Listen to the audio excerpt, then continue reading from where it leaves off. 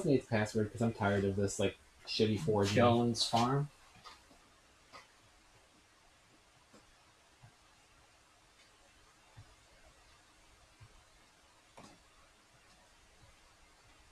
I think I just told the whole world. I think we're live.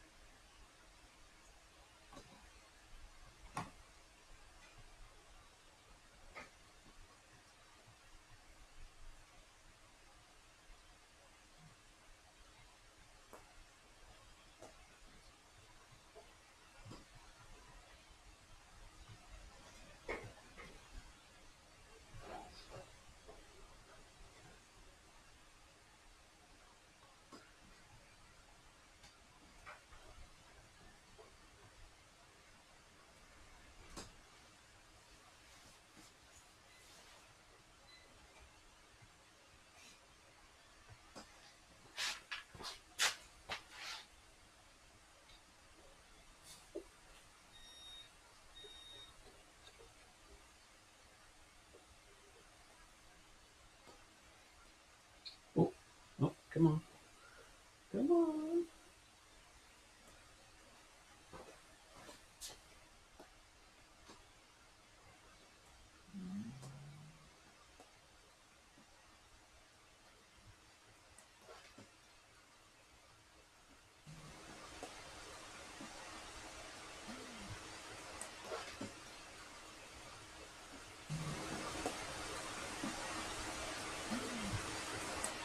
Can you give me a test thing in chat, Steven?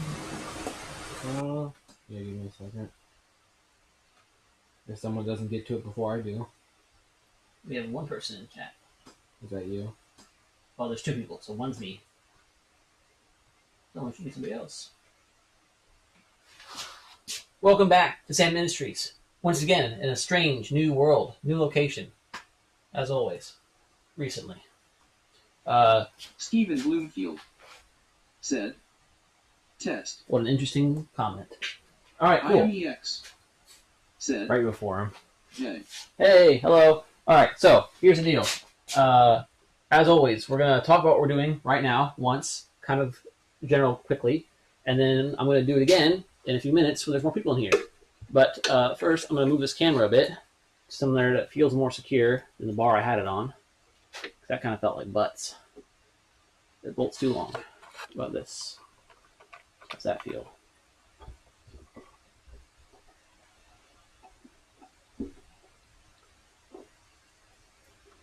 Not a ton better, but a little better. Oh, dude, it's right in my face. Nice. Everybody gets to really see my teeth.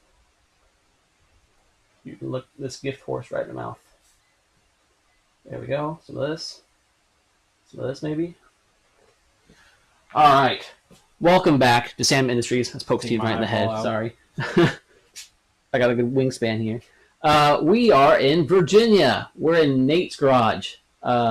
So Nate Jones, who many of you may know on the forums and the Facebook group, or you may not because he doesn't post very often. But he has tools in his garage, things like a lathe and a little baby mill, and belt sanders. Speak of the man, there he is. Hi, Nate. That was the joke. The whole joke on the thumbnails because Nate's short. Not that short. Shortish. Short enough. So sorry for the pun today. Wasn't very good. I didn't have time to think of good one. So we are going to be doing the transmission work for real this time, since Nate has a lathe and access to real tools. In return for that, I'm giving him nothing. No, just kidding. I gave him some tools that he'll probably never use. So it's really good. I like tools. Hard to beat a free tool for labor. So, and a few of the nice new Sam Industries reductor rings. Yeah, tone rings. Whatever.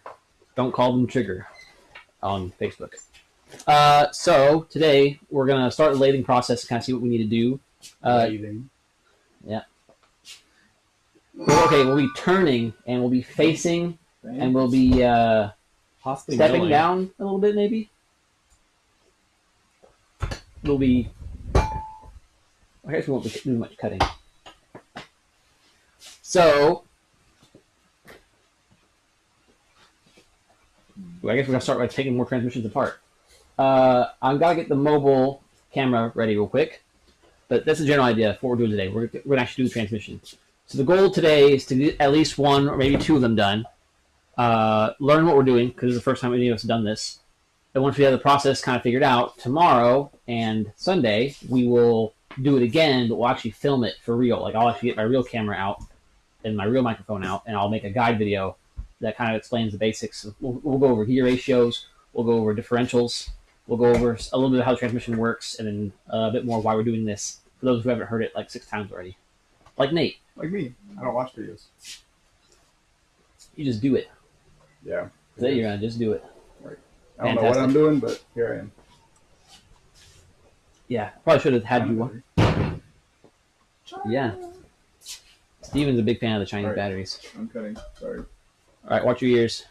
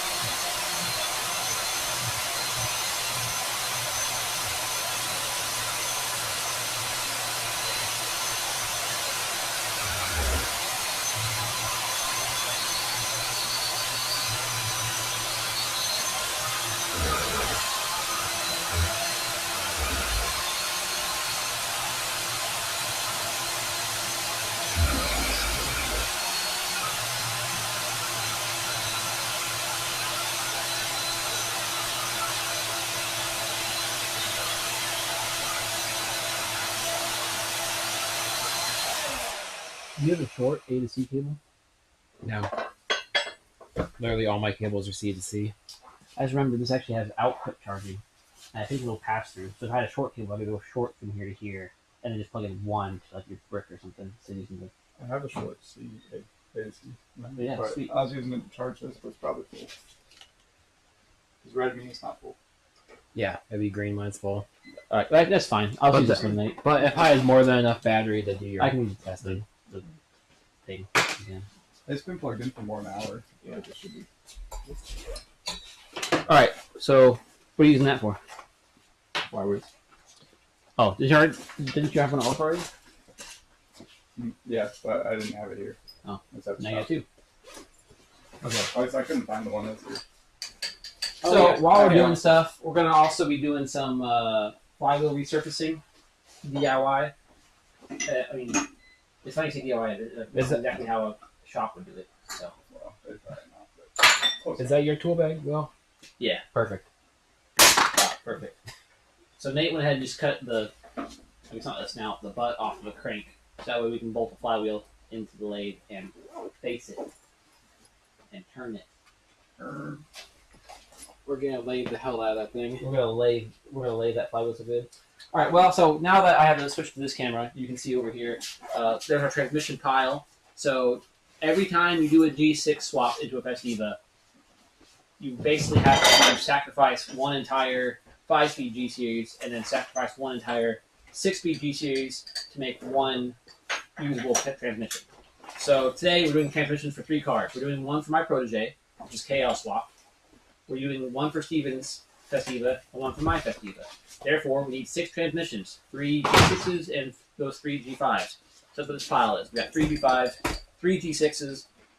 Some of them are already half disassembled, which is why we have this tote full of parts here. You can see we got some differentials in here and some gear shafts and some forks, all sorts of fun stuff. Some extra tools. This also requires parts from a hydraulic G series. You need the shift gate and the rod internally from the hydraulic one. You can't use the cable one. which is one little snafu ran into here. Basically, for anything besides a Festivo or Capri, this process is actually kind of simple. As soon as you try to do this to a Festivo or Capri, aka try to do this to a Cable G, you need a lot of extra parts that we don't have, that you need from a different G. Thankfully, I've sourced some, so if anyone else wants to do the swap, I've been sourcing the parts to do so I have the parts needed to add all the stuff so you don't have to sacrifice 3 transmissions to make one. And hopefully some of you guys want to do this because I had enough interest on Facebook that I went ahead and bought some extra donor G6s. So I've been collecting some G6s and collecting parts brand new from Mazda to make this process easier, to be able to help you guys do it, or do it on your guys' behalf for money. But seriously, though, every dollar you guys spend on the store and on this stuff, on the coilovers, goes right back into the store. So if you guys want to see stuff this year like mud flaps, or sick turbo manifolds, or custom cast intake stuff that I'll pay Steven to make, buy stuff, and then I can make cool stuff. And I can use that money to buy more cool stuff. Almost all the store profit goes right back into buying store inventory. And a little bit of it goes to pay my bills. So, thank you. That's mostly it, though. I guess we're going to prep some stuff. So this camera is over here. We got a pile of transmissions and the lathe over here. The lathe will be lathing on. And then our other camera for now, we've got on this little table, or had. So I wanted to see Nate's back as he chopped the snout or the ass off of the crank. Ta-da! Hey, look, Nate. We've got this table, which may or may not hold all transmission as we assemble it. And we'll move this around as we get our ideas figured out for filming. But today's a good test day. We're going to, bare minimum, we'll want to face off the differential that goes into the Protege case, because that's the easy trans to do. As long as the diff ring gear gets to be thinner, and we do modifications to that little, I don't even know what it's called, chain shaft modulator on the outside, that Protege stuff should fit. No other work needed. The other transmissions will be a lot extra work, which we might even end up going to the shop to do, in which case we probably won't stream that just because I have to think this work Wi-Fi and brand camera and yada yada.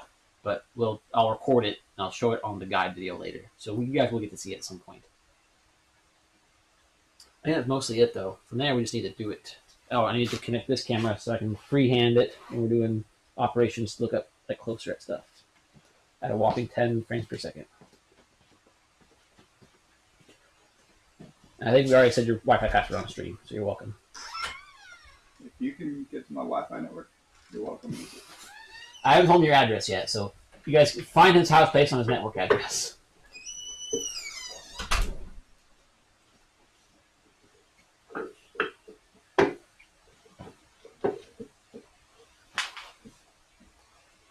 We got 5 people here already? Heck yeah. Welcome. Let's start. You want to start with yours? Alright, so if you can, then find your box of parts. My box is right up top. Fantastic. Bring it over here. We'll turn this in a way that the camera can see the whole breadth of it. Sounds nice. Sounds great. Okay.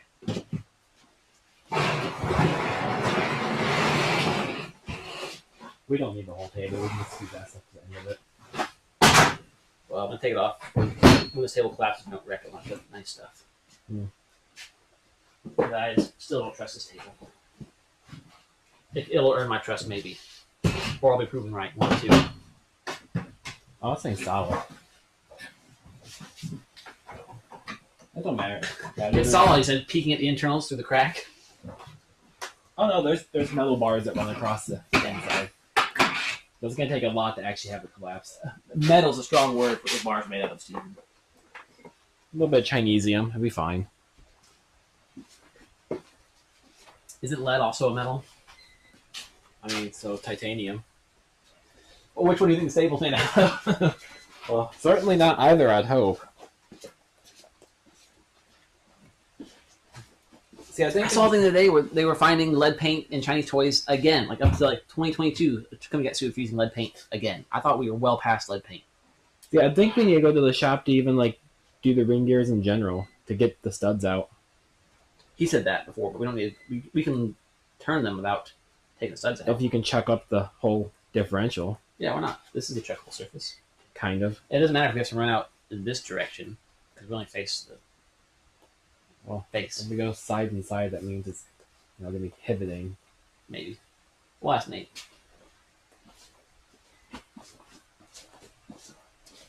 My phone just booting lost 4% battery.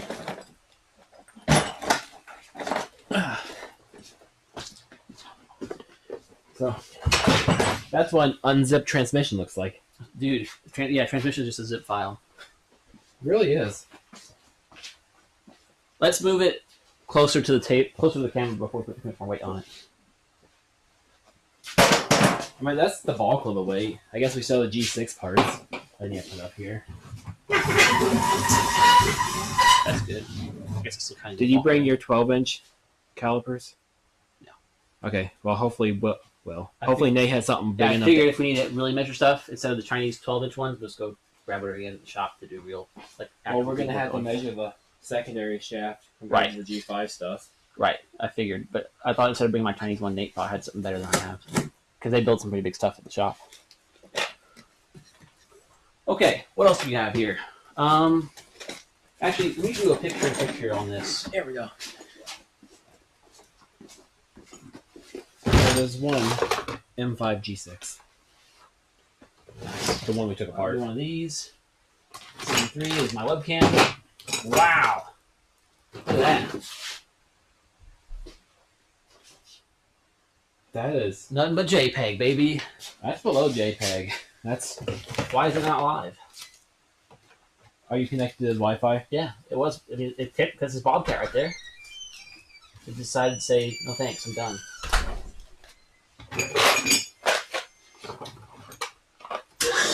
I'm glad it's actually still the microphone. A lot. Do you have any? Rotary phase inverter, so whenever we run the lathe, we gotta turn it on. Do you have anything here that can measure something like at least 12 inches long accurately? Not really. Perfect. We can just keep guessing and checking. Actually, we can use the DRO on the lathe and use the indicator. Yeah. I mean, it doesn't have to be more than a couple thousands anyways because we're shimming it. Yeah, I mean, I can, as long as it's a shaft, I can chuck in the lathe. Like Yeah, it's a secondary shaft. Oh yeah, yeah, we can use it Easily chuckable. It's, because we just touch it against like the face. Sorry, stream. I'm still it's- sitting up. it's watching this- Nate's belly as he talks this whole time. it's this, but just a touch longer because the G6 shaft's a little longer. Oh, you moved it. So pretty much we just need a Well, how much of a delay is on the stream? lot with No, that. very small. So if I drop it to 1440p, I can pick normal latency. So it's like maybe 4 seconds. Oh, okay. I was looking at the other. It looked like it was a lot. This might not be doing it live. This one. Hopefully Yeah, the those shafts scene are two. actually in this one. 1, 2. Feels like the shafts are. No, It's I mean, I can bring a. We can get a 12-inch caliper from the shop. If it's just easier. It's We not, screwed that bits over. not like Yeah, we're looking at 4 seconds right now. That's not bad. I just like to have this directly over the legs. If you only stream in 1080p, it gets down like a second and a half. Oh. But to do 1440, you have to wait for 5 seconds. Do 4K, it's like 11 seconds. So I decided I'm recording in 4K, but we're streaming in 1440. I mean, no one's gonna knock it about more than 1440 anyway. I'm telling my dad. He doesn't believe in high def. You watch it on a phone. You don't need more than 1440 on a phone. My phone's like Well, okay. so the problem yeah, is but you can't really tell. your the difference phone is on a stream. 1440, first of all. And Yeah. second of all, YouTube bitrate is the biggest issue. If you watch it in 1440, the bitrate's like 12. If you click 4K, the bumps bitrate like 17 or 18. So even though it's not like you can't Even split though the pixel resolution density, is not different. the bitrate's way higher. Interesting. So that's a YouTube. So that's also why I That's have not to a delay. resolution problem. YouTube, like, their server says, whoa, we're not doing 16 bit rate at no latency. You can get lost. It lets you do it twice, and after that, it'll just block your stream. It'll leave you like, don't do this again. We'll get mad at you. Sorry, guys. I'm supposed to be adding a camera, but I'm talking about pixels.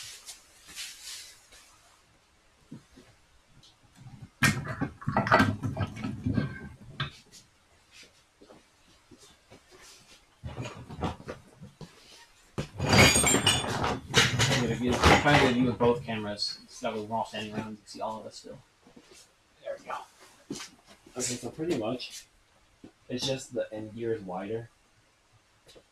So that sets the whole shaft higher up. So when you take this down to the width of this gear, and then probably takes an end shaft length off. So actually, Right. So it's not But the super. bearing is the same, right? Yeah. Yeah, that's good. So it's not like super complex, but it's more than we could have done with garage. Yeah, definitely. So- I have not tried turning one of these. I assume it's case hardened. So we're gonna find out. I've never removed all gears from one. Even. Actually, The thing I'm kind of, it has like this weird spacer here. I think because the first gear actually just sits higher up, like the oh yeah. offsets are different between G and or 6 and 5 speed.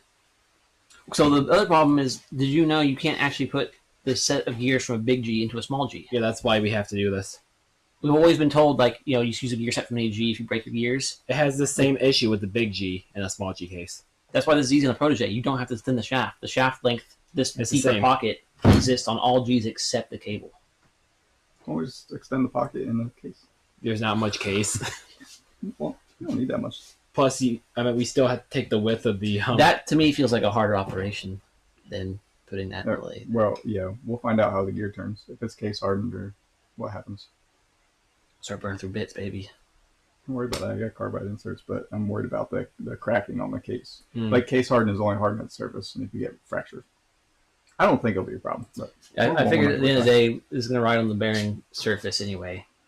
And this is already too thick for what we need. So if we lose some strength here, yeah, it's already yeah. twice as thick as the cable one. I could take it to work and reharden it. Probably would end up with too much straightness problems where the bearing sits. You'd have to re-centerless grind it. Oh yeah, we get so much warp when we it would be treat It would stuff. be terrible. This because all these surfaces are ground after heat treat. That's the only reason this is so much harder than a cable. Because of that. If you hit the Protege or like your BP Escort Hydro, this would be a drop-in deal. But you don't want wacky See, shafts. even the in Hydro transmission. G case has the deeper pocket. That's what the KL one is, and it drops in. And the Protege 5 FS one. Is there a Drops small G Hydro? Not that we know. Just the Escort. Which is not. It's still the Still 28 spline. Yeah, so it's not small G. right. So So it's small like- being 26 spline. So it's pretty much just a small. Just G, 26 spline. yeah. And even the hybrid one, where it's like, oh, the Rio's hybrid, FG hybrid, Mhm. but it's cable again. So I wonder if you could make a 6-speed Rio. I don't have a I've never transmission. Yeah, I've never pulled the end cap off of one. I have all the other transmissions, not a Rio. But it's another. It's like, I mean, hypothetically, the same Drag tools are it. used for each case. Said. Oh shucks, I'm loading for the racetrack. I'll have to watch later, but I'll stay on stream. we'll make sure to record it for you, Ryle. Hi, Ryle. Nate's here. Oh, that. Oh. Nate's here. Hi, Ryle.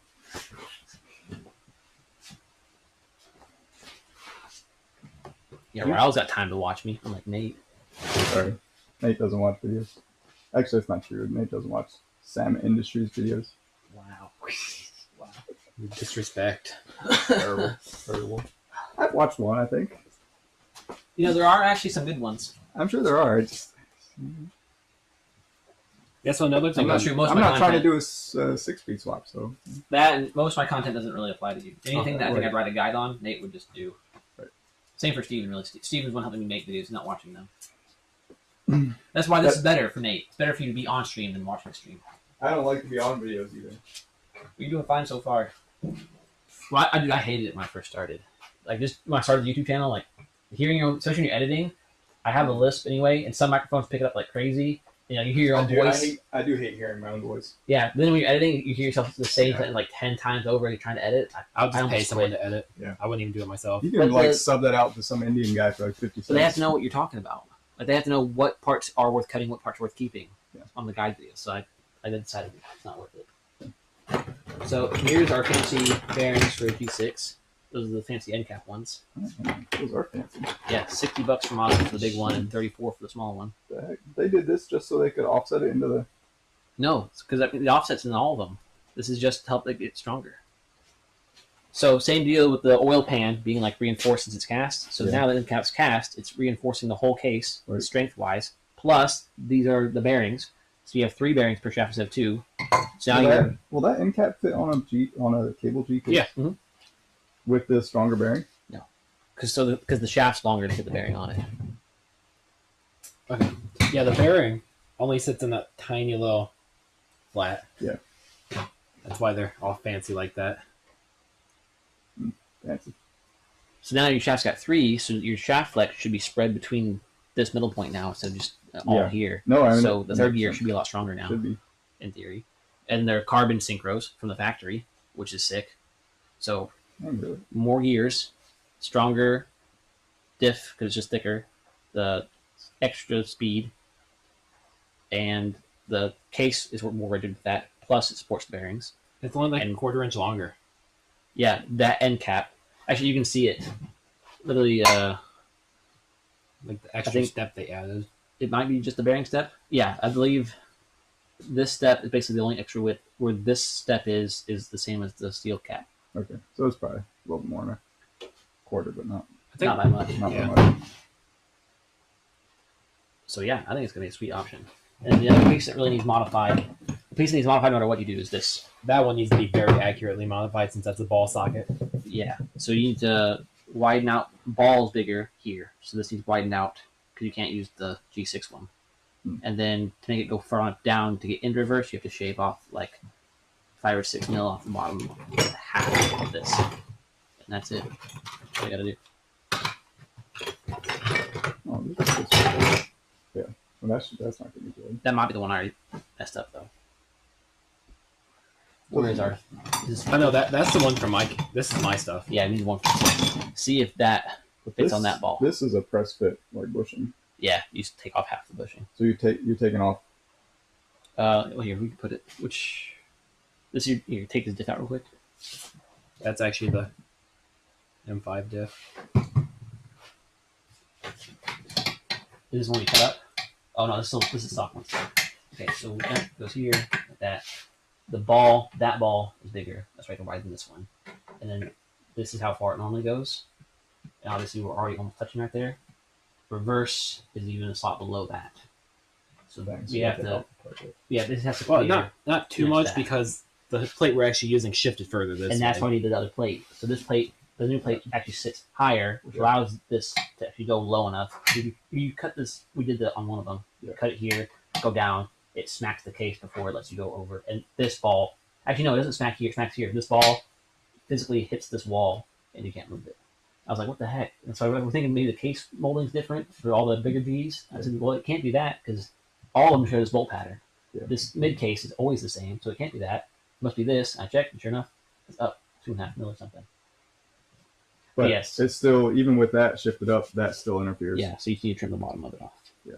They're half of it's still there. It's So pretty. it shouldn't. It's pretty much just for matter. this little step down it has right there. You have to clear. I got you. So yeah, not a big deal. Wonder what this material is. Though. The guy that did this, the guy that I learned this from, he just used like a Dremel.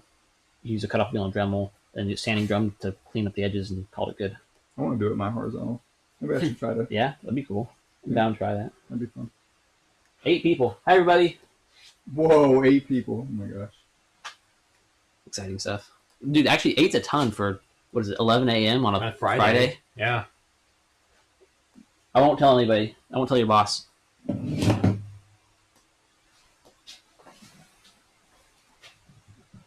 And also now I get a pretty good look at the. Yeah, we can set this up in the 4-jaw. That'd be fun. That's what I was telling Steven. I was like, I don't know if we can chop that up or not. You ever I used haven't, the I haven't lathe, used right? a lathe at all. Oh yeah. We just We're gonna don't have use some them very fun. much at work. And there's a sensor kit in its actually installed yeah. state. Nice. Just enough poke. You can see the starter teeth clearance the casing just a tick, but Well, I touched it with die grinder a little bit to help clearance the rest. But and this is the only clearance you need for the tone ring. bottom one's debatable. I'm not 100% sure we actually needed That that. one. You said the starter teeth clears the face or? The case of the Oh, the okay. sensor. The actual, It's like yeah. this looks like it's from the tongue. yeah tone ring needs just those little bits. Yeah. And that's it. Sweet. And I'm this, really happy with that. how did you make a little guide to Yeah. look at Mhm. this? Yep, it's got to come with the drill guide, comes with the bolts. These have stainless steel inserts in it, so you don't actually squish the plastic when you tighten it all down. It comes with the sensor, OEM ones from Hyundai. It comes with the plug and sealed pins. It's the nicer version of the plug where it's got the quick release Yeah. thingy on it. Unlike the Vestivo ones, you have to have a pick. All that comes in the kit. Yeah, the Kia sensors are really nice with aftermarket ECUs. They just read perfect every time. I was trying to find compact sensors. I found Polaris ones, OEM Polaris ones for their speedometer kits. They're like this long. I was like, yes. I bought 4 different versions, and Steve and I could not get any of them to work. One of them's a latching type. I didn't know there was a latching Hall effect, but there is a latching Hall effect. Their trigger wheel's inverse, so it's just cut out teeth for the trigger. And apparently, however fast or however direction it's always going, it helps it latch. And when it latches, it works for them. And when we were doing it, like you'd rub something over it and click, and Now come it's back, and you hear constantly it click. high, and then it's constantly low. And Yeah, it sticks low and then goes high, high, high, high, and suddenly it latches out of nowhere, high, and then it goes low, low, low. What's resetting it on their setup? I have no idea. That's what I was trying to figure out. I'm like, maybe there's magnetic. It It might have like a magnetic wheel, could then be. it's always south facing. It pushes it away. We looked at the wheel they're using. It's just the inverse of us, just notch out. Yeah, at least on the picture. The picture is like 5 Maybe it's kilobytes. just seeing the constant, metal contact. Hi, Brian. What's up? How disappointed are you going to be in me if I tell you that I can't make it out? Disappointed in you? Not really. I mean, it wasn't sad. very It'd be a little sad. Yeah, I mean, I wouldn't be surprised. It was like a last minute notice for you to drive all the way to Virginia. Yeah, if it was next weekend, I would. Next weekend, I'm going to Illinois. The weekend after that, we're going to Canada. What are you going to Illinois for? Parting out a Capri that I made my father-in-law buy me and stick in his yard. Michelle's going to kill you. She was there. She didn't like it, and then she learned that her friend lives like a mile away from her buying the car, and she was totally for it. Is that loose on But the yeah, if you can't make on it, the diff pin? it's no big deal. It'll just be cool. We're doing fun stuff. It could be a fun time. You'd have fun. between the gears. Yeah. That's probably normal. I'm sorry. I feel that one. No worries. My concern was, like, if you, like, really needed the scanner, like, I'll drive out and do it. Nah, we just want to play with it. We Where's already my have, stuff? we have 2 other scanners here. Yeah. If not. It's a little better, but not like. Actually, no. Someday I'll make Nate come to my house. Yeah. It'll be fine. This house It's gonna be fine. I don't have any extras, so.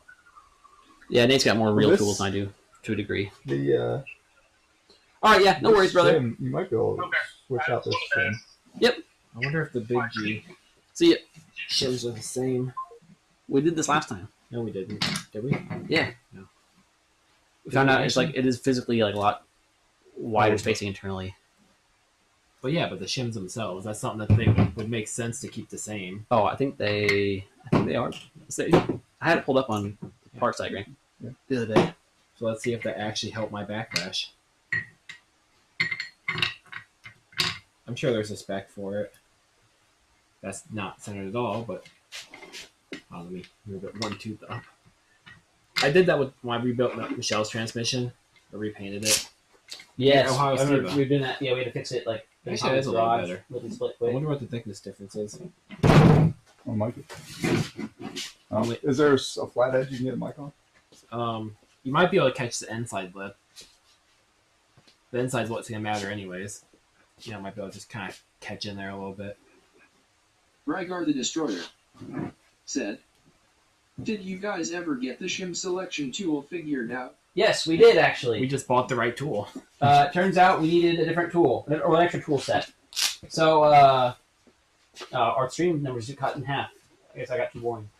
I'll just switch over to this camera for a second. So we were using the tracer kit, basically Ford OEM tools. YouTube gonna shut you down if we start walking Yeah. through your video? Well, Facebook will. YouTube, no. It'll put like a note on it, like a note for the algorithm. I won't see it. They'll shadow ban it or like put it lower, unless you're into gun stuff and promote higher. Yeah. But Facebook is pretty anti-gun stuff, so not that it matters. I can't link this on Facebook anyway. So all of Ford's Mazda-based tooling all comes from 1988 because Ford brought in 3 Mazdas: the Ford Probe, which used the D series or H series on the F2 and F2T engines, the Tracer, which is your B6 and F series, and then the Festiva, which was your B3 and E series. So all the tools are for Probe, Tracer, Festiva. The shim selection kit told you, please buy the JT kit, which was Selection Tool J, T for Tracer, which is what I had. And Steve and I could not get it to fit, as a lot of you saw. Turns out, the diff selection tool, you actually need the one from the Probe kit, which I never bought because it was listed as like FLNH, like Ford light, medium, heavy, or medium heavy style trans. I was like, we don't have medium heavy trans, we have a Capri trans. turns out they just didn't list the part number, but you need this extra thing. So we have this kit that you guys saw on stream. You got I like think another this is the one rig. that Nate's gonna keep, but I'll put that up for the camera. So you guys saw us use this toolkit here, and this selection tool, which we still need to use. We'll be using this tool for the input shaft and the output shaft. That's too small to fit on the diff.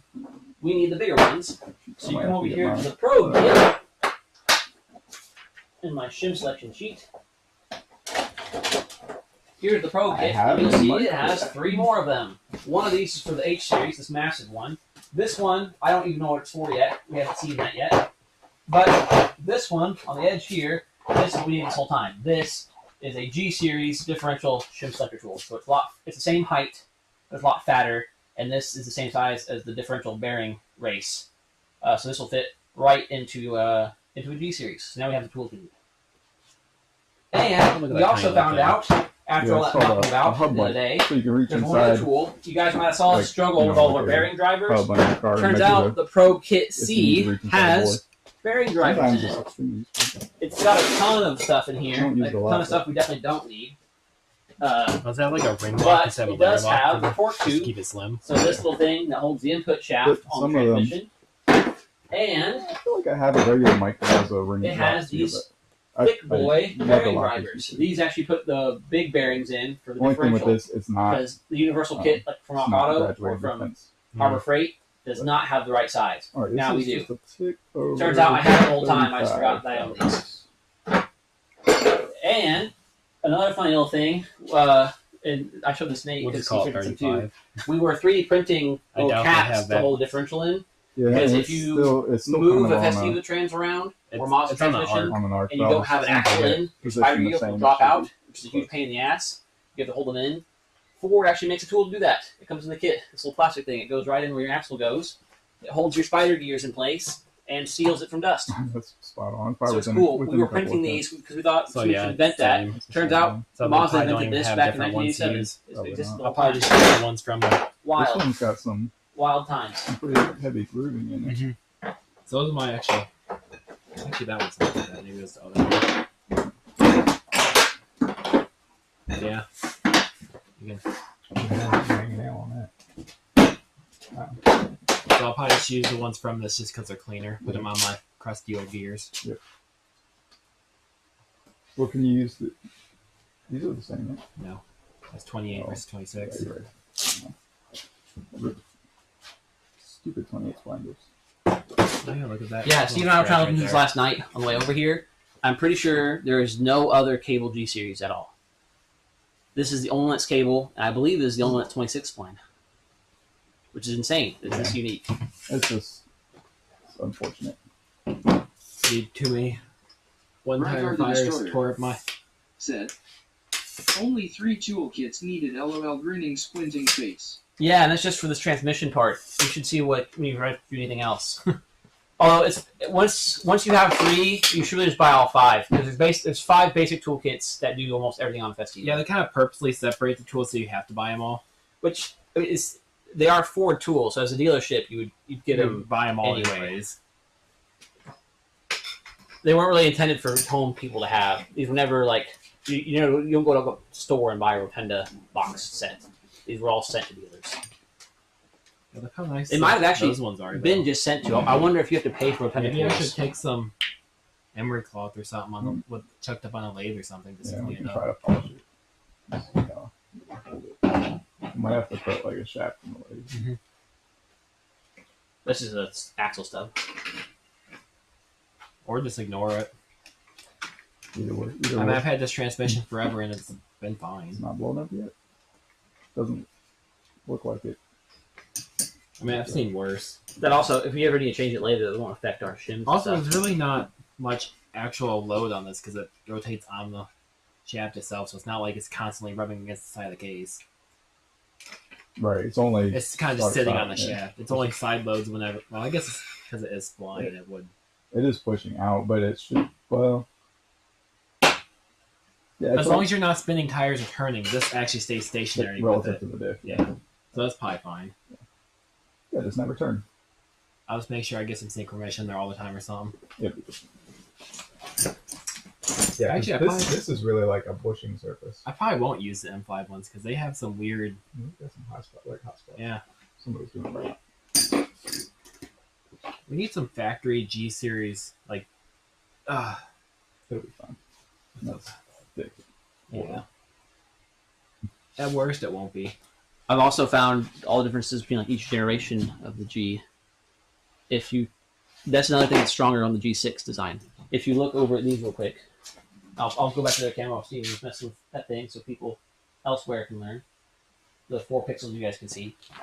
So you said you had a 323 trans here, didn't you? One that didn't have the extra thing on the inside, extra nubbin. I don't think it's 323. I think it's Escort. Oh, the one you had didn't have this. Right. I have some that don't have that. So this is an even more unique one. I haven't seen any of this. This one's not milled through.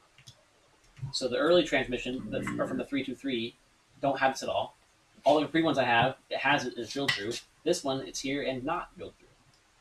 What's it line up with? Anything? No, nothing on the block is there. Not even like a plug, not a brace, nothing. So this one, I don't know if it's early or late then. I don't want that back up. I'll use this. This is from his. So it's got, I believe, 7 ribs on the reinforcement here. The early G only has 4 ribs. It's like the 323 one has even less ribbing and 1 less of these braces. This one's got 7 ribs at kind of a random. I mean, they're spaced evenly, but almost random.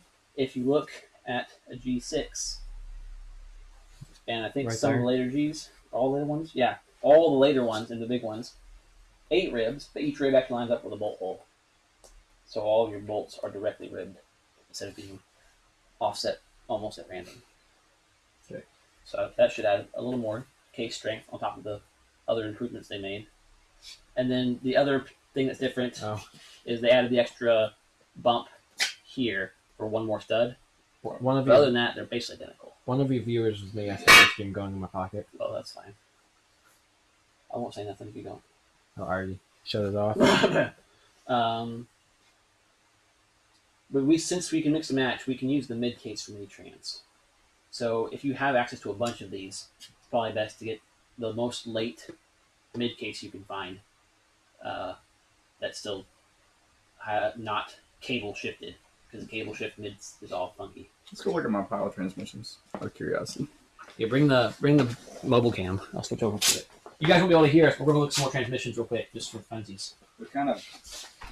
Or actually, I'll leave it there. We'll be right back. Oh, after you do this.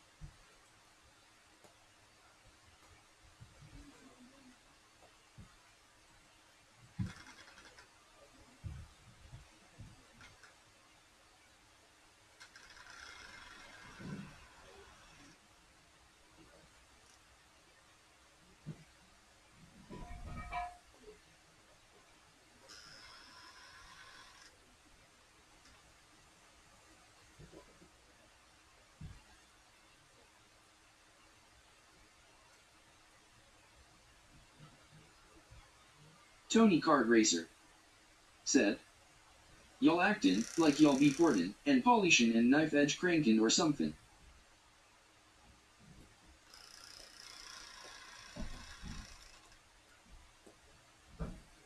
Tony Kart Racer said, "What you gon' do with a lathe machine?"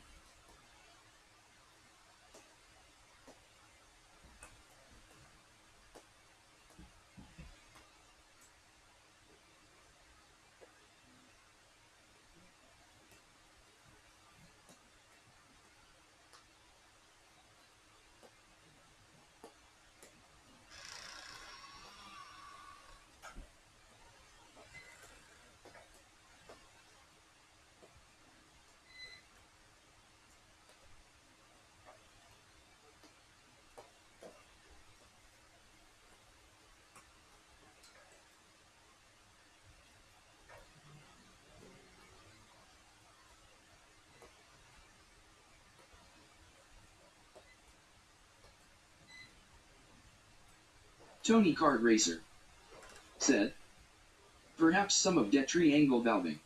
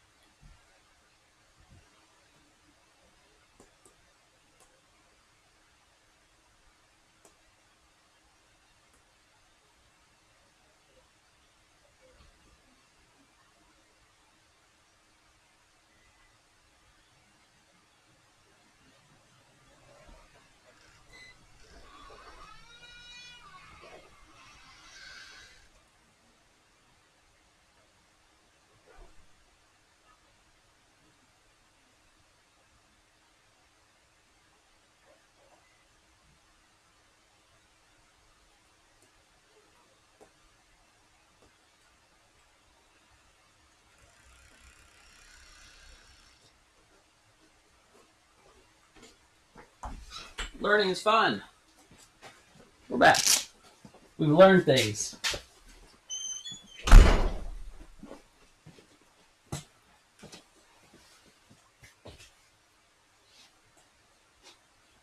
What are we doing with the lathe? We're gonna lay down some shafts, some diffs. We're gonna turn down one of these to be short enough to fit. Turn down. Isn't it amazing? Turn down Just for for what? you. Turn down. So we're gonna make one of these fit a case. Why show you use that as a pun? Turn down for what? Oh, that'd be a good one. I can Photoshop that one tonight. I actually put Little John in the thumbnail. Yeah, so the shaft needs to be shorter and the ring gear needs to be thinner. So those are both laid It's on. actually not the ring gear, right? No, the ring gear itself does need to be slightly. Yeah. Oh, thinner. we need to thin the ring gear up too? Just a little bit. Yeah, where's your... Right here. Yeah, we have the measuring. Let me see the big one. It actually doesn't hit very much of mine. But you can just. Wait, is this from the M5? Yeah. That's why. Oh, M5 was the same width, wasn't Yeah. it? Or a tick thicker, but same as the Hydro. But the big G6 from the... So instead of swapping ring gears, you just want to try to thin it up? No. We have to swap. Wait, Yeah. do we? Yeah. Yeah. The carrier. Small G We need the versus big small G. carrier for the axles. Or we need a permanent bushing installed to be able to use small G axles on a big G diff. But the ring gear on the bigger diff. So this is a 4.1, which from the Mazda Speed, or the Mazda 5 and Mazda 3. So they have smaller tires, they have a 4.1. The Mazda 6 and the Ford Fusion use a 4.4 final drive. They're even thicker. Right. They will hit the case. They will hit the case even in the Protege. That one needs thinned. I guess, yeah, since we're using the Mazda 5 one, it's like we don't need to thin it. Which is great. Yeah, the other one, I can it rubs all fish over. it. Yeah, see that's quite a clearance. bit. What you got? Quite a bit. So is this? Did we get shafts mixed up? Is this the Fusion one? Because that looks way wider than. Oh, never mind. You can kind of see where it was riding. Where's the Fusion one? Maybe it is different. Like, that might. I wonder if that's the same size. It's probably in the Fusion case. Right there's a Fusion case. See if there's Yeah. anything in it. It looks heavy enough to be in it. Yeah. Okay, we should probably pop that one apart to make sure we didn't get the M5 and Fusion ones mixed. If they are different. Where's my impact at? Right there. 14. It's back in your tool bit. Or, I think I put it away. Okay.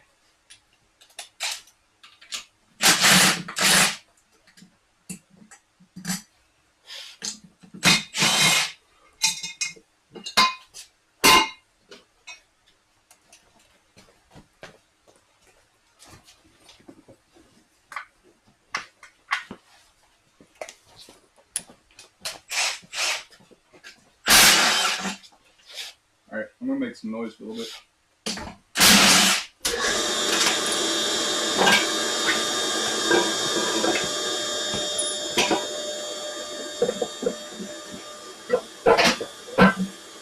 You gotta take everything out at one time.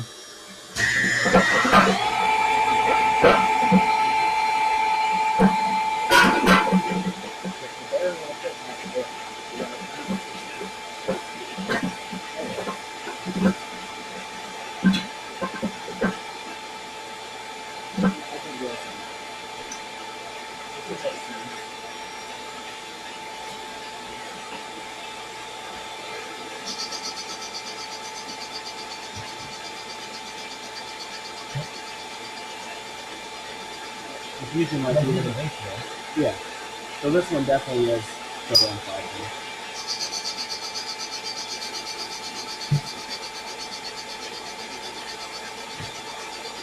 Probably didn't take enough off because there's like this weird spacer thing right here. Hopefully we don't have to take enough off of this gear to actually ride up in this area and hit it down.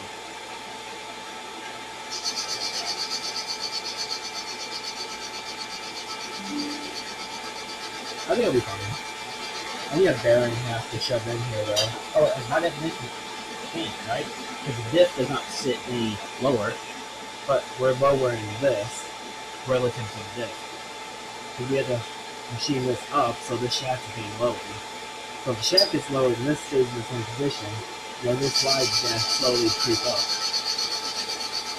I don't think No, it shouldn't be the same. Because this pocket, this is the pocket. Pocket's lower. We're taking up from the pocket. the pocket's lower because this whole shaft is go up, and these gears go up. yeah, but the whole shaft has to go down relative to the case. Right. So how much do you have right now? That's what I'm saying. You have to show a bearing. Put it back. Put it back in. Put that back in.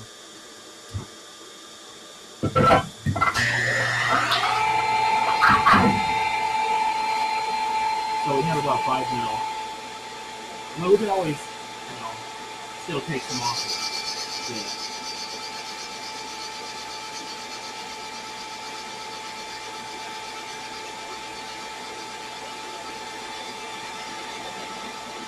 Out of this case. Yeah, if we do end up creeping up in that area. We get a good measurement to get.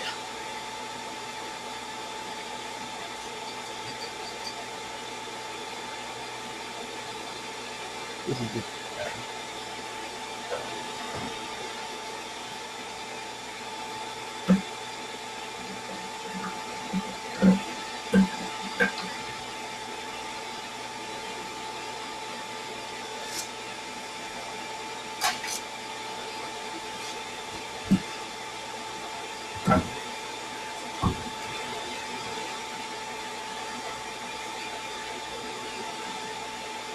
It's pretty substantial.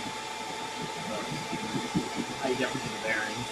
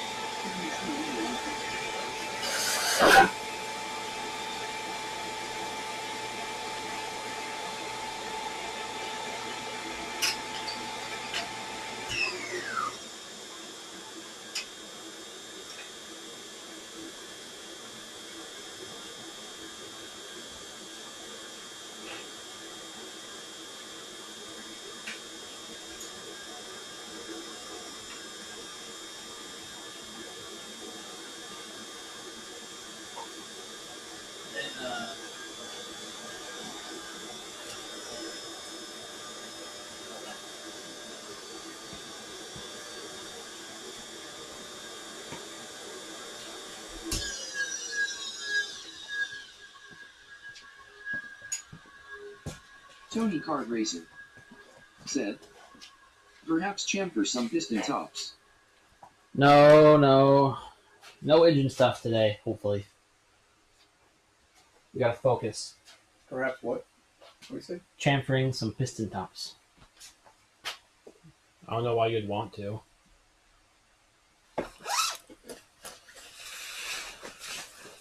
We should reverse chamfer some piston tops, so that way they have the same mushroom shape.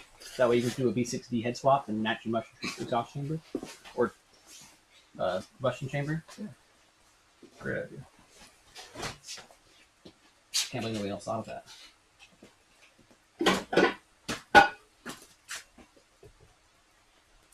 No, I think we are going to surface some flywheels though, since that's transmission related. It needs to be done, right?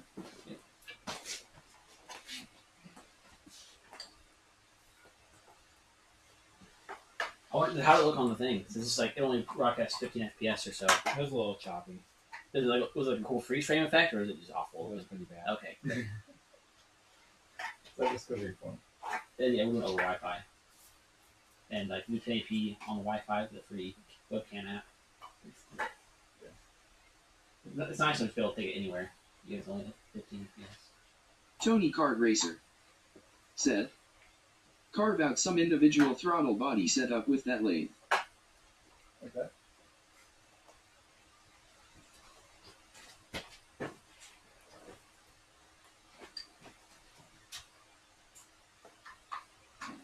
Check up on it. Yeah, it's too long. Our leg's too small. Sorry.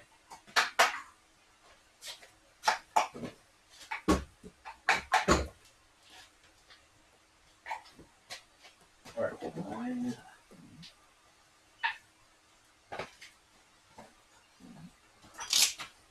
Find some flywheel bolts somewhere. I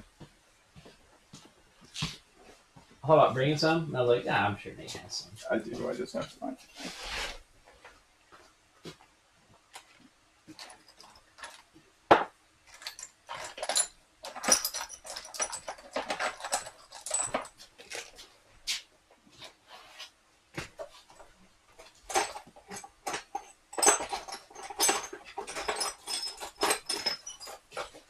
Should we sandblast one of them first? We can. This one's probably good enough to run as is. I can just clean up the face of that one. This one, I think you should probably blast it, then paint it, and then just lay through the paint, right? Sorry, turn through the paint. Face through the paint. Correct. Are you planning on painting it this weekend? I mean, Yeah. we got like 3 or 4 days, and we I don't have have a sandblaster, so I could. 3 or 4 transmissions. So Did your blaster work? Yes. Fantastic. Does it indeed.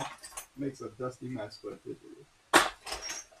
we should probably do that last. You don't want dust all over all the transmissions. It's You know? not that bad. Okay. Well, I need the paint to dry, so you Yeah. can chuck it up. You could also just tape off your freshly, machined surface and paint it. Or you just blast it, it'll be fine. It won't take that long. If you're blasting a lot, it gets dusty. I need a new. This stupid hose doesn't seal very well, which is where most of the dust comes from. And then my ghetto dust separator. Finish just blast with tunnering on, knocking under it. I mean, it's gonna be a pain to knock it off. Right. I'll blast around it. Then. Let me.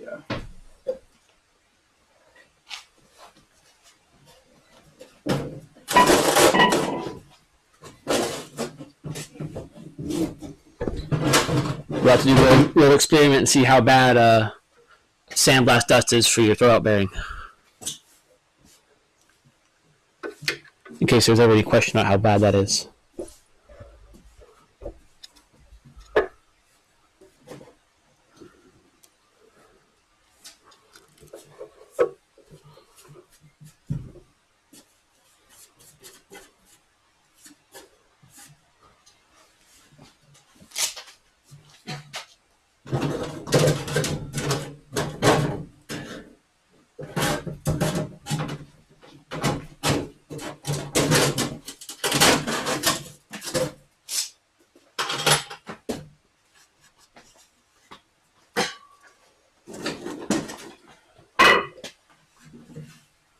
Alright. I like pretty stuff, so I'm going to make this flywheel pretty again. And whichever one ends up like looking nicest between these two, I guess, is going to run.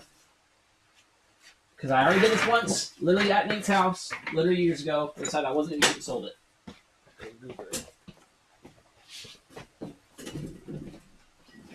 Secret trip. Hey, didn't trip.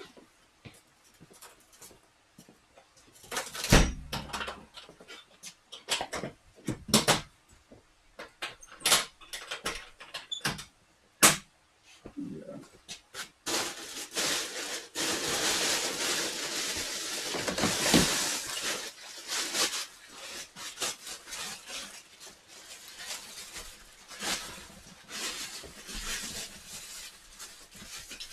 You have a parts washer here?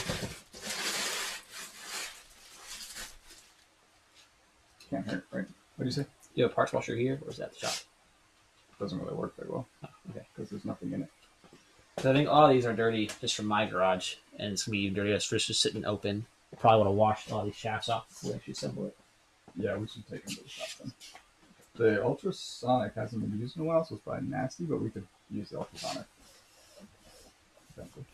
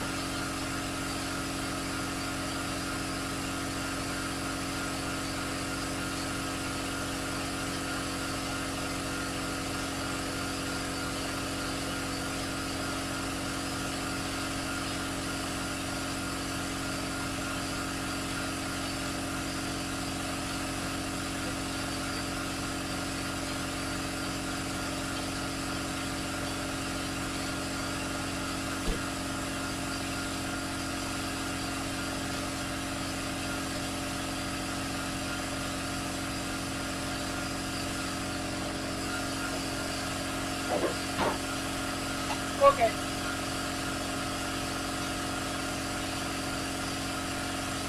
Holy cow, that's it. Last time I was here,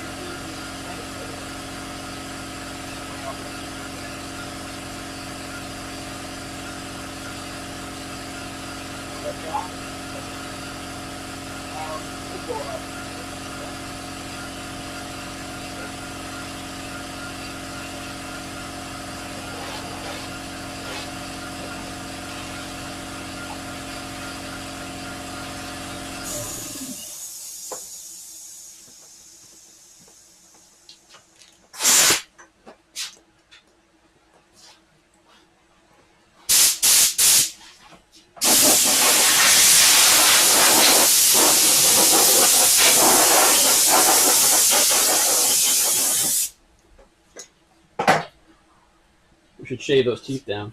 You could. Sticking up too high. Well, just the edge of the starter teeth where it hit the sensor. Yeah. That's probably better for the sensor than disengage the starter. Probably. Otherwise, we'll end up with a ring here that looks like this one. You want the pilot bearing out, or do you care? I want it in. Oh, actually, we'll kind of need to clean up. The pilot bearing sees to it on this one. Oh. Look what happened when we tried to push Holy it out. crap. Isn't that wild? Was that stuck in there? Were you like smashing with a hammer to do that? No, I had a socket on the backside. Yeah. We're pushing it that way with the socket Yeah. With the press or with the smasher? with a hammer. That's ring press. Not a press. At least you never addressed it before.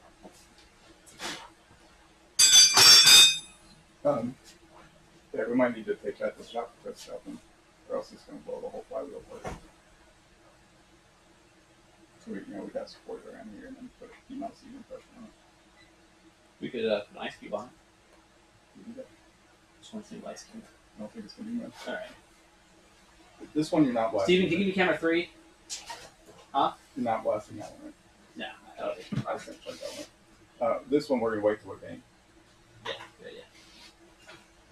And maybe until we press out that power frame. Yeah. But, Okay. But, Put this bearing out then? I need it in.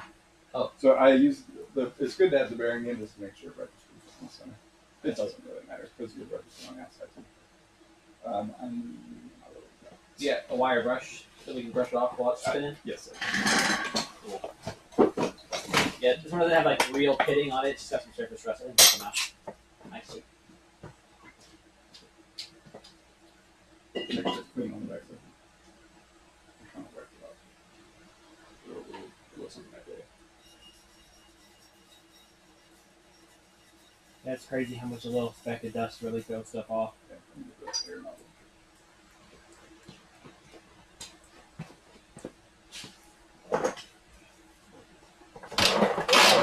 Like some wax. There's still some wax. I got it off some red thing. I almost bought a reel on Amazon. Like, the big compressor would be nice to have. I'm like, no, I don't do air. I'm not buying aircraft. air for everything. Like this. I You're mean, gonna it buy might, an M12 air gun? might be wildly inefficient, but it works. I mean, yes, it would work, but No, I mean air in general. Compared to how we do some wonky stuff right now, but but I my mean, new like, compressor what is about nice. your painting? Like, you're gonna yeah, buy a that's why I bought that. oh yeah, I saw it. 30 gallons is 15 CFM. Yeah, that's what that is 15. So it's just a bigger tank, 2-stage, 150 psi. It's so compact and it's quiet. Like it's surprisingly quiet. No, it's not. I saw yours. I literally looked yours up the other day. I'm kind of surprised it's only 150 at this stage.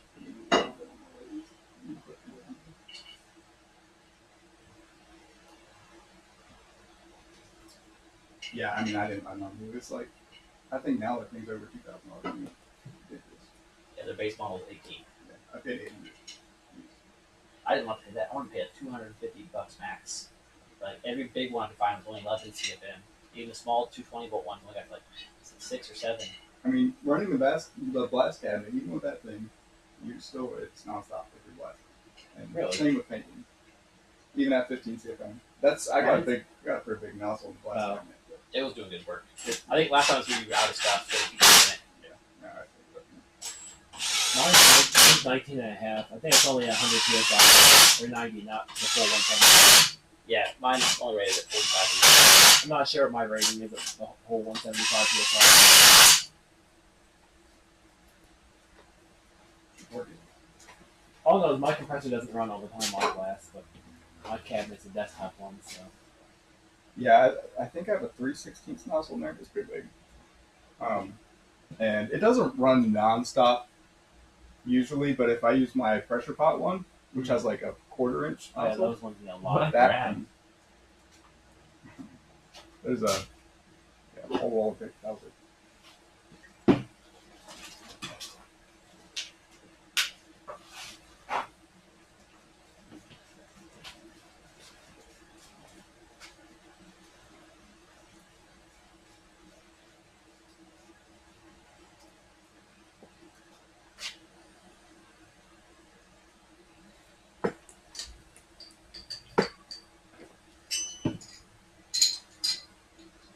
What's next Oh, the on lag's the- really weird. It's like it comes in and out of 15 FPS. 7, 15, 7, 15.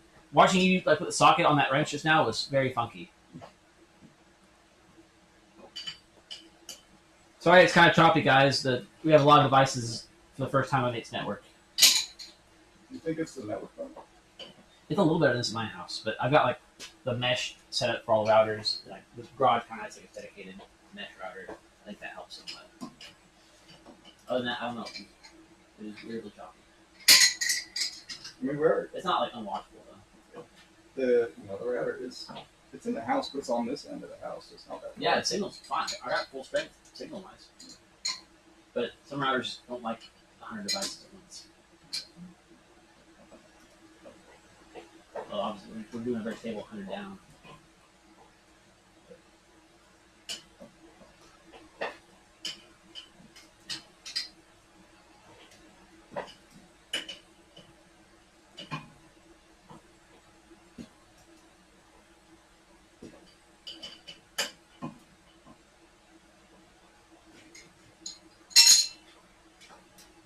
Man, that stuff is hot.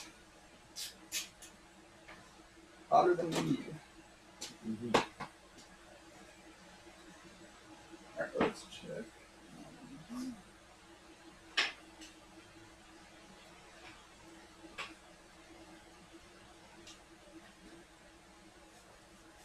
I was just kind of doing this so you guys can whatever you need to do next.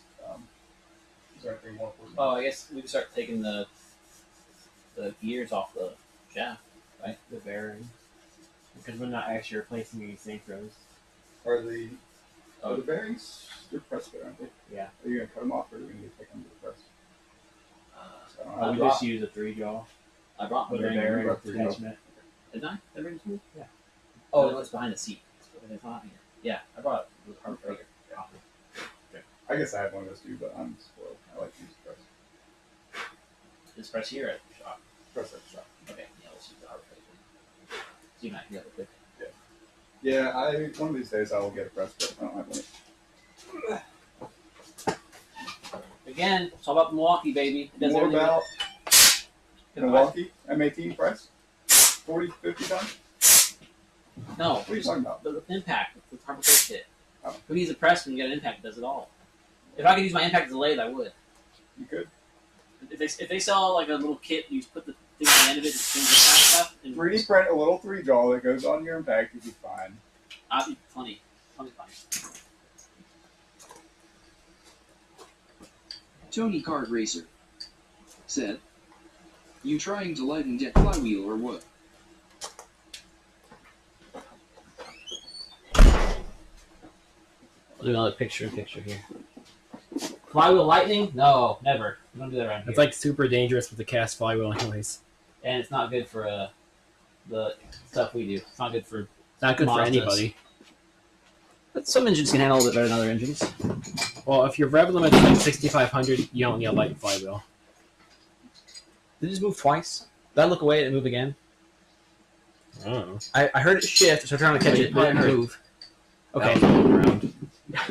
I heard it shift and I heard something move. It was gonna fall. Oh, it's not falling. I turn around. The second I turn around, I hear another.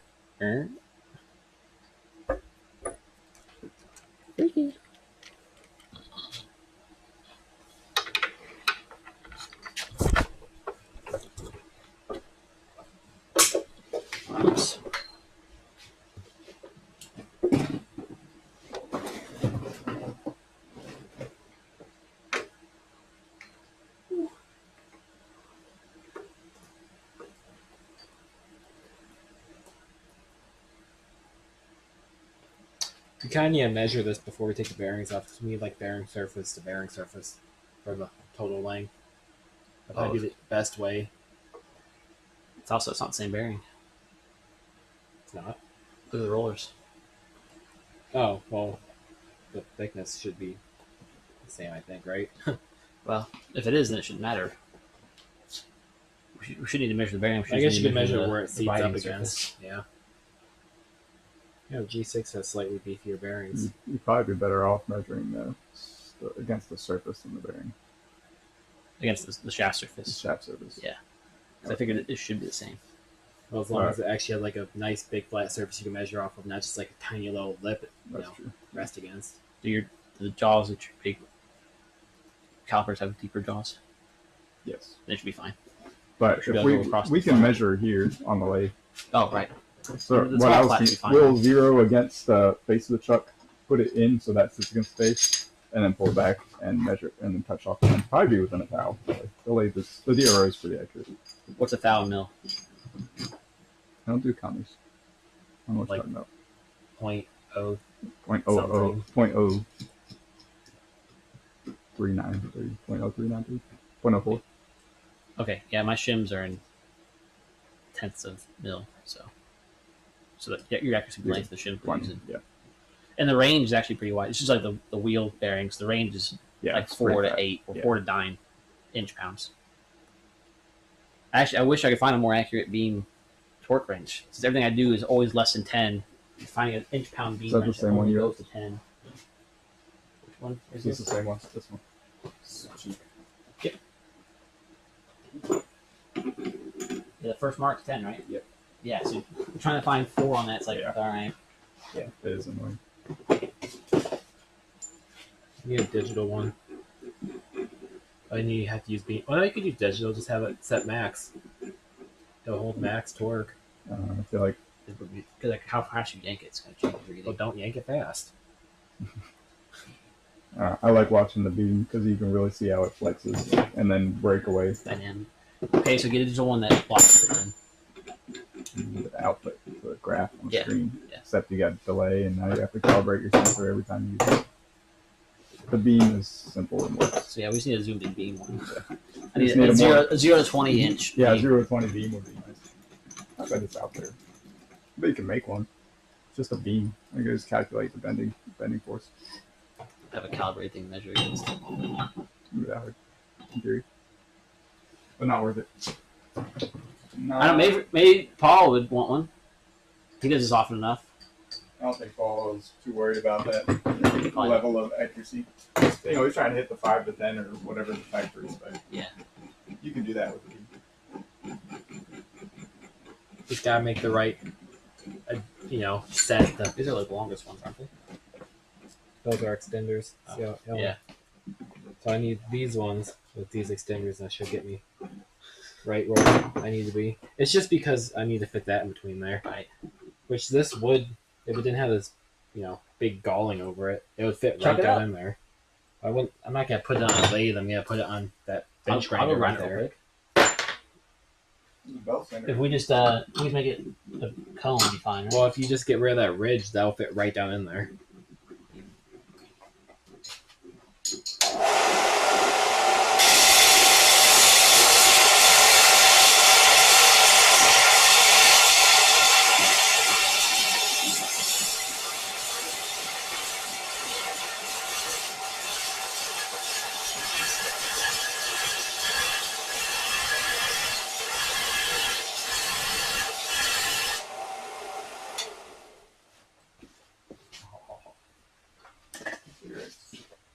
I want to see.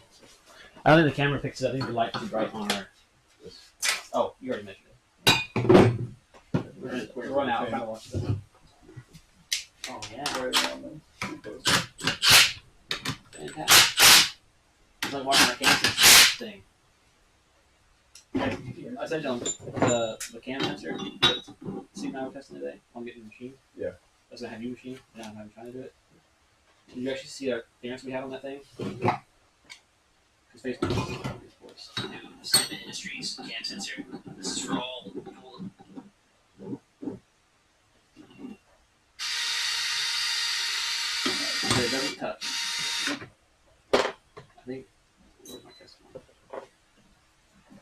Is that the same sensor you're using in the bell housing? They just work. Nice. Also, Kia uses the same sensor too. Yeah. The only difference is an O-ring. The screw touches just a tick. These dowel pins, since they chamfer the edge, that chamfer is actually the exact angle of the sensor sets at both 30 degrees. So it's like this. Here's the edge. Very happy with that. This flywheel looks like it has a lot of hot spots. We'll see how much we gotta take off. Anyway, we'll see. Alright, now we want to feed at 8.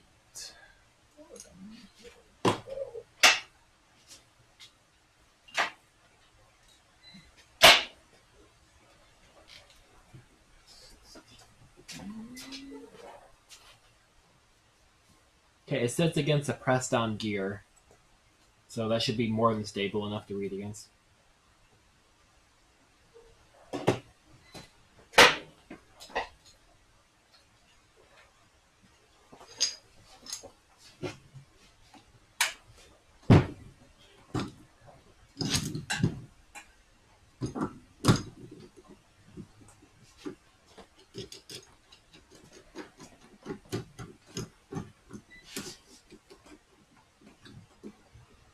We'll add mate to the scene. Oh man. That light really does wash out. I'm trying to move it back, but Yeah, but then it was shining in my face. try this. I don't really need it at this point.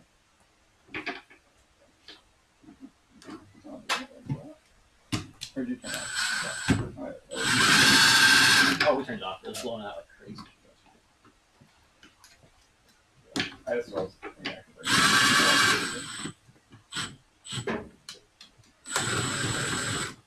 The new subframe. I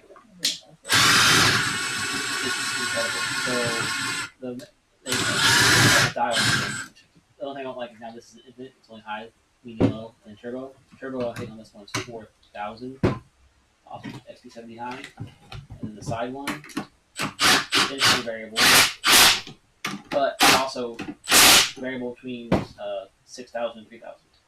So there's full warm, and then it starts to turn on more white ones to go back to full cool. And all RGB with silly modes.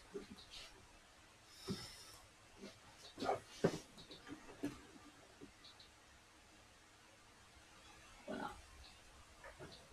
You just hold to pick a color. So you do red for night vision is your default. There you go. I like the red option. Yeah. It needs the infrared option. Or not infrared, UV. UV option. Yeah. Oh, no, can't be good. And it's a bit big. However, since it's got 21700 in it, the USB port is PD both ways. Well, I think now they do now. But this is PD both ways. So quick charge for phone, battery bank, or quick charge in, charge it really fast. Heavy, but beyond that. Alright, so I like the magnet option, but I love really prefer tail switch. let's go over here.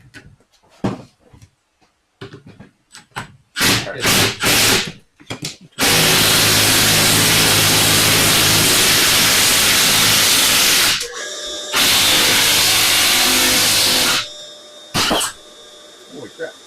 That sounded good. Yeah, the bearing just exploded. I turned it Yeah, it doesn't have to be.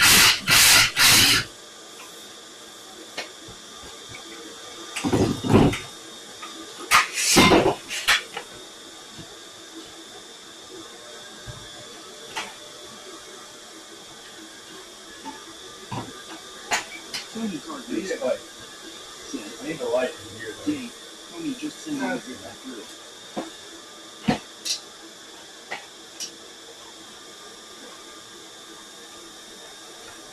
What, like, there. Oh, that's a lot better. There's such a hot spot before it didn't know how to balance it very well. Yep.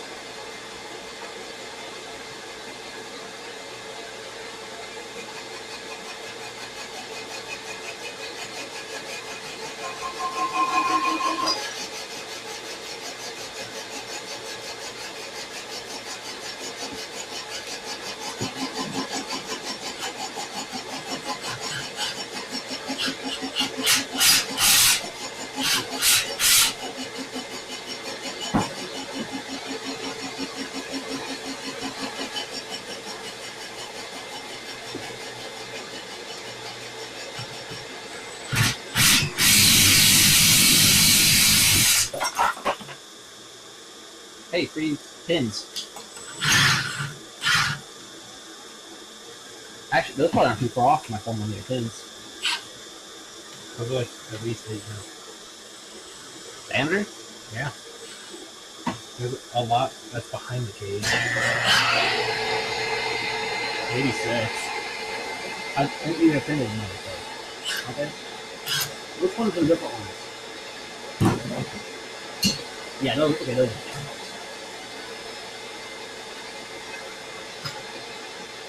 How about this? Is what are you doing right now?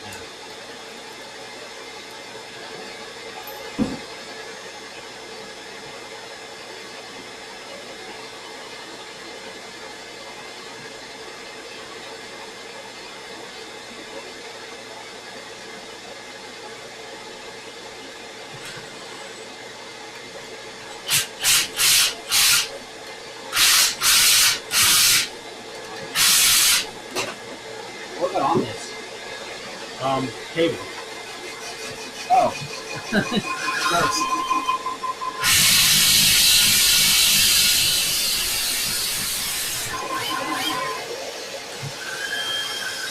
Fucking love this stuff.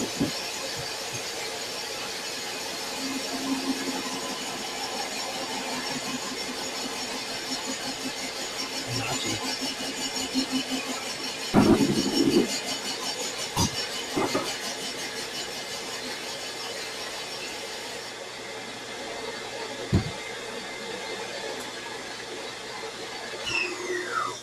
It was kind of impressive how degraded the table is. Yeah. One word for it. I couldn't think of a better word. Disgusting. Oh no, I wouldn't say disgusting. It's just plastic dust.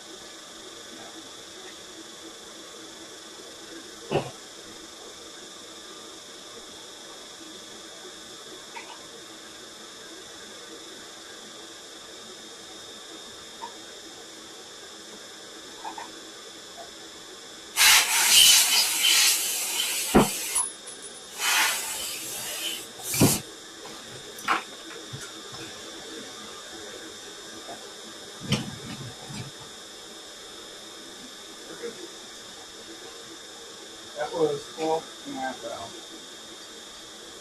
What's that? What was that? Well, there's a test that we even make from here to here, I think. Yeah, that's right. That depends on how much of war you pour. This is just what it took to clean, like, and get under the pocket. That's where hot problem is. I don't think I want to put more than that. It's just very none of my opinion. All ones we've ever done with you have been It's not. You're not. Without taking a ton off. Will she handle flat shifts? 5.5? Police ones? Perfect. If looking at the curve of the Mazda 5 transmission, it's like it's right in boost or a bit above and you shift down to 60. So even flat shift goes like 4.5, 4.7, 5, 5.2 for each shift. Normally I wouldn't want to speed up on that. I want to feel kind of fun, but not every day. But seeing that it's going to be directly weekly time, 5 shifts and 2 steps between each shift might actually, for once, be beneficial. It could actually keep it Beneficial. well, yeah, it's just like point Killing. point two on a quarter. Are you gonna drag it? Huh? Are you gonna drag it? Oh, at least once. I need more transmissions. The question is what rate. If I rate the shaft going down, it would be really annoying. If I blow the disc pin out, that's not. That's a big deal. What's I guess looking at next year? What's the flow system going to be? Oh, we can bug it up. Like crazy.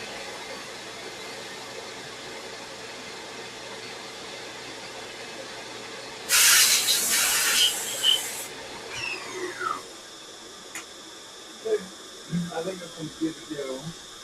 Quality item. Quality. Well, let's check our spec, I guess. We need to find the spec in the manual. I got it.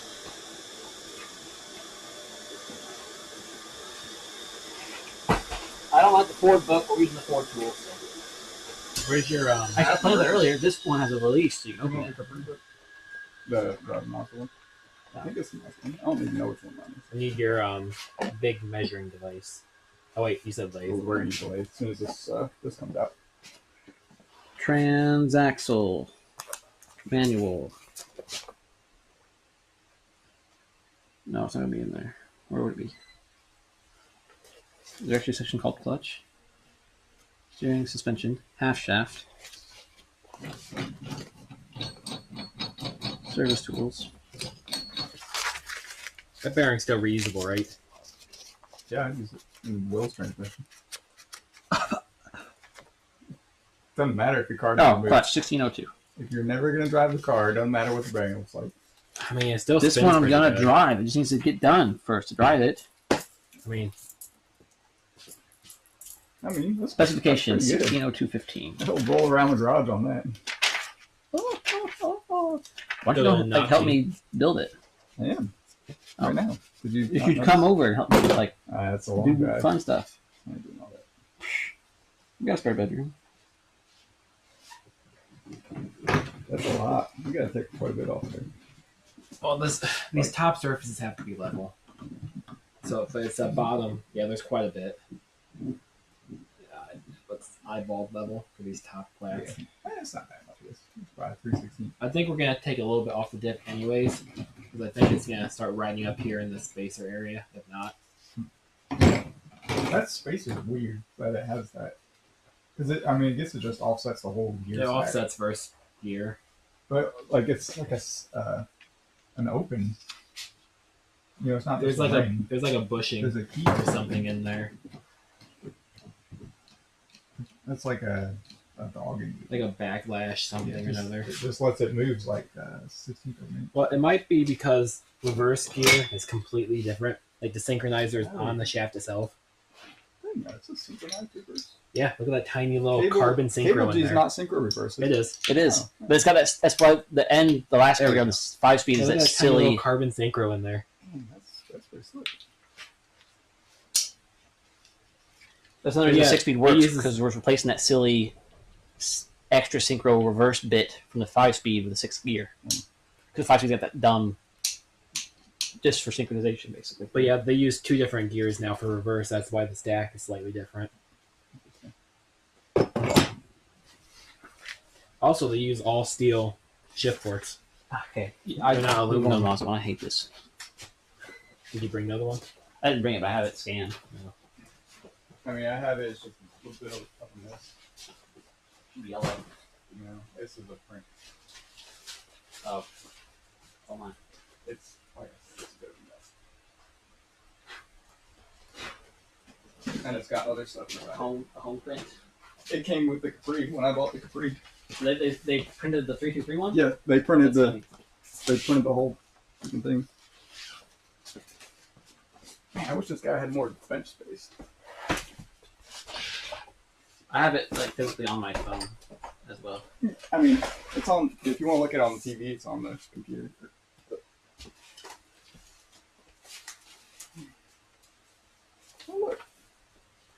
Manual, transaxle, turbo engine. I don't know why this section is all animal.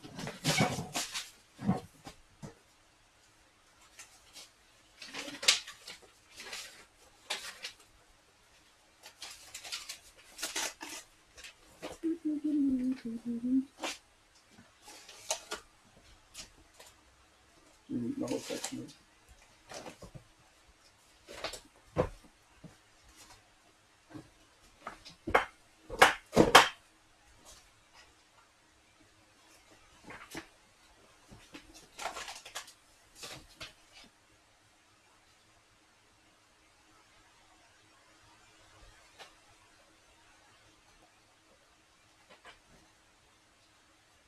Under transmission. Yeah, either on a transaxle or transmission.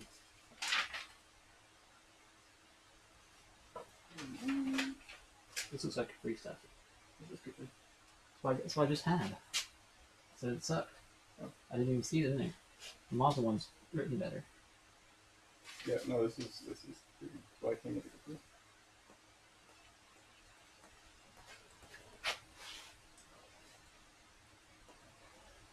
It's searchable. Differential shim selection.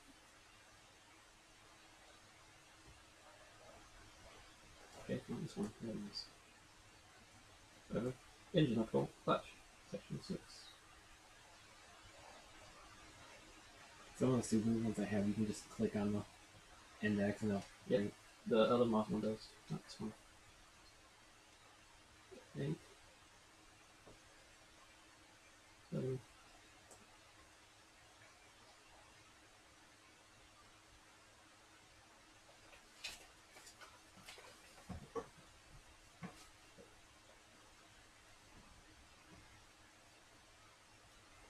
oh, not control system. That's fine.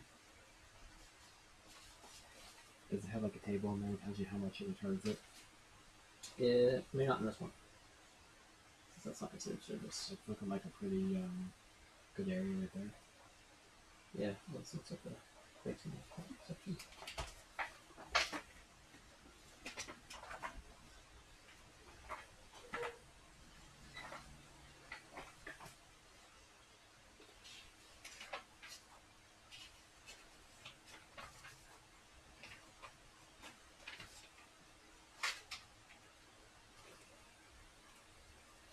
Literally, they have you dial indicate the run out of the clutch disc, but you guys can't do some of the measurement from the offset.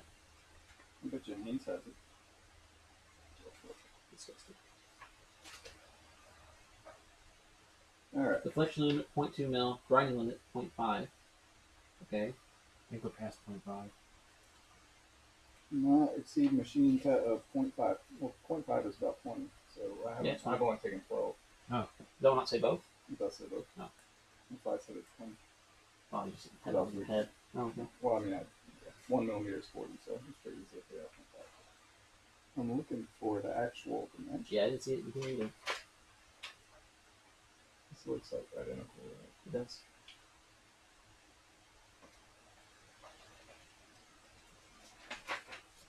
I mean, there's a ton of throw in the pressure plate. I'm sure it's fine. I feel like I mean, it should be 12,000 is not much. No, it's not. But, you figure that flywheel is already been worn in for probably a couple 100,000 miles, and plus whatever we machined off. I mean, you could just take it off anyways just to match it. Then you got both Yep. things. Pins aren't too bad. Unless you don't have a pin for it. Then you have a pain. Yeah, well, something. You have a slide on them. I just vice grip them. Good. And once you get them spinning a little bit, they usually pop right out. You do that. Although you run the pins, well, I guess either way, you're gonna run the pins. You could just chop them flush. Who needs pins? It got like 6 bolts holding the pressure plate on. This should be enough to align it. Yeah, you don't need that much alignment. Not, once it spins up real fast one time, it'll self-center.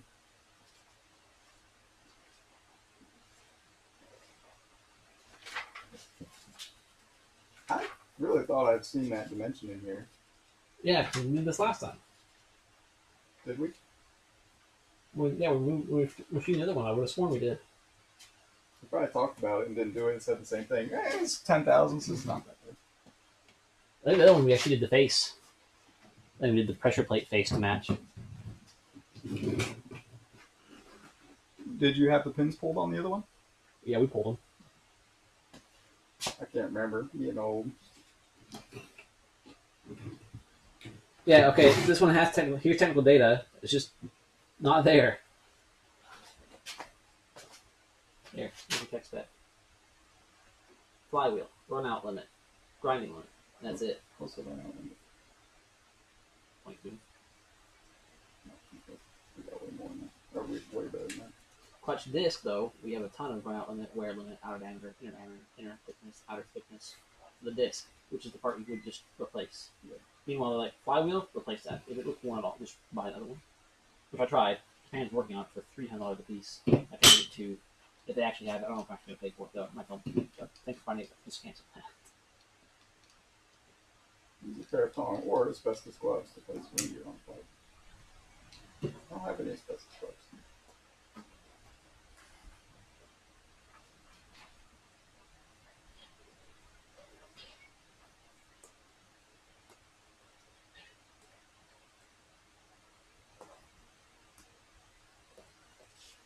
They don't have a spec. I'd say it's fine then. If I end up getting a new one, I'll measure it and we'll have it spec. If they didn't think it was important enough to add it, it's mean, fine. Here's the thing: the clutch disc can wear from what, like more than a millimeter on Yeah. thickness, and so worst case, you're gonna have less clamping force when the disc is almost worn out. Who cares? It's like a treadwear gauge. Considering the thing I was going to be doing, which was taking a Rio flywheel, putting a Miata disc on it with an NX3 stage 2 pressure plate, which none of which are meant to help each other at all. I think this. How much you say you took off? 12,000. 12. Okay, yeah, and our limit was 0.5. Yeah, That's so like- it's like 0.23 or something. It's what, like a few sheets of paper. I think we'll be fine. Maybe not so on the other one. The other one's looking pretty disgusting. The rusty one. We'll have to see if it's Get it cleaned up. I picked my nose on stream, but the flywheel thing is covering it. You guys can't see me pick my nose. You see my elbow. The whole one person that's watching. I mean, sorry, the whole one person that's watching. The one, if there's only one, that means it's us. Yeah, I'm watching my stream. Oh, it's 7. Okay. So yeah, so we got 6 people still for an afternoon on Friday before dinner. Before It's a Friday. Not even lunch. What's all In that case, everybody get on your lunch break. Get on YouTube. What's all in town? Like where the shop is. I got McDonald's.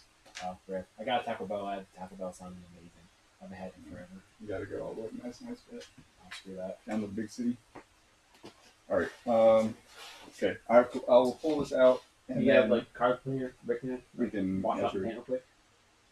I mean, yeah, I have some brake cleaner, maybe. Should we pull the pins just preemptively, planning for the fact that it's probably going to be? That may. It's hard to say. Is clutch Like, material? this, like that stuff's gonna go away. Right, but is that clutch material that's embedded on the face? Yeah, it feels like it's high, so Right. that's not. That's fine. That's probably gonna be up there. I say leave them, and if we have to, we pull them later. Okay. Save the hassle. And I'm assuming paint is not going to affect my tone ring. No. It's just Unless the it- being fair. Unless it Is converts the into tone ring all the way on? Right. Huh? Is that as far? We measured. It can go further. That's the It's just- ideal spot. Before we start like really getting the sensor into the ring gear. Oh, I see. So yeah, we end up being like it's like a 1.2 mil gap right here. AKA It's the 100 thickness of thou. this washer I found it looked like the right size. The washer was 100,000.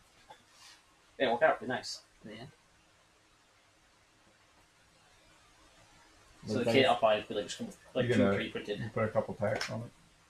That or maybe like peen the edge. So just That being said though, like it seems like it's quite on there. yeah, but I thought about just drilling through one of the flats and putting a pin. that'd be pretty good because there's no stress on it. Put a roll pin or maybe 2 roll pins. Now that we're here, we have actual tools. I wouldn't mind drilling it. At home, I don't have like stuff to. I don't drill very straight personally. I'm a bad Well, it's driller. even better to keep it center or to keep it from rotating. Your pin might not fly out there. One odd angle.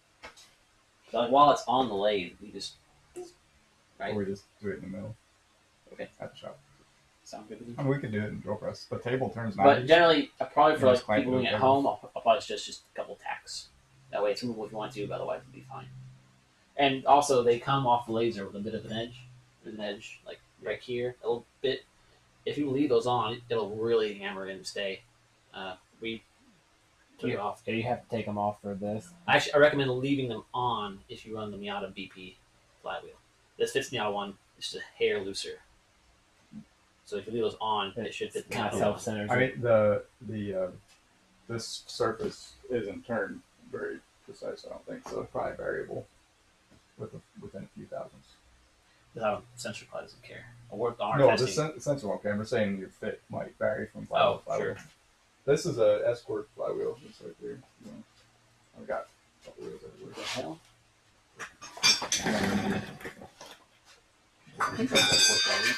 This is our clutch on it. That's not.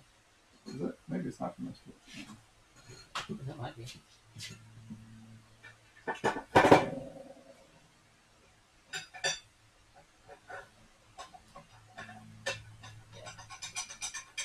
think you need more of a nubbin. But you can't get those new either, I don't think. No, I meant on the inside. I mean, you can't get the Escort ones new. Oh, right. The reason I want to make sure this fits the Miata ones because you can still get You those still get easily. those ones, You yeah. can't get those. You can't get those.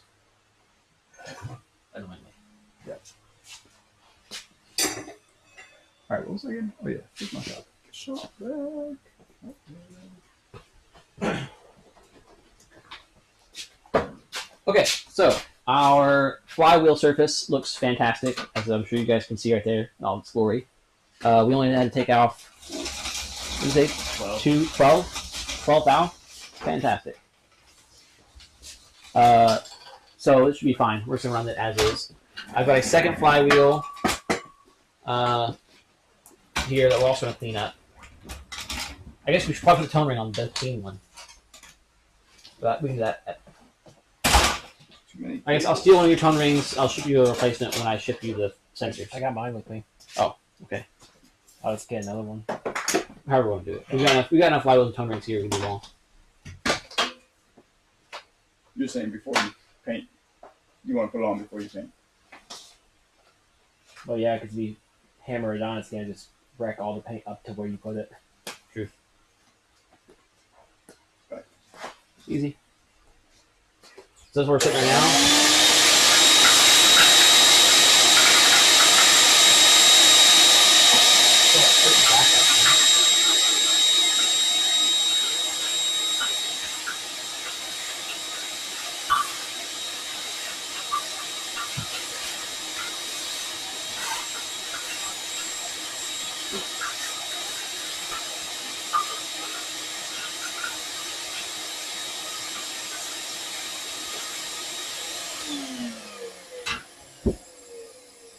That's almost just like the same gear upside down.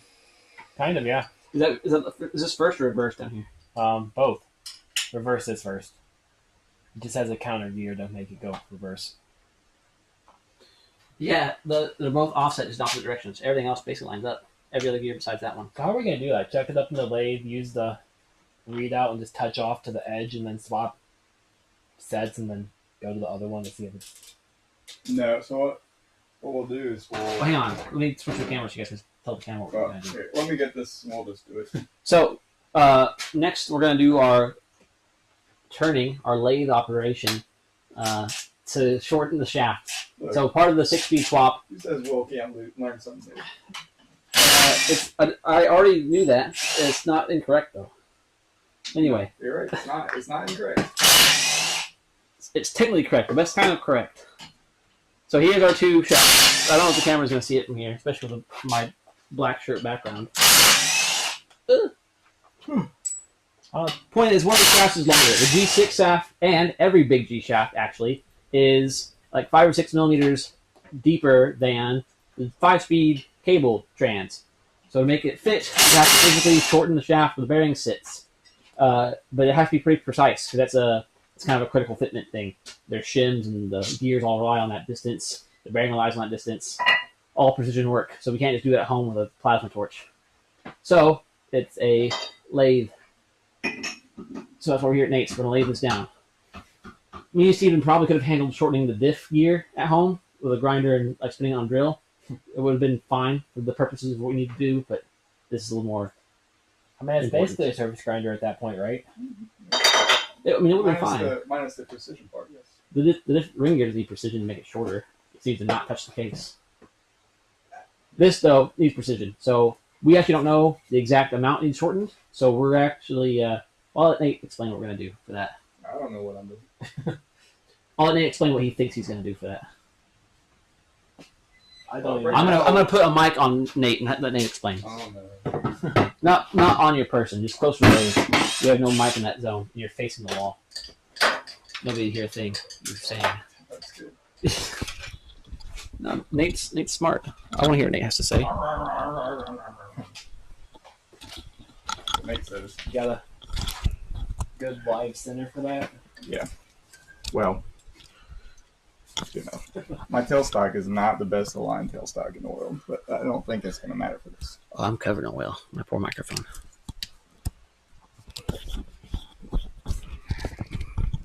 Cast iron dust is really, really abrasive. Stick it in the. Try to get it off of my ways before I go and move everything. Stick it in the glass cabinet. It would work. It would work really well. Actually, I'm gonna trade the position of these real quick.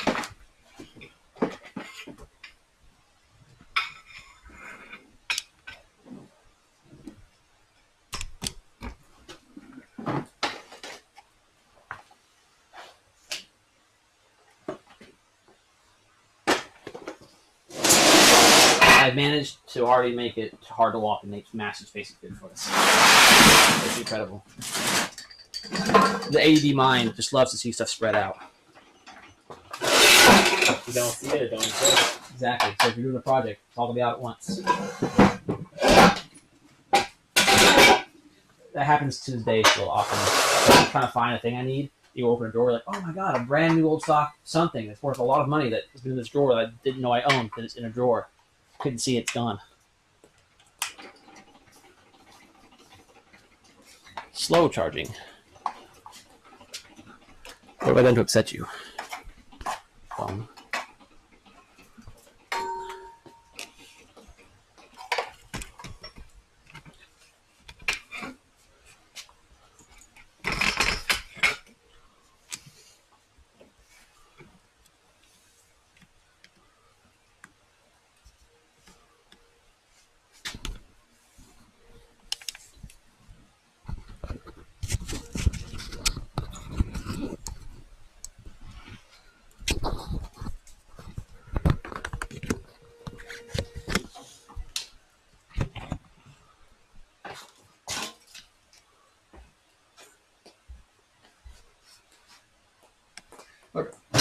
Hang on. Oh my god. Please.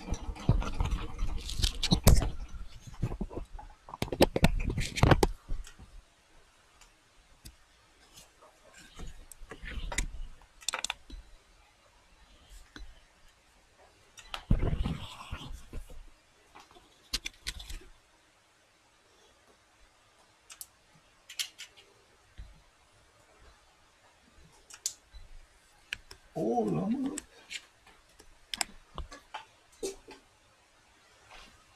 Not live. We'll get live. Would you?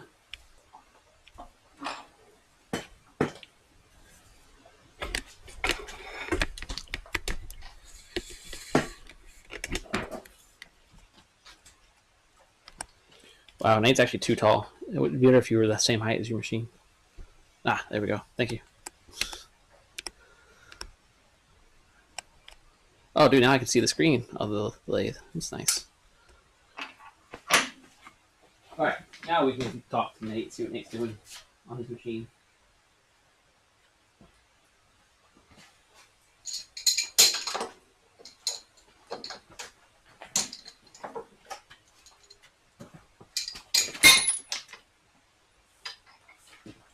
Where is the first gear stack? The long one or the short one? Don't matter. Let's start with the short one. Steven? Camera on this? Yes. How long is it? Not very bad. The one I'll put on the other outlet. That's the thing I like about Milwaukee lights. You can plug them in. Quit wasting your batteries. Okay, so I want to set. We need to measure from this face To to this this face. face. Yeah, because this face is the one that's going to be machined down in the other one. So, don't really want to hold on to these splines. If you grip onto those, that I know you wouldn't because the jaws are too long. You'd be grabbing on those spines that actually matter. Yeah. I can put a collet chuck. Alright, so we need to turn this side of the other one. Mm-hmm. And this is the same on both, right? Yeah. And this gear is. It should be plus because the other six. shaft, the input shaft's the same. I might have to switch to a collet chuck so that I can hold on here without. These are the same diameter, I think. Huh? Yeah, should be. So Which one are you holding now? That's the G5. Long. Short one. this short one. Okay. Well, that's one that doesn't matter. Well, we're going to have to grab them both the same way when we... Right. I mean, for now, check it out for a second. Now, Well, you want the same, your shoulders the entire camera. you know. For demonstration purposes. So I can explain what the heck's going on.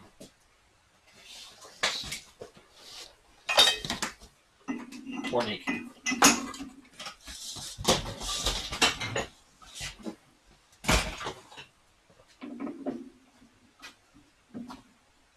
I mean, this might be okay. I just hate to jack up the splines. I don't think it's going to mess them up enough to the point of wouldn't be usable. That's the 5th gear spline? Yeah.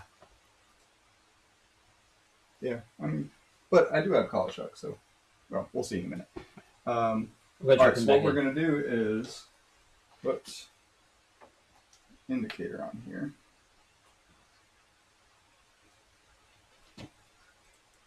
Okay, well, I'll say what's going on then. Instead of explaining what we're going to do, I'll explain why we're not doing it. We need to measure how long this shaft is from the old trans and machine the new one down to make it short enough to match this.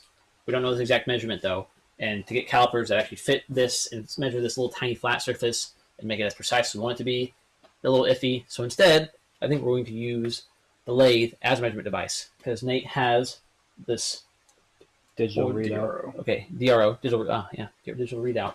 So we can actually zero it out, see where it touches, and then measure as we come along here, put the new one in. It'll tell us down to, what's your accuracy on that thing? It's good to without. So yeah, within a Pretty thou, much. we can tell how much longer it is, and then either measure it or just, we can just keep going until it's 0, right? Yes, so We since zero we're on using this. it basically as a comparator, it'll be very accurate. I don't know how accurate it is over, 12 inches per se, but we only care about from one to the next. Right, Since so we're we can zero this face, Right. and just machine them down until we hit 0 again. Yep. And we'll be pretty damn good. And since we're using shims of thousands, it's more than enough. Yeah, because our shins are a lot thicker than that. If anything, we want to go on the lower side, cut it too short than too long. Why? You're shimming. If it's too long, it won't fit in the case at all. Yeah, but if it was too long, we could always take more off. All right, so what I'm So doing I'm is saying, if it's Long term, sure. zero. I'm going to zero against this face, which is going to set against this face, and then we'll come out and touch off on the other end, and that will tell us. That'll read out the Are actual you gonna change length. chucks though? Not yet. We're just going to measure first. But that's the other thing. So the chuck that's in there now, if we clamp on to hold this where we need to, it's going to be on these splines. Which, this being hardened, it might not be a big deal, but Nate has the right tool for the job, so we don't risk damaging those splines so much. I mean, the We might jaws as well. aren't super soft either, Right. but they should be softer than a hardened shaft, I would think. Yeah, and these are smooth set of jaws. They're not grooved, so probably be fine.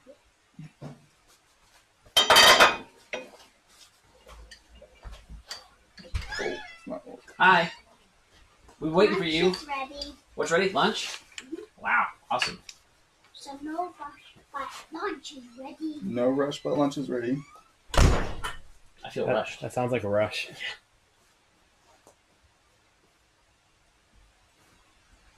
Summer's the real boss around here. All right, we'll check something.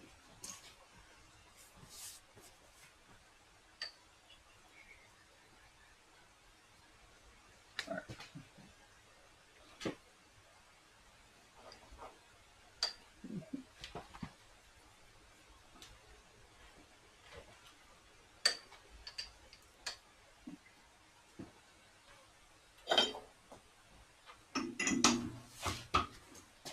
Right here.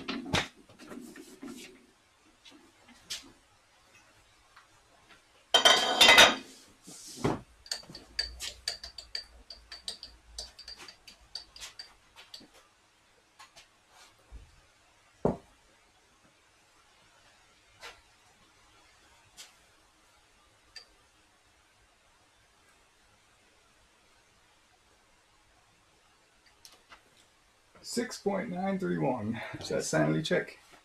Throw a tape measure on it.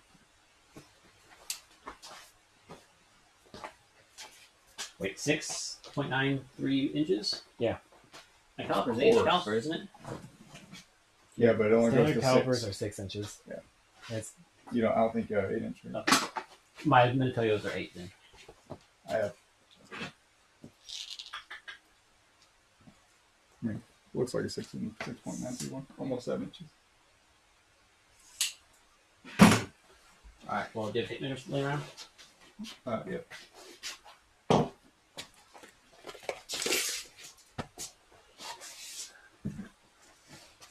Down here. I would say it's probably 6.932. Down here. yeah, I got the calibrate this. Here, for the stream then, Nate, go ahead and pull out 6. You tell me when I'm gonna lock it. Yeah. There, yeah. Come on, give it a try. Let's see Nate's 6. Size 6. There you go. Lock it there. How close? 6.5. Close enough for me. Steven, you give it a go? A little cheaty since you just saw Nate pull it out, but Not really. You should make it metric. Out there. lock it. Almost exactly what Nate picked. I mean, it's close enough, right? Yeah. As long as you're over, not I under. forget. I don't remember if one of these waves was almost exactly 6. That That's 6, right? 6.25. Yeah. I think it depends on your hand. Well, yeah, but Yes, I'm for his saying hand. from my hand No. because this is too long. This is Like, like the only 7 or- tattoo I'd get would be like a couple measurements. Wasn't behind like my- the first knuckle like supposed to be an inch exact or About. something? About. Depends on the person. Nate's knuckles are not gonna be as long as yours. I mean, The Or first, sort of like, the, this way? This one. one of them. oh, 1.25. and Well, that makes sense. Why over 6 inches, gets that little bit of variance. 1 3/8 ish. My thumb's almost exactly 1.5. I want to say this is like almost exactly 4. I don't know. I know. I remember this because this is basically 6. Like if you stick it out, it's more like 7. But this, for me, obviously, it's about this. If I stick it out, it's also about 7.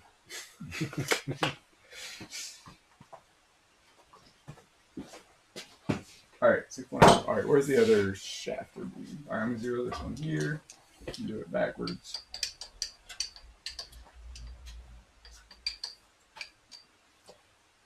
It's like quite a bit of that gear that they're not even using. Like you can see where Yeah. the Yeah. diff was actually touching. Can you see where I closed the jaw on that other shaft? I doubt it because I didn't crank it too tight.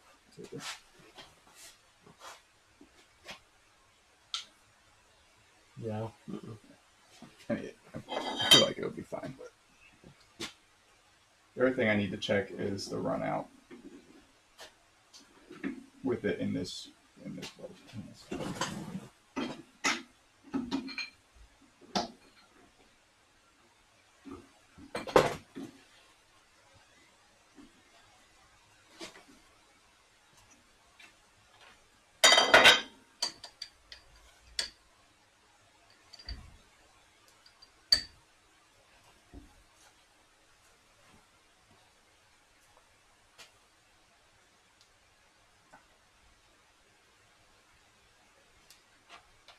7.191.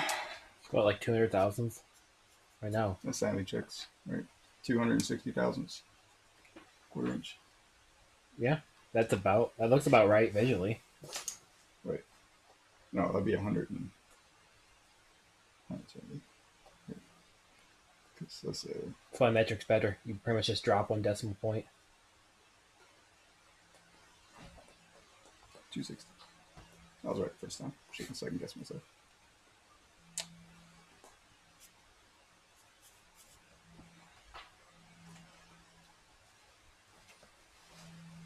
Now, let's see what kind of run out we got. It's like what, 6 millimeters? Well, that is barely moving. That looks fantastic. That's really good. I'd put a bearing on that. Which, that should be. So yeah, do we have 6 mil to spare on that diff gear? I mean, we know the measurements between them. Yeah, because if we turn this back, now your bearing's going to be running, or the race of your bearing is going to be on 6 millimeter less of this face, because we need to we're not going to be able to turn it as true as this. Mm-hmm. I don't think it's going to matter. So when you press your bearing on here, after we cut this back to here, right? Only about half your race is actually going to be up on this surface now. The more accurate surface. Yeah. Oh, you're saying where machine back will be as accurate because your machine has run out. Yeah, this is a ground. It's surface ground. Okay. Yeah. We can get close though. We can get close, but I'm saying it's not going to be supporting the idea of the race. I don't think it's going to be a problem. It's not. Your bearing will be riding on less of the shaft than it was. Yeah, and also the groove they have to eliminate with that chamfer is not going to be under the bearing. Wow, that is way better than I thought it would be. It's only about 3. I can get that out of it in this chuck. And you can support it too, right? Yeah, I'm going to put the tailstock in. That's one thing. So we'll support it. That's the more critical one, and then machining this face down is less critical. Yeah, that. And let's have the support off. This one, the run doesn't matter on to make the face that in the same amount. Right. And does that center hold matter? Do we need to drill that out too? Yes. You're going to want to try to recreate that chamfer. Because where the oiling comes in, right? Yeah, that's where that oiling, bushing, weird plastic doodad comes in. Does that hole run all the way down to the oil holes down here? That's main oiling system. Get a bigger one? Does this chamfer look the same on both? Or is... It looks the same. Yeah. Okay. No, we'll just use boring bar. Recreate the chamfer. More accurate. This one's actually not machined very cleanly. Yeah, the chamfer is super rough on both of them. So it's fun. It's not. It's really This one's I can use it, luckily. So the real question now is, after we do this, we're going to do some fun kicks with the diff. So since we're moving this whole thing down, Steven's a little concerned that we might end up the diff touching. We might just have to thin the diff out. That's what he was So pretty much find out, right? It just needs to make clearance for that. Yeah, that's easy enough. Yeah, which they already give it way more clearance than it needs. Yeah. We forgot mine. Sorry, So luckily I'm the P or the M5 one still had it. Mine wasn't in my case.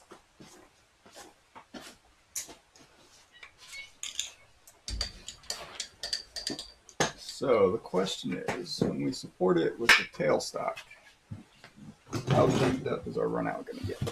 Is your tailstock very centered? It's not. It's the worst part of the lathe. Like, it just needs to be reconditioned.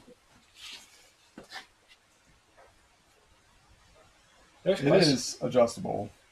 I just haven't. Today the day? We're going to find out, I guess. We got a couple days to figure this stuff out. So. There's a bunch of questions about that on my apprenticeship test. Getting Monday is a huge benefit, I think, or it's going to be a huge benefit. Hopefully we won't need it, like need it. But right. It makes us less rushed for sure. Yeah.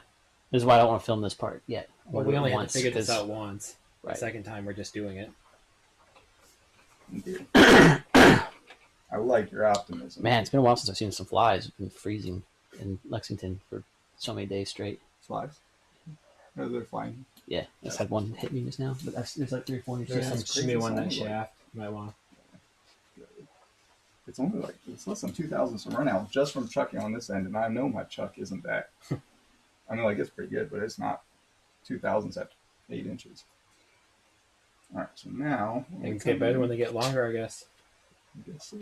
I've heard this. It's definitely something I've heard. Many Holy people are crap. saying this. Look at that. That's with the tailstock touching. About half. I don't have a Oh, pencil yeah. either.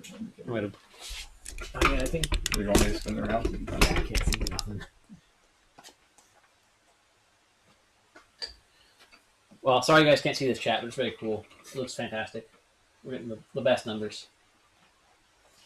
That's anyone will tell you our numbers are the best. That's more than good enough. I mean, it's better than a half. I'm surprised, honestly.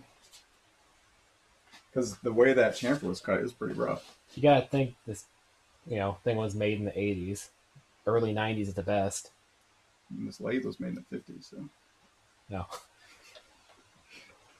I doubt that they were going to the 10,000s, building this transmission. Well, they were on the bearing surfaces for sure. Hopefully. I mean, they had to, or they wouldn't last.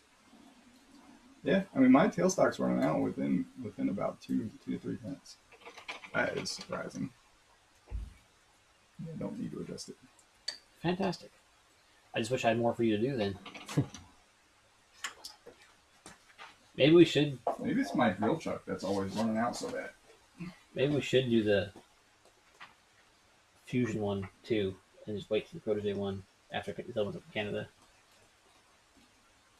I guess. I don't know. Or just come back and make this again. We'll find a shop to do it. If people want this done, I need access to a lathe again. And I think what you need to do is buy a lathe. The problem is you can't buy some China lathe because it won't do it. This was one of the best lathes they made back when it was built. Old stuff is good. For its size, it is more rigid than just about any of the lathes built at the time, and more rigid than any lathe built right now. Because it's really like small workspace for a big, almost 4,000 pound lathe. That's what makes it accurate. well, I guess the guide video, I'll have to tell somebody to go find a machinist, and we'll have to talk. I'll do some machinist talk in the video. I'll let you two do that since you guys know what you're talking about more than I do. I barely know what I'm talking about. I wouldn't even say machinist. I've been tool and die for a month. Yeah, so I've been in tool die never, so you have already 400 times the knowledge I do on this subject. I also don't speak in Thou, but most other machinists that somebody else would hire to do this probably do. I don't like to either, but I have to. Once it's one of those things. Once you start, it's hard to. We're just gonna hope. Oh, good. I'll just not start then. It's hard to go back. Yeah, I mean, if I could just not use it, it would be fine. But that's what we use. So I'm guessing that's what everything on here is into. everything's in. Okay. Well, Well, guess what? My feeler gauges are metric only, so we'll be feeling all day in metric. Not if I use my field gauges. Gross. Well, Then we're the gonna shims are also all in only metric. Not if you measure them in inches. Just remeasure I- every single I shim and just convert it. Mic it in inches. That's it. Burn the damn Because paper I gave him. it's probably not accurate anyway. All right. How long was the game? Hey guys, how long was the camera frozen? Chat. Nice. Steven, why are you not live again? I Well, don't understand. There are 10 people now watching a Just frozen watching my stream. spine. Exactly. I need to know this sort of stuff, And people. Nate's messy hair and the back, Steven's back. Well, we can reposition this camera up to the lathe. Might be a good idea. That cord's not long enough we're to gonna be reach. over there for a while. Are we going to eat lunch and then come back? Yeah. I mean, normally I eat on stream and I chat with chat. Normally they're more talkative. Well, it's not normally. They're probably at work and want to That's right. type too much. Where are we at? I wonder what lunch There's is. Steven. Like how Bubba's warming up that pizza, but she made something. Dude, Carrie, there's gonna be a whole spread out there. There's gonna be 4 plates already, and like all the ingredients to make sandwiches laid out nicely. You got 10 options for cheeses. Every time someone comes to my house, I'm like, "Oh yeah, we have food. Feel free to go in the fridge. What's in there? Oh, I don't know. Whatever you want." I texted Michelle a screenshot of you saying that Carrie got me Diet Dew. I told Michelle Carrie's the best. She's missing out.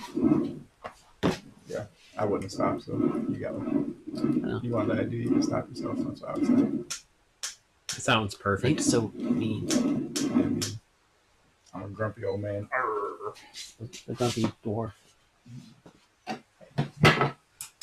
We prefer. What do they prefer? Little people? Little people? He's a grumpy little man. I'm a grumpy little grumpy little person. All right, chat. We're gonna grab lunch. I think I can probably bring it back out here. I don't want to leave you guys out here for too long. Or if anybody's in chat is actually watching, let me know if you want me to pause the stream or come back out to eat. I'll go ahead and preemptively load the. I'll be right back. GIF. Yeah, let's do it that way. Oh wow, this is all sorts of messed up. I do need. I really want to get the tablet so I can change scene without walking over here.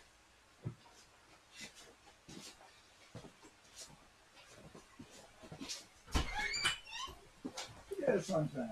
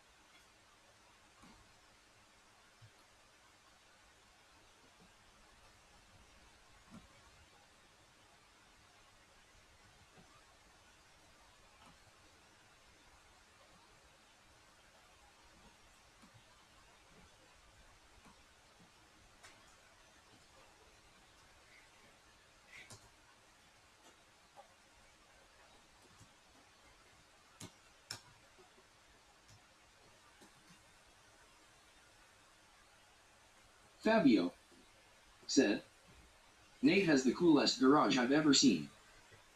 Samet Industries said, lunchtime. We will be back before 1:30 EST. Yes, Nate's Garage rocks. For sure.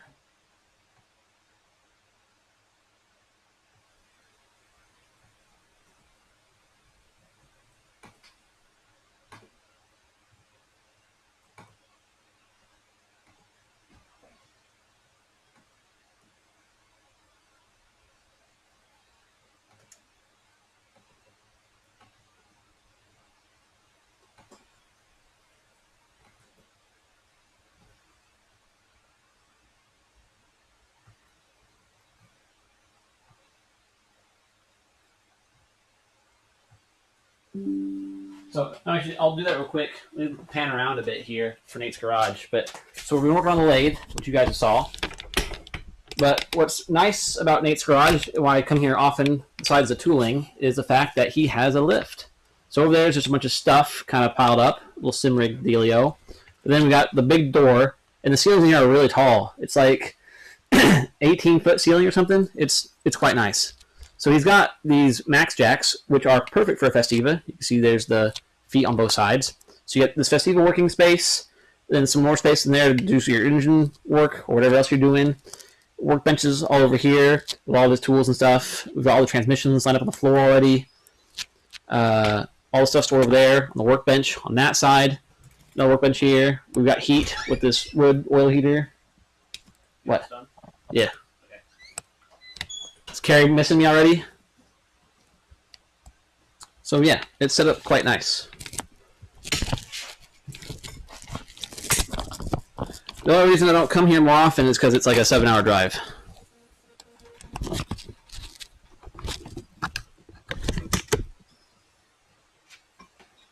All right, but it is indeed lunchtime, so all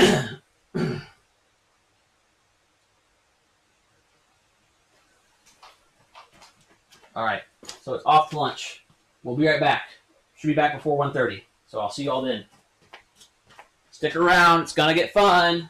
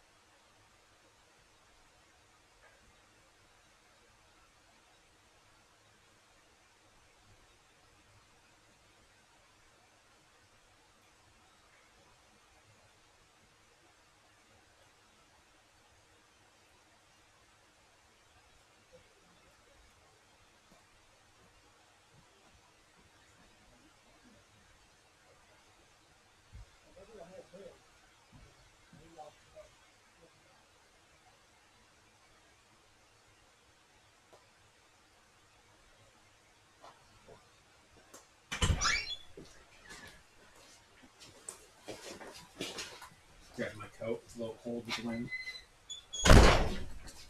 Nice in here. Hi, chat. I'm back. We're back. Guess who's back? Guess who's back?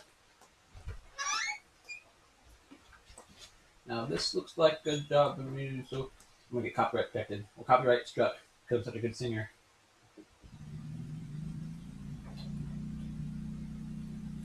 That was a good joke, chat. All right. Lunch was delicious. Carrie is an amazing host. I love Carrie.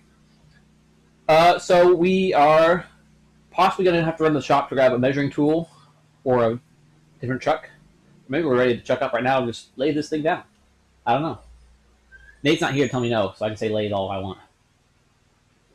I might move this camera over there because the mobile cam keeps kind of losing signal out here. I don't know why.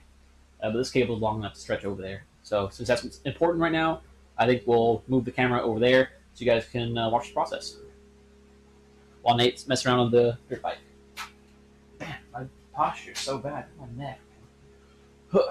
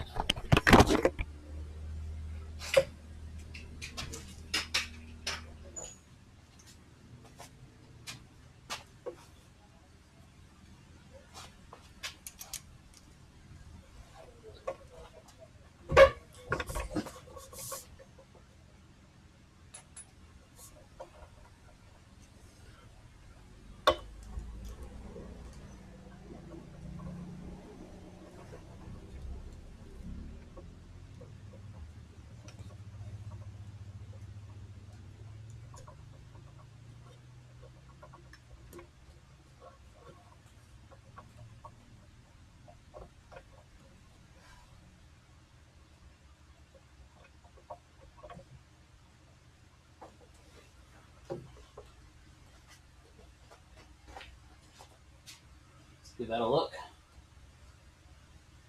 Oh wow, that actually looks really good.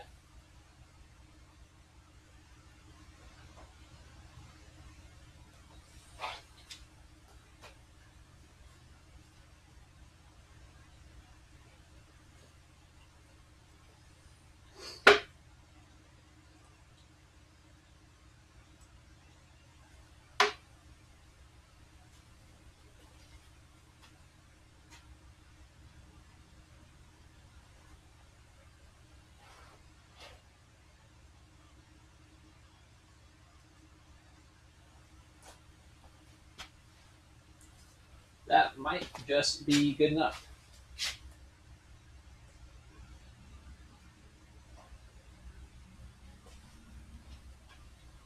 Actually, I'm gonna bump the camera again, so watch your eyes or whatever. But I do want to see how if I go like a little more overhead, so you guys can really see the operation in action.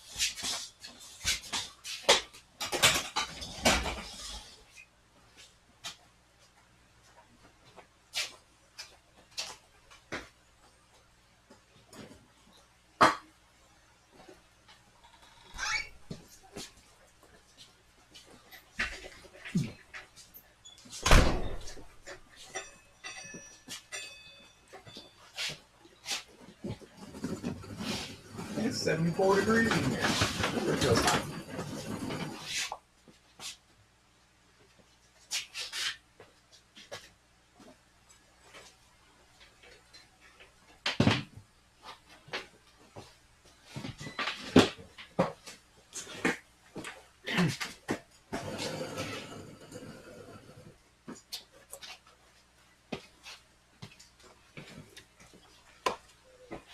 How secure is that race up there? A top-down view of the lathe, I think, would be great. Or I guess I think it's pretty secure. yeah, for spot like fitness. that. Maybe platform? Yeah, it should be.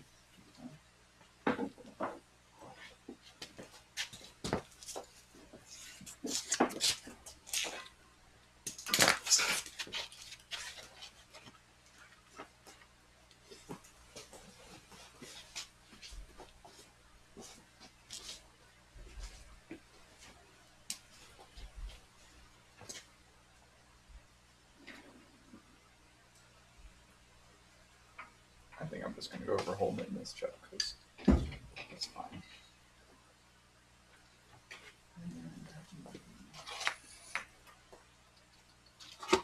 I think the cable's out of the way of spinny things. Oh, there we go. Way.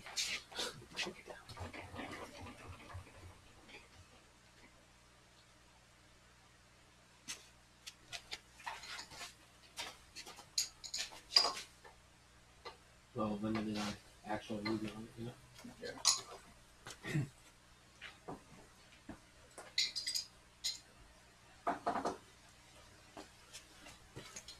So, and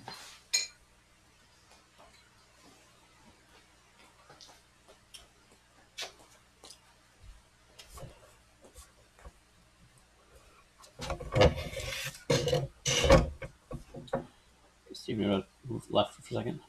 Go next thing. A little more of this in there.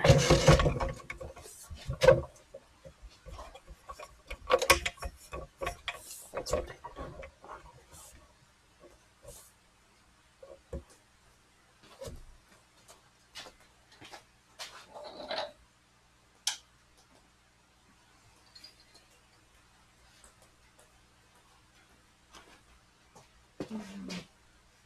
I guess I Got a little. completely got rid of the shot back. I bring it back. That's, I think I'm probably going to go to this hole. You can grab the air back. It's right here. Blow it out.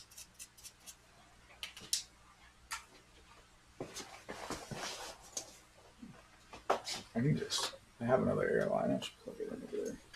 So we don't have this going over the 100 other cords.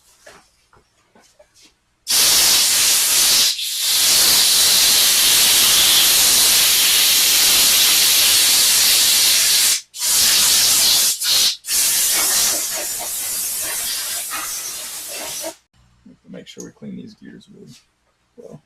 If you ever going to the shop, you can throw them in the ultrasonic. Have everything fall Yeah. off. The Possibly delaminate the carbon from the synchros. I mean, it's not that hard. And I wouldn't think the ultrasonic would do that. I'm not sure how they're bonded.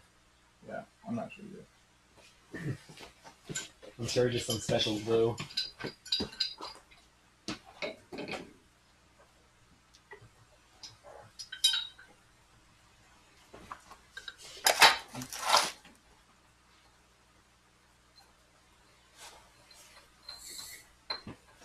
Did anybody even stay with us during lunch?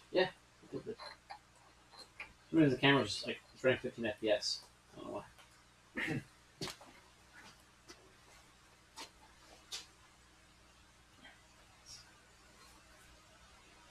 That's a shot though. You're gonna like this one, Nate. See the one part Nate watches. Definitely pretty good angle. I can see that in real time.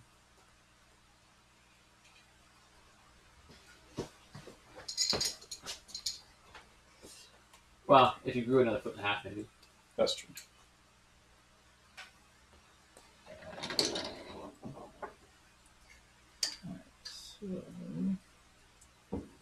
Oh, that's close, but it's still in there. Okay, I guess we're going to pivot our cross slide. 3/4 inch. 1 inch. Samet Industries said, "We are back." Oh, I had the volume way down.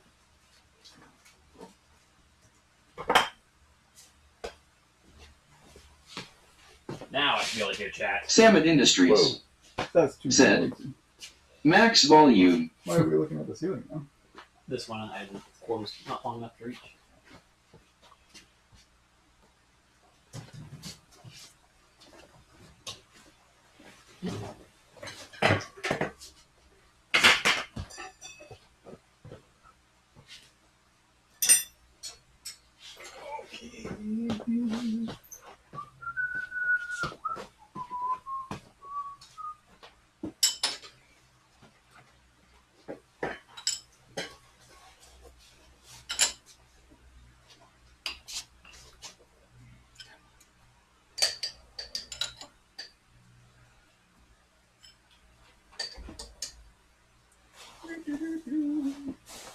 There we go.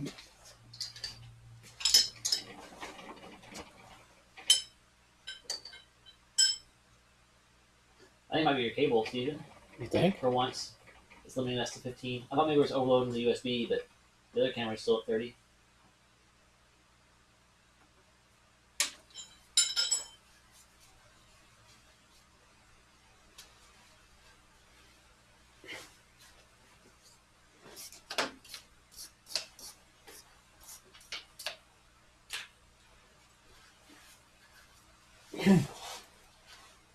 I mean, it could be. Or it could just be like the plug in the dock. Depending on which one, you know. I don't mean like physically, I mean like how they have it Spread. paralleled or whatever. The truth is, who knows? I mean, if you unplug the other camera and that one goes to full frame rate, then, you know, tell which one's first in sequence.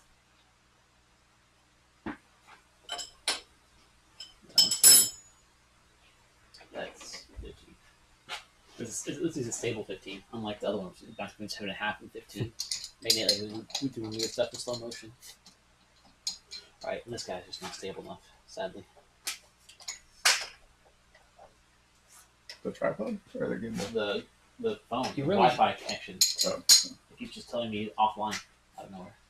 Along with being like 7 FPS. So Or speakerphone at this point. Because even on your network is still very laggy. it's always laggy. Like it's just the hardest using this app. There might be a different app that's better, but the software to do this webcam is the same software I use to stream with. It's made by the same company. So it works nicely together. Alright, so this has about a 20,000 step in it. And that face, we need to check the diameter of that face.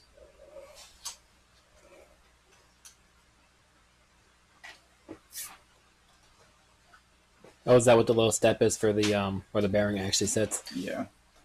I don't know how critical. Well, it is It critical. probably keeps the cage away from the Because- gear. Right. If the cage is rubbing on the gear, that could cause quite a bit extra drag.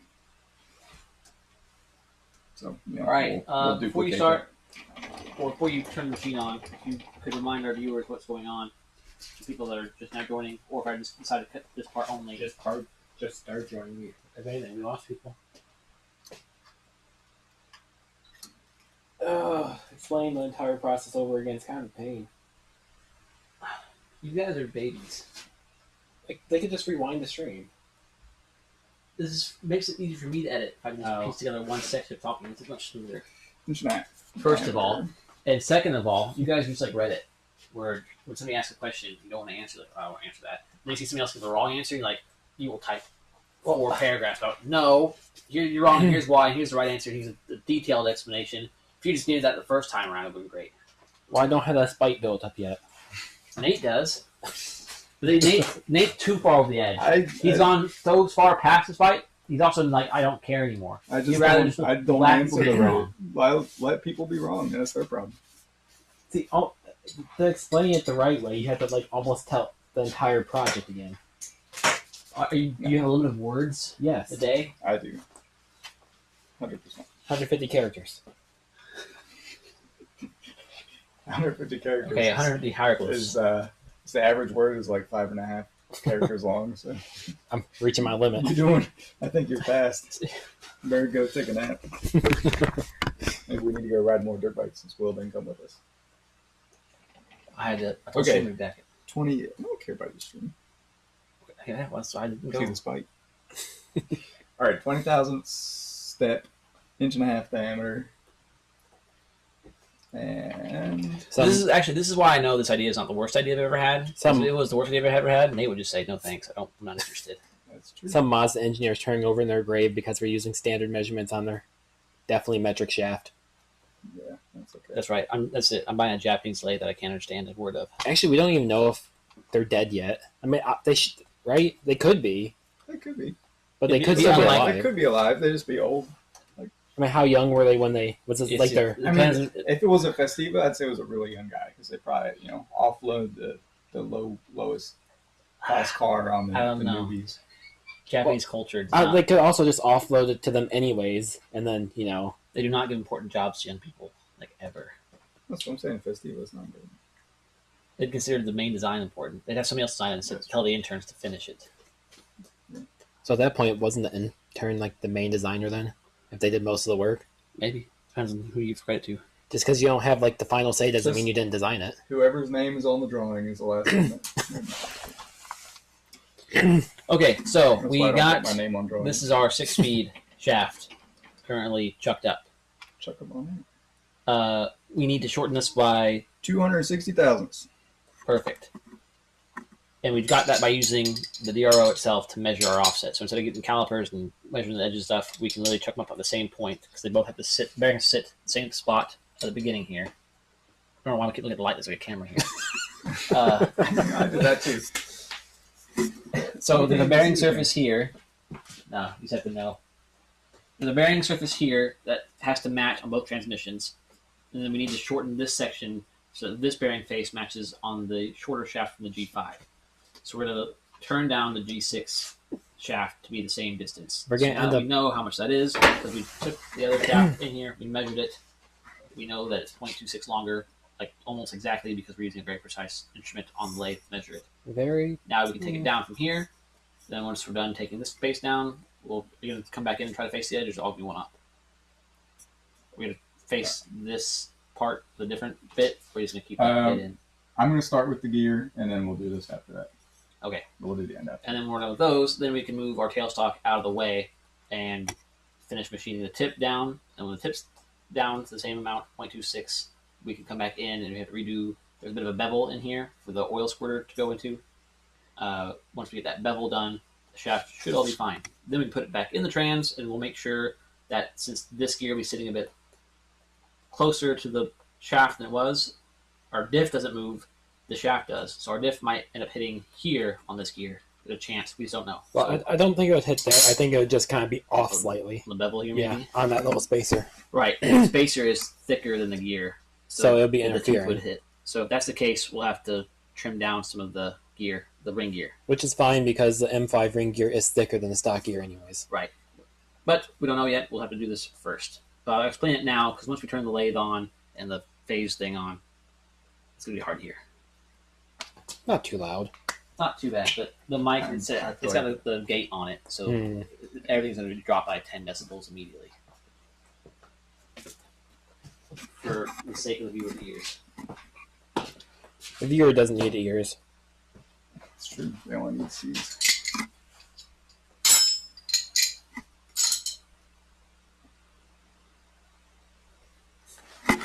Looks great, Nate. Great. It'll hold 220 horsepower. There's so much room in here, and these slots are almost perfect. You can make a stack, dual stage clutch or whatever the hell it's called, the twin disc. Yeah, and you could just use that as for your center plate, Maybe. Yeah, there's intention. and then you could use the Rio pressure plate because that's a flat to make up the gap. Wait. Oh. This isn't precision ground, but it is still ground. It's at least machining at some Just point. turn. Yeah. I mean, So yeah, they're probably all, they gotta be pretty close then. They're not identical. I almost wonder if like you put a I would, record needle on there, if you can hear like the machine shop, because you know how rough that is. Also, what on earth is that mark on the ring gear? What mark? Oh, It's not centered. Yeah, it looks like it was probably roughed in. that was probably just them not bringing their bit back before they wound it out. You know, I did have to pull out. It starts over here. Yeah, it's definitely helix. so yeah, they probably just kept the machine going as they, you know, And that came out quickly. cranking that thing super fast. Well, depending on how, That's a little rough. they probably weren't, you know, turning it very fast back then either. They probably only had, you know, some cheap high-speed steel stuff. That's true. It was probably cranking out nice and slow. 60 RPM or something. So we start stacking stuff over here, so it's not tripping hazard again. Alright, 8,000 per revolution. We're gonna try 324 to start with. Alright, we ready to fire up? All these things you're saying, tell the Doesn't matter. camera so that way if somebody else needs to do this, they can. So I don't have to come back and make you do Well, it. if someone else isn't going to be doing this If part, someone else is trying to figure out how to set up their lathe, they need to. No, No, not no. set up or whatever information is Yeah. needed to tell the next machinist. well, everything he just said was just speed and leads. Yeah. Okay, So so it's just- whoever's running the machine will know Should that. know. Then. That'll depend on the machine. If my dad buys the machine, I'll be setting up the place. I have no idea if this is gonna work. I got It depends on tooling and material and a bunch of other things. Right. trial and That much I know. I did take the class. I know a bit. Took your class. You probably don't know anything. That's more than I've done. Tag on anything here. Always keep on those. I should be safe. I should be here. I don't know. I mean, if it's hard roll, it's a good pattern to go out. I'm aware enough of running through your curve to know where I am on the curve at least a little bit. I might hit full rotation on my tail side. And down a little more.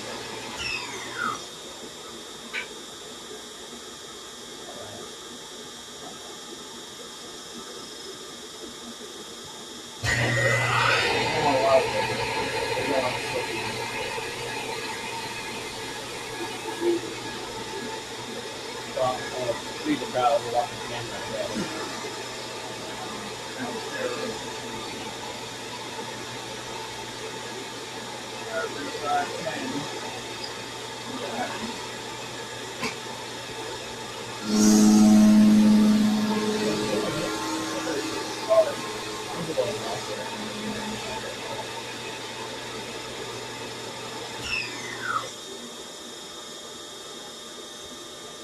I thought it was too bad. You gotta get underneath that. The case hard, it could be like 30 pounds.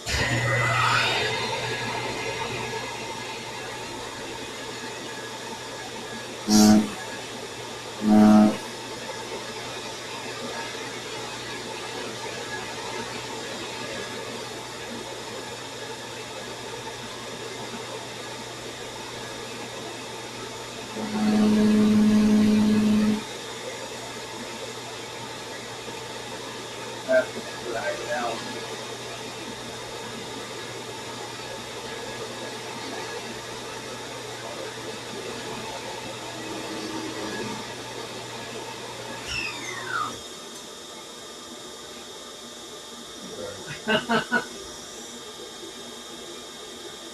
I spent like 45 seconds, a minute and a half, something like that, editing every little brightness tab and saturation tab, trying to make that really clear. I'm like, it's getting there, I'm almost there, and Nate just turns the big light on. Completely destroyed it.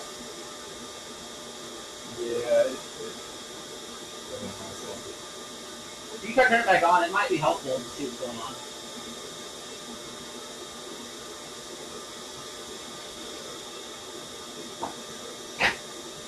I thought about since it was a space hard and just really prime this gear off, and then wire ED in the other gear off the other one. That way, it still use the stock ratio, and then just slide it on. We couldn't really wire this because you know all the, actually we could take the tab off. I don't know what the smallest diameter is. Oh yeah, it might be pretty big. The part diagram might have it. That would be a fun way of doing it. But then again, you risk. I mean, you don't have much meat there to actually supply into. You risk the gear just loading the board on it.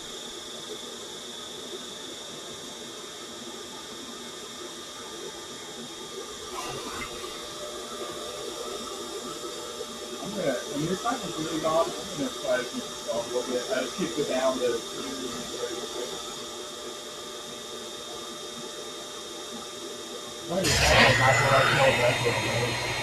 Yeah.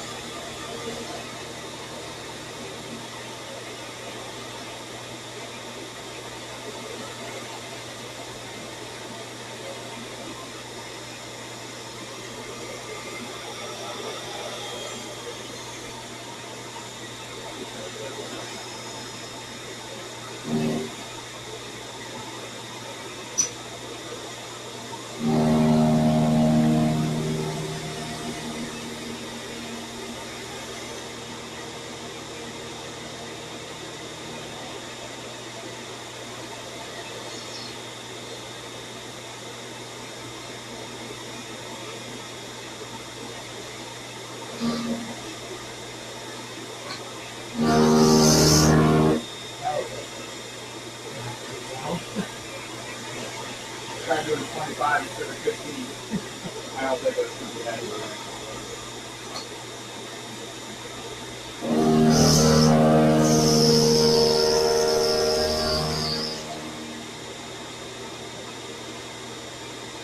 It's really hard to eat in their time. But healthy.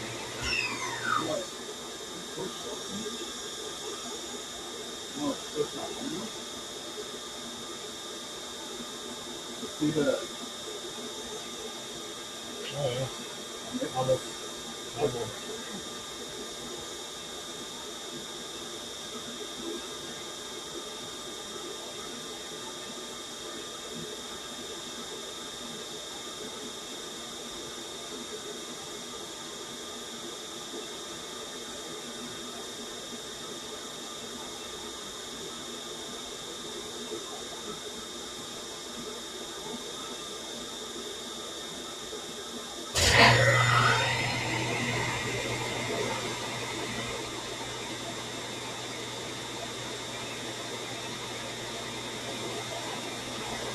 Well, I was at like minus 50. Now I'm only minus 15. So it's something like 50. I'm thinking less than 50 might be.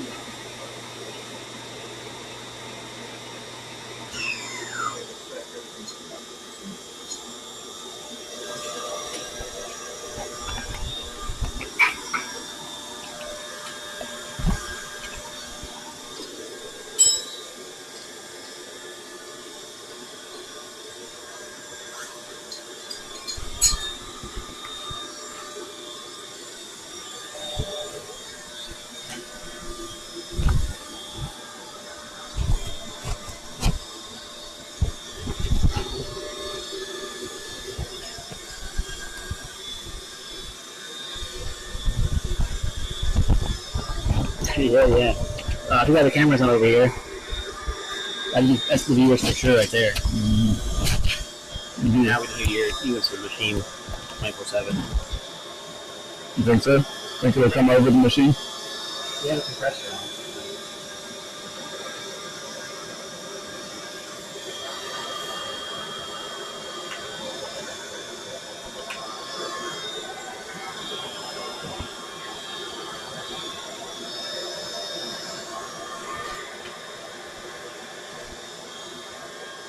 Is it all battery? Yeah.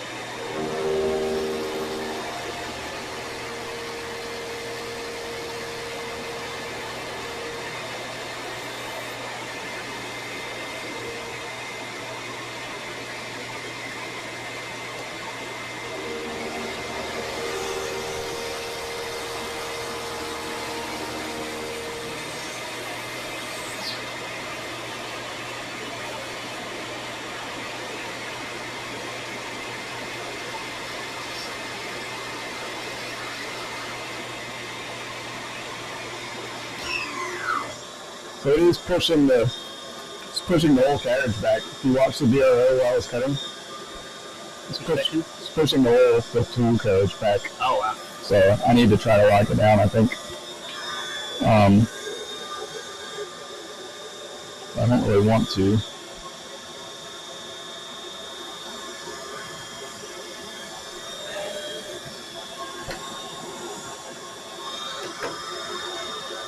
Okay. Go ahead and nose that insert. Time to try another.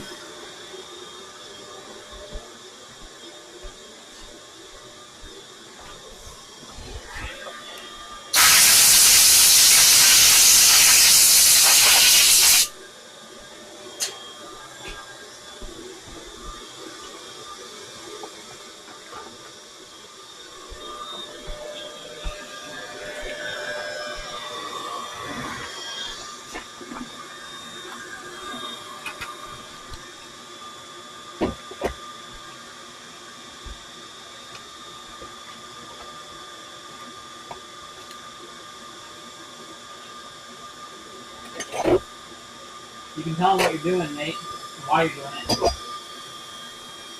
it. I'm looking for an Allen wrench because I need an Allen wrench. No, what's happening with the tool itself? Tool got wrecked. Just feel too hard? Yep. Think so. We're going to try again. I think if we can just get underneath the case hardening, it will help. But the teeth are case hardened all the way, through and through. So we're going to be cutting some hard material the whole way down. If it gets too bad, we'll have to set up a die grinder with cut-off wheel to rough it in, which is not ideal.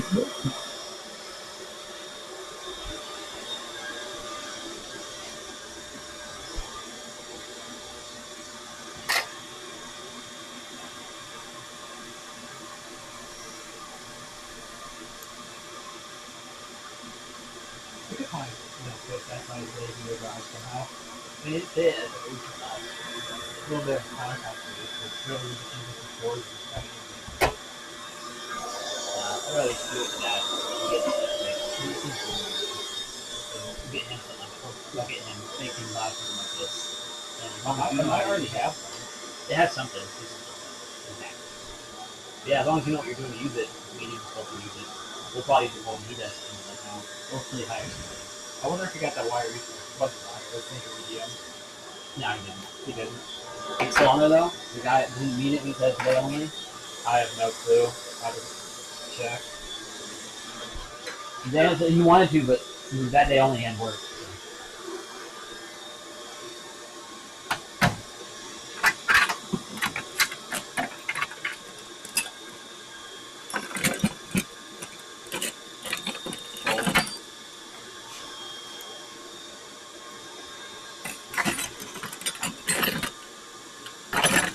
Which is fine. We wouldn't really have much need for a bigger EDM anyways. It's nice because it's cheap. Right. Now, having this on hand. Well, I guess technically we could have used it for this. So the way they work is you kind of like cut the carbon, right? The same Graphite. Graphite. You pretty much cut the shape you want in graphite, and that's just what touches off and erodes it. So you can make a gear shape, well, a big circle with a circle inside. But you use that to constantly keep dabbing down to slowly erode away the material. Yeah, the thing is it's only as accurate as your machine graphite. So first you need to be able to machine accurately. Make graphite. Yeah, I mean really. You only needed to get rid of the hardened steel. The rest you could just lathe off pretty easily. If you had a lathe. You need a lathe first. If you're just going to get one, besides a drill press, if you're going to get one machine tool, a lathe is it. You can do more stuff with the lathe than you can with the mill. Because you can face a big chunk of flat stock in a lathe. You can drill off center holes in the lathe. Like you can do. They say the lathe is the only machine tool that can replicate itself. Like, because you can make every part. It's just not efficiently. Right. But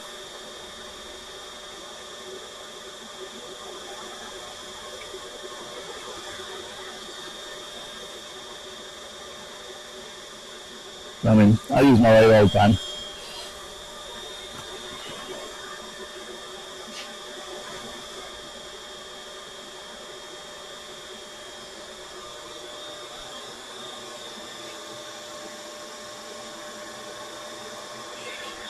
Okay, let's see how long this corner lasts.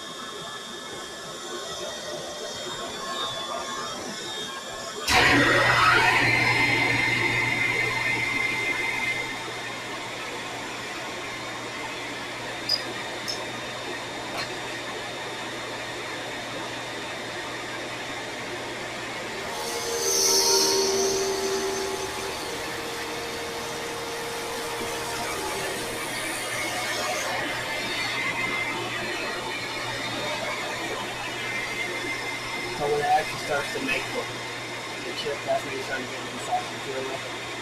Yeah, and it's continuous cut at that point. Oh, yeah. You know, below the tooth. Before that, you just take little chips off each tooth. Little things like that. Yeah.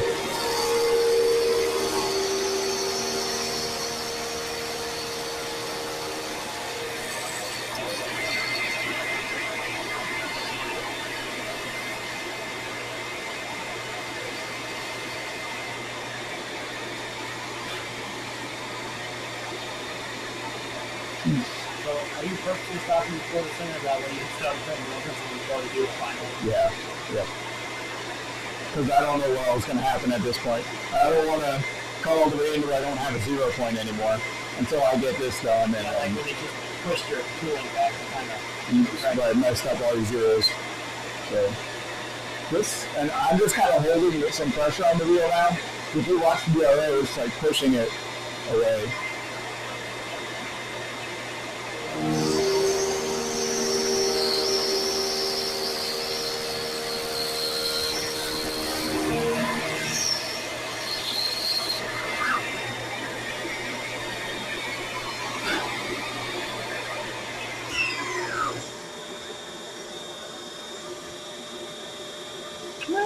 It's making progress. I'm going to try run at slowest speed.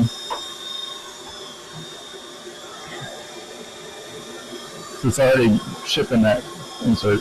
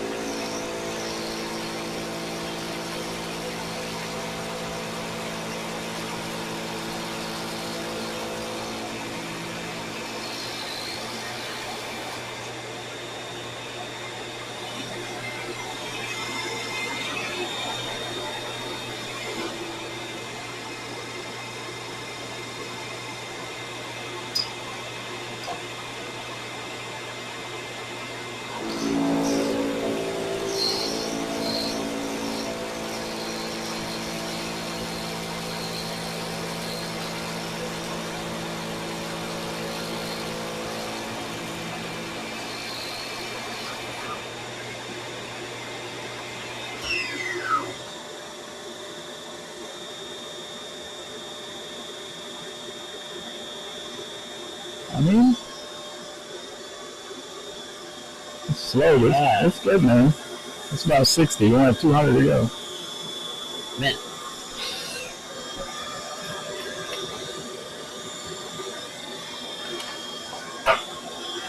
I'm going to try taking a little pass on the outside. I'm pretty sure it's going to be worse, but I want to try it.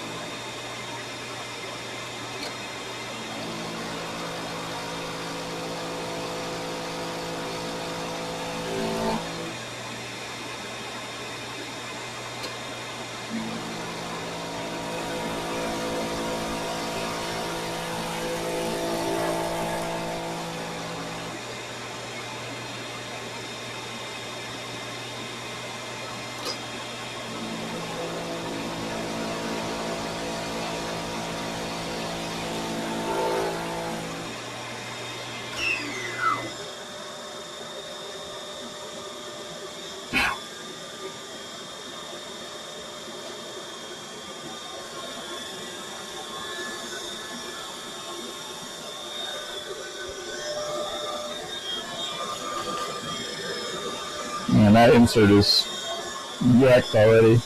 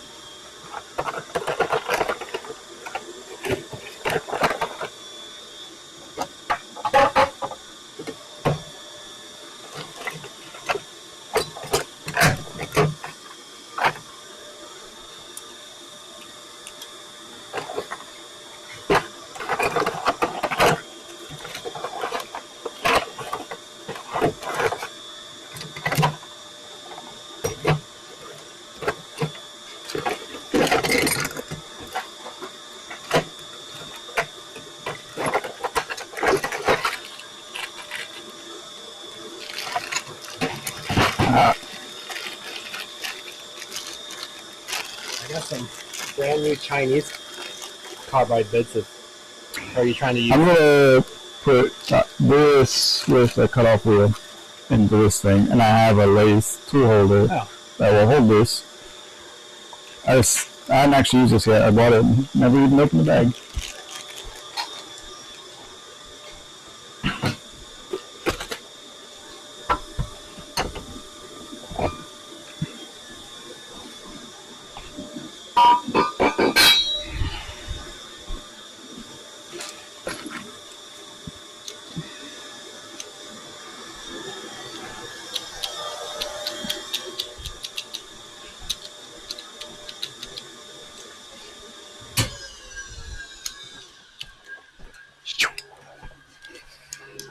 I should find a way to make that stupid motor quieter.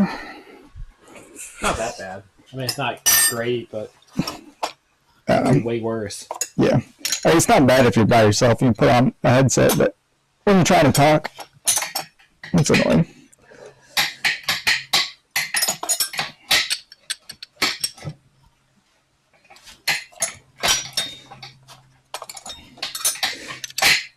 I'm sure it's the bearings in that motor are dying.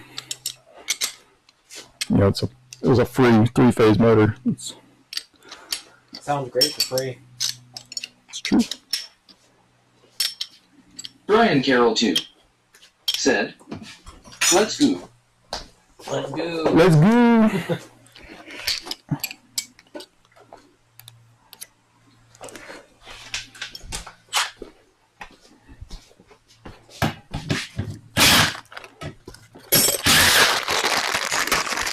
Might as well finish taking mine apart, knock out all the old seals, all the good stuff.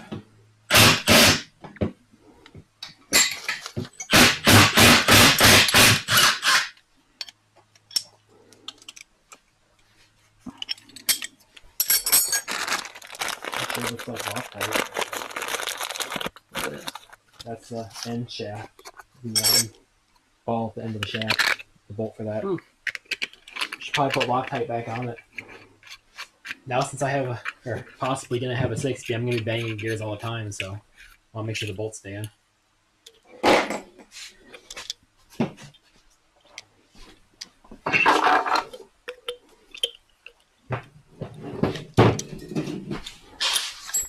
Did you bring a red tool bag too? No. Where's your punches? Doing that one. Are they?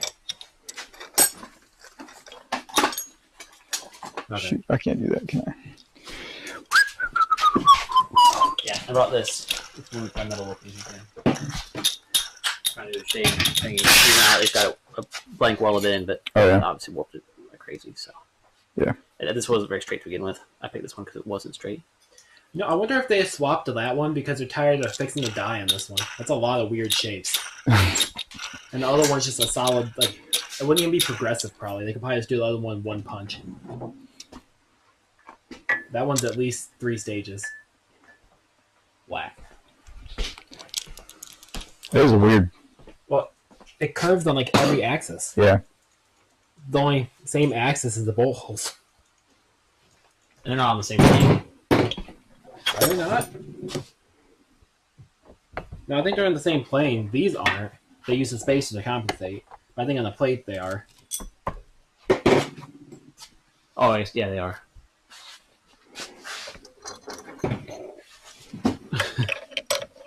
Like, yeah, it curves on like every. There's no flat places besides the bolt holes.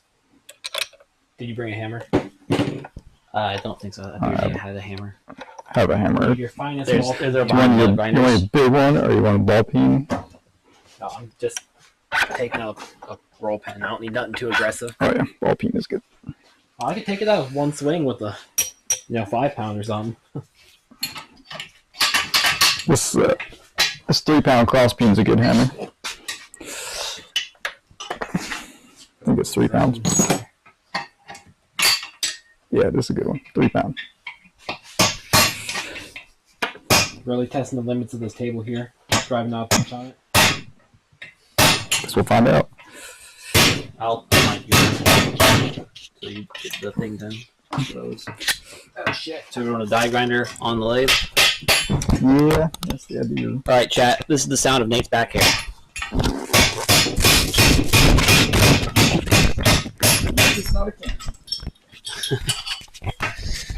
Get the bore scope out. Try it again.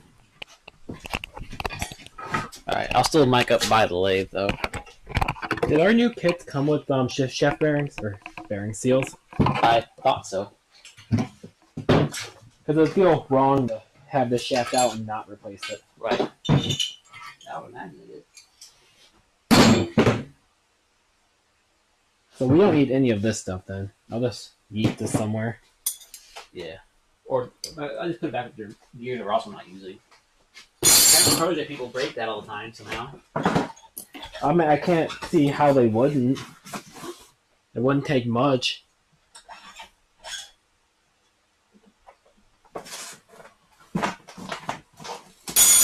Did we already open one of these? Yeah, the one that we opened still at the house, though, I think. No, they're both closed. Huh? I meant the shaft sets. The bearing sets. Yeah, for the bearings, for the only one that we opened for the bearings is still at the house.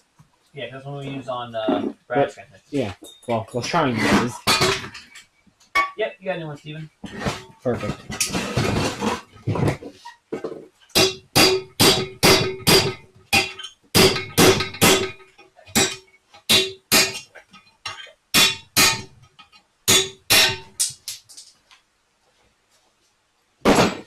Is, It looks like it's identical. is the ultrasonic big enough to fit a transmission case in it? Yeah. Okay, because this thing is gross. Yours needs clean. Mine needs clean lot. internally It's too gonna because that's metal. It's gonna stink really bad, but that's okay.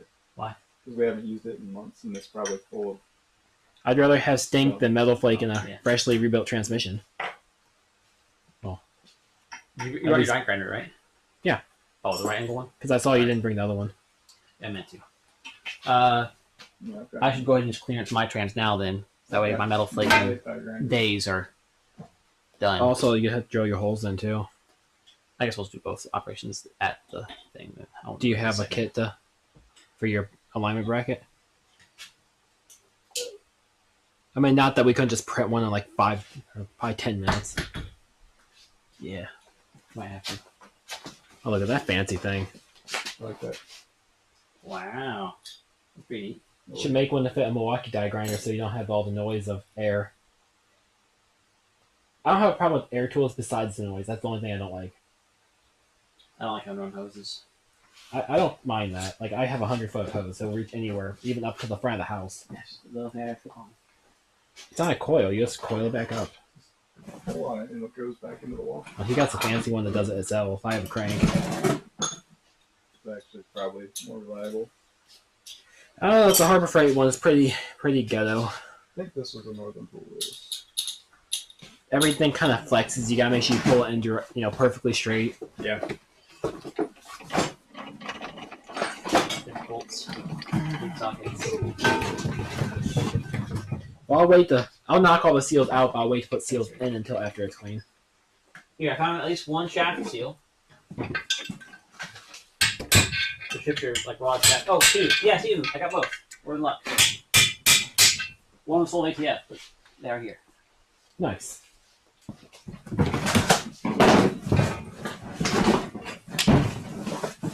Okay. So does your printer work? Yep. Work? PLA. That's fine. It's just for location to drill holes. So how do we get this bearing out or this bushing out? The seal out. One of the things. So I tried knocking out. I knocked the spring off. It's like soft all the way up. Even Yeah. the You gotta get this out first, don't you? no, it should slide out easily between it. But I do have to get that out eventually. Also, how do you get that out? Does any of our Ford tools have one? I don't know. They're your tools. I doubt they're gonna be in the. What's this? Sensor. Just a Wiring sensor. kit. Oh, that's the rest of my kit. This is a sensor you had from your thing because we're checking with the seal. That's why we use this one for that one. Now we probably tossed it. It's probably still sitting on the table. It's fine. My only hard copy could print. I don't want to get too busy. Alright, back to manual transaxle.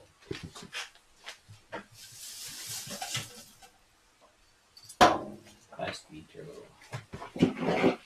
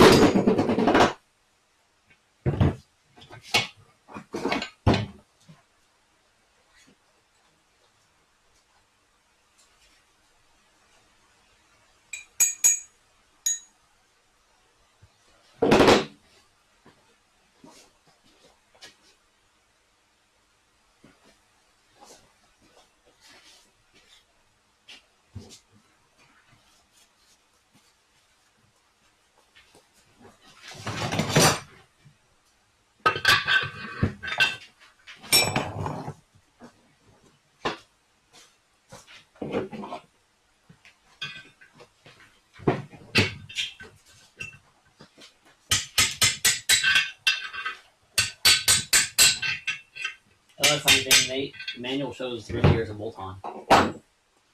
It actually tells you just to unbolt it. So somewhere they Right had a here, it bolt says on straight there. up, here's how to unbolt it. Telling you here. Wait, So does- unbolt it. does it Remove tell you- the 8 bolts. Does it tell you the part number for that bolt? So and it's going through the diff into the ring gear. So the ring gear would have to be drilled and tapped. Oh yeah, I guess it still could be depending on the bolt size. Like, if, you know. I'll see if you can find that bolt. Just order them. I mean, you still have to tap the ring gear, but That's not that bad. shouldn't be. This is just cast. I mean, that's probably only hardened Well, on the outside. The pins are not stepped, are they? You've drilled them out before. Are they stepped? No, they're straight. They're Then straight. you- They're you rivets. couldn't You'd have to drill You'd out have to make drill you have the to carrier and tap. and tap. Yeah. Why do all that when you put bolts in it? you're putting bolts in anyways. Might as well make it everything matching. You still have to grind the nuts off on the backside. Right. Yeah, it's those you just might a not have to. question of what operation you want to do. Yep. You don't want Mazda specific bolts. Kind of, but I also don't want to tap like 8 holes in what I'm assuming is hardened steel. I mean, it's hard somewhere in there. That I outside know of it. when you take that long to answer, it's because you don't want to be wrong. Or I just have no caffeine in my system right now No. that my body's very much craving. Go get That's some. Steven really There's- wishing he can say the bolts we already bought. But you can't because you know it's gonna be a pain. in the There's ass. there's caffeinated Pepsi in there So yeah, and there's- Steven, we need or coffee. sorry, I just Is had it in your typed in. toolkits? Yeah, we need a T86P puller and a T85L bearing puller. So that's not happening. But it's a standard bearing puller. Nate, you have a bearing puller?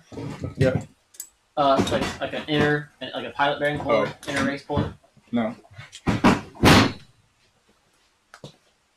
So I guess just hit it till it falls out. I have Well, the problem with hitting it until it falls out, there's nothing to hit. what size are you trying to get? I need to get that seal out, and I need to get this bearing out. Got my slide hammer. I don't think it'll get this small. Right, the slide hammer with the attachment is what they're using on here. I mean, I have that, but I'm pretty sure mine won't get that small. Oh yeah, there's little notches in there for the jaws of a bearing puller. Okay, let's see how much there is. T86P. Well, there's one. Actually, that's probably just for oil.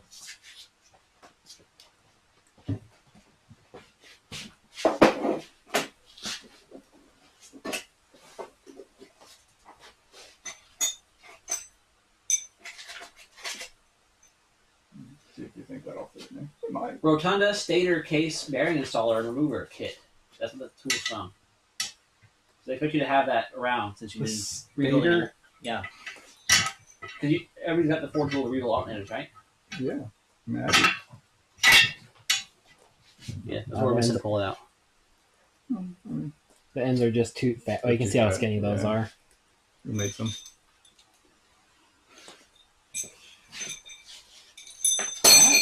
This thing, you think that'll catch it? Yeah, It will be offset, but if you work your way around, No, the one is if we grind it flat. that might work for this. No.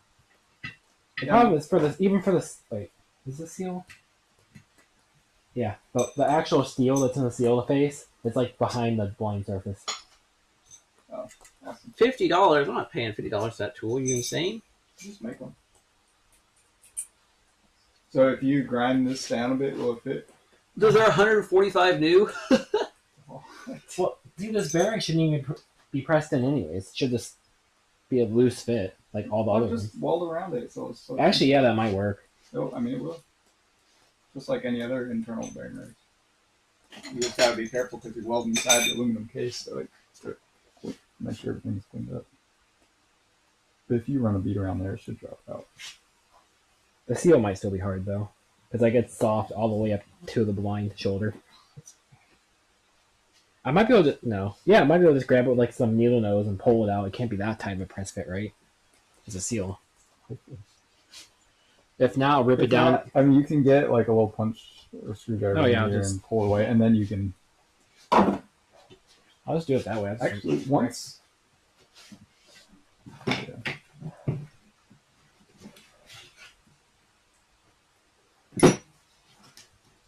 Unfortunately, I'm out of gas for my pig, so you're gonna have to make it. But as long as you lay some stuff. As long as you don't have flux core, I'm happy. Yeah, no, it's not flexible.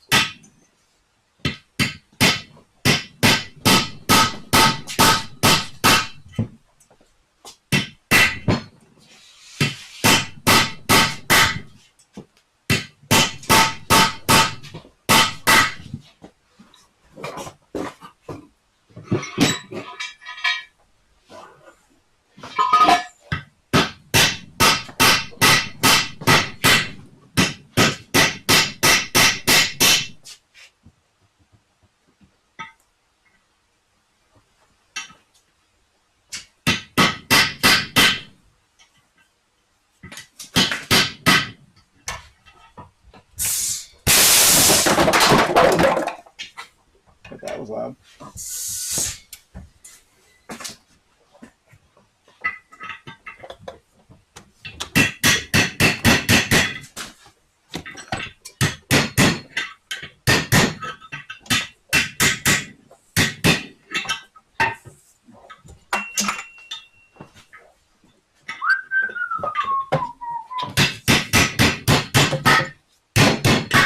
Okay.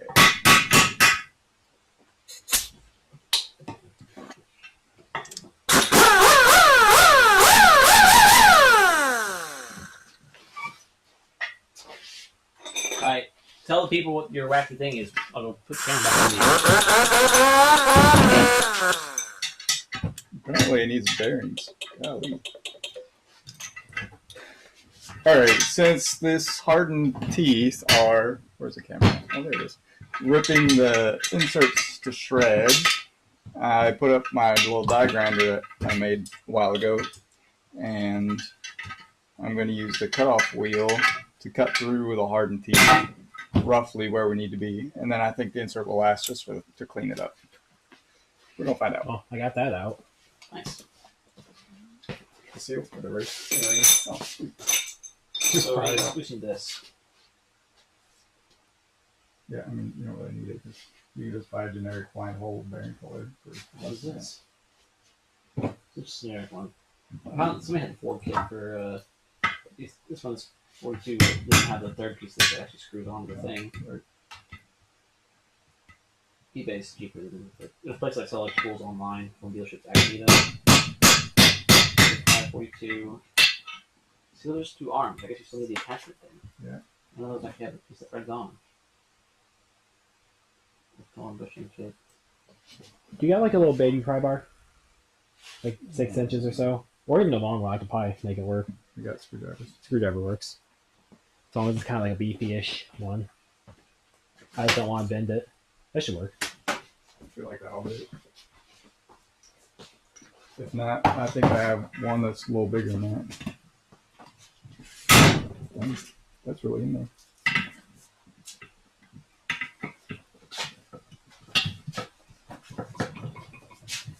Jeez, I'm more worried about your case. This is not.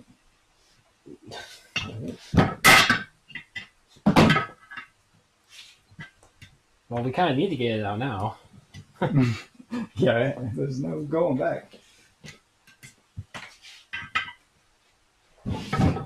You have a screwdriver I can actually tap on the end? Because I don't want to hit on the end of a wooden one. It don't matter if I mess up the face of that blind hole because it doesn't seal against that. I mean, I have chisels. You already have a chisel, right? Yeah. I have this one, but it's like super dull. It is metal. But I Brian will take care of that real quick. No, that's plenty. Maybe.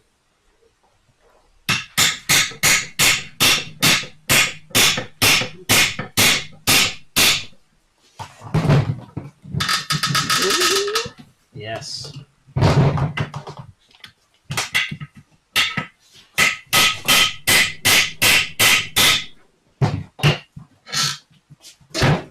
Boom. Ew. Yeah, it's just crusty in there. Yeah, it was. Well, That's gross. So I'll take one of your fancy green things in there. Yep.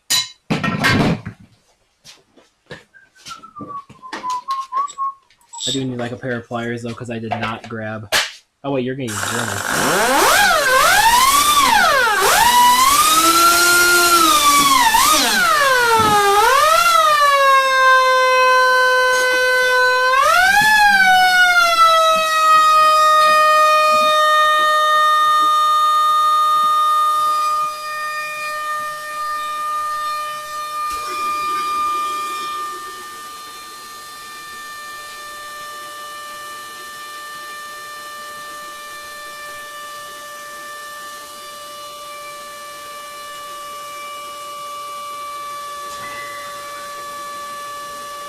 Does the new steel shaft steel have the extra lip to hold the boot? Yep.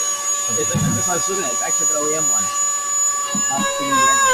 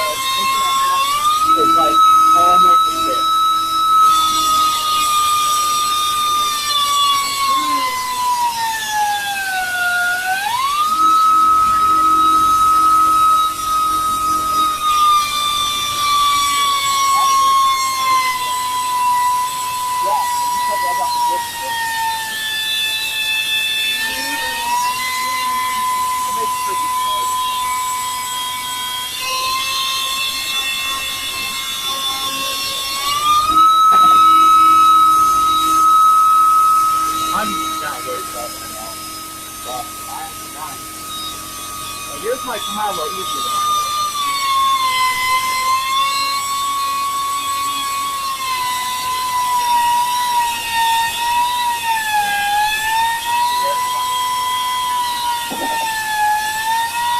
Those are nice ones. You don't have to pull it back.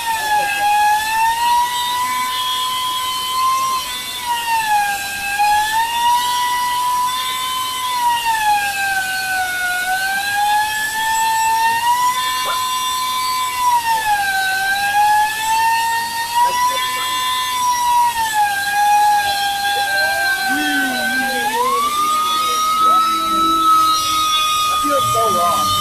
The grinder on grinder fighting.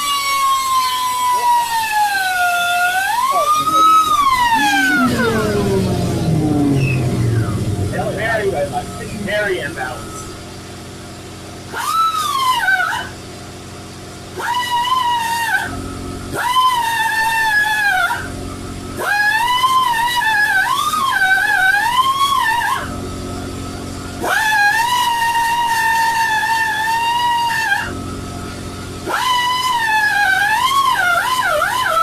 You gotta try to hit the edges too much. You don't want over the whole thing.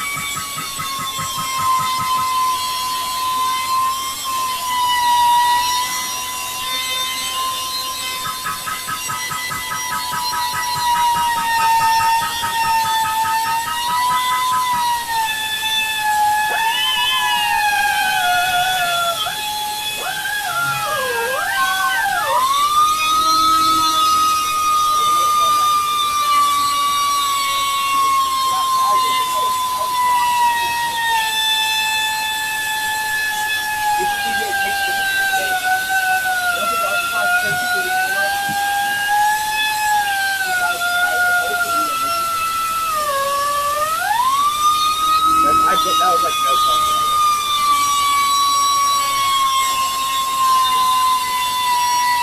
If he does, he can straight down and get Let's see after we get done with this.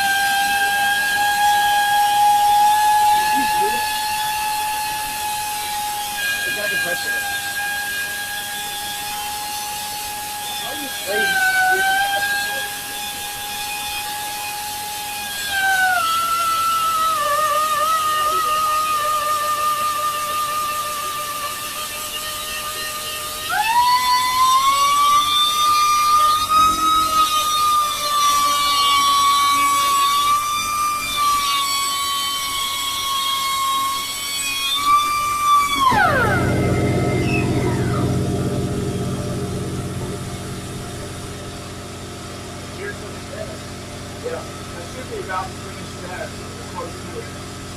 I'm almost at the bottom of the seat. I could probably turn it now. I feel like once I get away from the tip, That means the end record and part of the same time. right, I'll get close to the bottom. It's still going to be hard some, but not as bad. I'm going to switch back to side by side.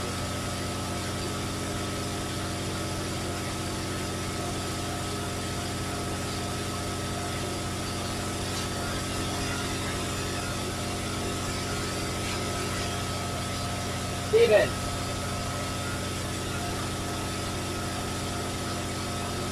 I guess we can't really use the gear stuff until the back in, can we? I wanted to test to see how far we could go, again, picking it out of the second, then reverse on the offset, with action lines in the life. Well, that's not gonna, the shafts are gonna have extensions too then. They'll just still be free floating even with the case close together with those spacers.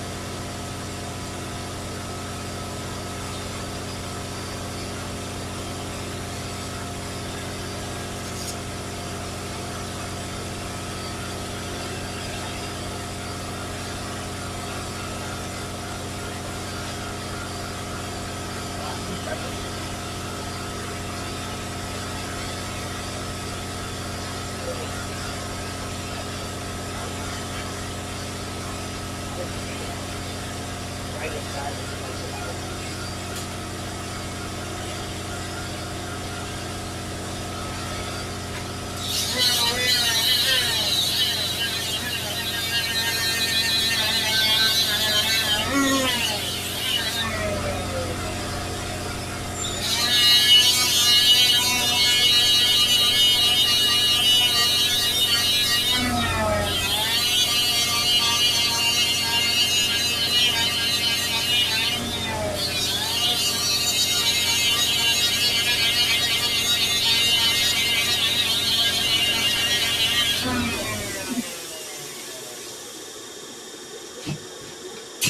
These are the stock ones, 5 feet D, just a thin little sheet metal stamping, the reverse lockout, and similar thin stamping on the actual kickstand itself.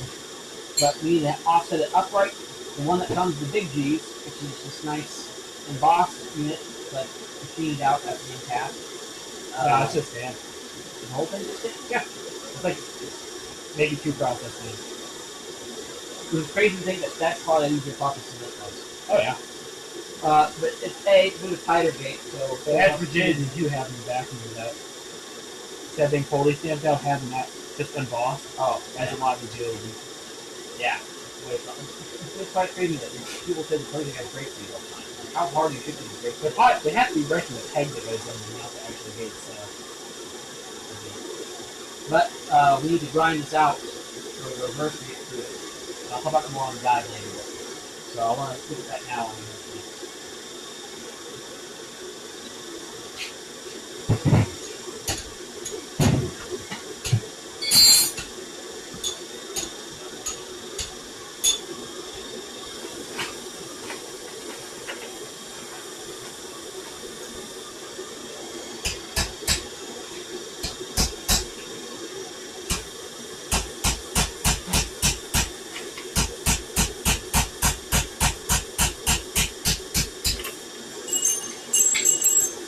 Wow.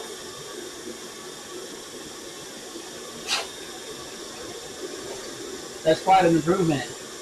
What is that one for this? Well, the rows are. This is the F, Oh, and this is the later G one. yeah. So we need to use this. We don't have any spares, but this is wild difference in quality over the years in the process of how to make this whole piece out of. This is the old one.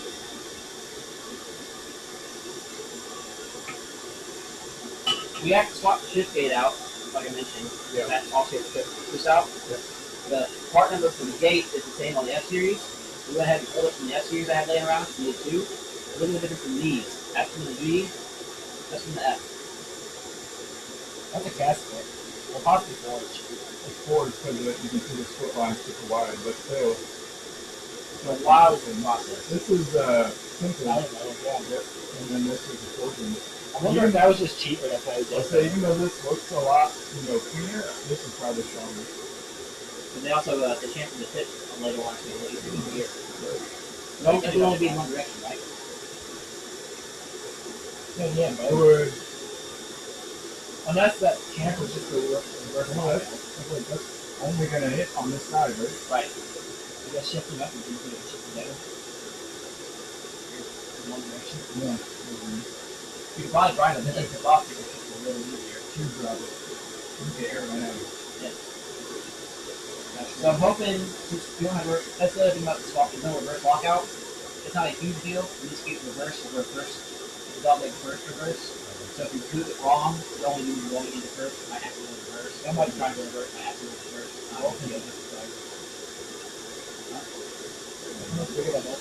Yeah. But I mean, you might as well have a shift shell. So, No. use the forging. Oh. Only if the F shaft and the early G shaft are the same size. Okay. It just depends. So, right. I think all the G's are bigger than. It's all bigger than that. We can just fill it out. Well, we know this is like 10 Yeah, okay, so we'll put this out. Yeah. But, And your finger looks almost normal. oh yeah, they did a pretty good job. That's really good. And that's all picture of not too long ago. You have peeling back in the tip? Oh yeah, let's go. This feels a little weird, this corner is really close to them. I like how, again, it's completely off camera, so it's not like completely off A whole two people, or five, I mean. well, there's no Hello, four people. lockout. Not even watching. What I want to do, if it won't wind up, I want to make it so it goes down a little bit, and then over to reverse. So if I'm normally slamming it left, up, reverse, up, reverse, it always go reverse. To get to reverse, you have to slide it down. You were able to reverse lockout from this not work. The lockout, the reverse. That's a 6 in there. You do locking on 6, you're probably good. Try here, see that might move it over here. Not like, maybe. Well, yeah, that might move that the left, right, come down here. And the fusion doesn't even have You can't do it for rain. even if you could, it's still only that direction.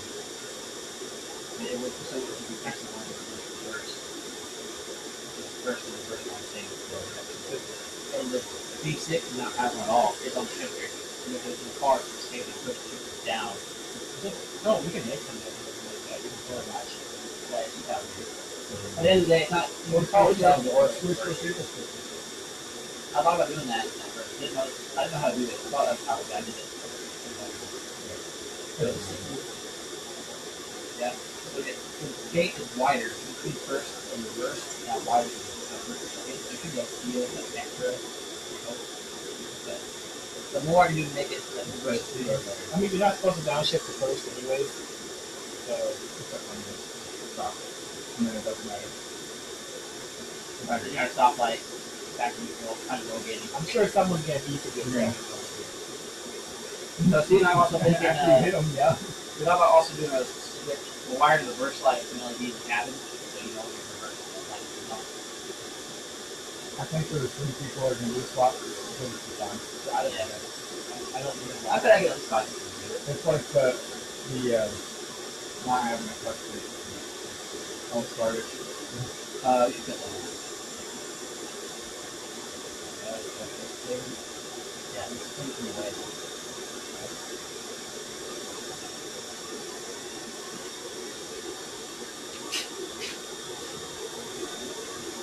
I cut it off on mine.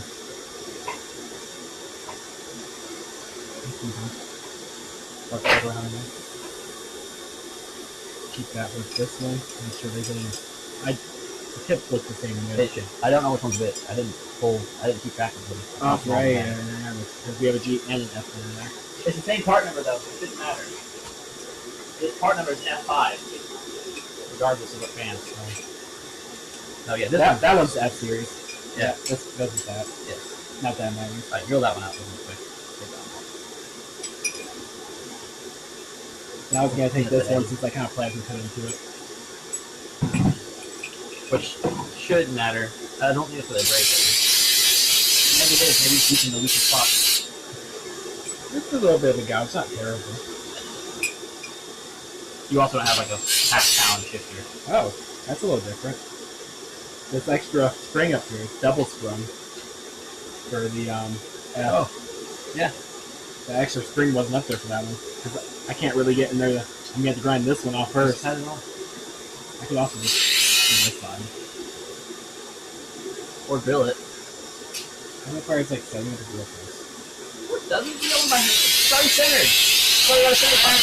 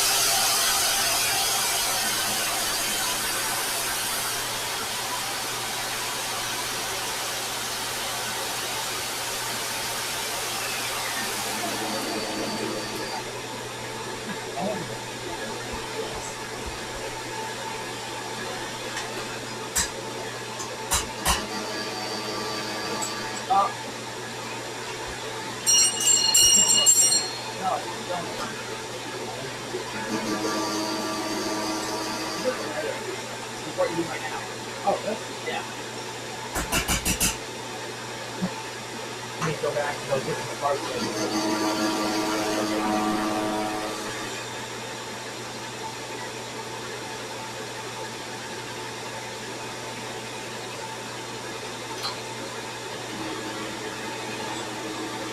So this is the shift gate from your big G.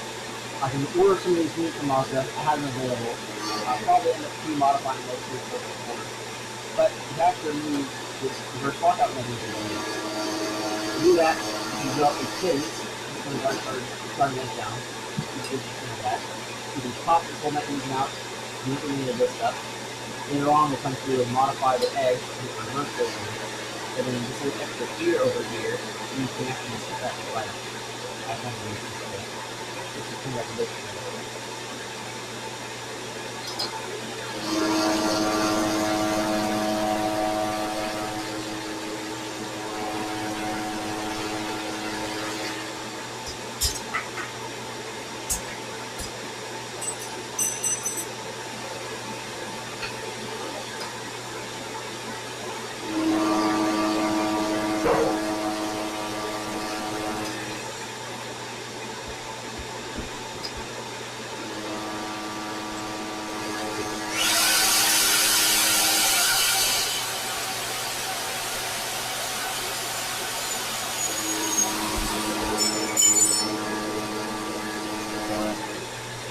You also like, I didn't. Yeah, I didn't want to.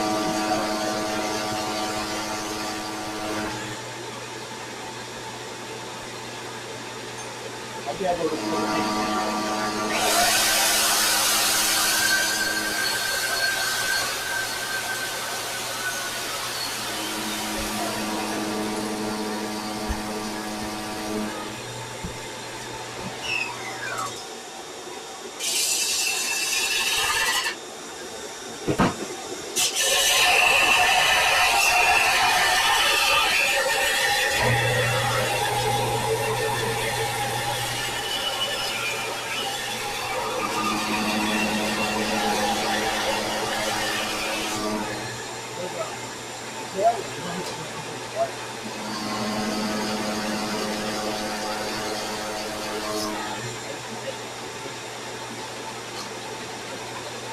Oh yeah,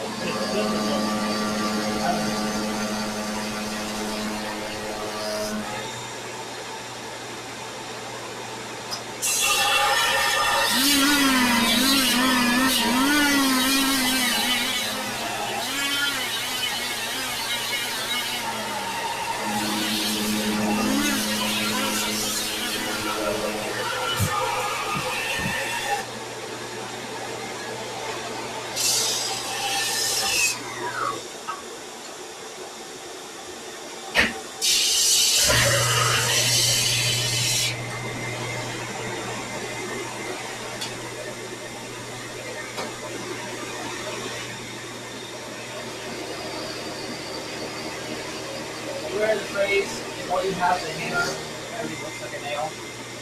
That's you. As long as you have a die grinder, everything becomes the same in the surface. You tie like belt said right there, it's perfectly nice curved edge. Die grinder. No, I was fixing the part of plasma cover. Die grinder. It looks like it's going a little better. Yeah. This corner of the insert's trashed again, but it's just getting past the teeth, so it's starting to cut smooth. Cool. Just kidding. Still got a long ways to go. Hopefully, now that I'm past the teeth, I can start going faster because I got to get all the way down to that. We'll see.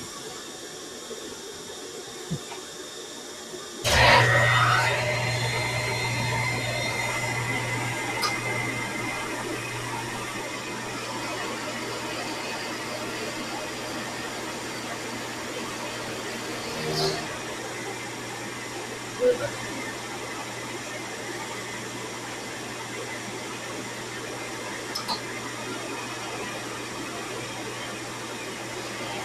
Is this how it stamped it? Is that right? With the edges inside? You can see it. Yeah. Yeah, it came in as a flat stock and right. Probably bent the shape first, then punch that, and then cut the outside. Now the holes really don't look like the same thing. Actually, no, I didn't. Those aren't because I had a thick ass spacer that thicker than the other one. Yeah. Is it thicker? Yeah. I hope you grab the spacer. Well, that doesn't have one. That has one. Huh? That has one. Doesn't it? No, like the G. That's like the E where it sat directly on the aluminum. Oh, we might have to make a spacer. Well, hang on. I got the one from the Protege. Where's one from your G? It's the only thing from my G would have been in my bin. That bin? That might just be on a table since I might have tossed it. Right there's a shift gate from it. Yeah, there's your reverse lock out. Tip.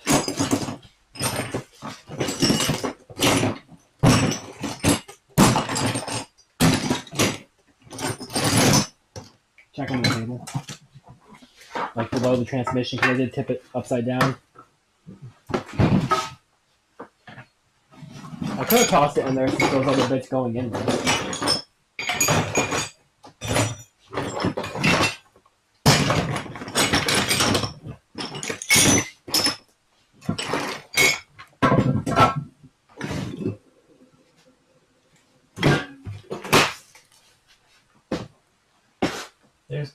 That's the bolt for it, right? Yeah, I think so. And yeah, right there is the other bolt for the weird ball shaft. And those are the 210s, so it has to be around here somewhere. What are you looking for? The bolt? The spacer for the shift assembly thing. That feel like we checked last time and they were the same. But now we're taking time to confirm. Got it. Here, got it. I have the one here. Same. Makes sense if they'll use the same one. So yeah, I guess even though it looks planar, it must be really close to planar. Where's the? You have bolt. Okay. Oh, yeah, yes. Yeah. I'm not gonna make you use the one I plasma cut into.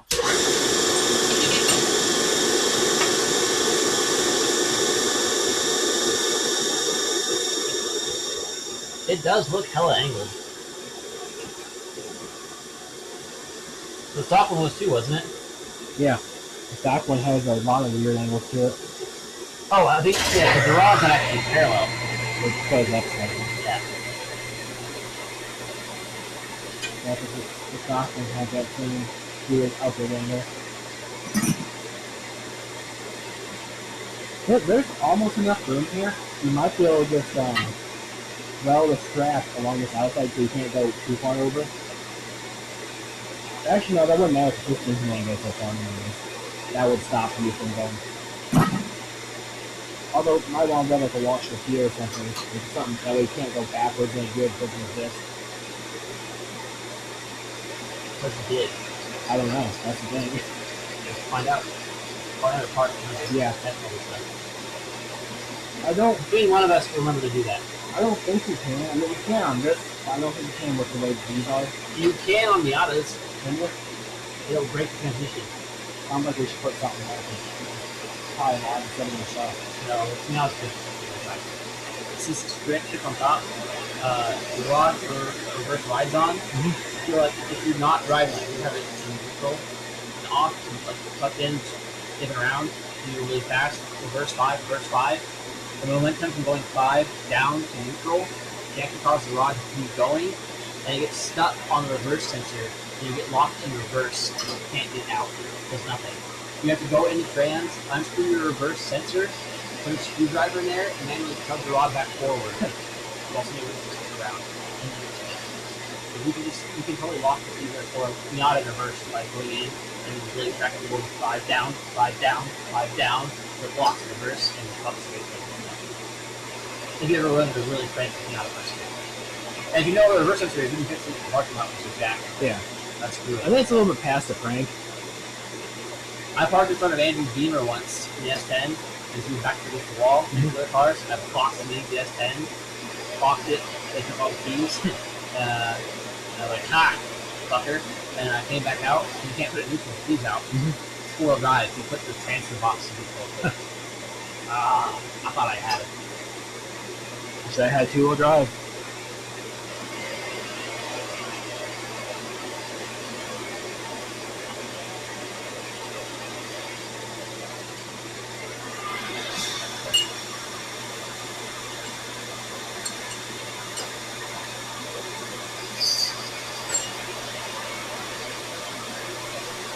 How's she doing?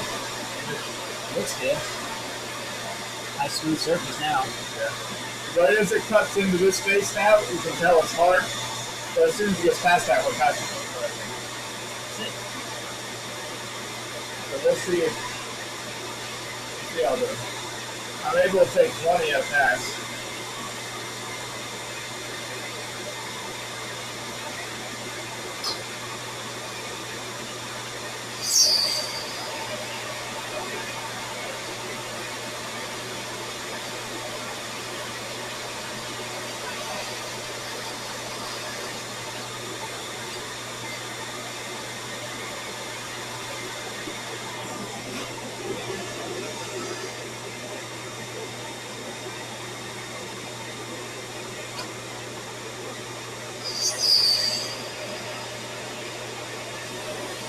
I gotta look at that roll. Yeah.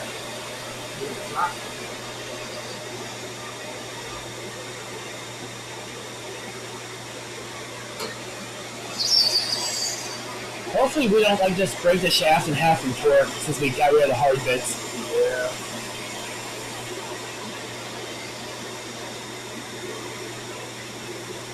Do you have a hardness tester? We kind of need to see what the difference actually is between the outside and inside.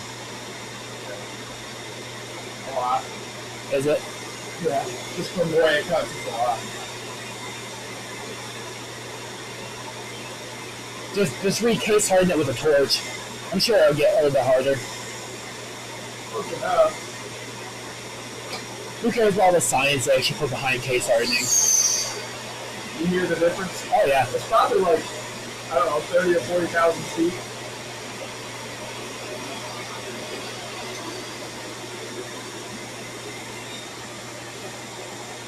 It's cutting really nice now.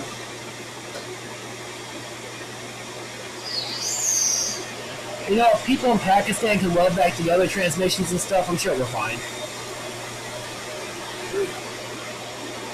They do it on YouTube, it must work.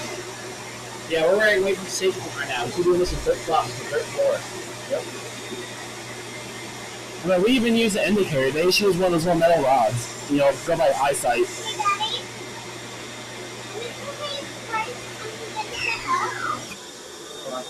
Can you please break something in the house? What? Can you please break something in the house because we're going to doctor's where we can get this fan on it.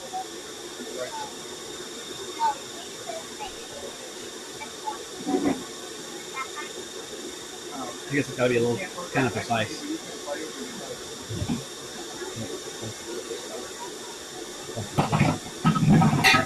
We didn't keep the F lock. No, that might be the right size. But just the aqua illusion. One side might be bigger than the other. Just on. Oh no, it might be an illusion. There's a step. If you look at it sideways. Okay. Here. Let's find his drill bits and go measure this hole. Or we can just shove that roll pin in and see if it fits tight.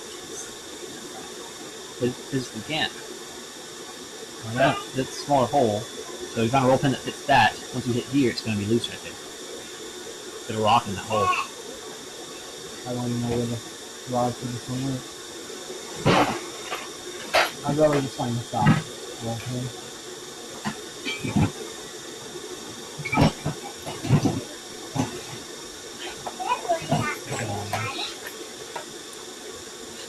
Okay, it's tight in there. And it's definitely tight in there. That's where it went. It's the right size. It's just an illusion.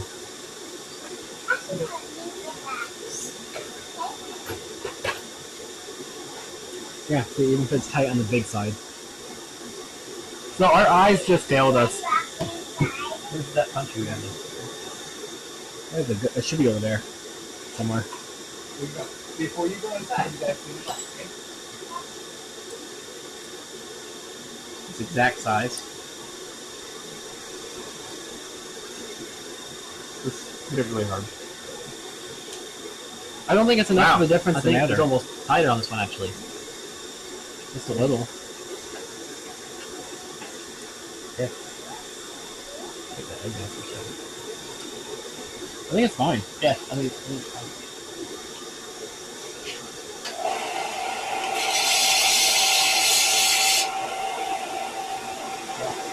Our eyes were just messing with it for basically like the transfer or something. Yeah, there's a small little step.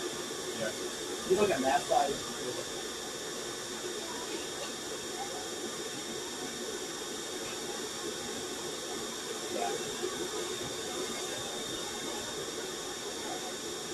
Just a weird optical illusion.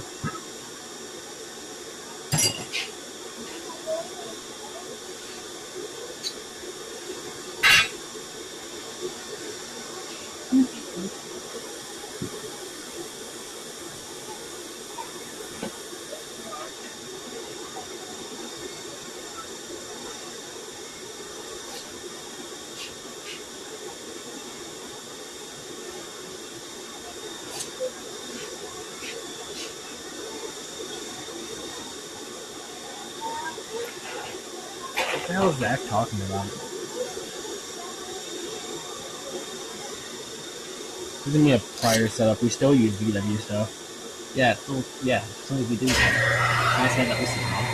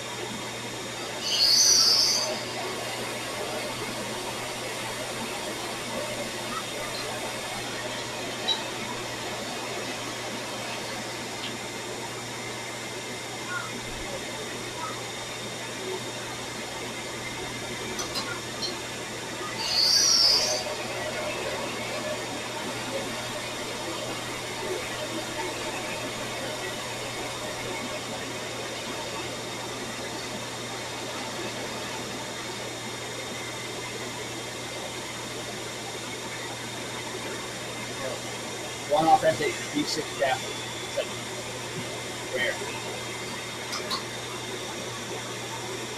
It's just the DNA of the transmission. Another cool genetic sequence right there. Oh yeah, this. I don't know, it might be a little bit of carbon and maybe copper, titanium. Who knows? That's why it's steel.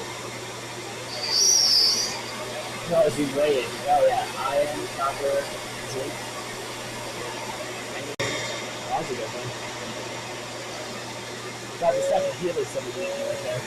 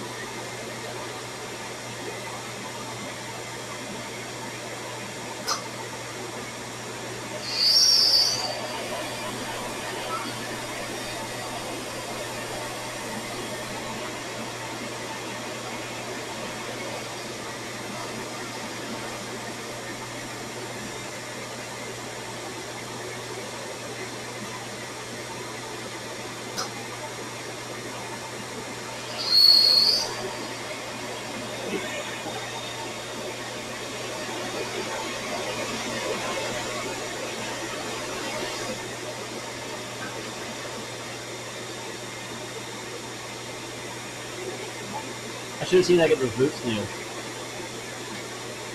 Oh, there's a roll pin that holds it in the G series. They're not welded. That's why I can't get it over.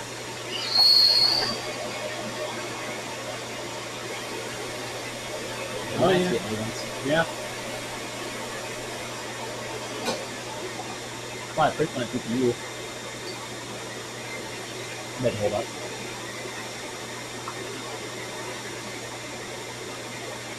I wonder if our reverse sensor's still going to work. Because it's at a different angle than where it would normally be.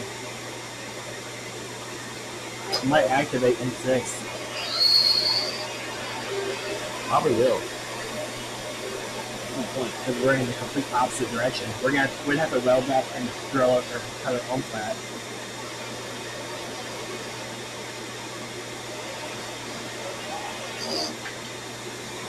How similar is the actual shaft for the cable from not until that don't mean nothing.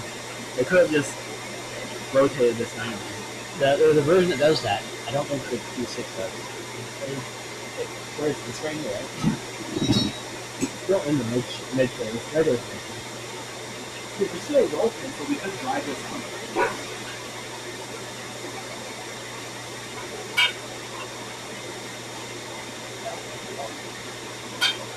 Right there's where it goes. Oh, it's the thing that's on the back.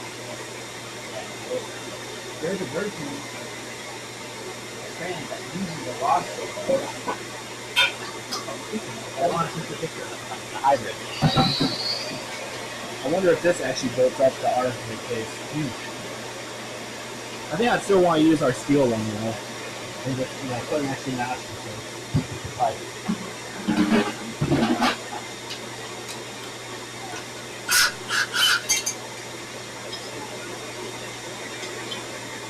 Go ahead, another insert. Insert. Where is my mid case? That was not it.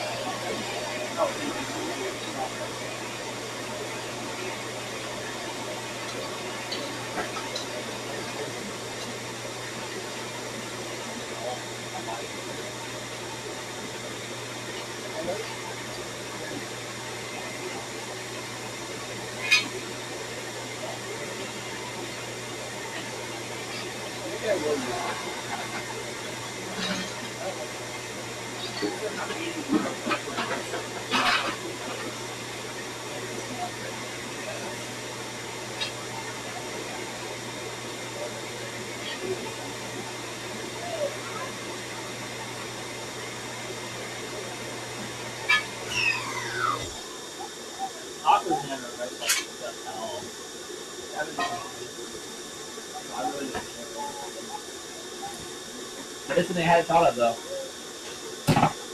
I guess it'd be the same for the Protege too. Yeah. Which is also not hooked up.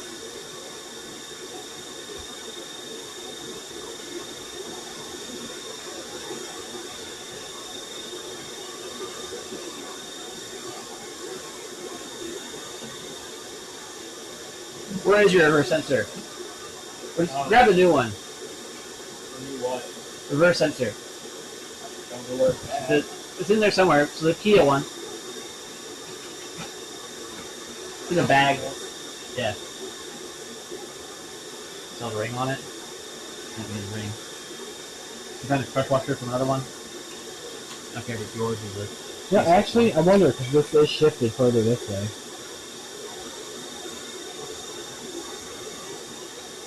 Oh, your sensor's still in. Oh, yeah. What's your shaft?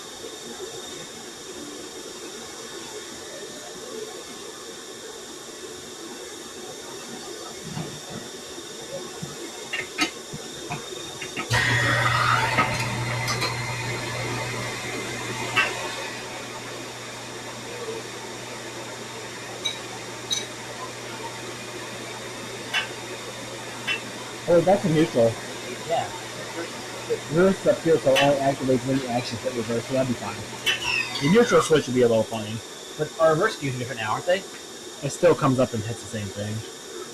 It's in the same spot. This is mid case, right? Yeah. What is your mid? It's in the same spot in this case. Okay. So it should be fine.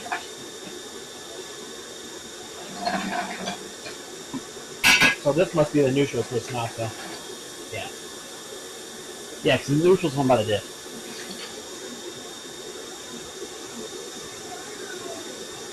Well, I guess we'll find out for sure once we have it together. No, it's backwards on the G6. It's right here. What do you mean? Neutral one? Neutral. No. Yeah, the neutral's right here. But the reverse is right there. It's right there. The reverse. Oh no, the G6 doesn't have this reverse, right? It does.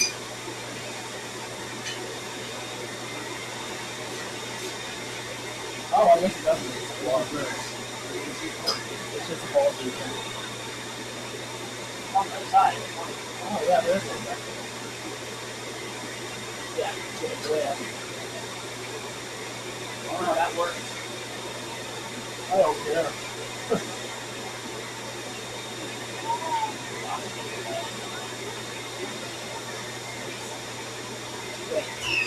That was have it.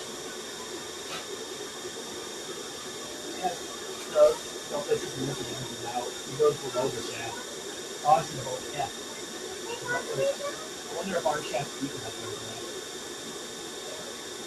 Hole is deep enough. Actually, that far down about bottom of the shaft. That down. That's about as good as that. It's a caliper. I don't know. It actually might not be. I'll have to actually measure it. Silly small G problem.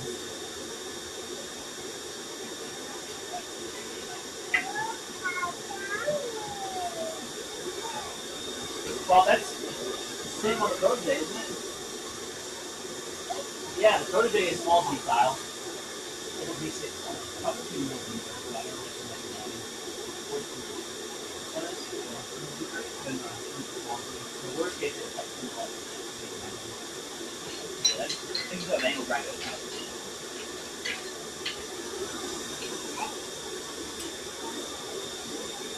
Just some more oddities. Stuff doesn't match up a little bit. It ended up being okay. I thought the reverse sensor. You thought the reverse sensor was going to trigger like 10.6. That would be hilarious. The reverse sensor actually is triggered by the actual reverse gear hitting it. You kind of do still 6 stops. It goes off the shaft. Right. It's not triggered by the weird synchro thing. It's not triggered by the shaft. Although the actual shaft the whole forks on is what triggers it on the G6. It actually touches the end of the shift shaft. Or the fork that touches the sensor on the bottom of the case. So that, because of that, the rod, the fork will be long enough to be 6. That's not a precision part that you cut to the bottom. And it's only 2 mil difference in depth of the case, so. So it might be okay. We'll find out. Is that it? That's it on the inside, yep. I gotta take a little more off of the space and then cut the little stuff in. Yeah. I'm hoping this sensor will make it through that step. And it blows out, do you have more to shop? I mean, I've already gone through 4 or 5 corners. Hard stuff. There's other grades of carbide you get that are tougher for interrupted cuts. This is not. This is a finishing grade, but that's all I have. I can't buy all the grades. Right. They're like $10 a piece for these. Yeah, you can only buy so many. You said we went through, is it 2 corners first? 4 corners first. It's like $2.50 a corner. That's okay. It's not terrible. So this costs $12.50 or something in inserts. Not the end of the world. Well, we're in the process of learning. Yeah, next one I'm going to start with the cutoff wheel. That'll save 1 or 2 corners probably.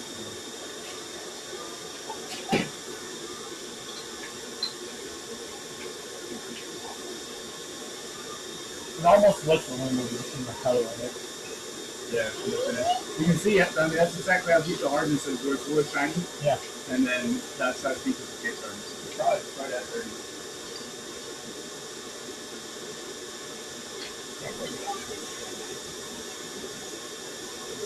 I'm going to say 25 to 30. Which is pretty good for case hardness. So if you have a big part and you're using a lathe that's got enough horsepower, you got good enough inserts, and you got like a case hardened, and you take a 50,000 step, all the way underneath it, and then it kind of cracks off. And that's the problem with this. And if it was just round, I could do that with this lathe. So with the interrupted cut, like hammering it with a hardened piece of steel, like it's got no chance. I think it's the grinder setup then. Yeah, it worked. That's how I ground the valves for the tractor before they in. So I indicated this up to a 60 degree or 45. If I was cutting the first or second angle.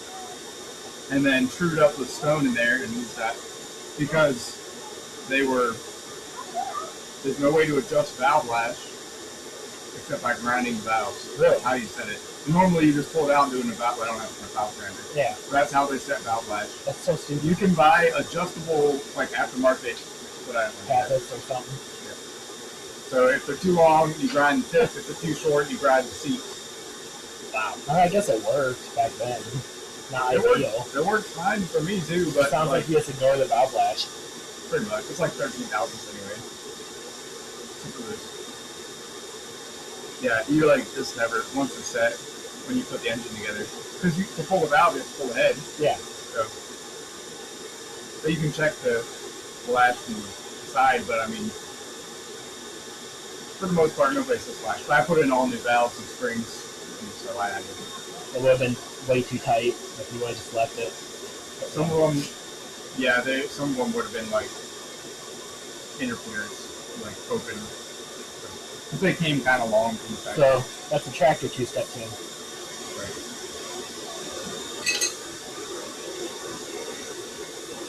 It's going better than I expected, honestly. I mean, it's going slow, but it'll pick up a little bit, and it's going fine. Like it's turning out pretty nice. Yeah, we're kind of learning the process of how to do something now. Yep. It's always something different. We are writing the guide right now. Right in the guide. One that's not a video how to. I'm not going Actually, there's an app that just downloads video transcripts for the whole transcript. You can download the transcript. Did they put pictures in?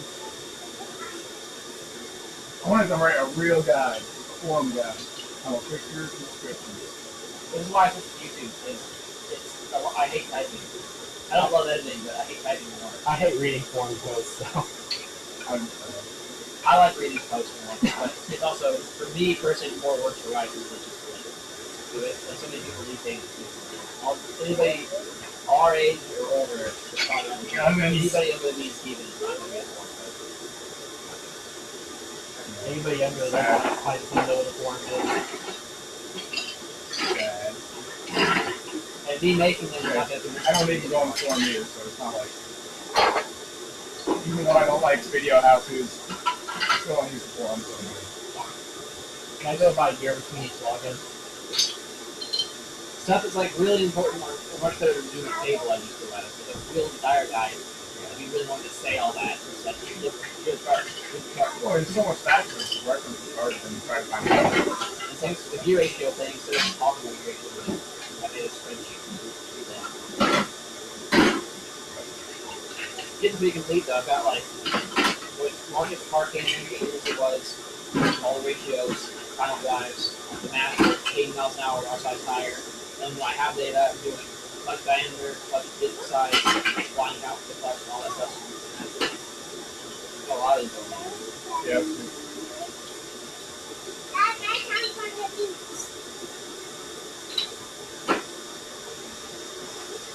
Alright, so progress report. We have the shift gate half modified. To finish modifying it, we want to test it with the shaft to make sure we can try to create at least some kind of reverse lockout. We panicked for a second that our reverse light would turn on every time we shifted to 6th, but turns out we should be good there. And our neutral safety switch should still, or not neutral safety, our neutral sensor should still work. Not that it really matters, especially not for an aftermarket ECU. Got the seal out, got all the races out. The case is basically prepped. This is the cleanest one off. It's already got the sensor installed, so that's good. We need to bore out the hole for this ball thing. Which one is one that is not yet bored out? Yeah, not yet bored out.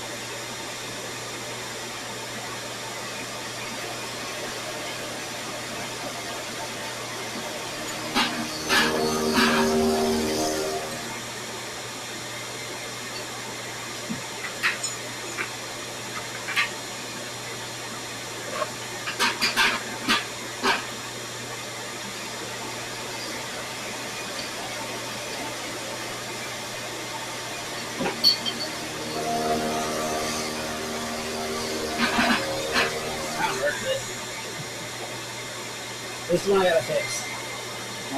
And thrown to it. I love that. Probably something decent for this. Yeah, open that in the middle. You know how that? How you do that? Yeah. Yeah, if you were to build it back up and go and build these spots. If your welder can't run all the time, Look at that. On that part over there. Yeah. And it's all plugged in, ready to go. not plugged in, but I can show you. Okay, I think this is done. Well, except at the end. I can go measure the depth of a bearing real quick so we know how far away from the surface we need to actually. Well, it should be the same as what we took off, right? It should be 200. Oh, yeah, yeah. I would think. And this doesn't actually touch anything out here, so it's not super simple. Yeah. The only thing I'm not sure about is if I need to support this, try to support this somehow, because that's sticking out there pretty far. Oh, when you cut it off?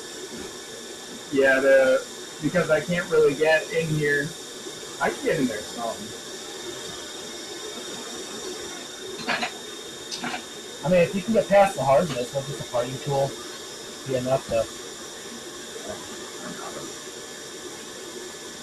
Like, I could get in if I move this over. I can get in to some extent because of the camper.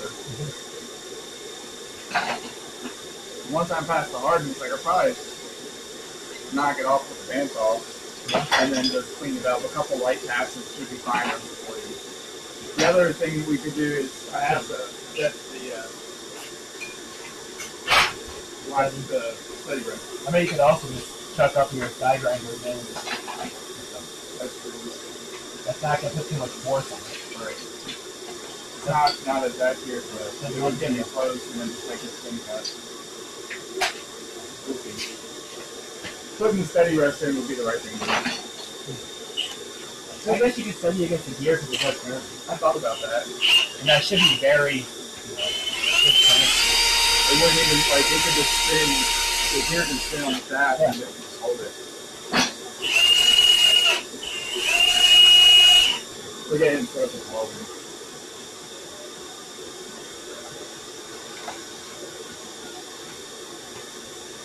You might want to hit it with the torch to preheat it. Just that way you don't warp it. Putting so much heat in a small area. Also, you should probably move, or at least... boy? I don't think I'd weld it there. You got a lot of flammables. You're tired of cleaning? Oh, this is... Dad,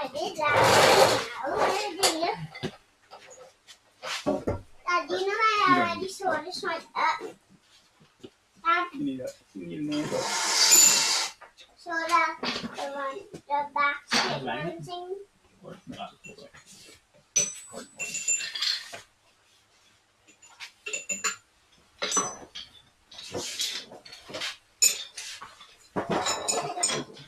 For that. Although, you're not going to weld anything, right? Are you trying to straighten it out? Where's your Alright, welding desk? Look how I did it. sitting on the floor.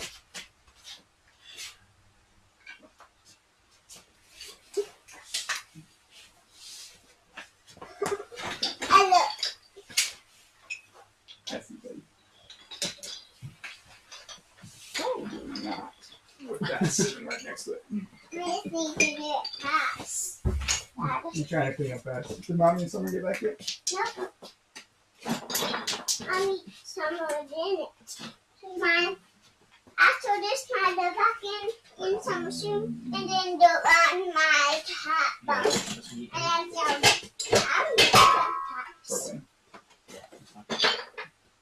I was steaming, and then they Hello, Mr. Bean. bottom, and then I used in first, then the Indian one, and then bottom of that. Warm enough for I love juice. Crazy. But I saw yellow jacket? Both sides The up. bee. Is it a honeybee or yellow jacket? It's It's a a honeybee. fly. Yeah, don't kill it. Just let Fly. it on its way. I thought it was yellow jacket when it first came around. And then when it came It's past a it, fly.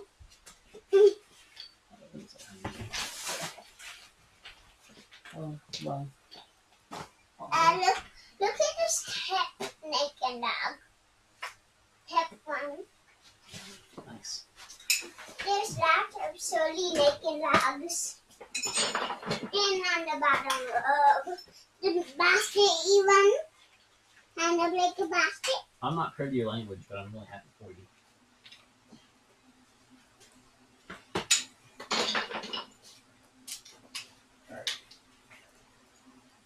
gas is on. What else do you need? Oh, it's over there. What is it? Bye.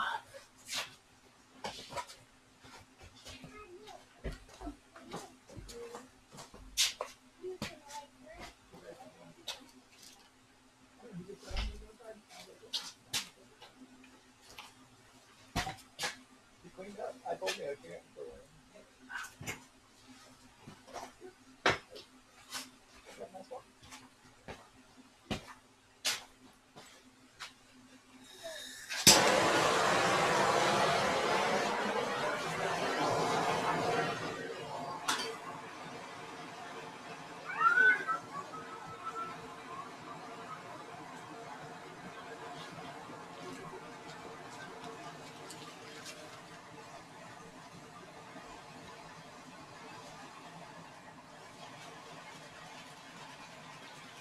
Missing piece to my skid steer puzzle is finally arrived.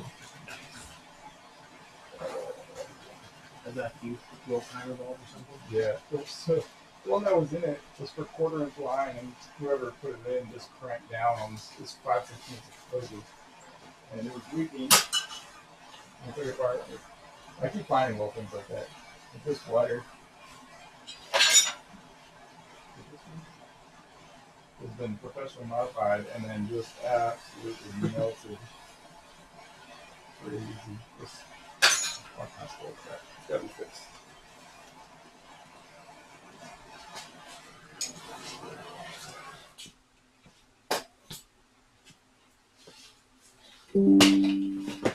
What?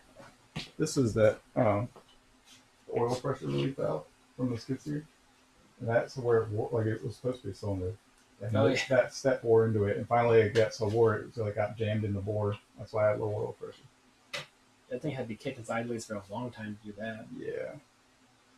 That's impressive. You gave it to me in grind mode. You don't need eyes. It's always in grind mode. Until I weld. Thanks for telling me. You're welcome.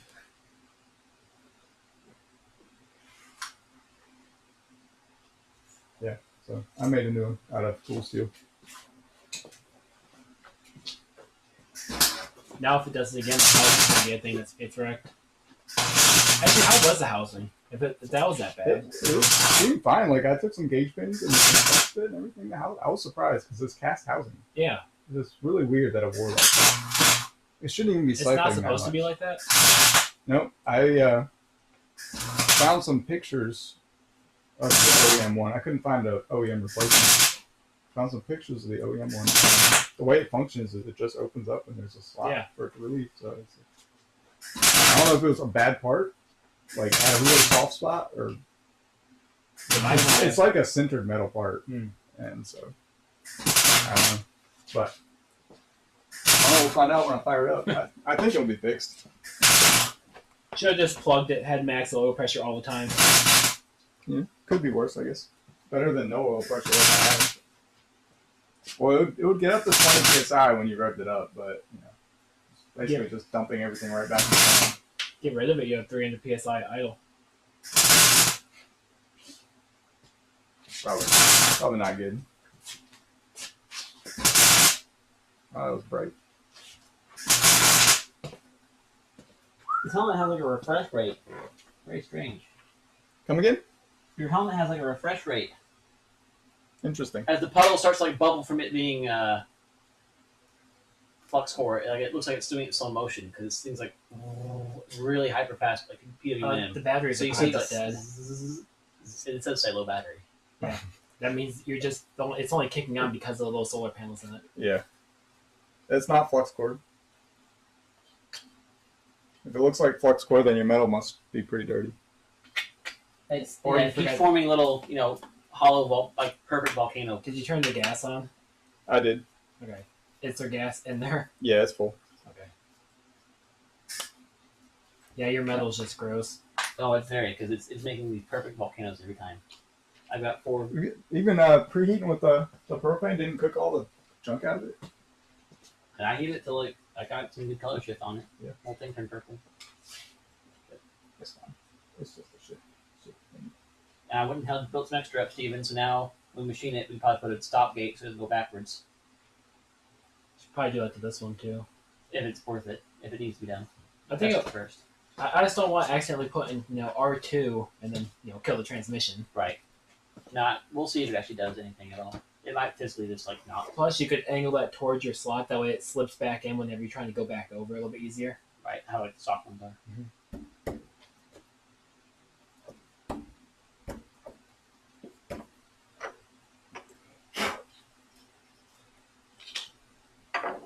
Man, these welds are hollow as shit.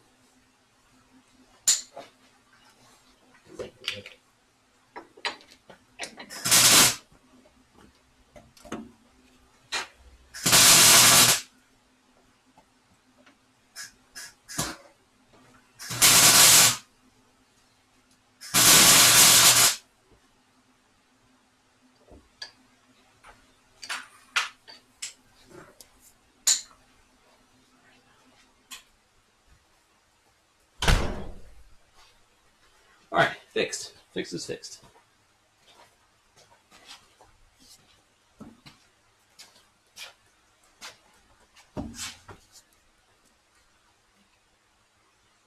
Fixed is fixed-ish.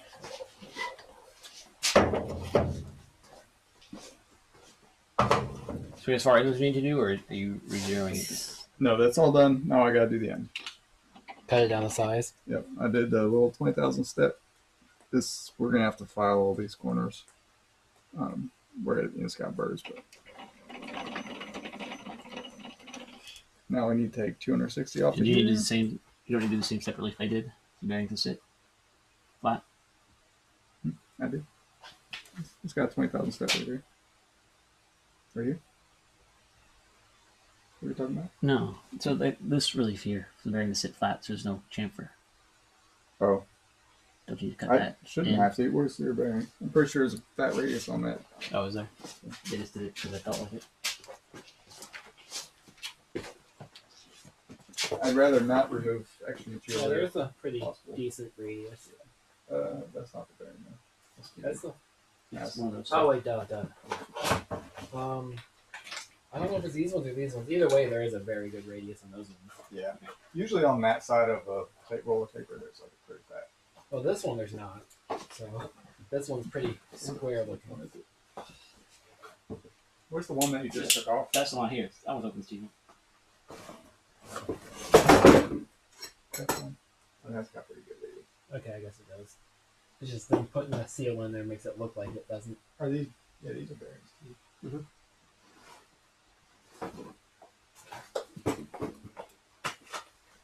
I don't know why it matters. I mean, we have to open them both today, anyways, or this week.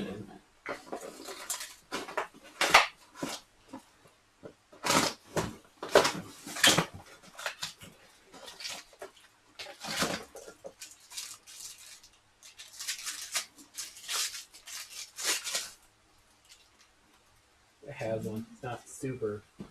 Yeah, it's not real big, but it's got. I'll double check. That's what stock is there for, right? What would the machine class that was the whole point of that step. Just for Yeah. to make sure your flat surface is actually a flat surface. You don't throw a chamfer.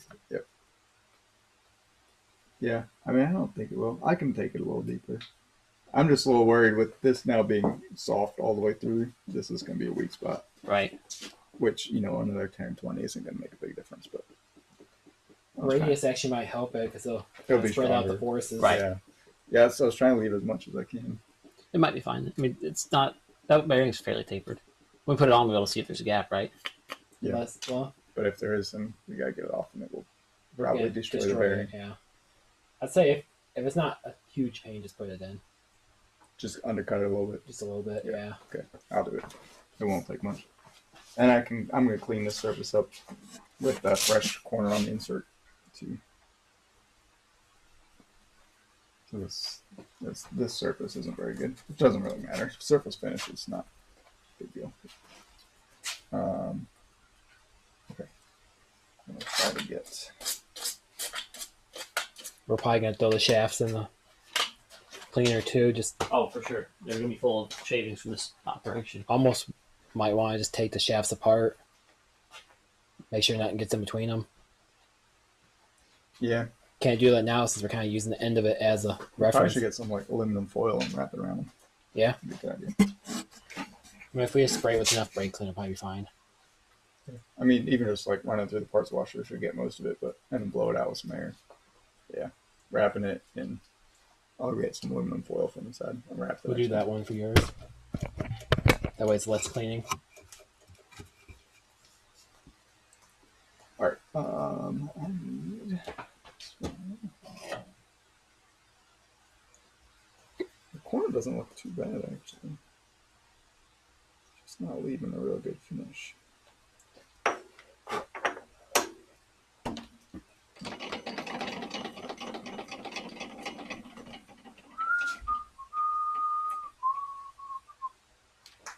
If we chop up the old shaft, I can take it into work and have it tested for what the center hardness is. Should be pretty soft, pretty ductile. Otherwise, it would be not Those shatter. good The at shaft handling loads. torque. Yeah.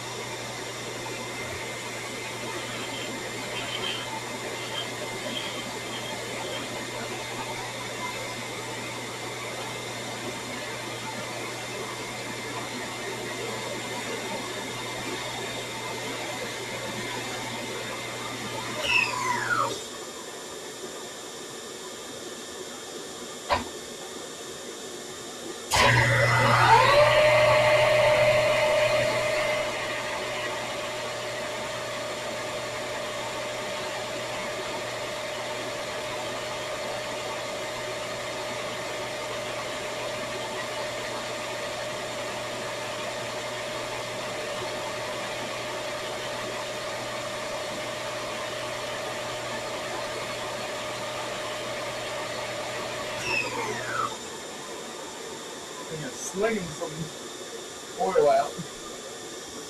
That's good. That means it had oil in it at least. Yep. Probably clean now. Right, slung all over that. Okay, I think that is pretty good.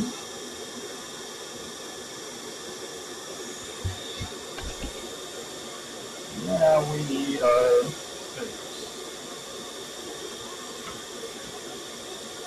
There's so much stuff in this small little.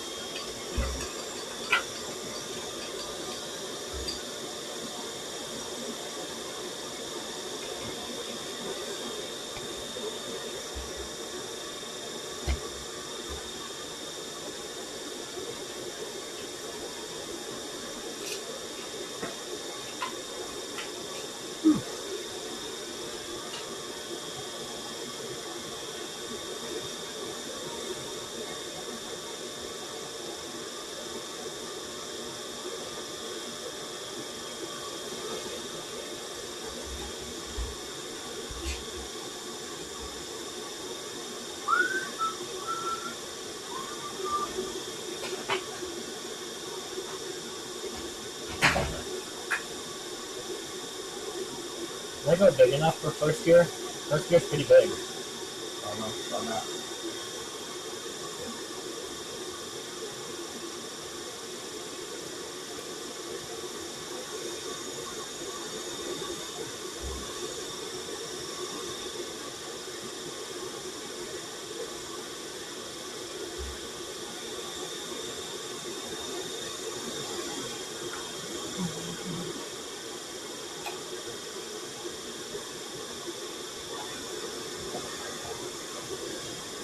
Where are you trying to support it? I was hoping to support it on first. If you might. Or is it bearing on it? Bearing? That's paper bearing. Oh, That's what I'm going to see. If there's enough room, you might be able to support it on the shaft.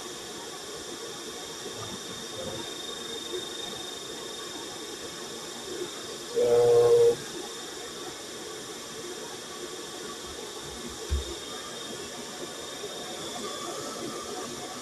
I don't think it's going to even get big enough for.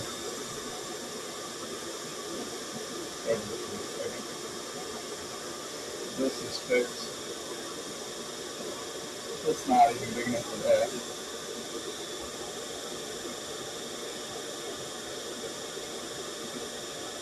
Did it roof have rollers on it? Oh, I got it. I mean, I could run it on here, but it's just not enough clearance. Because I got to cut off 260,000. I mean, it's not super critical if it's not completely flat. Then, if it does, have a little bit of run out. Yeah. I can cut most of the way through with the center end. I think that's what I'm going to have to do. And then we can, like I said, cut it off with the saw. And then I'll just really light finishing passes with it like this. And I think it'll be fun. Not ideal, but fine.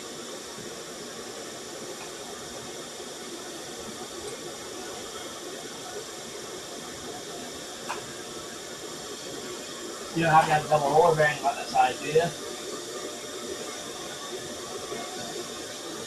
I don't know if it's standard size. It's 1.103.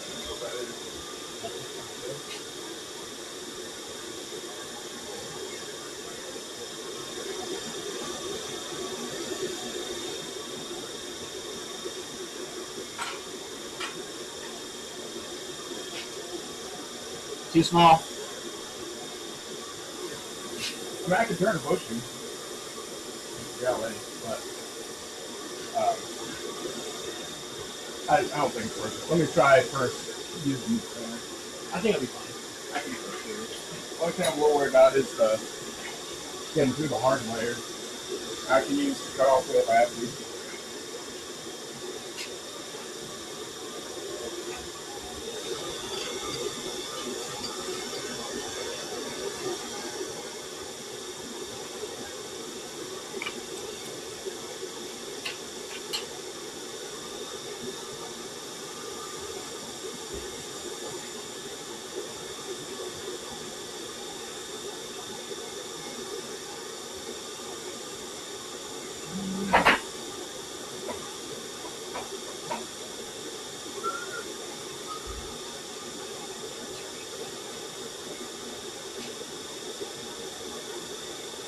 That's close.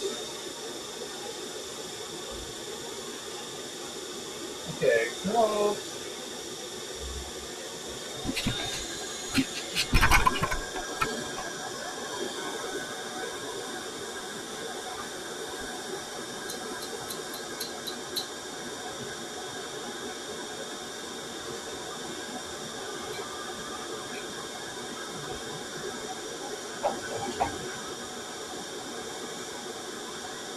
Bandsaw.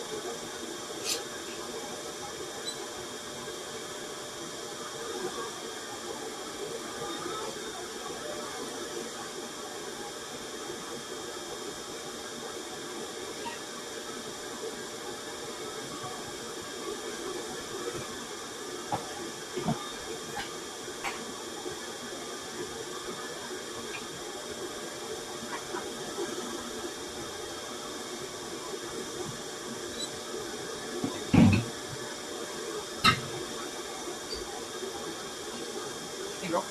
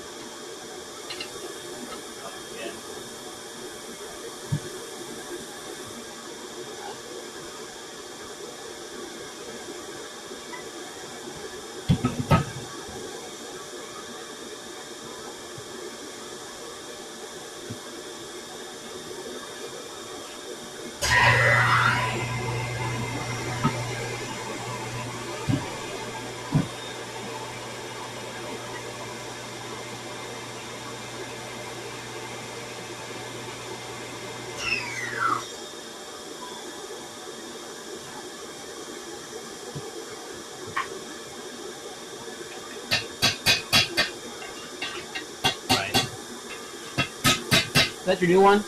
No, it's the old bearing. We need to have that in there Yeah. when we actually. Try the tool. See what works. I don't remember which box it was in. The big one.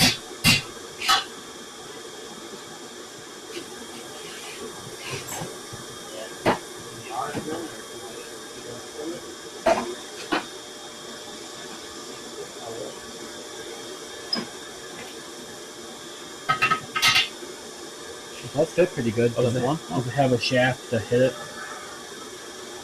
Or is that in a different kit?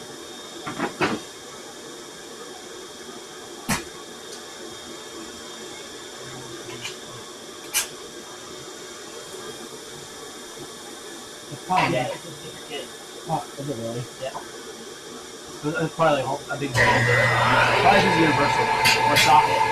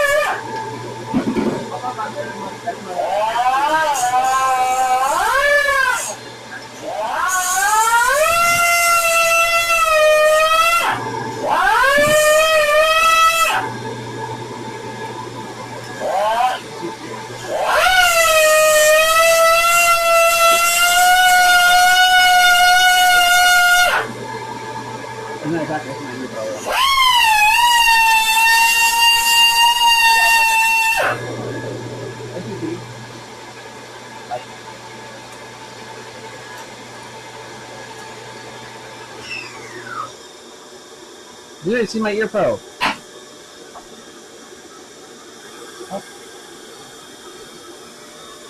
I can't find my ear pro. Oh, here.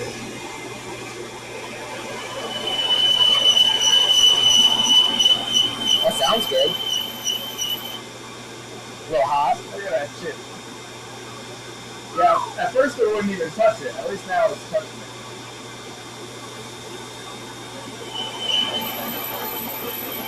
Yeah, we're under the alarm.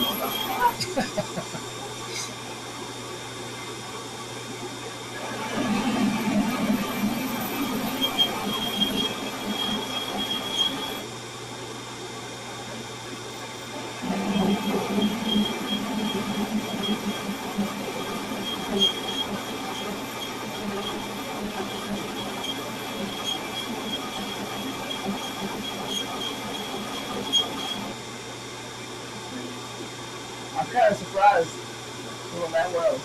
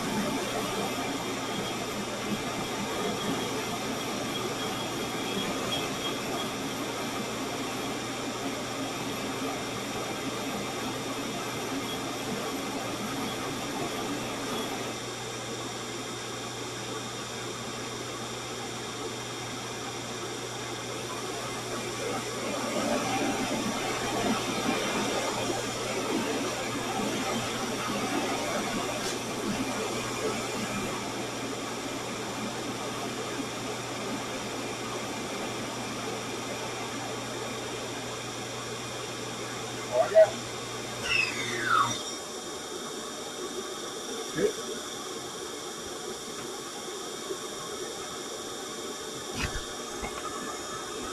Being hollow, the inside's probably hardened too.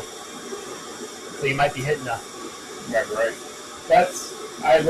The pool was up against powder. That's why I stopped. And I gotta be really close to cutting through. I think I'm just trying to hacksaw to get a good feel for it.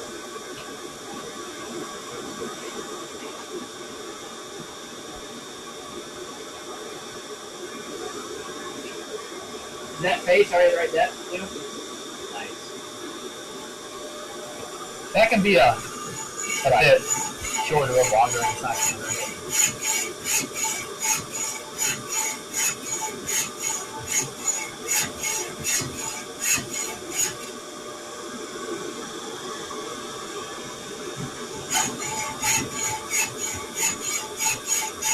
The Pakistani people do that with the lathe running. They just sit there and I can feel the first few strokes cut, and now I'm into the hardened part. I'm probably gonna have to use cut off too. But that's fine.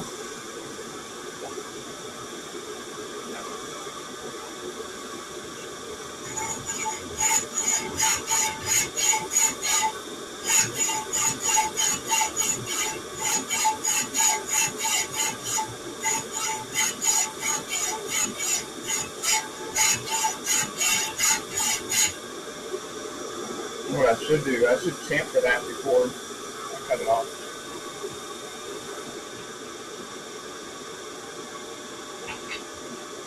the hell, man? The honeybee is okay with that, but it's not cool. It's a mosquito. What happened?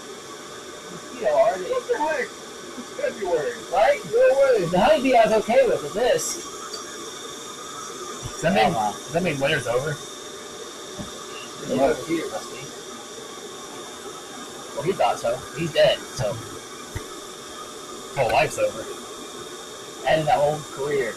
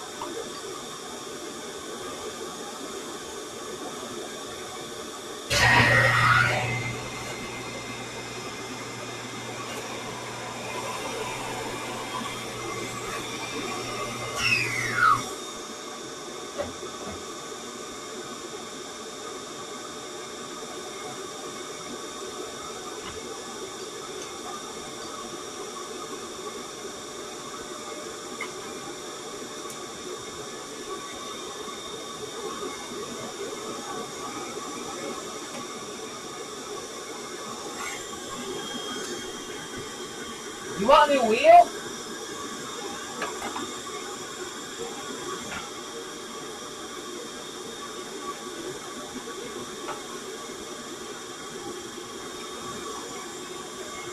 I'm gonna crank this back in.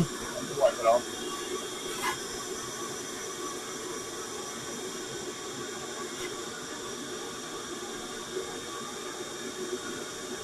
Alright.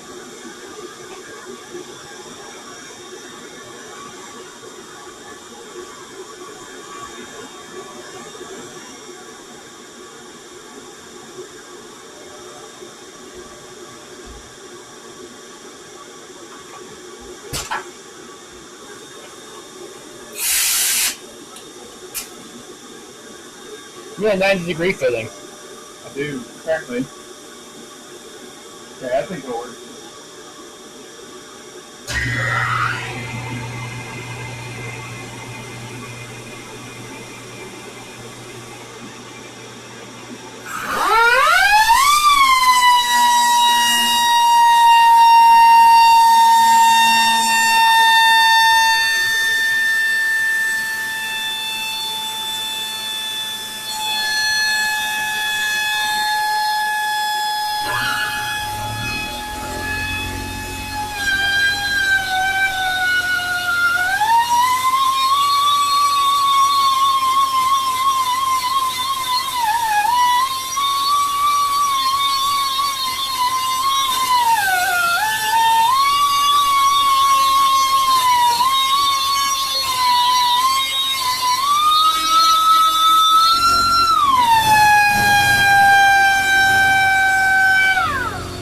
Actually, let me get the piece that drops off. That should have one hard inside and one soft inside. Before it's broken. Oh yeah. And it's nice and tall, so I can sneak it in without, asking me what I'm using it close to the person. You want that? I don't think they care. It's easier than carrying an entire shaft. Not very thick, but we know what the case card is not. Case, yeah. Now we just need that bevel, or clean up the outside and bevel the inside. Number one, we're bearing on it. Test it. Yeah. See if that can twist. If it does not. It's our chance. Drop the shaft down and just mess with all the links. Not no units up anymore. Everyone's off. 5 mil. Hey, then we don't have to do the rest of them. Yeah. Just part of the rest of the weekend. Yeah, we shall face one of the Persian. The Persian was definitely. Yeah. That's.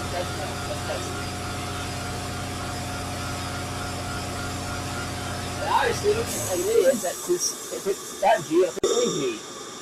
Because I was told that you could easily reset the other G. Right. Not quite. Close.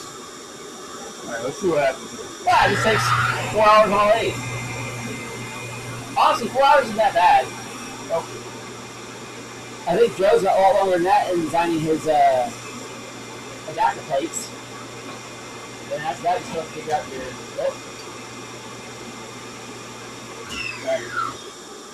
I expected it to quite a while, but I didn't expect that to happen.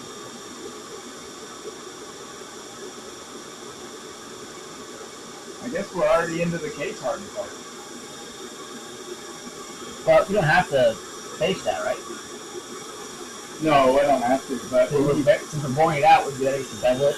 we need to bevel it, and that's gonna. I can bevel it with a bigger bit. Or I could use one of my cone carbides. That'd be self-centering, right? Yeah, but that's high-speed steel, and it's case hardened. It ain't gonna make it. That melt that. Yeah, that's probably close to the same hardness. Do you have one that's somewhere else? Like shop or? Well, I was gonna use these little boring bars. Right, that's not going to self-center. Right. So we might have to go with the die grinder, set the compound, and the carbide dirt. That sounds good to me. Or we have to find a way to make my steady rest work.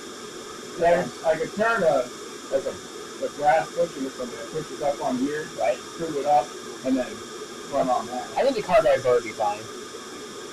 Yeah. Let's try it. We'll try that first. Is it off center now, or that's hopping around pretty good. It is definitely a lot more nuts. Did not expect that much.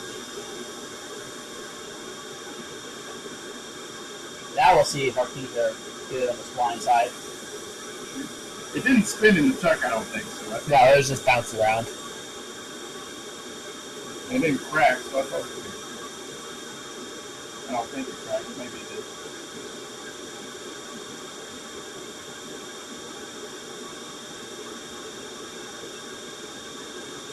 Does Indicator have one of those? No. Oh, what? Side tip, sensitive tip. I mean, that was like a lever, right? Yeah, that's a lever style. Yours is a lever This style. is a dive flow. You jacked up now? It's a little off. I think that it would probably go back straight to the center.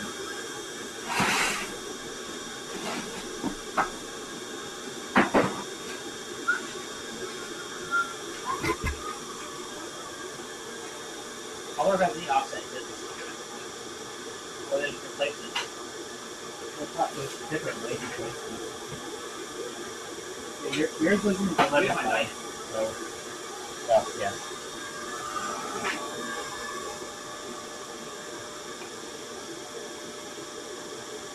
I think it's not tape. It's done. Yes. Oh yeah, yeah, they one. No, now it's not leather tight, but yeah, good man. So do the same thing and the other thing. As long as we did their math right, they should be the same. But now you're using it as a reference. Yeah, any reference. Because that there's no match to do to make that.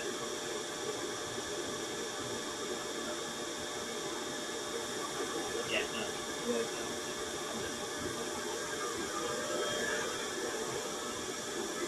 Oh, it has one of those bearing though, Steven. You got a ball one though.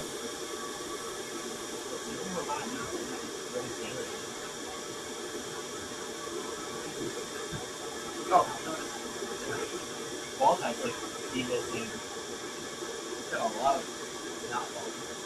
Don't have a ball. A lot of bits for a Amazon thing like $5 and what? Almost 170. I've never used, like I've used a few different hot sites, but for the most part, you just go with it. Like if you need the extension, that's useful, like, but pretty much everything else, it's hard to have it. I hope it does. I know you have that. Part the law says use all the feelers, do it full run one set, and then do it like that by I mean, it'll do that. You're not trying to do that.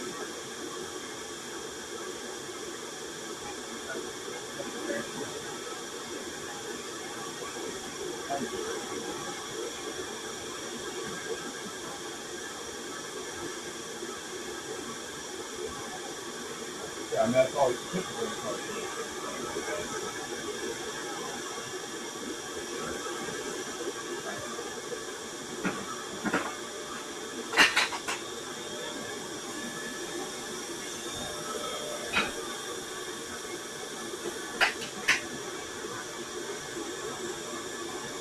I got it really good again, but I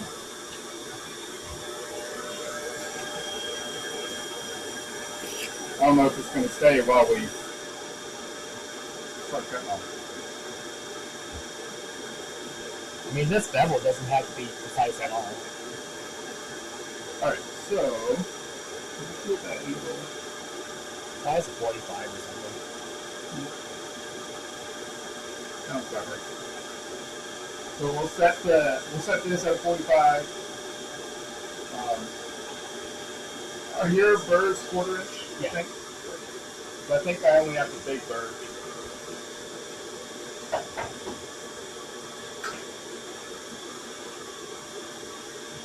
Small one. Yeah, probably one of these. pulling it come in.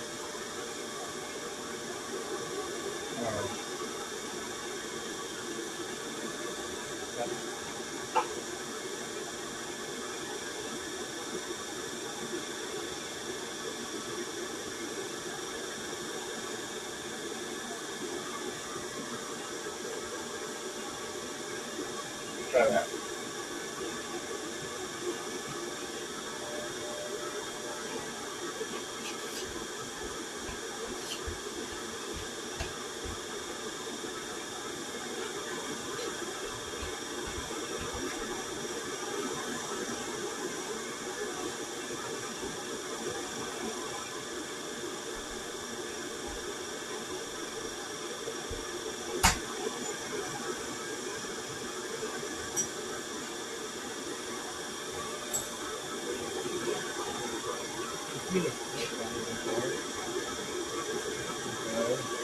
But it's like they cut it after they welded it. Because they cut down the shank a little bit too. Oh yeah, yeah.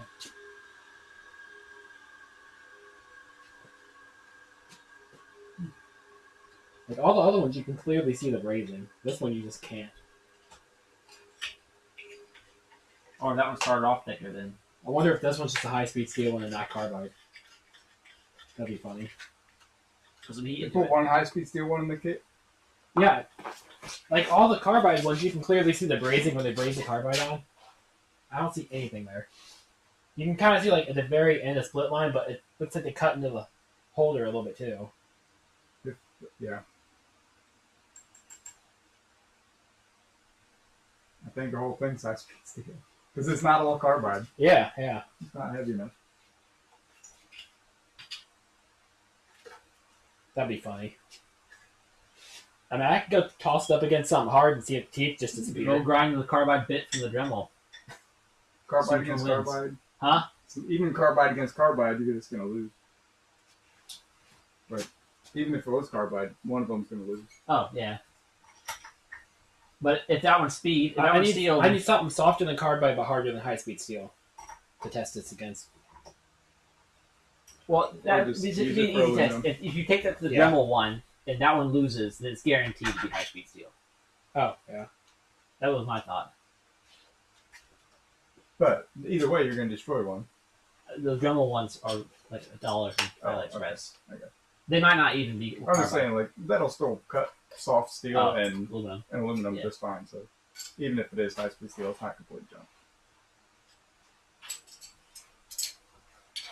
Take a torch to it and see if the tip falls off.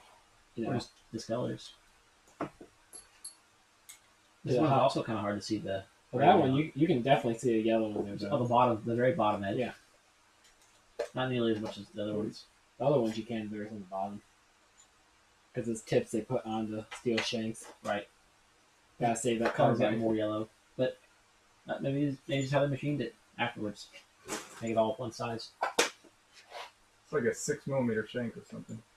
It's super loose. No, it is 6 or quarter. And we'll see if the collet holds it, because that's like, It chucks up in my Milwaukee pellet, no problem. probably will. Yeah.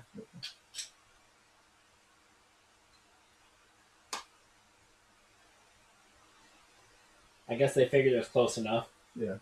6mm is 236 thousandths. You know, you're only 14 thousandths off, but 14 is kind of a lot for a shank of a tool.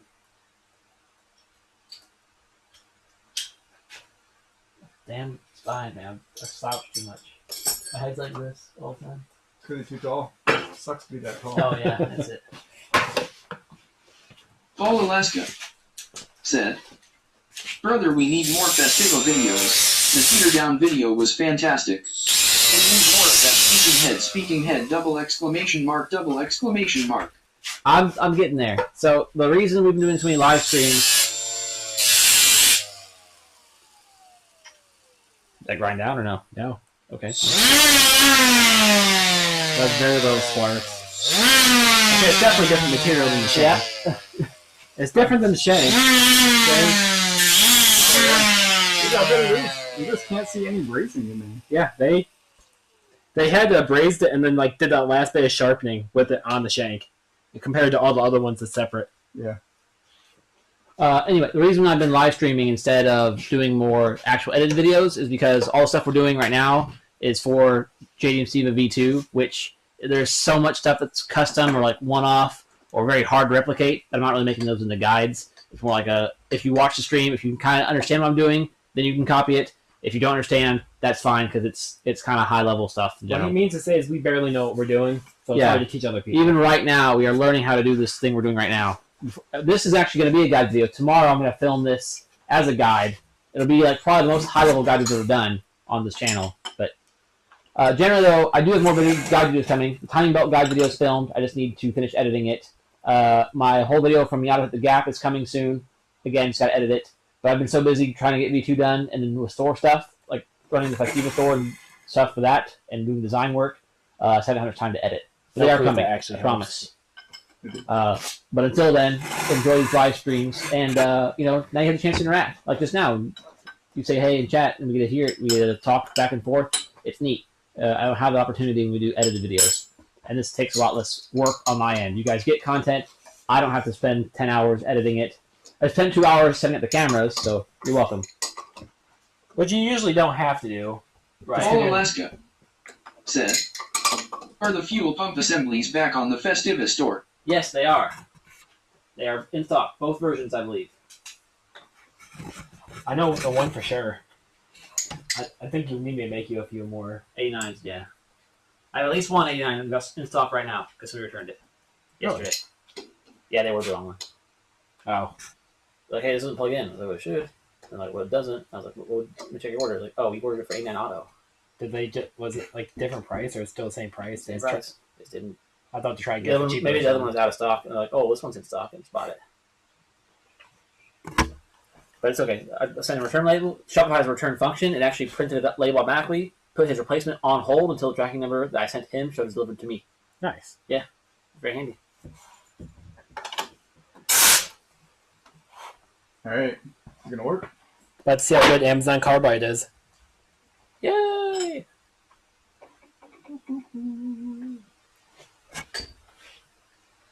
Fall Alaska said, thank you, King. Gentlemen, keep up the great work. Thank you. Thank you. This is going to get really interesting. You're going to love this. Only if I turn the 3-phase on. I thought it was kind of quiet.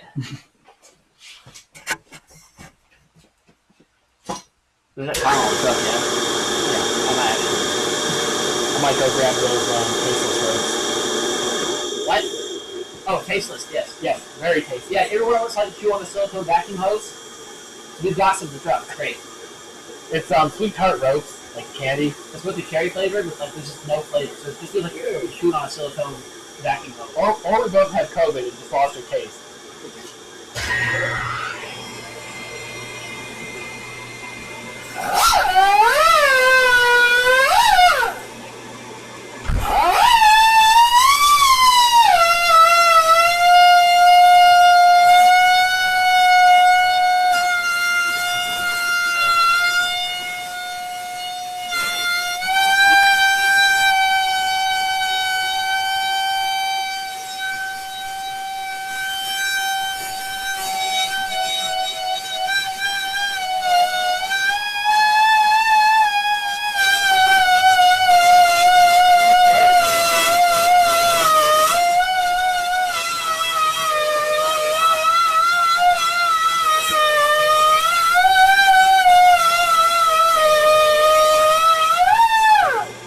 That seems pretty good.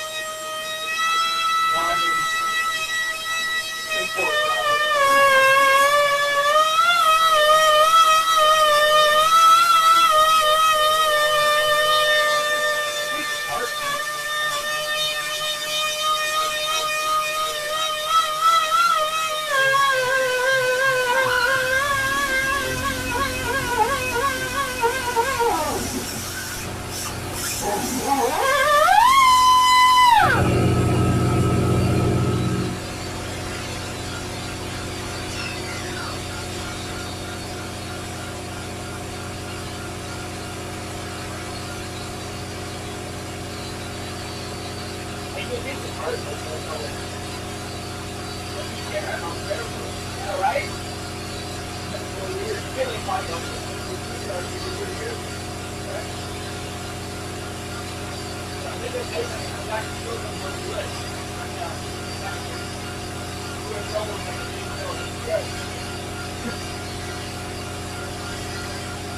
Yeah, it's more aftertaste than the food on it.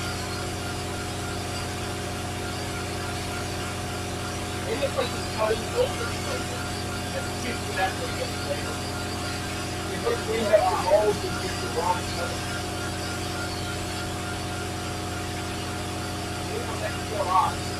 This is we're eating the wrapper right now. Dang. We're just eyeballing it. That's super fun. Sick. The eyeballs the calibrate feels for a little. Kind of. I do have to eyeball things, but yeah, I mean, that's what It does look pretty good. Yeah. That finish is pretty good too for just a If carbide. you hit a carbide bird, yeah, I'll hit it with Scotch Brite a little bit and we'll call it done. Chinese carbide is pretty good.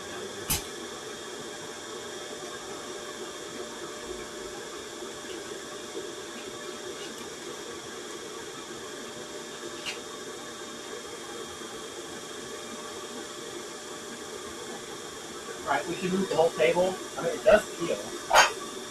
We should move the whole table closer. That way we can use that one as more of an overhead. Because of the light going on.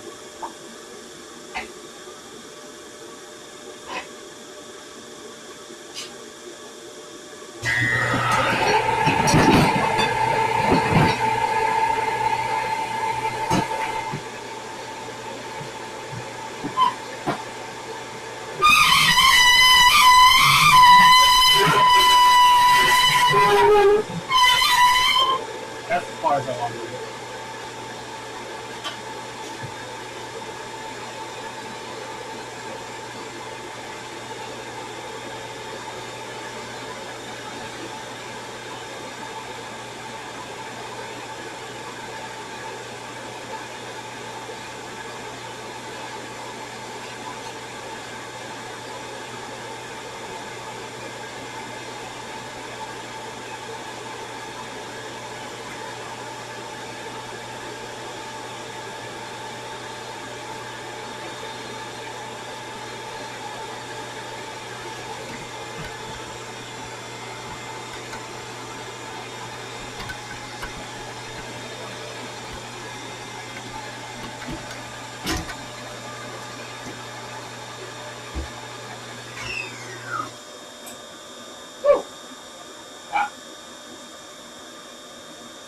I didn't have on turbo either. This is like unit.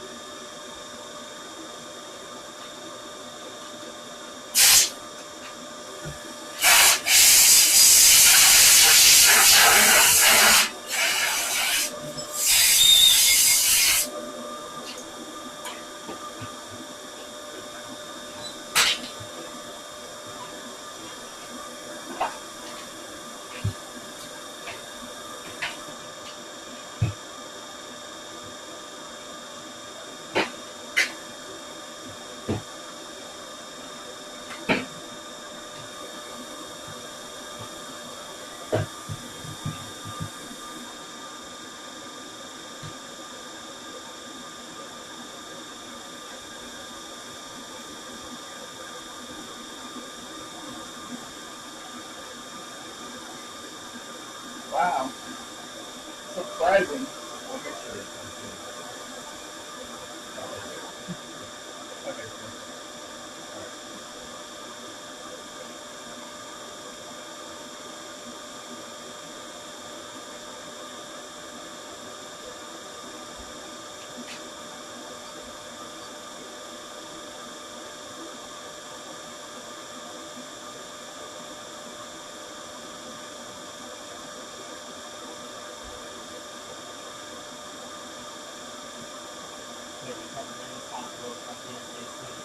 Yeah, and making sure to run out the same. I mean, I mean, it can hop around from trying to place it in. So. Right. Just wanted to double check. I think we are just good. You have precedent? I wish. We'll just tap on there. Yeah, and we can do it at the shop. We can throw the shafts in the freezer for a while, warm up there and in the oven. They're not going to be the type of I'm sure we can flag it out.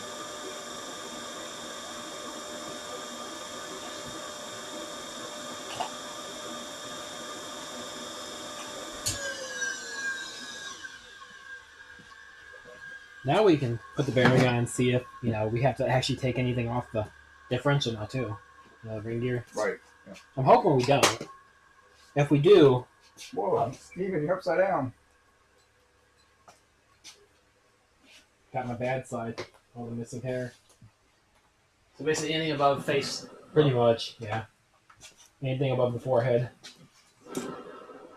All right, here. Take your end that way. That's mine this way. Moving this thing is dangerous as hell. I know. Oh, yeah, look at that. Beautiful. Okay. I think this one is my diff.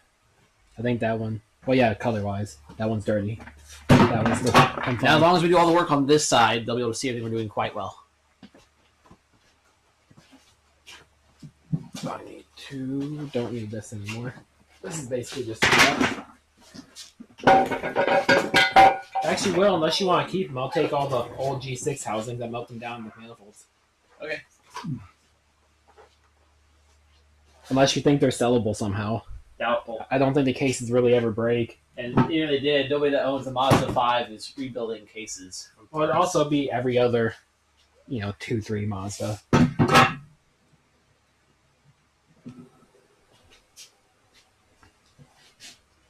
If we did have to take anything off, we'd just take a not die grinder, like a angle grinder and a grinding wheel, and spin it up on the lathe and just hold it there until it's the right. It's not gonna matter if the side's a little wavy. Yeah. As long as I it mean, clears. we can. Well, actually, we don't have to take that ring gear off, do we? We do. We have to we put do. that ring gear on the small G. Then we just grind it. Yeah. Take the shop and put on a Blanchard grinder. Oh, yeah, that'd be even better. Be like proper. Yeah. Yeah, if I had a centerless grinder, or not a cylindrical grinder, that would be the right way to do even the shaft. But I could have taken the shaft to work. I mean, we only have surface grinders, but we have the jigs to be able to do round things. oh yeah, that's nice. So I could have just taken it literally how it was and just straight down the gear, and it wouldn't have gave two craps. It'd probably take quite a while to take off that much material. Oh yeah. Well, once it's past the hardening issue, I could speed it up a little bit, Grinding doesn't really care if it's hard or soft. depending on the wheel. Yeah. I don't know what. Sometimes when it's soft, it actually loads the wheel up faster.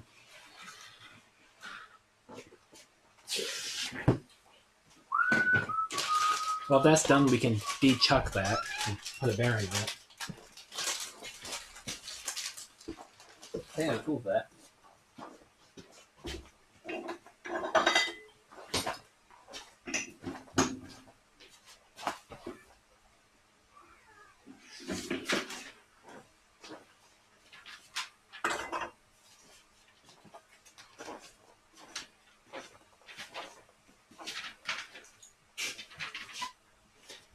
Didn't even touch the shaft. Not surprising how freaking hard this thing is. Yeah. And I don't think we're going to have to take anything off the diff. I think we're right at the limit once we get the bearing on there. I'm sad to see. You already filed your meters down? No. But that doesn't have to be on there to do that. Certainly as a hand file.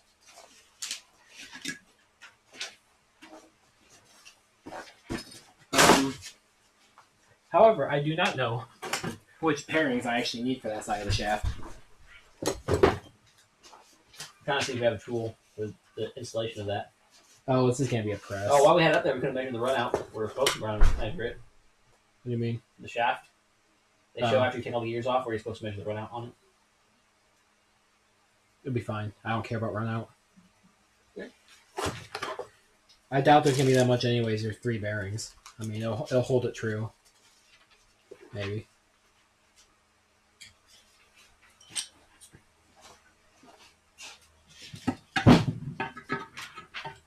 Okay, cool. It looks like they use different size bearings for every shaft end. Or they gave us the wrong bearings, one of the two. Alright, you need T87C 725B. Do we have T87C 287B? Yep.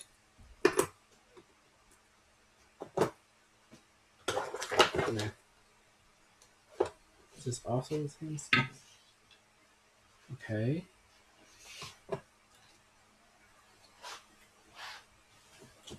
It looks like they gave us the bigger. Yeah, actually, this is this not it? No. It must be for the other side.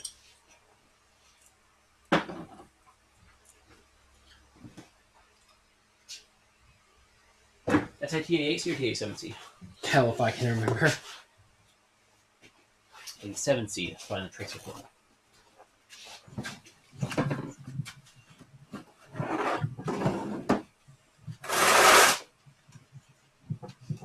I mean, you probably definitely have the tool to install the raise, Mhm. but do you have the tool to install the?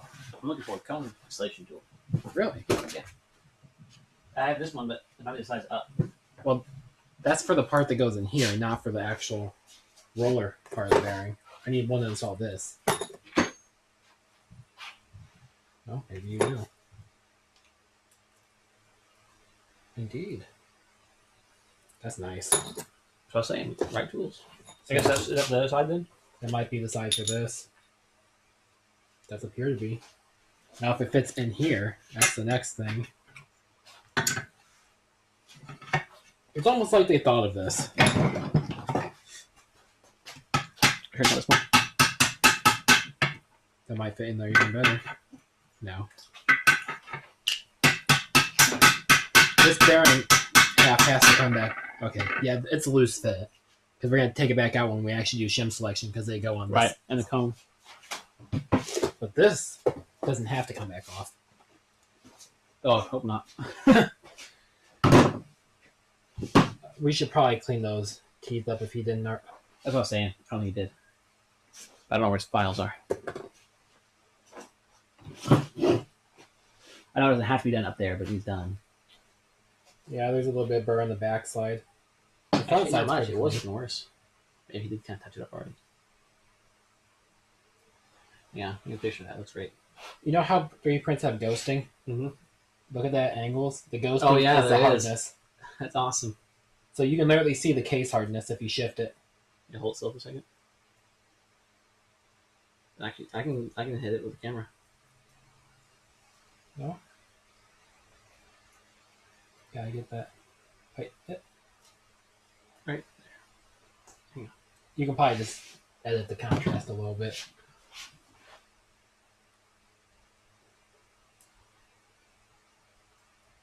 That's kind of cool. You can literally see the case hardness. Yeah, yeah.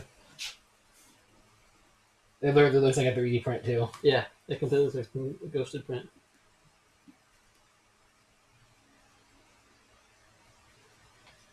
I'm pretty happy. We're actually gonna get like full width of the gear contact. Like they had a 1/4 inch on both sides. Alright, if you are a Nate file, what the hell are these? Specialized tools I don't understand. Pliers of all sorts. Electronic stuff. I see some razor blades. Razor blades! Razor blades.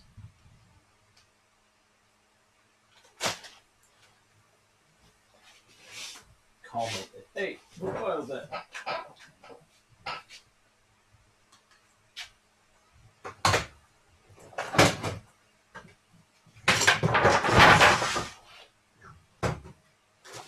Big punches, small punches.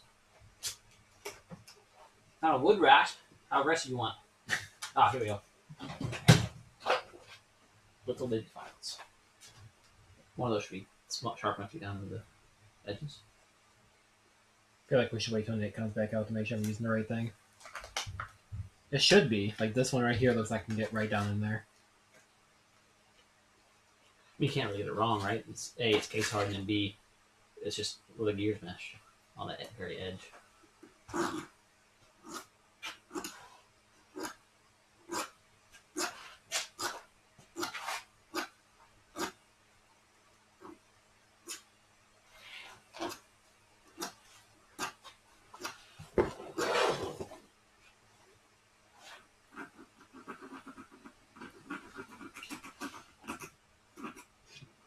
We put your little arm on. Not yet. You do eventually. Oh, you mean the shifter select arm? Yeah, so just make sure it goes through gears. Oh, it should. I don't see why it wouldn't. Oh, you mean like actually shifting gears? Yes. Oh, I guess if we put it together before we go clean them. Oh yeah, I just want to see if we're doing it right. So, wow, grind the other thing down. I guess it doesn't matter. We'll just check the clamps now. Then that's fine.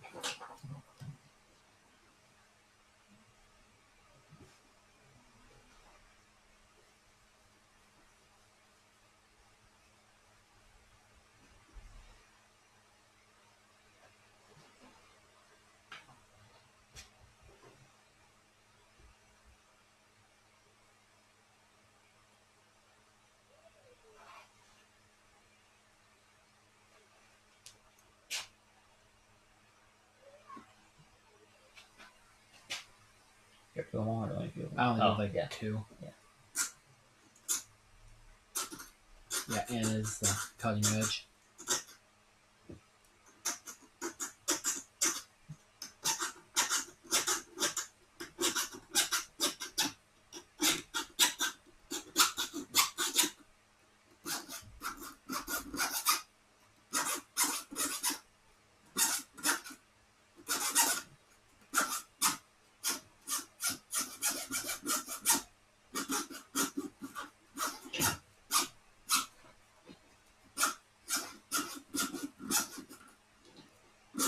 Do you have brake clean over there?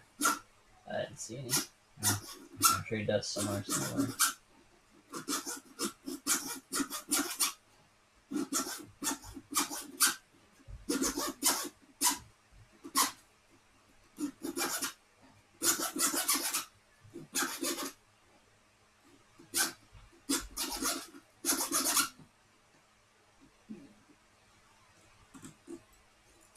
Yeah, try using. There you go.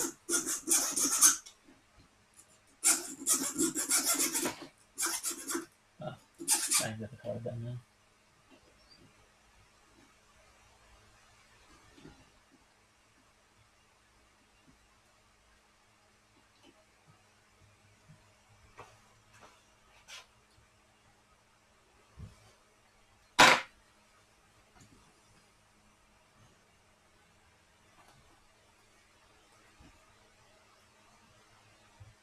I just like it spray it down with something or clean it really well before I try putting the bearing on. Just to make sure if we do need to get it off, it doesn't get bound up by dirt or something.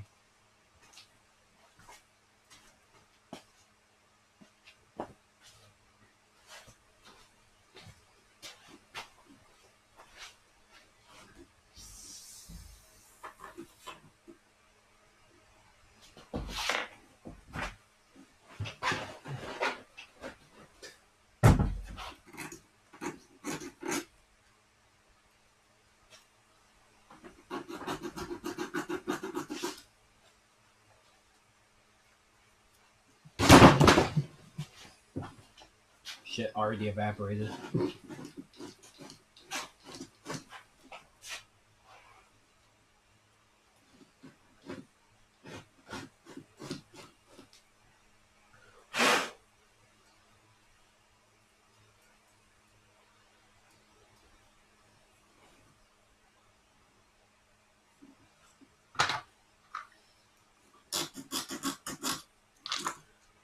Mine are more Chinese than yours. Oh, you got like different shank sizes even. You got some really tiny ones in there.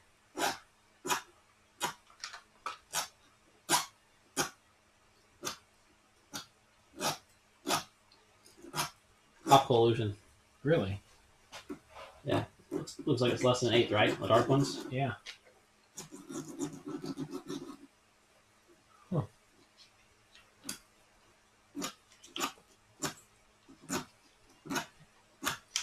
This was like something that surgeon would murder you with. It's super tiny. You should see the ones that they use for root canals. They're literally flexy, but they're still carbide. Ooh.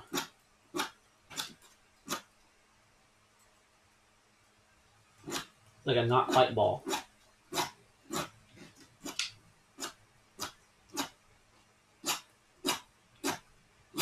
Oh, you know what? Those might be solid carbide. They would have to be. All the small ones, since they're so much darker, bet it's much darker.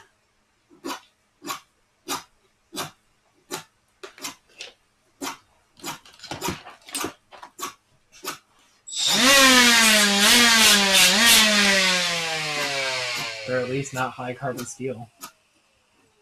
Still got taken out my sandpaper though. They're probably as high speed steel then.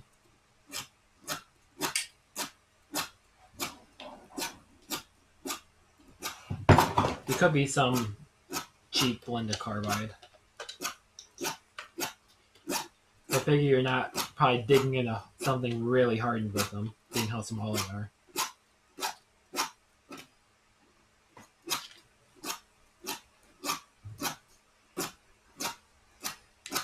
Okay, I think I've been around these a couple times.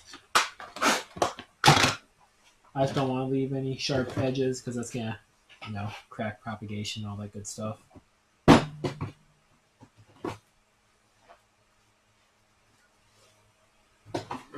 Okay, let me see the bearing. Is it the medium or the smallest one? That's the one that doesn't have a brace. Make sure it fits in that. Perfect. That should be like one of the really thick roller boys. That's right off the.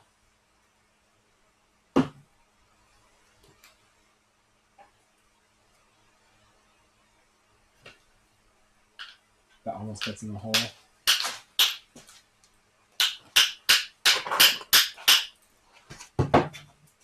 Yeah, I think we should probably do a little freezering. I mean, we can probably hammer it on. Reheat the bearing a little bit.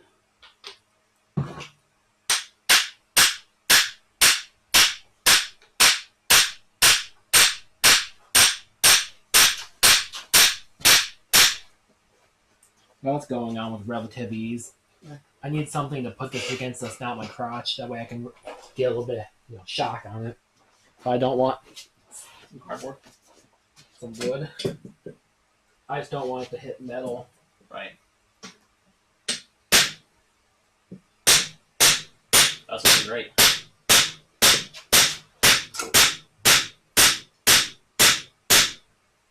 Almost there. Why don't we use the right tools more often? You almost didn't. Like, I don't want to go find it right now. I'm like, it's worth finding. Like, nah, this bunch is working. Then you use the tool, you're like, that was effortless. Also because they're hard to find in the Costco. I think that's all the way. Yeah, that's about just like stock. Not Let's quite as see it. level though. That's okay. Then again, it did a lot of jumping when we tried to face it. What? So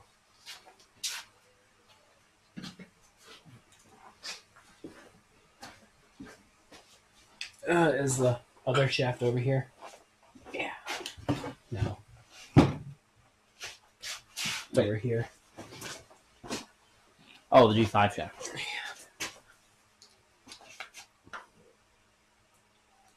Still a bit taller. Well, these don't line up. The Right. first gears don't line up.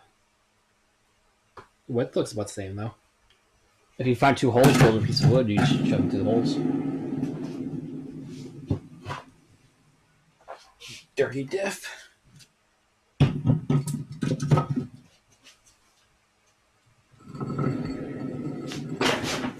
think we might. Wait, no. It's so close to touching the bearing cage, but it's not. The diff? Yeah, the diff ring gear. It's not though. And we got plenty of room up top. Yeah, we do. It's off the bottom of the gear on the bottom side a Yeah. little bit, but that doesn't matter. So far, it's looking excellent. The gear is off the mesh on the bottom, just a little, but it's not touching the bearing cage, so I say send it. You mean like off being center? No, it's actually off the side of the gear. Like this is wider than. See how it just sticks off the bottom just a little. Wow. Yeah. We can either cut it to match the same gap that's on the top just for funsies, or just leave it as is. I don't think it's gonna hurt it any. As long as it's got clearance everywhere. Yeah, don't I mean, And the shim's on the bottom, right? The diff. The diff gets shimmed from that side, right? shim goes on the top for the diff. Oh, okay. So, Although we could put it on the bottom, it don't matter. Once we select it from the top, but the shim is gonna be the same no matter what side it's on.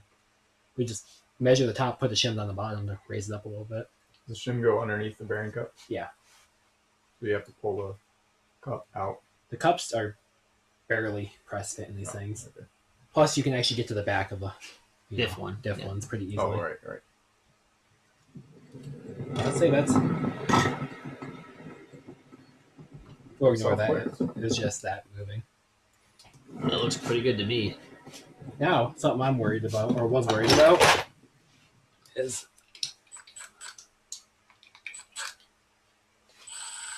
That's a new one. Yeah. Newer than mine. that's a Gen Yeah, 3, that's the brand new one. Brand. It's supposed to be a higher torque, right? 500 foot-pounds. I need one of those. I don't. The only thing annoying about the new one is A, it eats battery twice as fast, even lower modes, and the mode selection is kind of annoying. There's no button there. You put it in neutral and then double tap trigger. So, That's dumb. But that's the only way to give it room for that hot rod motor without making the case huge. Hello? Hello? And I actually thought if it did it in okay, if it did it in gear, I'd be really annoyed. But putting it in neutral, so it only does it in neutral. okay, I was It's worried not about hard. this for a second, because the reverse is on the shift selector itself, like for first and second. Sir? Oh, you don't disengage? It does. The top's the free Okay, spinning one. Yeah, gotcha.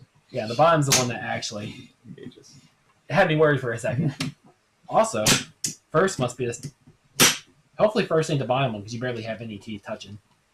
Hopefully, second that is your Wait, what? That's first. Is it engaged? I feel like that should be engaged. Right? Because this isn't free spin, is it? Oh, no. Oh. This bottom gear Okay, yeah. is with the input shaft. Put the input in. Well, that's not going to change this. If first gear is our reverse, which it usually typically is, Yep. that's about, if you took what we took off, that would center this again. Yep. So wait, this is first right now? Yeah, so I don't know how to fix that. We shouldn't be like dropping the clutch in reverse. One good launch and first. Reverse. Are you in first right now or reverse right now? It doesn't matter. It's the same thing. It's always like now that's reverse, now that's not. Reverse is first gear with just an extra gear in the chain. Yeah, so this is your first engagement then.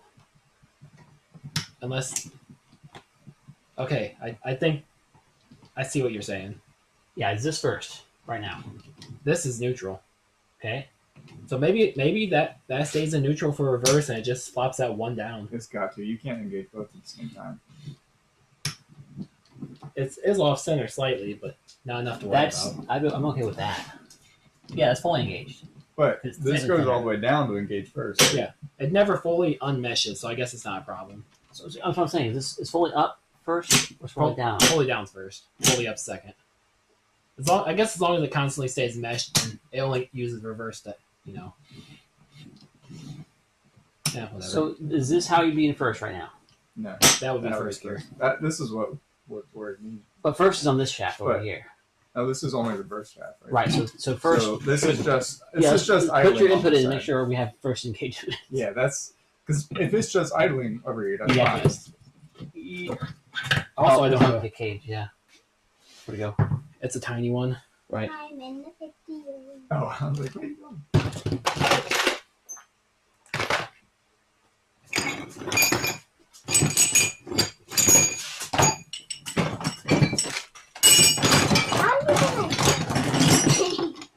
It's Not in again. here. Well, these are just old parts. I haven't replaced these. It was kind of. Oh wait, no. Let's not do that because it was a pain to get that back out. I think I'll be fine. Just set it in there close then. Now. Ish. It should be a little higher than that. I think it's fine. Everything looks like it meshes up pretty decent. It's roughly right there-ish. Maybe even a little higher. The computer is turning colors. Yeah.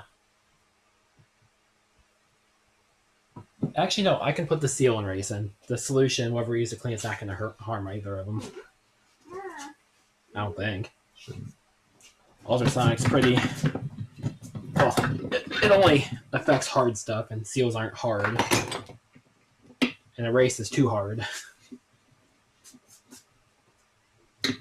It shouldn't have changed how the gears mesh. Shouldn't, because the case is what was different, not Right. the shafts. Right, we're just putting the shaft back to where it's supposed to be. Okay, But you're the one who wanted me to put Bye-bye. it in. So, You out here learning about transmissions? let me get your knife. Oh, okay. The stack of seals in the Wait, you're having what? Lasagna for dinner. I love lasagna. Can you bring me 2 cookies, please? Chocolate chip. Yes. I didn't know there's another option. I don't know how I want it anymore. Chocolate chip was kind of scary. Just a little, yeah, exactly. A little gritty, a little extra enunciated.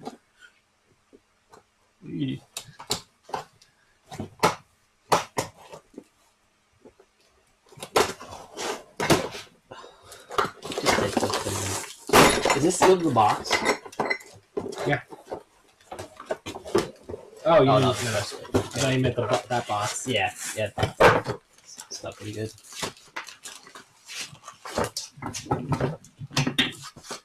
What do you think, Nate? It's pretty cool now. Well, I'm happy we don't have to mess with the diff. You build one? Besides- Gives you a real treat from Canada. No. Thanks. You're welcome. Do you have an input shaft seal driver? That one has to be something special. If not, I'll just whack her in with a punch. Just give it a second, alright? See, if I keep waiting all these seconds to look stuff up, I'm going to be dead. Earlier, that's what you said, and then you also then said immediately, these special things make it so much nicer. Why don't we do this more often? This is why. Because I say, well, Because we it takes can't. forever. And you're like, oh, forget it. You go Because by the time you find the stuff, I'm done. And today, 4 years ago, Joe and I were building a cage. Nice. Oh, yeah. I guess it's just that time of year. Diaphragm Festival spring, project. investment shim. So does ours actually have that springy shim in it? No. Ours had... Oh, yeah. That's that plastic. That, Yeah, I mean, I've had the MX3 for 4 years today. I should go start it. we drove right by it. Bearing, outer races, oil funnel, change the bolts, remove the roll pin, remove the boot from the oil seal.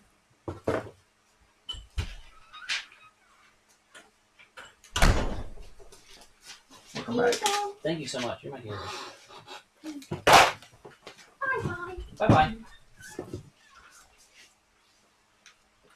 Input the rear bearing race, front bearing race, main shaft bearing. Input gear shaft seal, the clutch housing, They consider this front half the clutch housing. differential oil seal. Most people call that the bell housing. I mean, it does house the clutch. It doesn't house any bells. Yeah. Why do we call it? Yeah, the it's bell one of the housing? plastic ones, Steven. I like clutch housing better. Gotta clean all the carbon synchro dust out of these Yeah. G6 parts. Is that's not wait, yeah, it's the input shaft side, right? Yeah. TA8C725FH input shaft seal replacer. It went from black to white. Is that really how that works? Okay. Do I just use my hand to push it in? Because that doesn't look like I should hammer on a plastic thing. Yeah, more or less just pushed in by hand.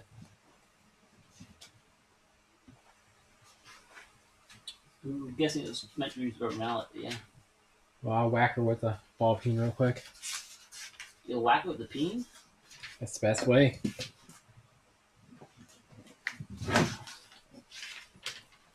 You what? Nah, just pressing it and worked.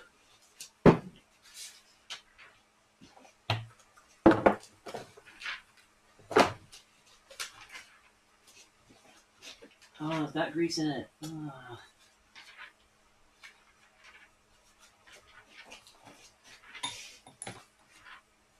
That was so good. Yeah, I should go buy driver handle T80T 4000W. T80T, I mean, that driver handle's from 1980. So to do this whole step correctly, this is the same procedure in the Fusion manual, by the way. So the last time this tool would have been used, as far as we're aware, is 2014 Mazda 5. So 2014 Mazda 5 would require you to go buy this handle driver from 1980 to use that cup, to use that shim selector tool, and that G6. That's Yeah, your dealership should definitely just keep all those on hand. It's a miracle they're even selling these. I almost They don't. need them. I don't want to put this in there in case we can't get it back out. Oh, look, if you type in TAT, first thing that comes up is 4000W. Freedom Racing has one for $11. Brand new. That's pretty good. Yeah, it's a pretty tight fit. I'm not gonna put that in there. What? We're gonna have to like select our shims before I can hammer that in there to see if everything actually works. Where's your use one? Just stand there, use them down. I guess I could just kind of buzz the edge of it.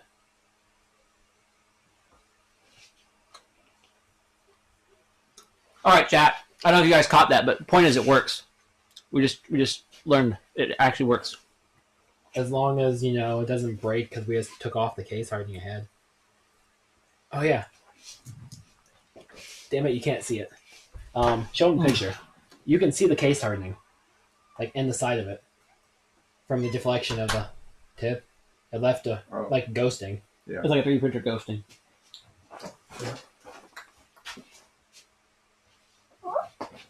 Nice. This dragon's tooth. Oh my goodness. The disappointment in her face was like so evident. Just the dragon. A picture and then just a big frown. Oh, that's nothing cool at all.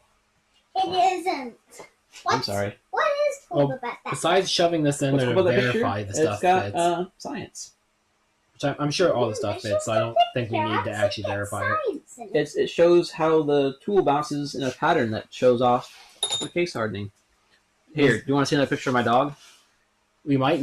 I think the next step is to take these and swap the ring gears. Here's a goofy picture of my cat. So that means we need to take your ring gear out of the other. Sorry, what? Sorry Exactly. about cats. I think the next step is to swap the ring gears, which means we need to pull the one out of your G6, since I think that we have to do at the shop. Okay. I don't think we can do it here. He's just drilling pins. Or grinding pins. Without racking the inside bore. Just grind the heads off and drive them out. That's all I did. Oh, is that? Yeah, that's how Chris did it too. Pressy. I don't remember if I used the mill or if I think we just ground them off and then knocked them out, and then I just used the mill to bore. I bought the bolts you spec'd. Either way, we need to tear apart one But I more. think I only bought enough to do two. So when we do because we still have to machine the ring gear for the one trans that goes in the protege, because it's too thick. So We drilled we can- out we can 2.5 chuck the whole thing studs up, right? already. Oh wait, shit! Did we on the protege on the? Because we were gonna. Yeah. Hmm. I mean, I'm sure it'll be fine without 2.5. Good enough for NASCAR. They're all on the one side, so sure it won't make an imbalance. You didn't do them nice and spread out so they'd be balanced. You just have to take out. I didn't plan more. on stopping it too. Why'd you stop after you? It was hard. But no drill press, all by hand. What was I it? think if I had to go press it, I'd probably use it badly. That was. I think I posted that in R&D, right? Those pictures. Yeah. That's weird. Grind it with like an angle grinder. This one. I think that's what I did. 'cause I Oh, put yeah, it hard. is. Oh no, Sam pointed it, and they're soft as Dad hell. walked away. I hand drilled them. They're just really long. Goofy, isn't it? Maybe. Why is it so weird? All my cobalt This bits made it one through it no is problem. right. Yep. I got So some this good one curls out of is it. immediate. This is what we're doing, and then it sends that out to the internet. The internet does things to it, and then they process it, Yeah. and it takes a few looks like seconds I to do drilled that, and then they redisplay it. I This drilled is them this in is the watching it Hmm. after it's been processed, so it takes a minute to process it. It takes about 5 seconds. Oh. Here, you want to see this one? Check this out. Look at that. Here's show driving it out after you go. They're a pretty tight fit. Oh yeah, I know they're sweet. This is yeah. I just drilled the heads off. You know, I didn't drill all the way through. Yeah.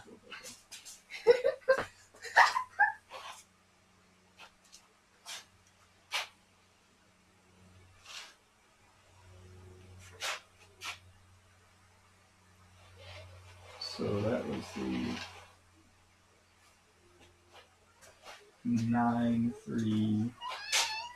YouTube user said, Yo-Yo Sumer. YouTube user said, Summer. That's Red Michelle. Heart. Michelle says hi. She's a YouTube user. Michelle's watching right now. She said hi. That was her. Go. Oh, we got another one. Nice. Oh, is the focus Okay. fixed on this? Is that why it looks so blurry for everybody? Hey, Summer.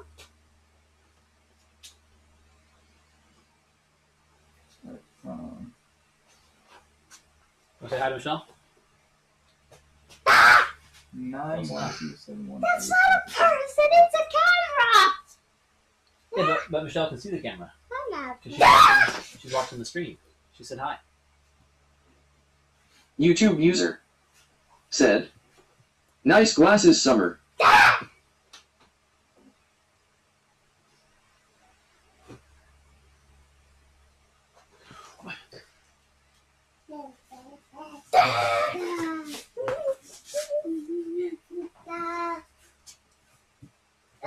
Garrett said, Why no dash key?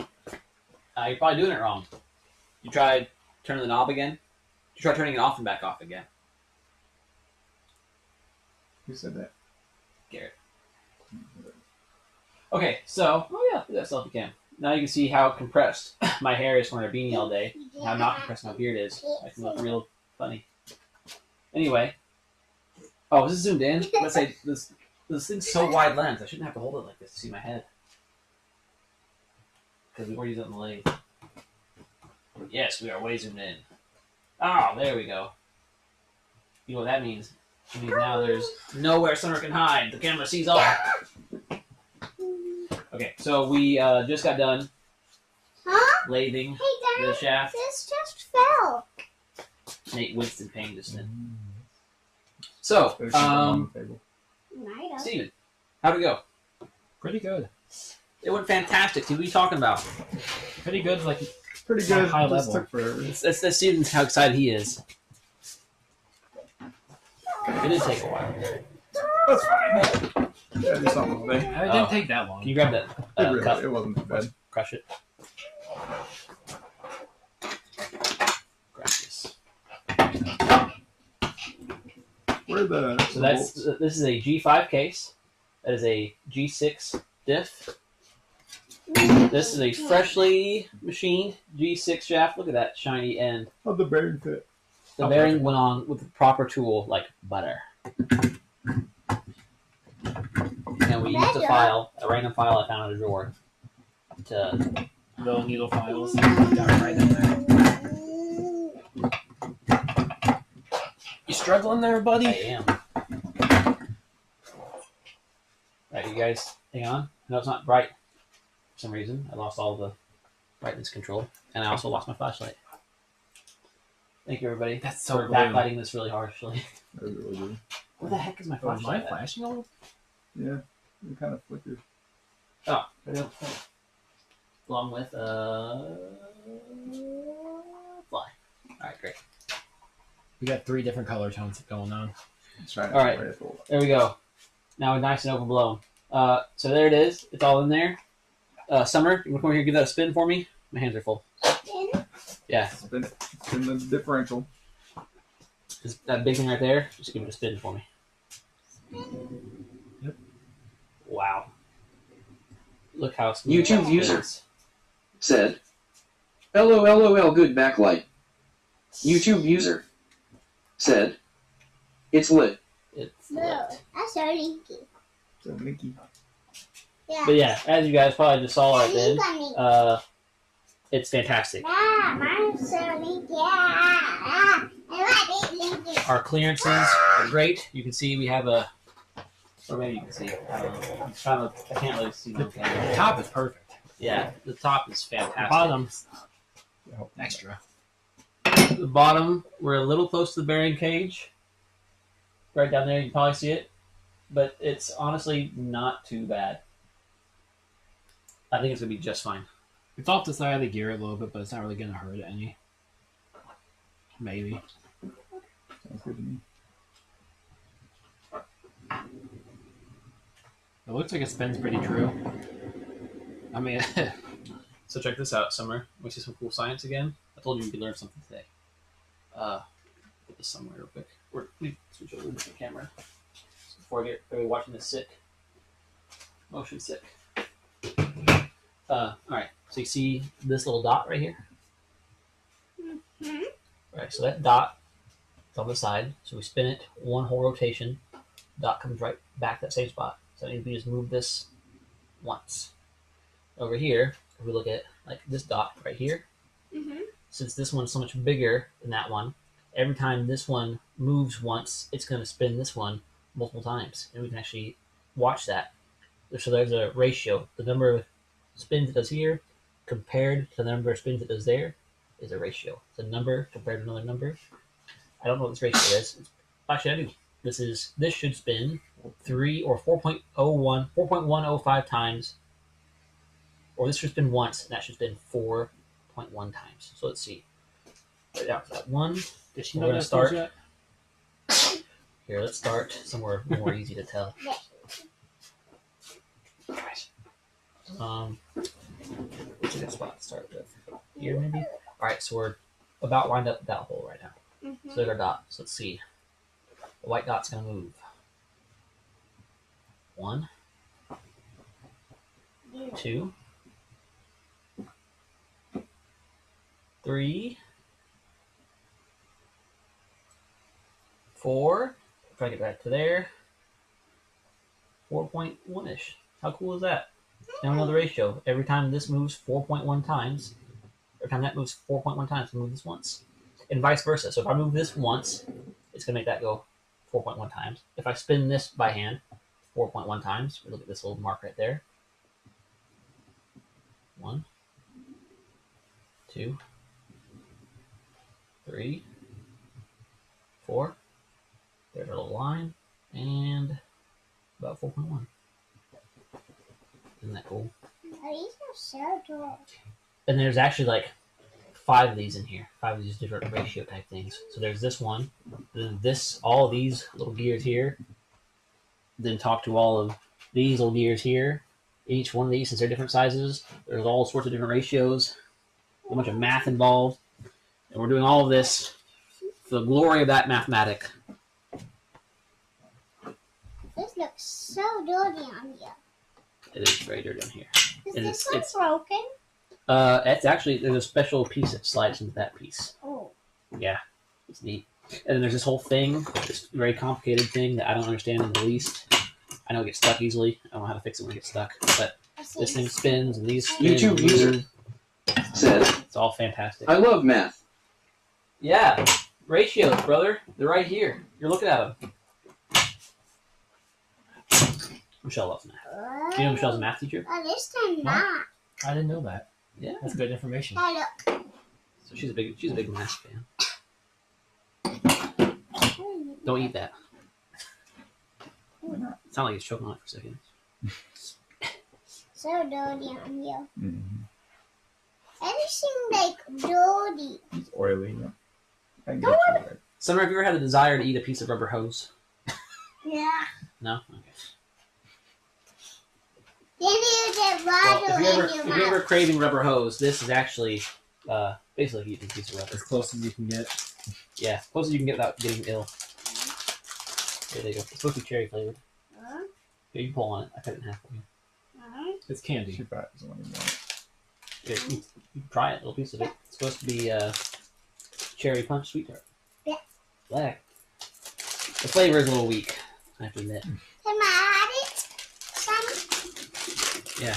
I heard Dad sent you off a little piece of it. Now it's gonna take more like grease than anything.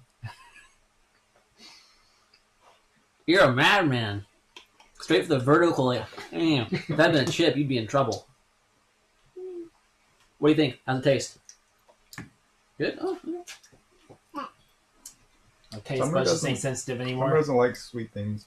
But Well, very sweet and This isn't. It really It's not isn't really sweet because it tastes like nothing. It just feels like you're eating a piece of rubber. I bet a silicone hose actually has more Chicken flavor. nuggets are not sweet. Did you get to the sour inside part? I don't like our feet singing. He said chicken nuggets aren't sweet, and he likes chicken nuggets. I am right there with you, brother. You like lasagna? Yeah. I know. Cheese, good. Chicken nuggets, good. Ham sandwich. Blah. All right. You know, Bacon? like sandwich. You don't like, wait, you don't like sandwiches? What part of? What part of? All if the you were- parts. You don't like bread? I like some kind of bread. What kind of bread do you like? Bagels. What if you made a bagel sandwich? Yeah. Wait, you not have a breakfast sandwich this morning? I had a bagel separated from my egg and bacon. You don't like it combined though? That's, I like what I like. that's good. I'm trying to learn what you like. Oh, I definitely like the oil part. Did you just I lick can, it? I can entirely taste my fingertips right now and not the candy at all. All I taste is beer fluid.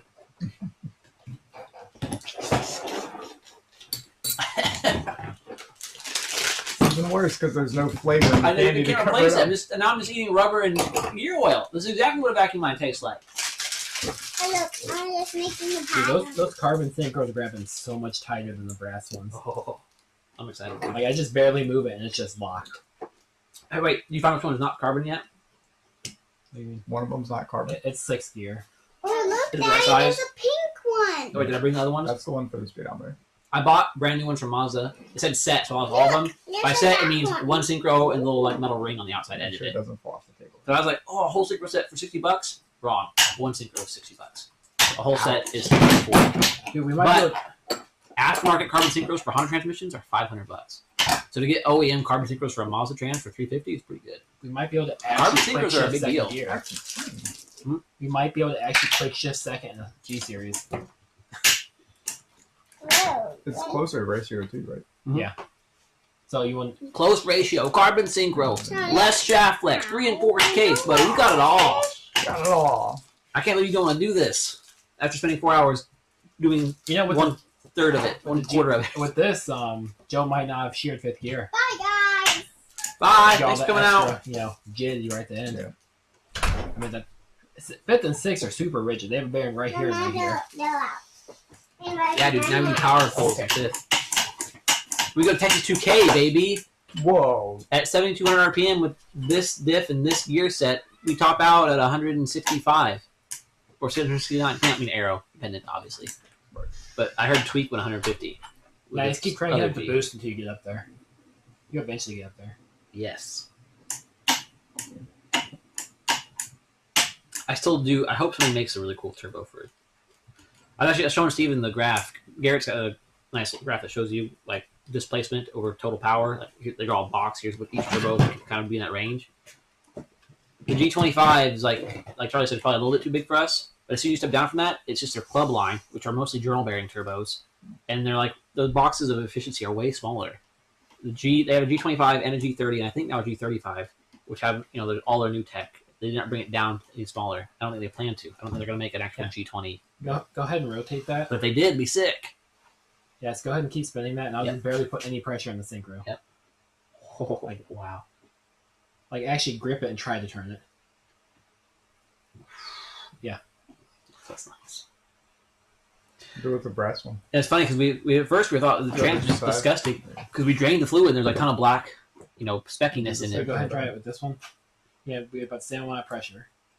You can still turn it. And then that's like me lifting the shaft up, and you can still turn it. You lift the shaft with this one. No. But you can't turn it now. That's a huge difference. Yeah. I can see why a Honda guy would pay $500 for that. Well, just like it slips in the gear easier. Like the good news is, Nate, actually you should do this, but you should do it to your MX3. It's nearly plug and play. The MX3. I don't know what I'm gonna do. Oh, I do want I to didn't try know car actually shipping project this. plan. Do you have your 4-jaw here? 4-jaw chuck.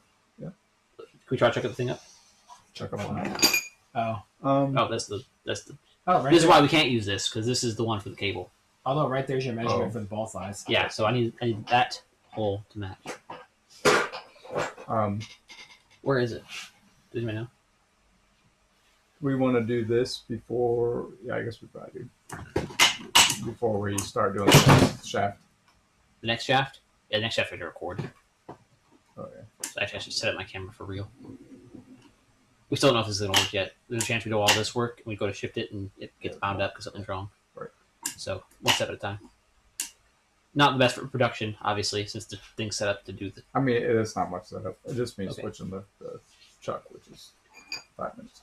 So we need to measure that one and chuck up a different one. I guess I'll go ahead and swap the bearings off Open on the the shaft board. real quick. Huh? What? I'll just go ahead and swap the bearings on the shaft while you guys are doing that Yeah. with new bearings. Yeah, and then read the book, and that way you can make sure there's the right tool. Wait, the 2 bottom bearings are the same size, right? No. As the one we just did? The 2 bottom bearings, all 3 bottom bearings are different. Are the 2 on the top the same? That I don't know. I think so.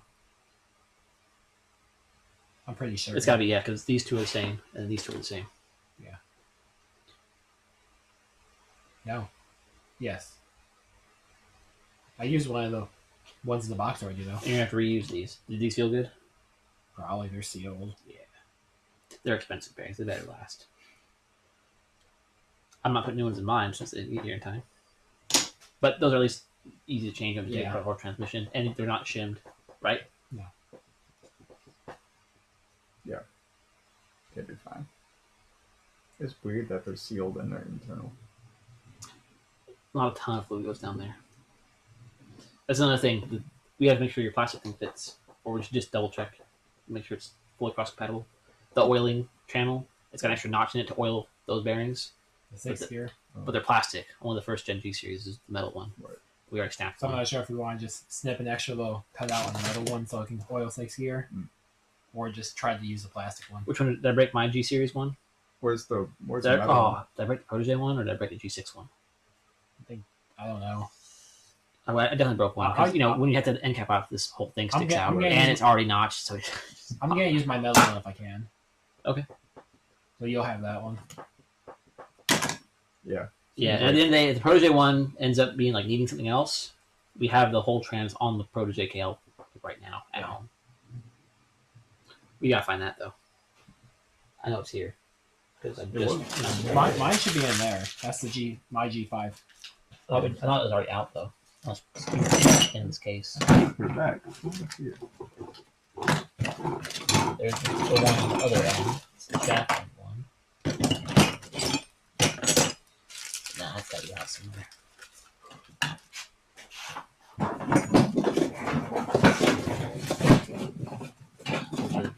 Oh, I hope it's not lost. I kind of need that.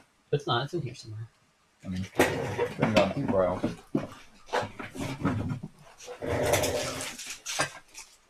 This is where it's nice to have chat try to play Dora the Explorer with you. Alright, chat. Shout when you see the thing that we were just talking about. I still remember what Monster called it. Not that I would always trust the official models names. Sometimes they're kind of dumb. Okay, 5th gear is carbon. 6th gear. Yeah. Okay, They so don't hopefully expect you the to- ones I bought. Oh, that's the ring that goes on it. Yeah. So yeah, so when Mazda says synchro set, this is what they mean. The set means it has this and this. That's a full set for sure. And what sucks is the carbon ones are unique. They can't go in the G5. Yeah. I mean, you could probably modify them to make them work. I think they're similar enough, but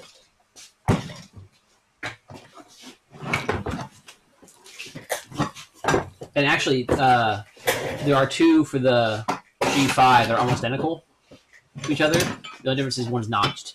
And the box, if you go to the transmission website, they actually tell you which one's which, not which one's second. I think. My 19 is also missing. I think we used it for the My 19's on the table somewhere because I used it for this.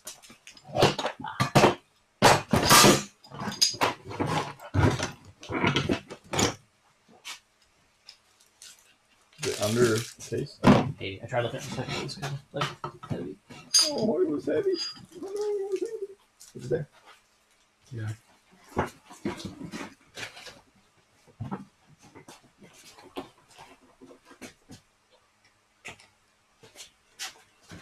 Great. Scrap. Scrap it almost over.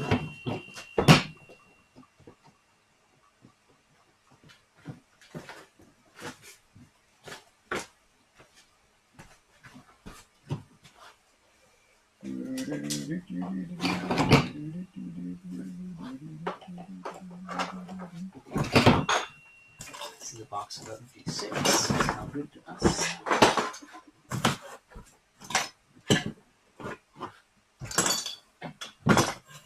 Do we bring an extra one, Steven? Possibly. We might have brought your one that we screwed up. Right, that's why I just realized we're gonna need one more beyond that. I don't think so then. It's also then Unless you did. I don't know. We might actually break Nate's broken one open after all. Annoyingly.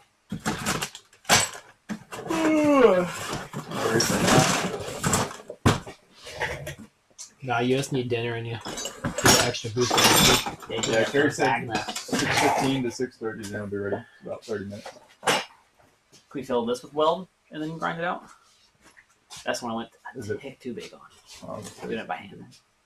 probably not. Nah, could we put a bushing in it, maybe?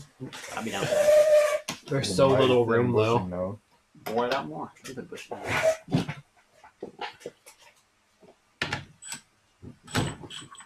We need 3 altogether. I got bad. Good. Where's my case? Wait, this. Which one is this for? First? That's a G6. That's that funky thing for the cable shifter. Oh, right. Oh, yeah. This. Huh?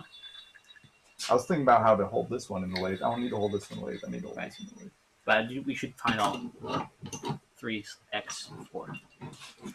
Because this we can do all 3 at a shot, at a go, right? Unless you think. I mean, I'll record you doing it just real quick without the mic, I guess. I can voice over it later.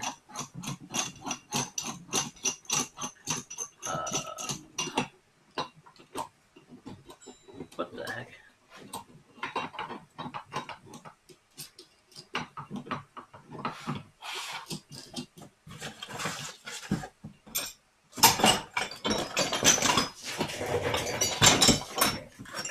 Alright, we shall pray that there's one in the protege case right now.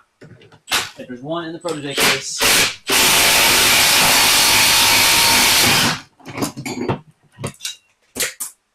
we find yours, we're good. If there's not one in the protege case, I'm a little bummed on one of my conditions. Unless Nate, let's open his. If you let me open yours, I have brand new ones coming from Mazda, like 3 in Mazda boxes. So I can give you a very nice. I'm pretty sure I have a Capri Trans that has got a hole in the case or something, so we can grab it. Yeah, and you should be able to use it from any G that's not a G6. Any rod shipped to G should have the same part. Oh, that's not good. I don't see it in the protege case. KL case. We'll just double that because I don't know where this one's shaft is. The entire shift shaft is in there. Alright, it's gonna be like buckets of parts then. Here's the shift shaft. With newer looking bushings. Okay, well, weirdly enough, first gear is not carbon. It's not what? First gear is not carbon. That's weird. Also, that weird notching, that's like what the synchro rides against. It's not the gear itself. Wait, no, never mind. Wait, is that first gear? No. Well, you wouldn't need your first to be synchroed or to be carbon, right? Oh wait, no, first gear is double synchro. That's what this thing's for. Oh, that makes sense. So you have an inside Right. and an outside. Yeah, Yeah, because you're going from neutral to first. Like that's your biggest change in shaft speed. Yeah.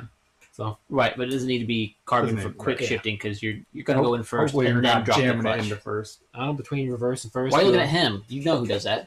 There's, I there's know. 3 people in here. You know which one I jams shit was in first. looking at him because I figured he knew, Did I do knew that? who was doing it. Yeah. Well, this is his trans, so it doesn't matter. Oh, okay. No. Well- You're gonna have one of them. My trans matters a little bit. I mean, you're not gonna do that. You're You're not gonna slam You're it not gonna first go 25. from reverse This to might. first while you're still rolling backwards. I don't. This do that. is Yes, you do. I do downshift aggressively. This is fourth gear. Every time it's I your know. car, you're like, "What are you What are you doing?" doing? I think this is fourth It's small. Little rev match. You do it because this first. this will be a third, fourth Yeah. pack. Chunk, crunch, crunch. Fourth gear is overdrive, so it doesn't need to be carbon. Also, fourth gear is actually double then. Wait, so fourth gear is not carbon? No, because this Six? is first gear. So it's second, It's either- second it's and either- third only. It's either third or fourth. I'm assuming fourth. Fourth would make sense why it wouldn't need to be. I thought you said fifth was. Fifth is. Well, that doesn't make any sense. Fifth is single cone synchronized. This is double brass. Well, that's weird. Why is fourth double? I don't know. Which one's bigger? This one or this one? Hard to say. This one looks bigger than me. Okay, so this is fourth then, because this is input shaft. So bigger input would mean higher gear. Yeah, that's definitely bigger. Okay, so this is fourth gear. Fourth gear is double cone synchronized. Weirdly, And not carbon. and not carbon. Although I think double cone brass is gonna be just as good as carbon. It's why then. I can't get this apart. It's not. I don't think it's a press fit to check the next gear. I just don't want to be hammering on it since I kind of need the transmission. I mean, I could just tap down on that because this gear is free floating too. Kind of catch the edge. Well, read the service manual. You pulled up Charmly. Charm.li.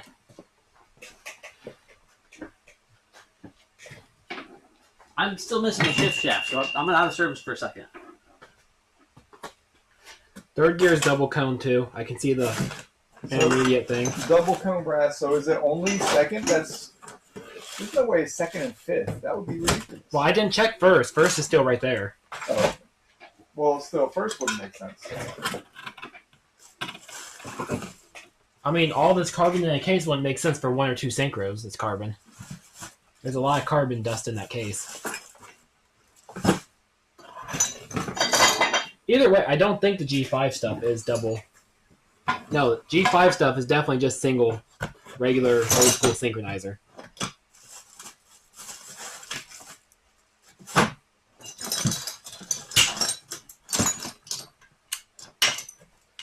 So that makes sense why this one grips so much harder. Yeah, just why? Why that one? Why? No, I can't take this one apart any further, and I'm not going to look up the manual to try to. Steve, you don't have to have an extra shift shaft over there, do you? I don't know, look through the stuff. You know, remember that I left an entire shift shaft at home. It's not in any other transmissions? My G and my KL are empty of shift shaft. Oh wait, no, you're right. You know, I'm dumb. Yeah, the G's is in it. Okay, the shift shaft's here. So all I gotta do is find your metal thing.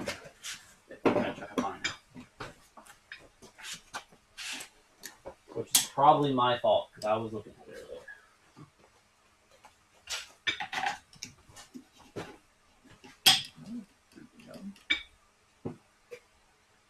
Okay, good. I was able to figure out how to put it back together. I should probably grab some rags and clean it since I just touched it with my grimy hands. Okay, I think that'll work. No, I should be fine.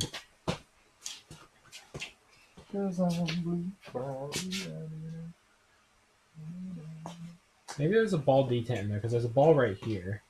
I just aligns this.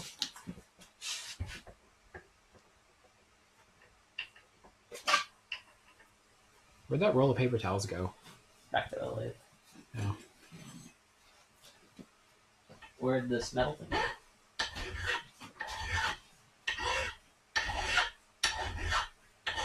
object that's critical for operation here?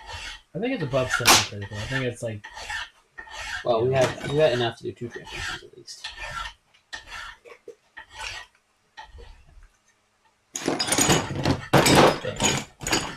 Right? Yep. Okay. you know. I wonder if they did fifth gear a regular cone synchronizer, just carbon, just because they couldn't fit this dual setup on the outside case without really modifying it. Because all they did is make the shafts longer for the main stack. So you only have 1 carbon synchro. Because this That's one, fifth. That's such a weird. because well, first is definitely double, like this. Mhm. Second might be carbon. I don't see a second ring in there. Oh no, there it is. Yep, this definitely is double. And then Oh, third and fourth are double. I just don't think they had And enough. the G5 is not double. I just don't think they had enough room. None of the G5 ones are double, right? No. So the synchro should still be Maybe it's stronger than. G5. Even Oh, if yeah. not carbon, we should have at least 1 Well, yeah, carbon you synchro have than the 2 rest double. surfaces that's synchronizing against. That's a lot of surface area. I mean, you felt the difference. Yeah. It was immense.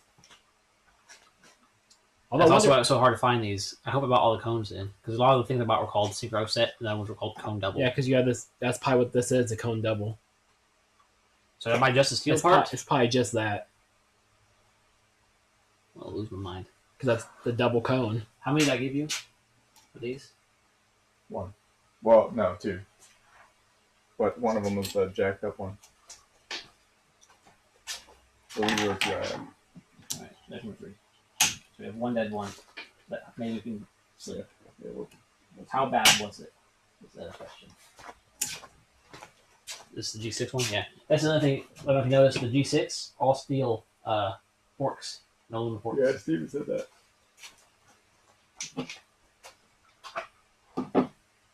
That's small bag. There. You can try to feel the wiggle. I think it might make noise, but In one direction is worse than the other direction. Which direction matters.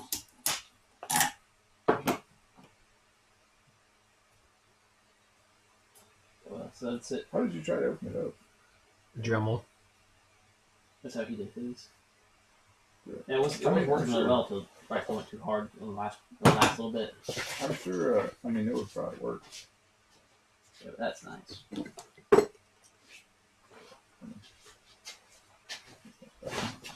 Alright, well maybe we can make it grow. Maybe send it. Because that bevel, like we can cut way past that bevel but it's towards the outside. Yeah, it's just, this is going to get left over here. Yeah. But it's going to make it too thin. I mean, bevel that, right? Yeah, it's not like somebody has a 6-pound shift knob. I'm putting- jammed into first and reverse. The exact same bearing that was in it, back in it. I don't speak to the brother today. He doesn't like it as much. Alright, we'll see what we do. Or we can tear apart your real quick. Yeah, I'll do the new one. If the new one's just like shown up on time, we'll be fine. Alright, we'll open the broken one up. So the bearings that are in it are Rip. that might be a real rip because that's a Chinese battery. The tabs might broke off. Exact same bearing, brand, everything. Yeah. Identical to what came in it. Yeah, these guys did a fantastic job. I want to know their sources because you're beating my sources. I need the bearing driver. I think the same one we used earlier. Is that why the opening is so big? I think so. Go all the way down the shaft? Did you put it away?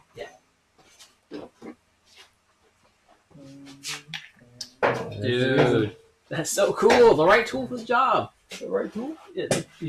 The bearing cone driver. I just Anyway. a socket to go over it.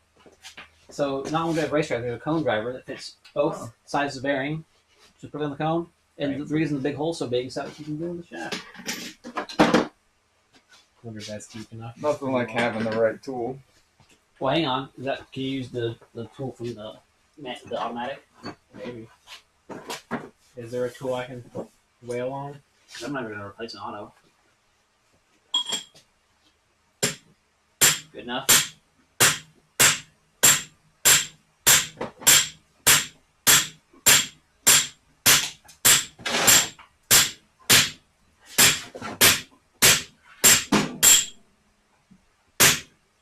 like it. What? Yeah, keep that right there because we're gonna need them multiple times. What's that? Pilot. Oh, pilot bearing driver. So you need the right depth. Yes. God, look at that new bearing. The thing's sexy. The pilot bearing installed. Nice. For G series. We can just press the other one out in the shop cleanly. Yep. Or even here. Would you trust hammering with this? I mean, give it Or a is shot. this is the shock load that you're more worried about? That's what I, with the way it's cracking already, that's what I'd be worried about. But I need a scrap bin or something for all the old bearings. Uh, Do you have a just throw them in the trash. oh, wow. Okay, where's the trash? A chicken feed bag. No. I just don't want to accidentally drive an old bearing back on the shaft. Yeah, don't do that. I know.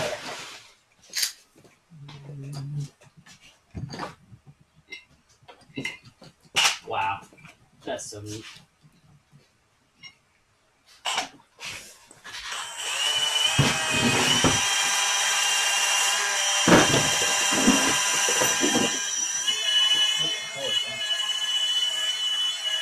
That's gonna be awesome.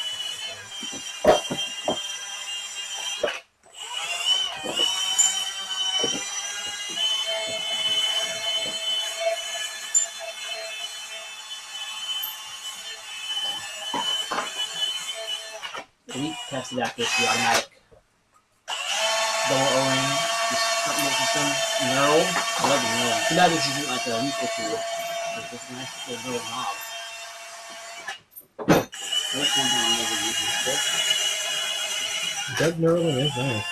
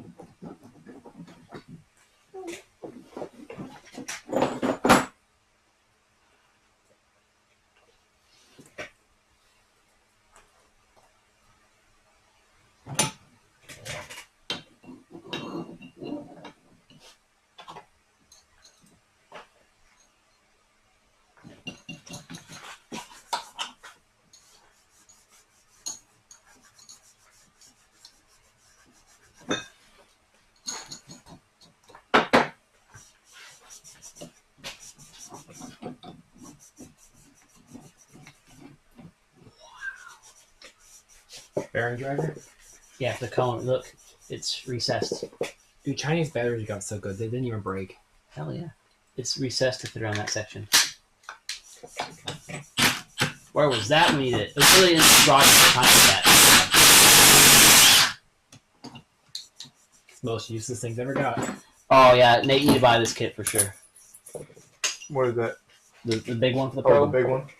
This one, like, recessed on an edge, inserts in the diff, flat bed for the hammer. That's to replace the bearing cone on the diff side for G series. And it, since the cone goes below the edge of the diff, Yeah. recessed internally. Wow. Steve and I were like, we had to use a punch because we didn't have a socket that was like big enough, but also thin enough to not damage the thing. Had to punch it on slowly. If you would have had a lathe, you could have just made one. See, you need a lathe. That's like a 10-minute out. Maybe a little more than that. Okay, yeah, well, let me watch you do this in 10 minutes. Start, go. It'd be too much longer than 10 minutes.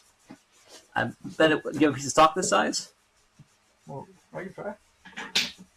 I'll probably. 10 minutes to probably, get stock that far down, and then this inner op, and bevel it.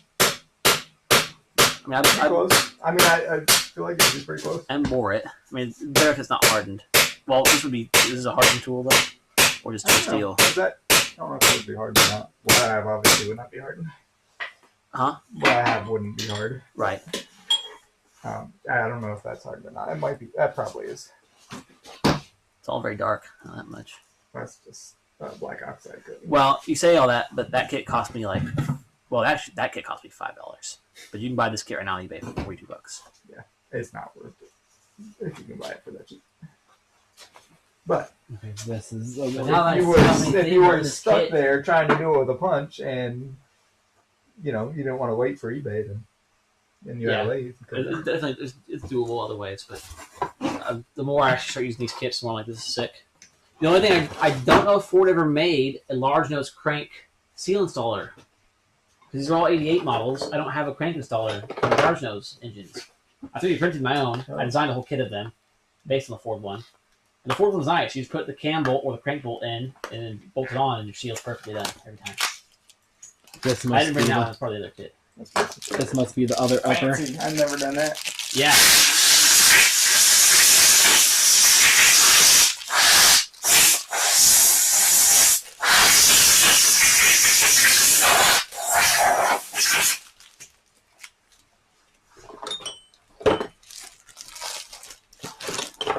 Try not to like rearrange those in order.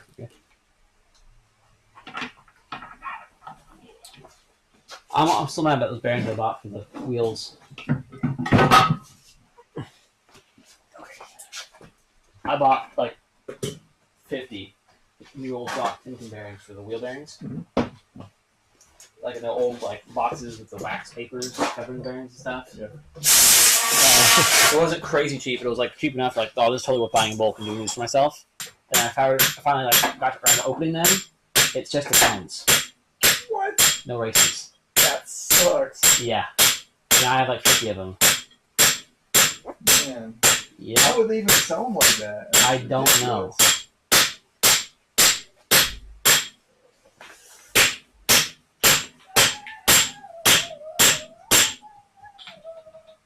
Well, I guess I it's think it's singing. probably something. Hello. Yeah, blue. Purple's a cool color. Hey, There we Dad, go. guess what? Only got the dip bearings to replace now. Bryce trapped some aqua beads inside of balloons, and so now it's inside. Oh wow. First, I put the beads in there, and I'm like, oh man, really? But it makes such a cool sound. You coming to tell us we're supposed to come inside? Oh, no, not yet. 20 minutes. 20 minutes. Good to know. Thank you. I completely would have forgotten. I'm making a car that's all purple and yellow. Hey, Summer, did you guys turn off the water for the duck line? No, Do you know if it's full? no. Can you go look? Okay. It's a bit dark outside, but I think we can do it. I got a light. You want it? God, I was like almost expecting a third no. My family's completely Mom, different. you have classmates. Her Starry has classmates. Okay. Oh, Mom, get back to you later. Sounds good. Thank you. Okay, it's amazing.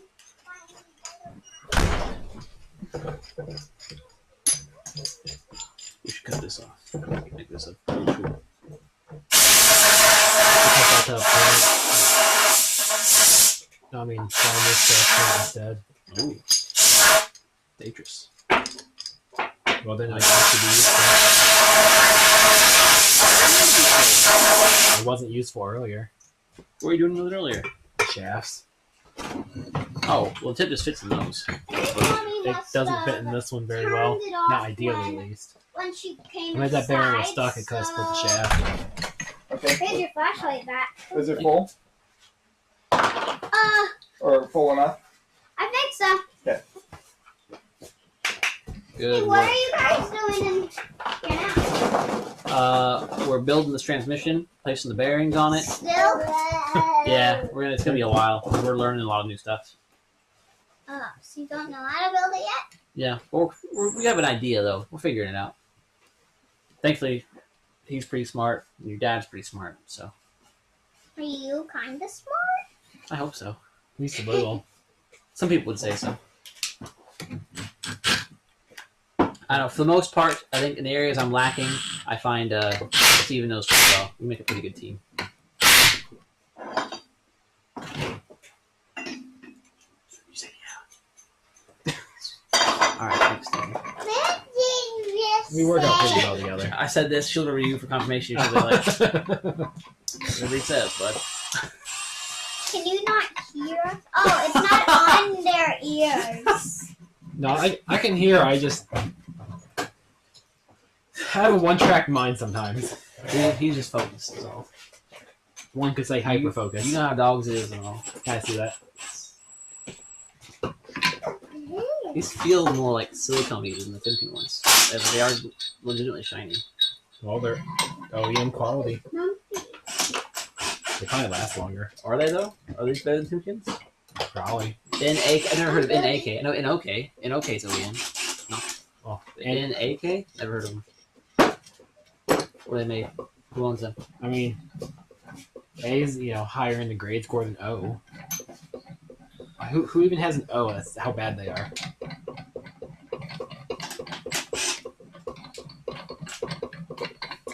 Doesn't look good, Steven. Question. It's knack.com.tw. TW. What, Taiwan? Pretty sure. I might have an answer. Well, why didn't you eat breakfast this morning? See, when I wake up, I can't eat. If I eat when I wake up, I'll get sick. Yeah, I don't understand it either. It's a mystery.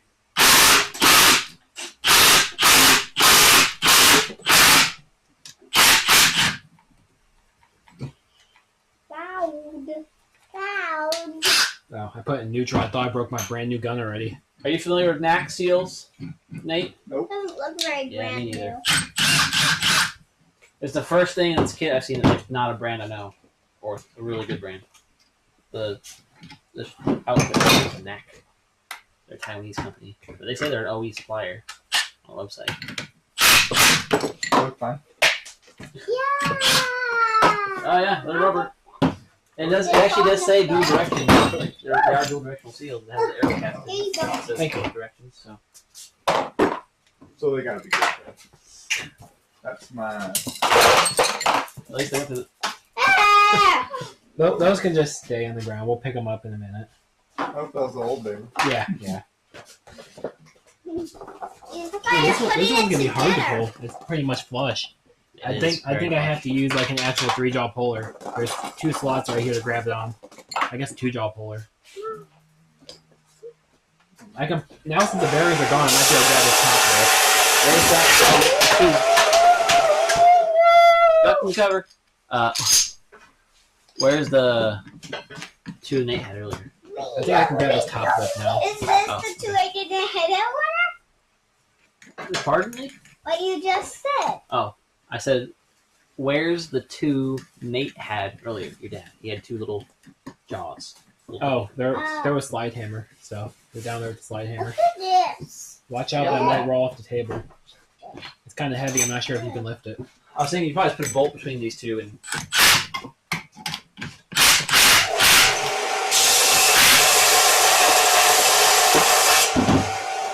I'm guessing that's working. Oh, I have no clue. Oh, well, I put a bolt between these two and. What's that, buddy? This? Probably how that works I don't know if anyways. there's enough room it's right still now, a buddy. jaw. That's He it. just has these off storage. That's weird. Ooh, wow. I buried that one. Ah! Fish jaw. Fish straw.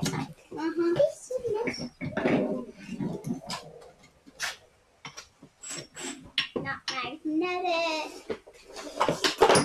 Not magnetic. Not magnetic. That's not a magnet. It's not. That's a punch. Punch. Yeah. Someone have to punch. I just typed it in. Here's some. This baby, yes, baby. Now you can check stuff. See, I made it turn. Nice.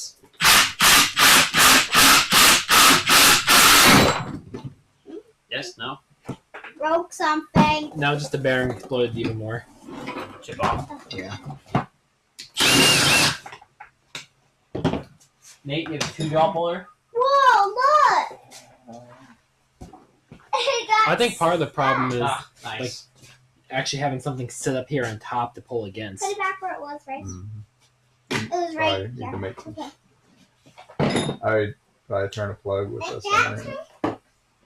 I have a few that I've turned for different sizes. That looks bigger. Whoa! Here you go. Thank you. Alright, down to it. Well, That's this one, Strong right? magnet. Huh, yeah. Whoa! These things are heavy. Why are these things so heavy? This summer, be careful with those shoes. Okay. That. It's bigger than the bearing.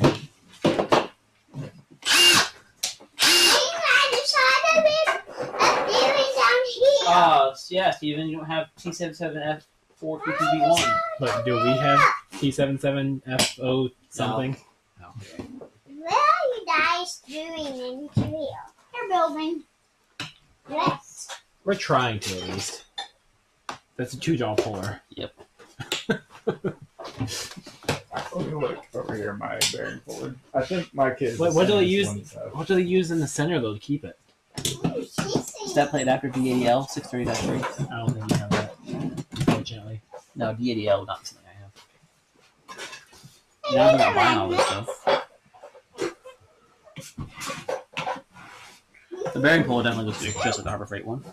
The one they already have. Wait, how do we get it off the this? same tool you have? You did. The other side, maybe. We didn't do both on his already? I thought we had. Maybe Maybe. exactly what you have, right? Yeah. Yeah. His might have came off from me pinching it. This one's kind of stuck. This side, I should go get this side off. So I can actually get behind the bearing, kind of. Yeah, I mean, I can make a little thing to sit on there to drive against. Hang on, But- Nate. It won't I take can long. show you exactly what you need to make. Yeah, I know what it looks like. It's a cylinder with a Small step. It's not too difficult. Uh-oh. You can show up on Except I just set up the 4-jaw. eBay. Bryce, be careful with those scissors, please. Don't put your fingers in there. I mean, if you got a piece of round stock that's smaller than this, I can rest up against the diff pin. I don't know if I that's got side extras. load. Side load the different like. What an excellent picture. There's at least 10 pixels. Excellent picture. I was being sarcastic. It's actually a really bad picture. Yeah. Does those lines have the diameters with them? They probably did at one point, but they didn't crop.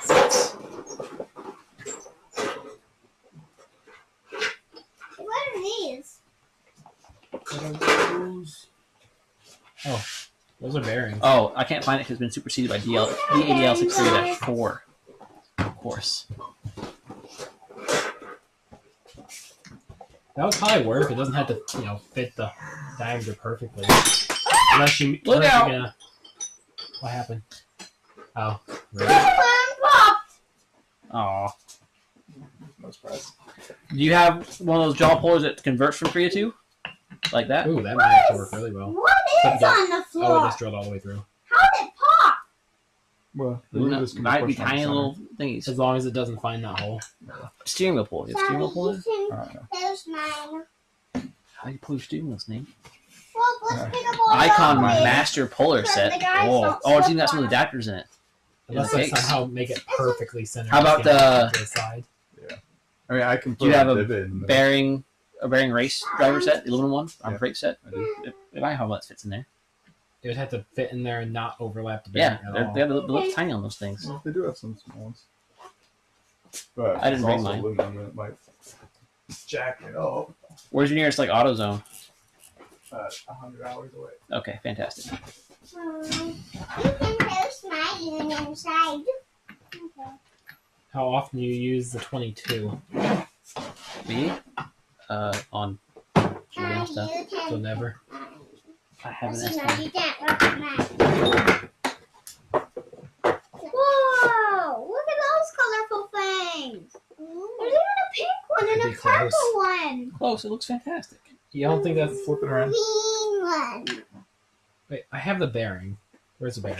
Wow! That's the Look. smallest one, right? Purple. Yeah. Pink. I mean, I can just make it for you. It won't take long, except you just have to wait for me to I finish. think it's red. You like red? Hey, I think the one you thought was pink is red. I don't know. I bet girls have better eye color. Oh wait, All right. they're right here. I never opened them. Look at this dirty new.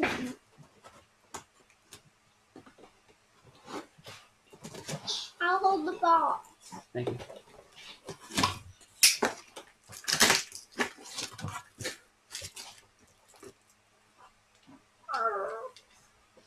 Trying to make it fit. That's Perfect. about as tight as you can get. It fits through. Shave it down a six. I don't think you would have to. Then send it. There's probably good 20 or so thousands there. Clearance. Yeah, it's like I only got the tools to install those, not to take them out. Not enough to go in sideways, but just enough to. I mean, as long as you can keep it centered, it'll work. It should self-center because it's a cone. Ish. Oh, long I as- meant to run it the other way. Oh. It should self-center because it's You a don't want cone-ish. You don't want to dent it. Yeah, it's not to jack it up all the way. Someone just popped it on the ground. Oh no. It actually looks like you used that one too. It's used at least. How do you do that? I don't remember what I used it for, but probably some I motorcycle don't bearing. think I or have something. too much left shoulder there to grab because it's flush down here. So I really can't get in down Right. there. But this is you gotta flip this around. Right. Get your cone side facing the wrong way. It works that way. It Apparently worked. not. It worked for every other bearing. I mean, it just if you have flat up, it'll grab a little better. Well, it might still break. Maybe that's still at an angle. Wait, what? What I had to open the. Well, I guess not, since I'm missing half the bearing now. I don't have to completely take it off. Look, guys. There's someone. Staring at the computer. No, I'm looking at this and I'm seeing Yeah, that's something not gonna happens. Then I wait. should be able to count to until 5. that happens. It should be about. You should be able here. Nate, wave at the camera. All right, now count 5. 1, 2, 3, 4, 5. Boom. 5 second delay. There it is. Is Yeah. it? Oh, not gonna work. Never mind. Don't have a choice. I've always used them that way because it kind of clamps them behind it. Okay, bye, guys. I mean, Bye. it should work. It's gonna try to spread apart more. Yep. Put it in the trash bag. Where's the trash? I think Right like that, and I get the most amount of shoulder. Yeah. Okay, see you at dinner time, which is very soon. Yep. We'll be in just a minute. Okay. Bye. Bye. Bye. Bye. No, cut it. Cut it and chisel it. Weld it. Can't really weld it off from the outside. Good. It doesn't work. It shrinks. It'll get tighter. We could just heat it then. Weld it till it Put it breaks. upside down on the spinning thing and heat it like they do on TikTok. Yeah. Then it'll fall off. The spinny thing. Do it. I don't have I don't know what it's I don't have a called. propane torch. I mean, I don't have a acetylene torch. I don't know if propane. You have Matt? Propane. I need acetylene, but I keep trying to buy one. They're too expensive. I have 2 and neither works. One's like a little mini kit that I kind of liked. I liked the idea of, but then it like the valve's broken off. So it's like, yeah, to repair that valve, it's gonna be like $400. And like, this is the Repair top of the valve on what? tank. The tank? Yeah, Just swap the tank out. The tanks aren't expensive. The little ones. I mean, relatively. A whole lot less than $400. You can buy the little tanks for like, I think they're around $100. yeah. I think the prices are given by places like Tennis because they don't want to touch customer tanks. It's still within date. Just trade it in. Even if it's a broken valve, I mean, they refurb them anyways, or just send it in and have it refurbed. That's the thing. I don't know anybody. Maybe now AWG might have one that size. But whoever I called the first 2 times, Granger and somebody else in Lexington, is like clearly not want to talk to me. You're gonna have to use something else. Use a 3/8 to quarter sock adapter. That's centered. That'll work. Should I use the cone or flat side? Try the flat side. I'd rather not jack up the cone.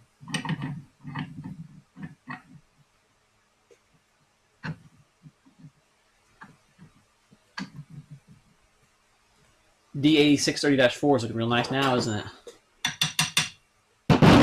Be nice if you had it, but you don't. Yeah, I'm definitely gonna buy it though, or do some more lathe ops and make ours more ergonomical. I can give up on 4-jaw for a minute and make one. If this doesn't work, this one. I mean, this will probably work, but It won't. it'd be nice to. Oh, okay. Now we're gonna explode those last two little bits of. So even if we made the thing, We don't have to build. it's probably not going to work. We need to make a draw. We need to make a 2-jaw puller. We just need to make it something. Well, no, you can just use that Even slide a hammer. even a 2-jaw puller, there's not enough left. No, there's It's got really. Oh, it it's does. meant to use them. Well, the slide hammer has the 2-jaw. Yeah, we could probably I just use the thought slide. slide hammer was a 3-jaw. No, No. both. Oh. It's got 2 inches.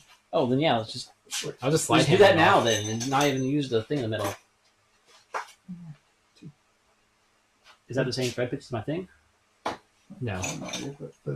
just uses these. Okay, it might be, but I'd rather use the slide hammer honestly at this point. Yeah. Well, if it screws up these shoulders, that's the last shoulders we have. So, Fuck, why would it? why wouldn't it? Either way, it should work. Well, here. I'm sure it's a standard thread pitch, so. Might be. There you go. Yeah, that's it.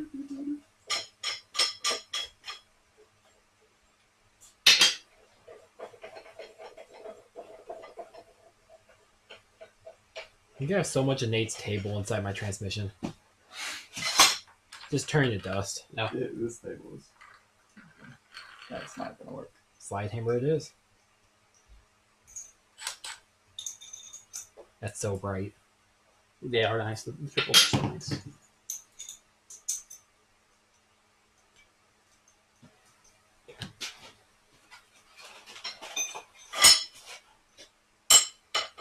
Wait a minute.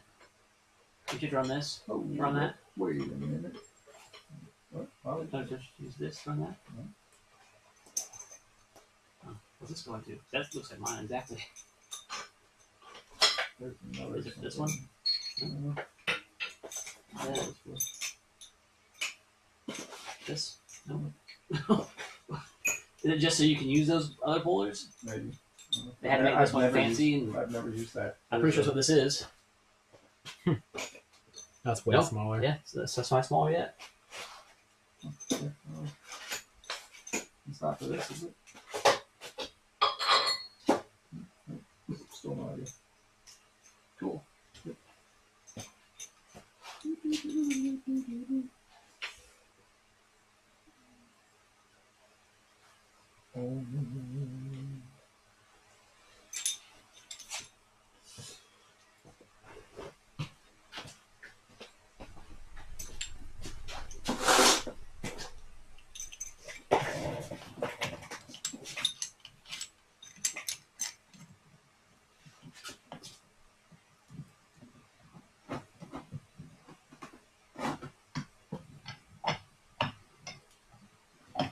Go like this. Just drop the whole diff on the plate over there That's probably a better idea.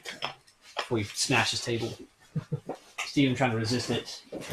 God, shove it right in the table.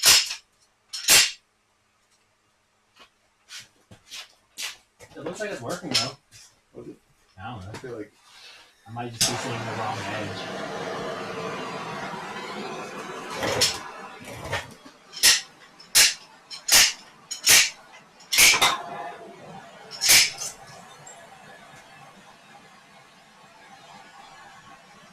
No, I think I just saw the parts I broke off.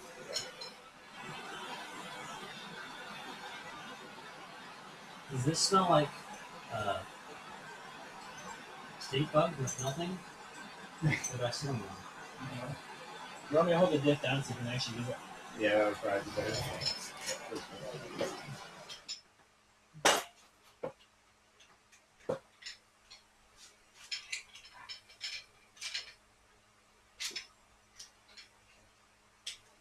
What dingus do these shelves have? Actually, hold it, hold it. How much tables in it too? Well, that's what was melting. That was from a melting table. There's so much table in it.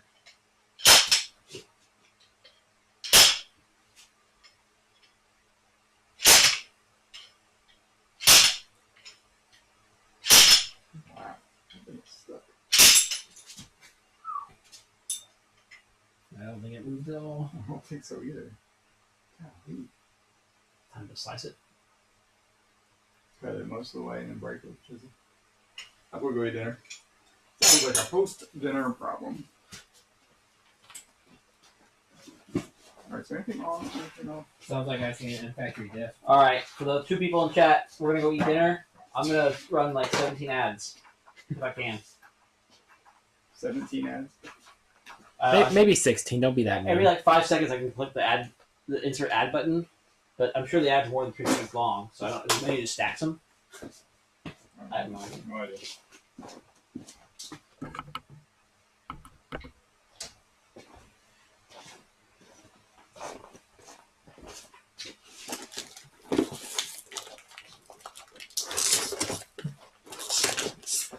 Salmon Industries said, dinner time.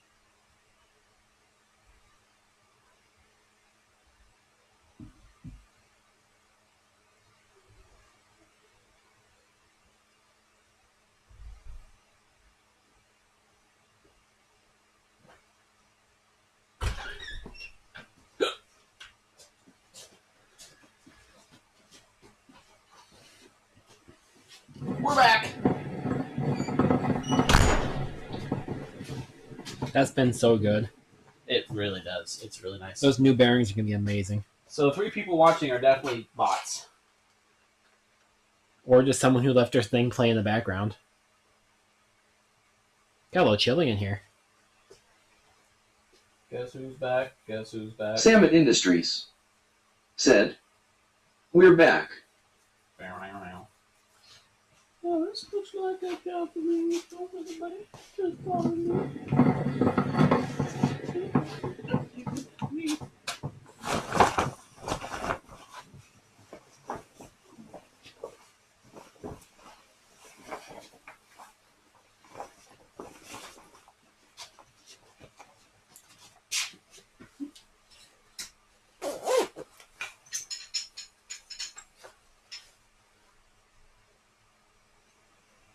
Oh yeah, it never came off, did it?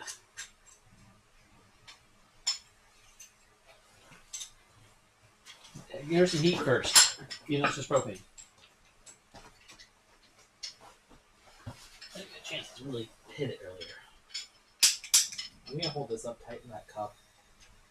Yeah. This is tight as you can get it. What kind of water is? It's not very good at its job.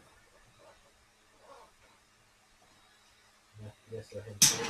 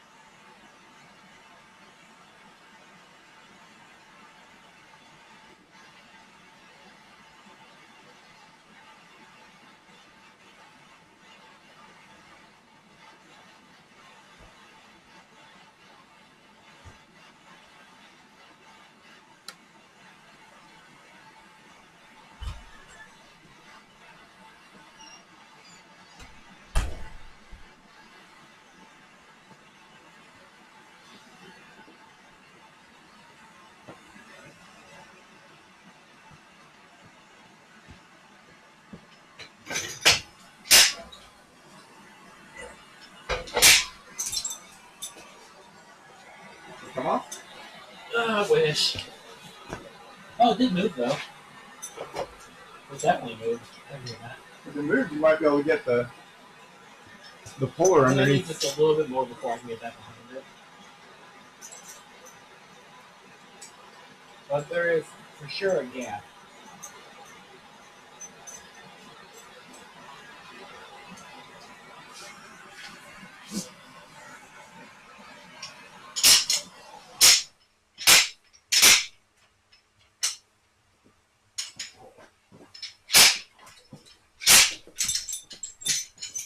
I think gap growing. I keep doing it. On this.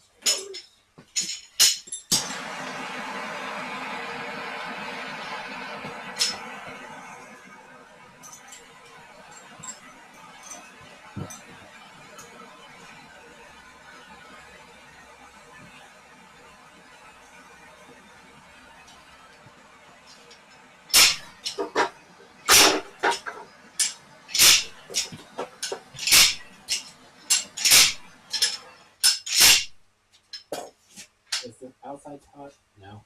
See if we can somewhat hold that. Okay. Yep.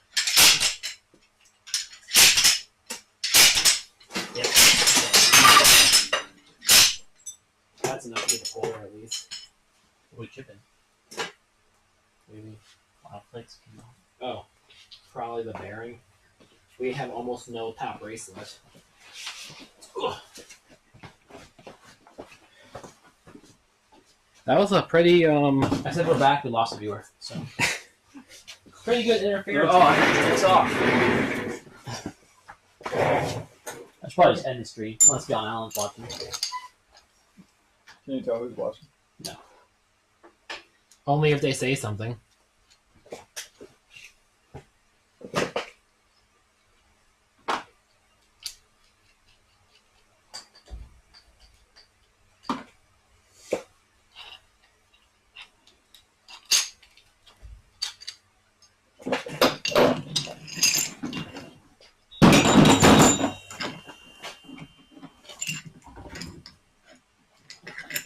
good. That's surprising. I just kind of slapped it in there. I mean, it's not nothing is tight, but it's not good.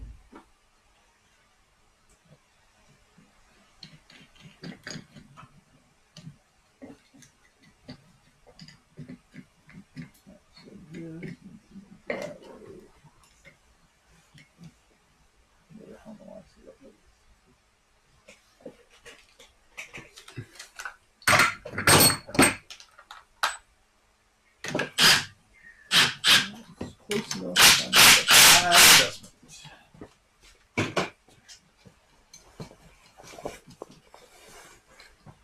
Is your volume turned down? I think I seen someone. Oh, that was you, chat. Chris, so I saw something pop up. Now it's me talking to the.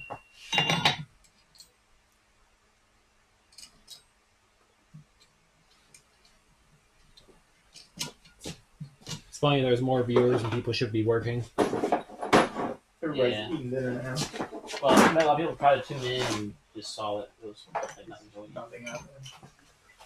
Which is fine. I don't know. I haven't done this enough times yet to know if it's better to end the stream and then re-stream and hope people come back, or if it's better to do it this way.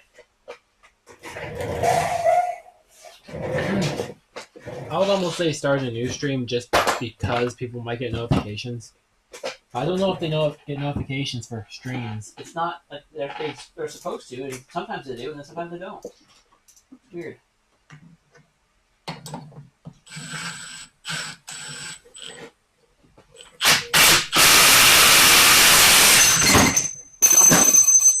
Said, we hear Hood. Yeah, John's here. All right, here, John. You missed a lot earlier. However, I will show you something real quick. One of the hardest parts of this whole procedure, Nate already done the lathe. We're gonna be doing it again tomorrow, and Nate's working on something else on the lathe right now. But the G6 shaft is too long. Where this bearing sits, it's shortened. This is a hardened piece, so it's kind of hard to cut down. But we've done it. You see it's nice and shiny here. We have shortened this whole shaft and gear tip down 260 thou. Now that's complete. Steven has reinstalled a brand new JDM OEM bearing. This is the differential from the 6-speed. This is the shaft from the 6-speed. This is a Capri 5-speed case. Put them together, and as you can see, it spins absolutely beautifully. Everything clears. Like, so far it's looking fantastic.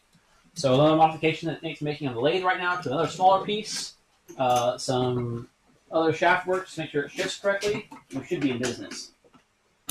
That bit you could probably get away with a Dremel or something doing The it. thing that Nate's doing right now? Yeah. Yeah, if I hadn't John Allen tried to smooth it too much. said, sexy. Yeah, you bet it is.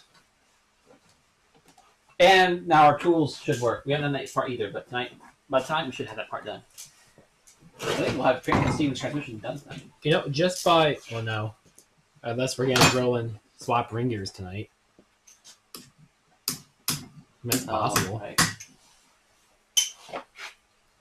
Yep, I just At least we can try the. logistically, I'm technically the first 6-speed piston, but yours will be the first one running. You could beat me if you wanted to. I'm Next not time I gonna say come over, you say no, and show up at my house with a lat car 6-speed swap. I'm not gonna take that from you. You did most of the work for this whole swap. Well, the research work. Yeah. I've so far managed to make everybody else do the actual hard work, like Nate. Oh, Nate's here, by the way. Say hi to John. I figure out where the camera's pointing. That's right there. Top one. Hi, John. You don't even have to duck. I did. My head was being cut off. I'm too tall. You know how often Nate gets to say that. Way too off. There it is. Yeah.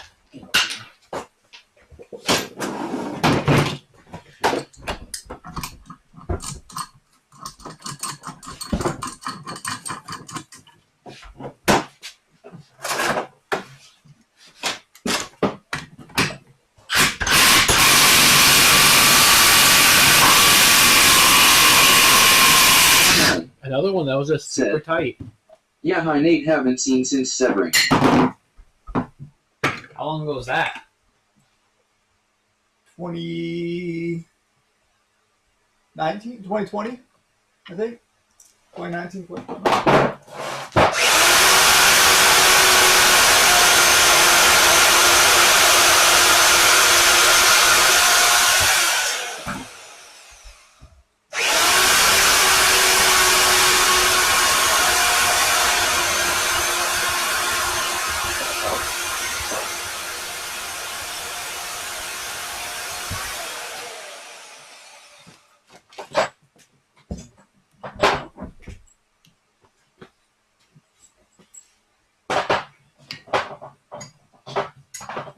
Where's your mid case, Blue Dog? What?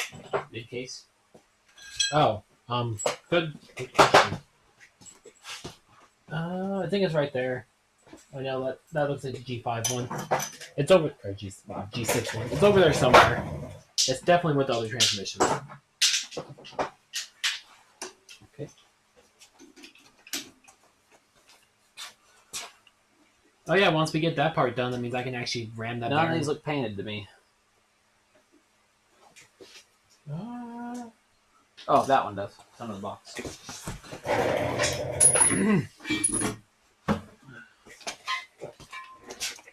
Slap your race on real quick. John Allen said, "My B6 Doceon for Stavat Electronics likes to rev. It might get the 6."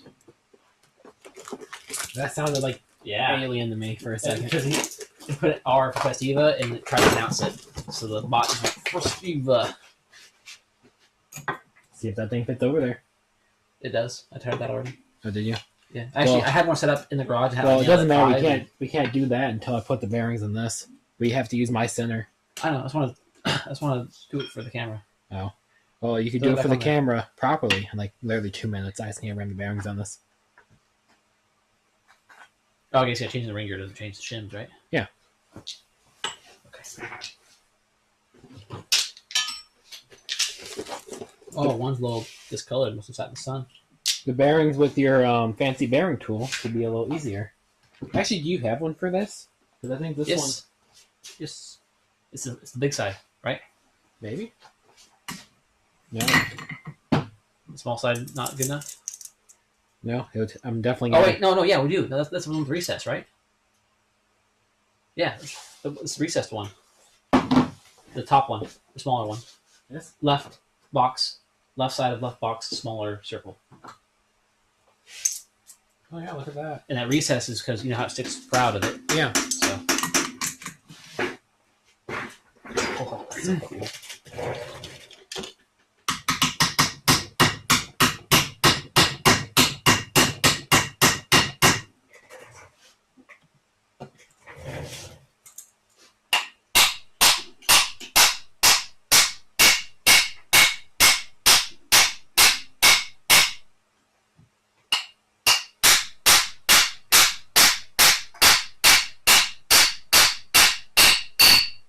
There's the sound. That's it. Oh yeah, because it has to be slightly below surface. Look at that. Cool.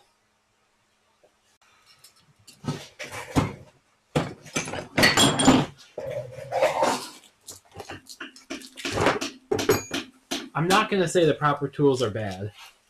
They're amazing, but if you don't have them, Buy them. yes, find this 1980 Rotunda. All three of the kits, at least. Act. Like you didn't just buy one. I bought 3. If we don't have 4 currently en route to my house, Well, I don't have that big one, which has all these really nice drivers in it. buy it. Actually, I don't know if how hard it is to find that one. I haven't looked, but I'm sure I can find at least 2. You can For find cheap. one for under $50, or Yeah, you want one 2 and 8? Or tell chat what the number is. that big one. That big one has really nice drivers in it for the bearings. Totally worth it.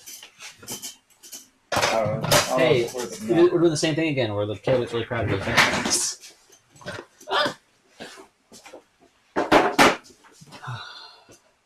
This is your old race, right? Wait, does it look new? Nope, that's the old one. That's it. I think the new one's still in the box.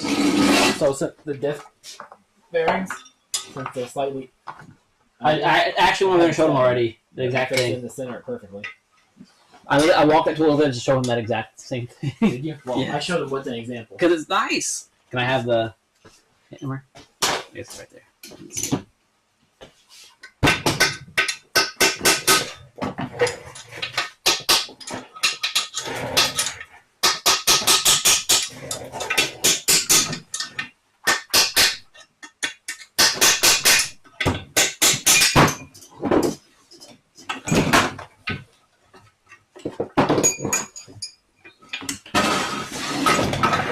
So I'm not sure what was up with my old bearings, but the new ones hammer on just fine. Maybe the inside diameter just wasn't quite ground to size right.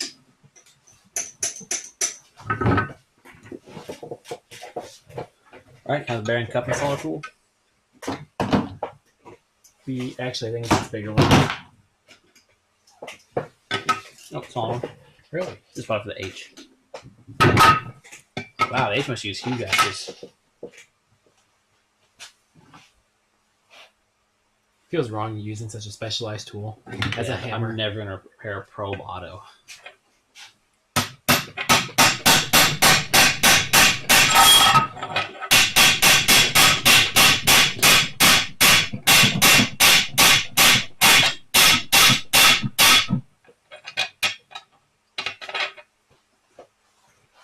You just suck at hammering and stuff straight. Yeah, apparently. This is behind you if you want it. Oh, I'll just plug my ears. Hopefully it shouldn't take you more than a few more hits to...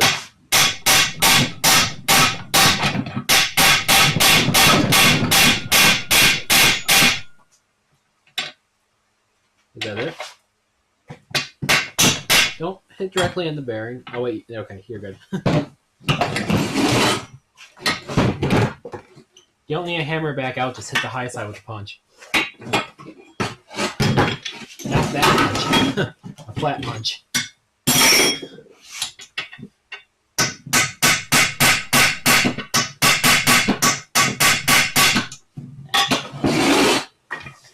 Like it.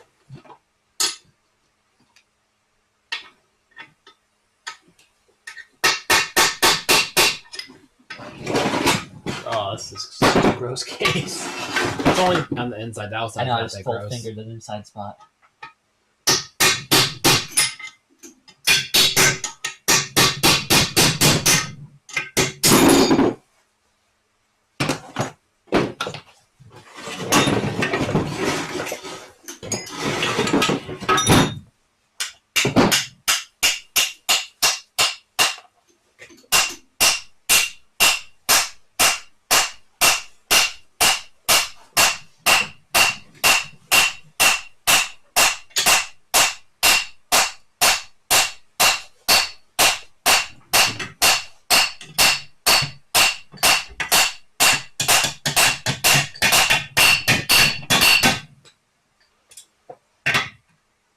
Imagine how nice that would be on a press. Just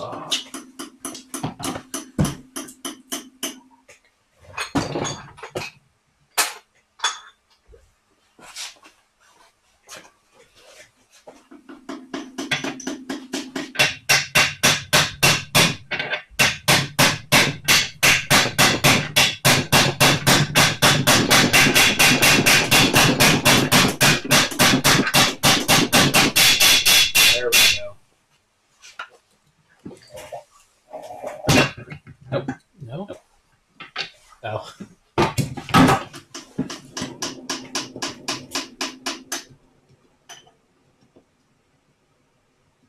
Gotta love new bearings. Still going. Still going. Stop.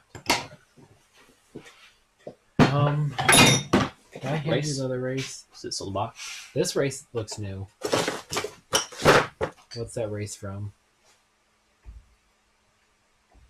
I mean, it's a Koyo. Just put it in the box. It looks new. Yeah, there's 4 races in here. Should have 6 total. 1, 2, 3, 4. That's 1. So 5. It goes up here is one of the really big ones. It's the biggest one. Must be out already. Oh.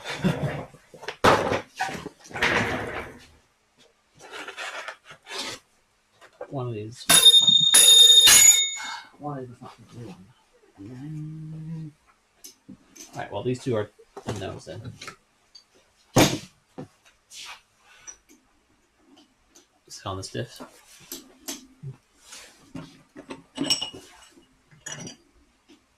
Clearly old. Clearly old. Very cool. What's that one right next to your thigh? That looks pretty new. Yep, and I know it's got the high cap. The old ones don't say high cap. High capacity, baby. So we're upgrading our transmission then. I think the old ones were high capacity. I think they used to use the letter.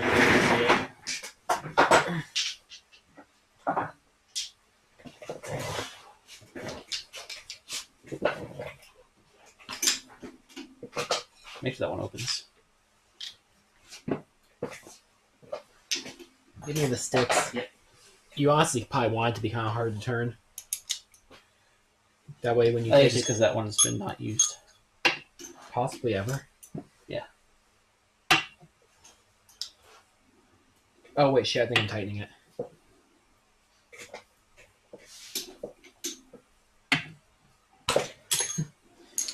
Yeah, I was tightening it. Well, this thing gets super tight.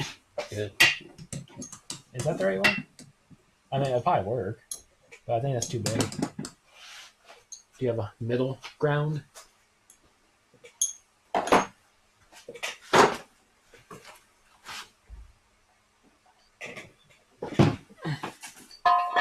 No, this is it. It fits in here perfectly. That's all that matters.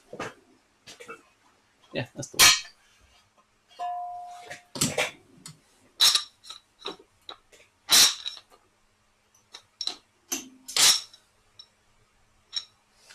It's just from two machine flat surfaces, you know, twisting together. Damn near ringing them together.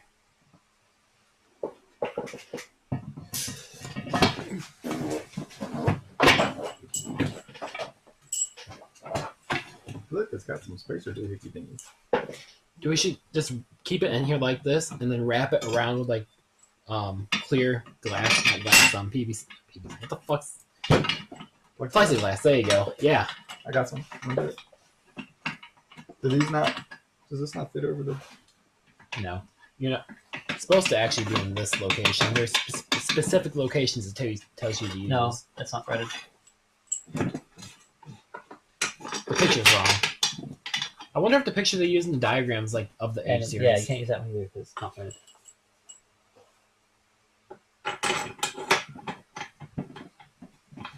That feels awful, Steven. It came out just fine. You got the right thread pitch. Screws, like, did your... It feels fine over here. This wasn't square. I mean, it's The case just wasn't lined up. going in fine for me. That's what she said. Did I give you 3? You didn't give me any screws. Oh. I'm missing one. I need one. Yeah. Oh, there it is.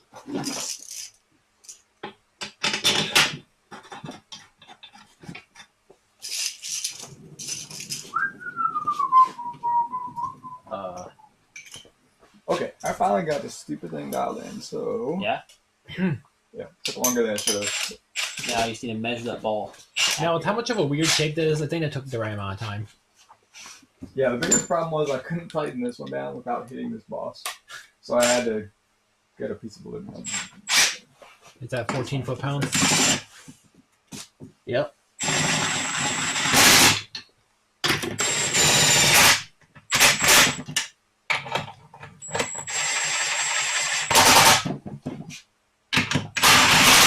Remember when Will said if we all work on this side of the table, the camera can see it? You wanted this camera to see that side. Well, now only John can see. Only John's here. So, Oh, there are 4 people now. 2 people. Hey, everybody. All right, so we're going to use the shim selection tool, the right one this time. You can tell because it actually fits in here like perfectly. And right now, beam wrench time. So, beam wrench, check. And then Nate, You're gonna need one of these from your little kit. I don't know what that is. This is to drive the diff pin.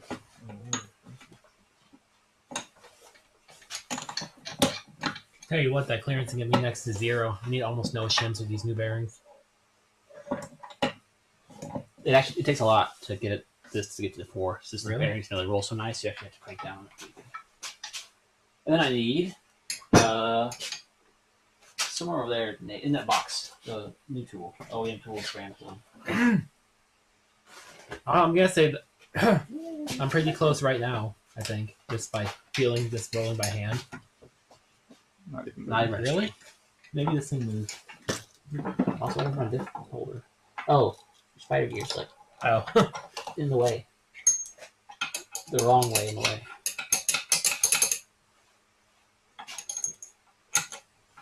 are they both to one side? Yes, they were. That's better.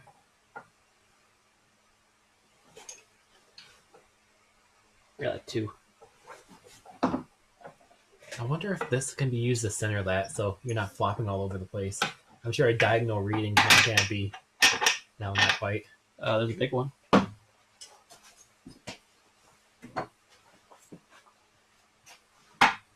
That might actually work. That's what it's meant for. If that fit through, it would make more sense. Or yeah, do it that way. Long side up. Over the extension. Yeah, like that.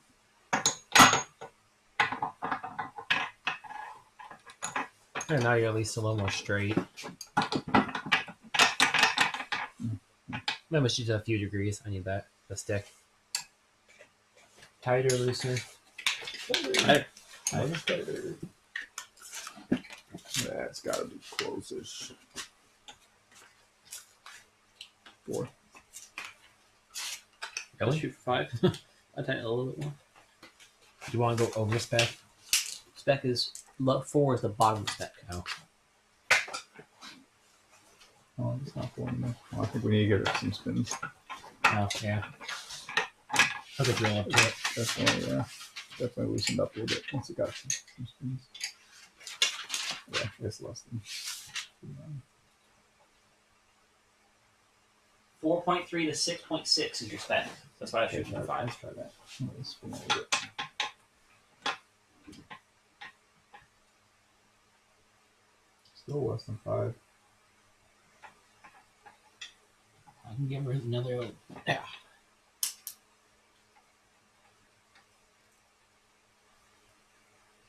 That's close to 5. That's another tweak. I'll say that's right about 5. Okay, then hook the drill up to it and spin that thing. Hawk 2 and spin that thing. I'll hold the adapter in place so it doesn't move. That sounds pretty quiet. That is exactly what the instructions say to do. Do you How see many how RPMs? not ground correctly that ring gear is? What? Yeah, it's not centered at all, is it? Like, look at the cast Yeah. edge. John Allen said, Yeah, that should be snag good. a couple of Nate's modified Civic radiators for me while you're there. I'm hoping to get some items from the store pretty soon that eliminates the need for all that labor. Okay, now checker.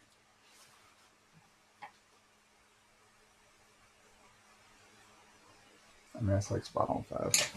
Let's see what you think. You want to check it before I feeler it? I'll still take the feeler gauges. Oh, I thought it meant me check the feel. Oh no, I can check the feeler. John gauges. Allen said, nice thumbs up. Yeah, because my thing's like not perfectly centered. So this way we have just over 4. This way we have it's over 6.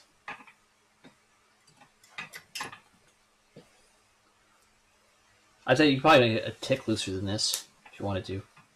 So maybe whatever size you end up getting in there, go 1 shim Nah, smaller. they're and new call it bearings. They'll wear in and get looser. good. Okay. If it Well, I think the book's accounting for that though, isn't it? was, With the spec, since they know you're just to do bearings. this one right here is perfect. What is it? 40,000 or 0.4. 0.4 mil. That's like, here, go ahead and Fantastic. squeeze that in there. That feels amazing. Is this one that they want us to do 3 times and just take the average of? Like, that's the exact feel you want for a feeler gauge when you put it in something. Not on this side. That's why you want you to do multiple sides, I guess. Yep. And my side is perfect. We try 0.35 over here.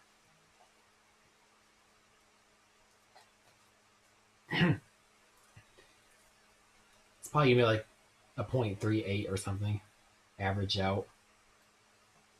Which I think is one of your standard shim sizes.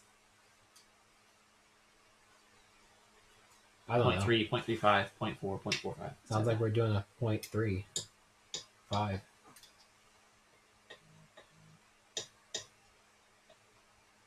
We could probably do a 0.4 if it'd just be tighter in the spec. Alright, I think this is pretty good. What's that one? 0.35. The other question is, what ones do I have?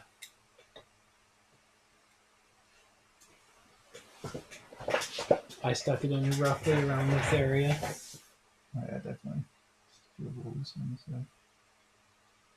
Which, I mean, it's not big surprise. You got a threaded interface. I'm sure they didn't grind those threads. They never see. It's a pretty standard thread. It's not like some fancy ball thread or something. Right.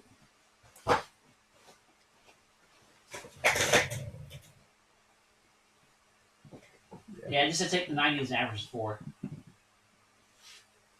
Yeah. So I do you mean- think the 0.4 is better or 0.35 is better? I'd probably do 0.4 since they're brand new bearings. It takes that into account for Well, the spec. Does it? And Well, this, I mean, we were like this right whole at process 5. is for new bearings, so I was. You're right at 5, and we can go up to 6. So I think 0.4 would be fine. It was like right around 5, right? Well, in one way about 4, in one way about 7. So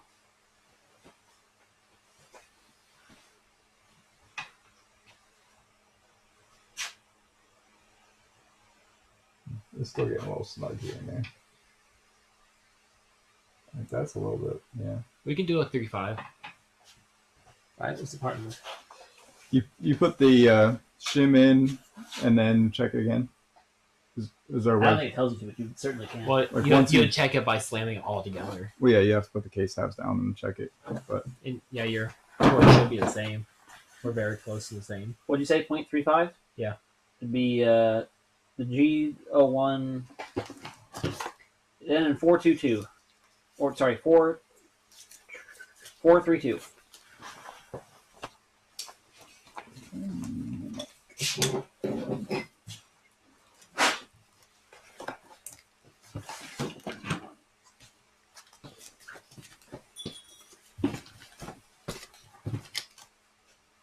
Do you have one?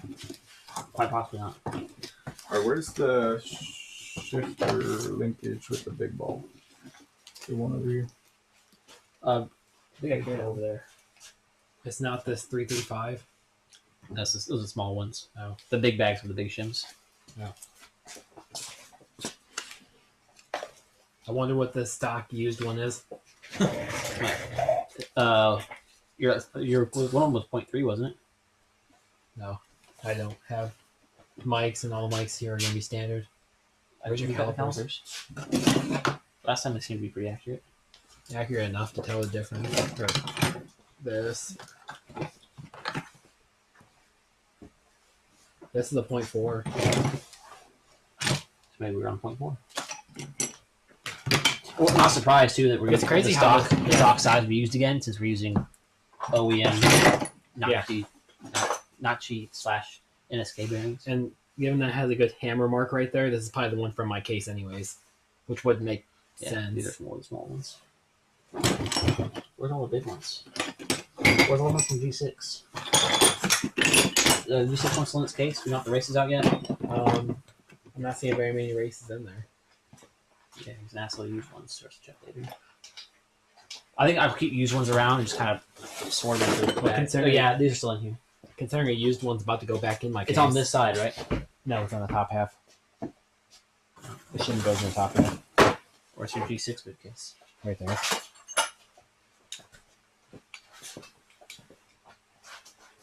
Looks like it's still in there. Looks like this one's meant to use the jaws.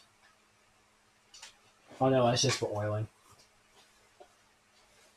Oh, I guess it could catch them from the inside. You could also just use a punch from the outside. It probably is meant to use a special tool. Yeah, because it's the thing on the inside of it. Even with that knocked out. Weird.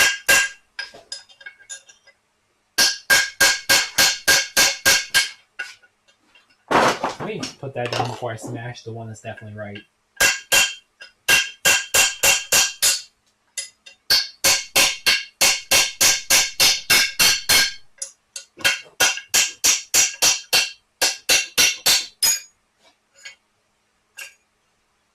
That seems thin as hell. No, I think it's about the same thickness as mine. Really? 0.35. Well, you have to get the pick. So Now you got choices. I may have smashed that one a little bit, but it's probably fine once it. Yeah, it'll compress them. It's also, a third of a millimeter. So do I want looser or do I want tighter? You said that compensates for new bearings, so I guess I'll go. The whole process is made around a new bearing. So I guess I'll go with the smaller one. Leave it a little on the loose side. Not even really loose side either. It's still within spec. Yeah, I bet it's still within spec. Yeah.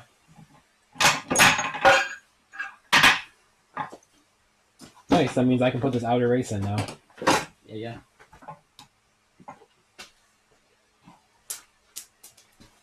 Maybe. Where's my impact? Oh. Oh, are those not 14s? Nope, 17. They're at least still JS. AJS size, so it's not JS.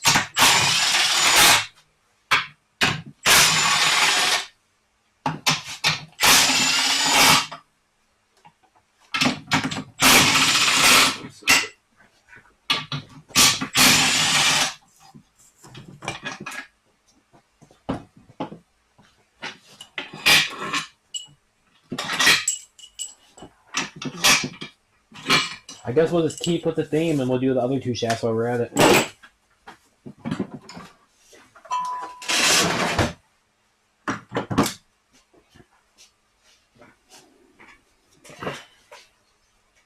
If I can find one of these new stock, I'll leave this one here at Nate's.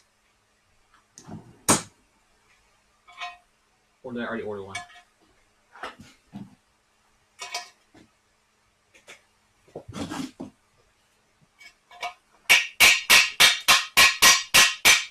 If I put these races on, the ultrasonic's not going to hurt a bearing race, will it?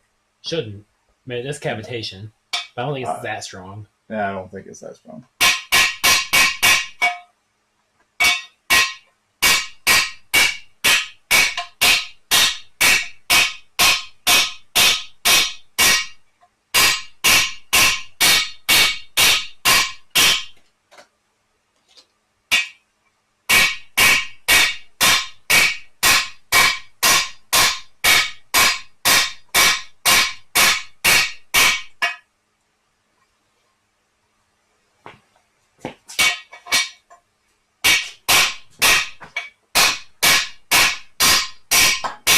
Ooh. It got a lot louder, so it's definitely sunk. That one hurt the ears a little bit.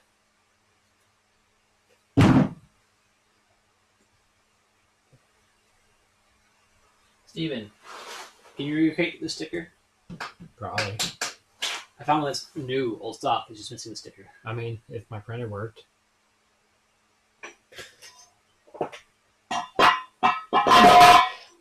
I should probably just go ahead and order the cables. It's only $60. And then hope that that's actually the problem.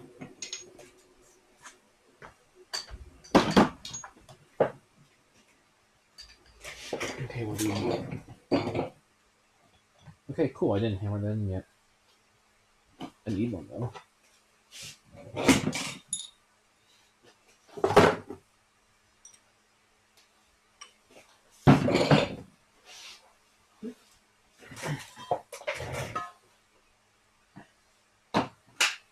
Do you have the... Well, I know you do. Where's the driver for the medium bearings? Should be up there. Well, that's not quite what I asked. Medium ones. Yeah. I don't think we have one. I think these ones slip in pretty well anyways. Yeah, One of Nate's bearing drivers actually probably should set. probably.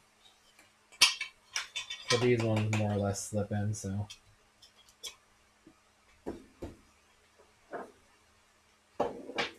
I think this one uses this tool.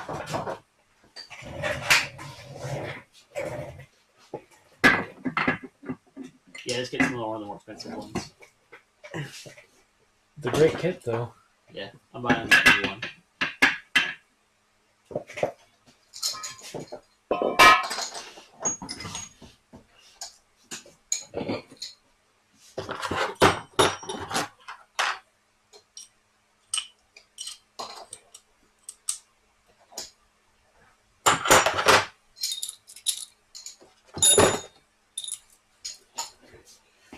Just try all the bearings till they fit.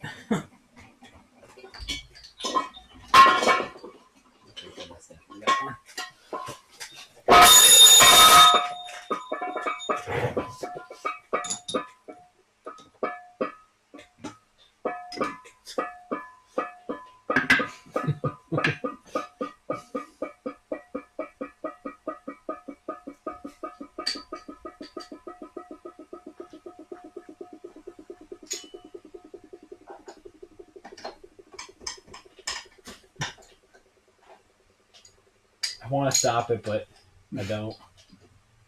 That was pretty slick. Okay, so how do we turn this one? Or is this why you need the dial indicator? Yeah. Because that tool fits in there. You just have to read the instructions. I just don't know how we would turn it to get the... Or wait, does that torque shaft fit over this? No, I tried that earlier. Did you? Wow. Those hunties. Good to know that we both had the same thoughts still. Yes. I don't think it'll ever stop.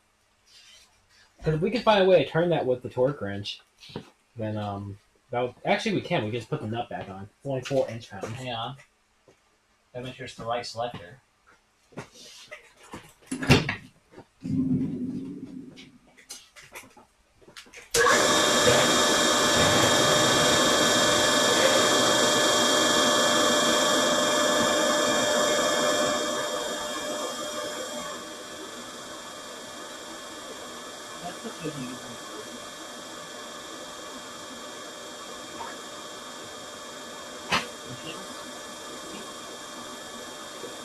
Oh, yeah, but I mean,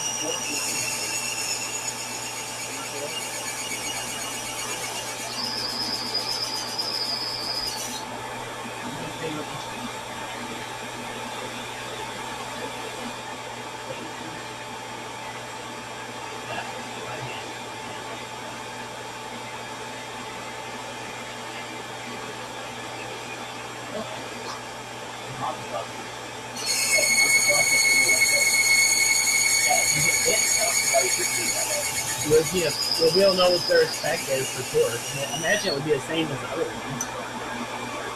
Preload, Right. preload. And that's why, because there's no way to hope to go back and fit it.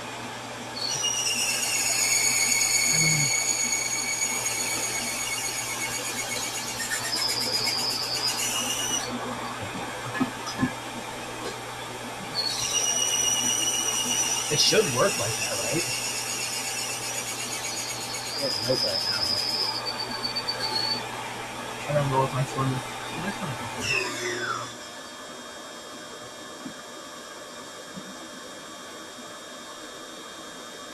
I mean, there'd be no play if it's on the top or bottom. It doesn't matter. Right, I was saying there should be play right now, though. You would think.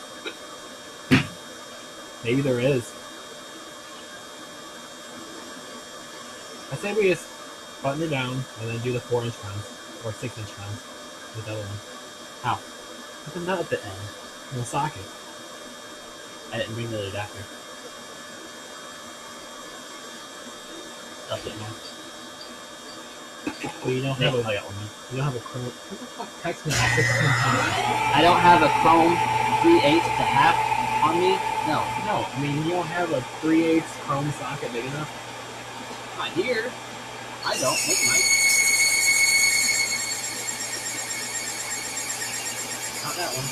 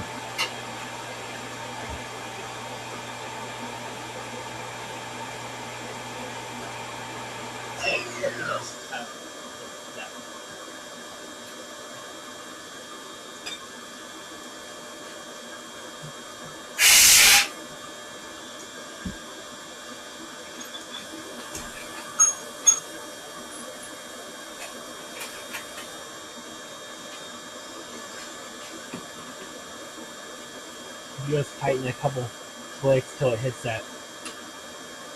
Yeah, that should be enough right there. Now, should we do it like that, or should we Right actually? socket or not? Right socket. Okay, what we'll do is we'll do it both ways. We'll do it that way, and then we'll do it the other way and see if we get the same reading. If we do, then we'll do the other shaft just this way. 0. Yeah, makes sense because Right, bolts. we're all right here. Well, I meant only grab the ones on your side, but I guess you can take them off.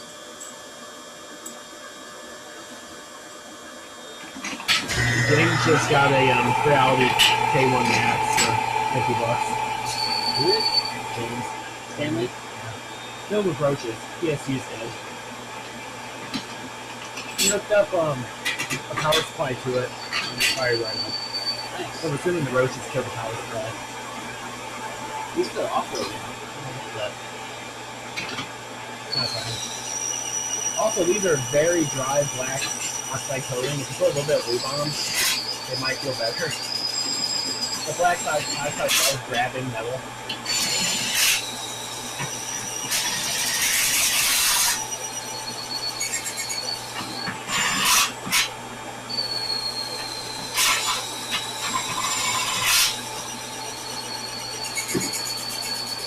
Here, let me shove my sticks in there.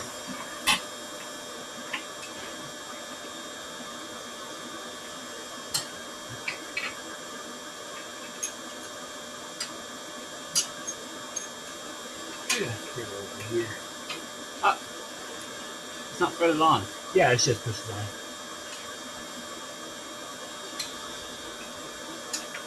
Oh, I was going the wrong way the first time.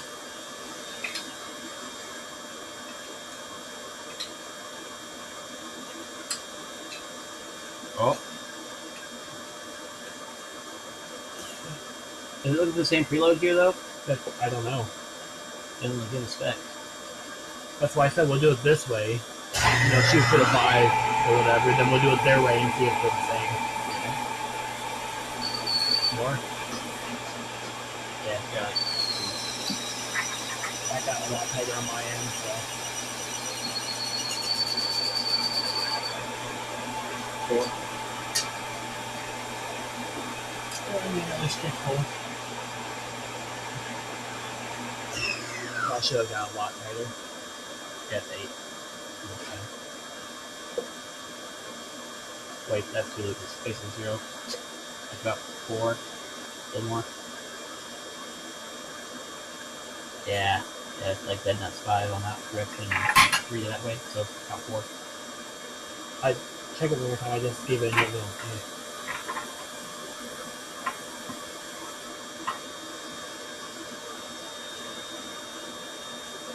Just the grip from your hand is probably enough to change the reading. Yeah, be there. 5. This one, I like.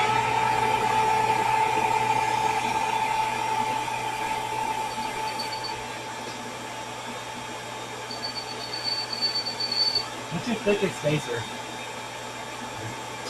Oh, I use that one for us. One's a little loose. I mean, these ones usually do have multiple spacers. They're currently 155. Oh, okay, yeah, it might not be right then.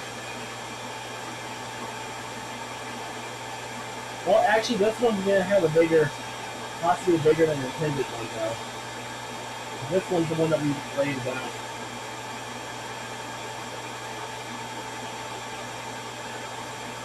We'll pull it apart and try it their way. Either way, that we still use the same adapter. It doesn't count as the adapter.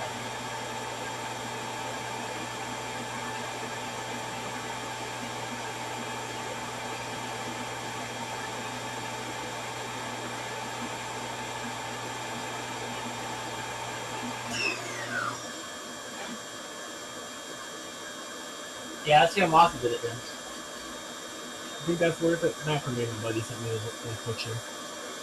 He's a little pricey, but I guess not really with a 4070. It's not too bad. It's a It's not too bad at all. i7 10400F, so it's not like overclocked. He wouldn't know how to overclock anyways. Right. It still has it automatically clocks to like almost 5 gig.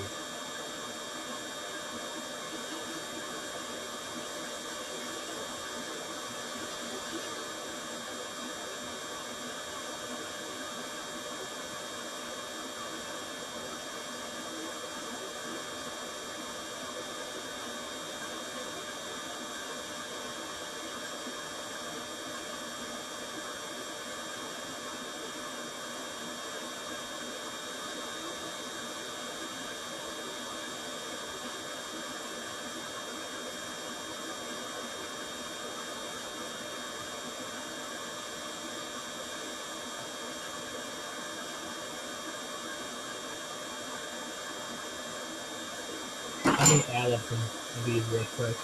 This one might end up being a couple spacers just because of the machine's abilities. Yeah.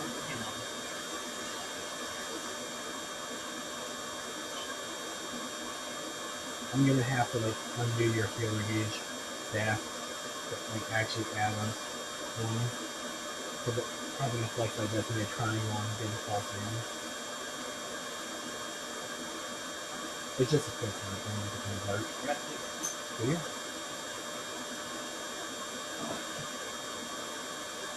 Someone's brand new. Replace that on the site.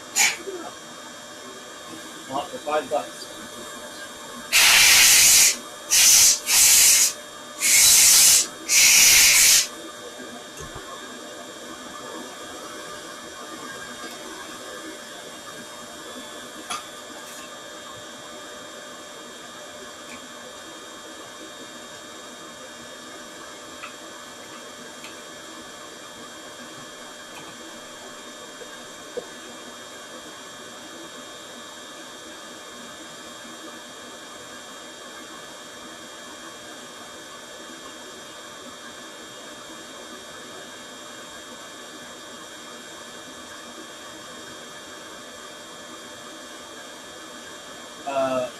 Which shaft are you in now?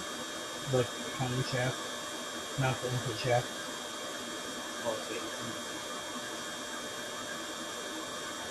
Okay, it says to loosen SST, modulate, to loosen SST back to 0, and you should be able to spin the SST. So I know. It says tighten the SST by hand. until you can't spin the SST. The shaft is just So the shaft will just spin with it, or it just I won't be able to spin it anymore. the SST. Okay, then it's way too tight. Right, that's what I was saying. One sounds like a lot. More than this one, it says you can stack it, but yet at the same time, the biggest is 0.55. So if you have the biggest you possibly is 1.1, then that's right. Modulate sounds like the full way it's not even use the SST. Close the SST so it's shut entirely, and then just reaching with your fingers and jerk it off while you just dial indicator to see how far it goes. And average the 3 dial indicator readings, subtract 0.03, and just keep your fingers How big is aluminum foil? Aluminum foil. Okay, so your aluminum foil one got a little crushed. Wait, the new one? Yeah. New tool. You just crushed it. Look how thin it is. It might I've stay. had that one for years, and I've been crushing the fucking. Well, by the looks of the rest, you haven't used it in years. I used it like once.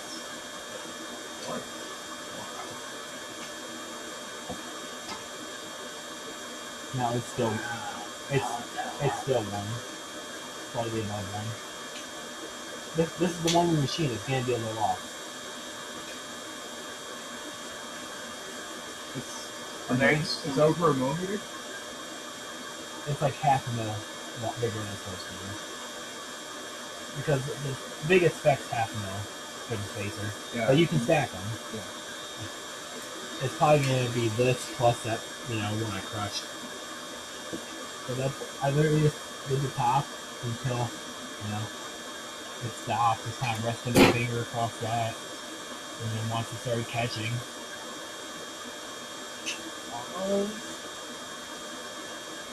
yeah, we'll just see. I need that other field Or is gauge it up because there. we already pushed it too much? What do you mean? Pushed it too much? No. Overfilled it kind of before earlier. Well, we're not crushing those hardened steel bearings. Not with a few foot-pounds of pressure we put on that. Yeah, sticks. It's like 1.1 millimeter. Do like a 0.5 and a 0.6. I think 2.55 is so 2.55 is probably better. Well, I'll do 110. Because that'd be 2.55.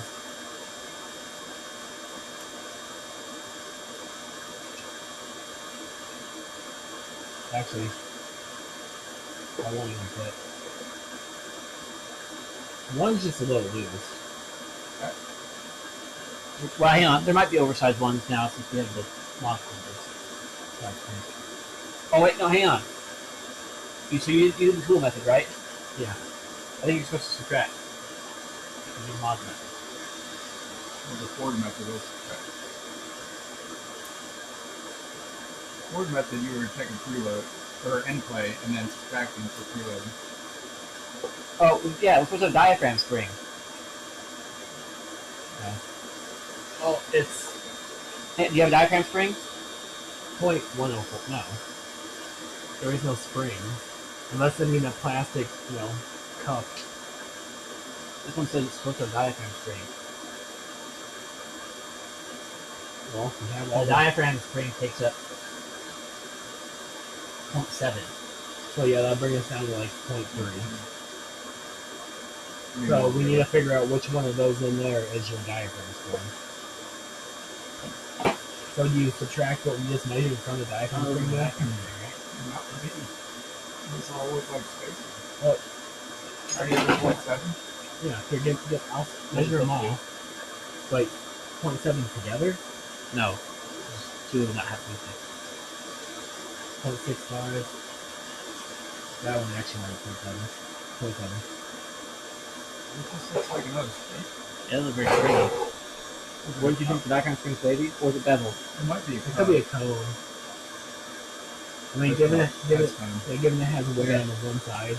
There you go. That's why you're measuring so high. So you measured 1.05? One side. Whatever your thing is.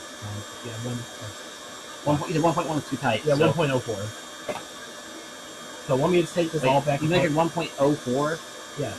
I don't have 0.04 options. Well, we're gonna be taking. I need to put this in there and remeasure everything. Wait, does this have to be in there? Can we do this?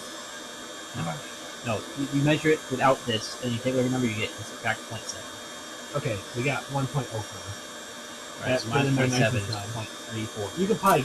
So another 0.35. It's so funny. So another 0.35? Yep. I'm sure we have one of those. We have definitely have it new, or you find another useful. I guess this is my transmission. I don't. It's yes, it's up to you. Those cost like $3 each. So that was the thing then? Neither of those are it. So I just have to use a new one then. What's this one? 0.6. Oh, that's another spring one. Yep, that's fine. Well, I think we might need both of them. Might need it to hold it. The other one uses the smaller one. Unless they use them on this half of the case. 24. Actually, I might use 24.5. Still cool. Okay. It's in the smaller bag. A 0.35 from the small bag. It's probably 335. Ends in 335. Yeah, so it ends in 35. If it's the newer part number. 739, 7320 for these are too big. Are these too big? Yeah, these are too big. What? I can these ones are. These ones are. 32 Jim. Look at screen. Yeah. Definitely fun. 33 34 35.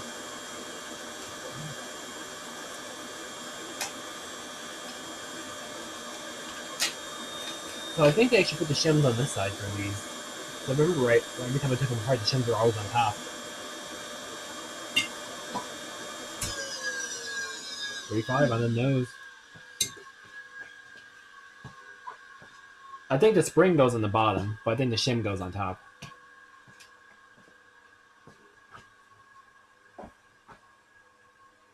Try to see what it says.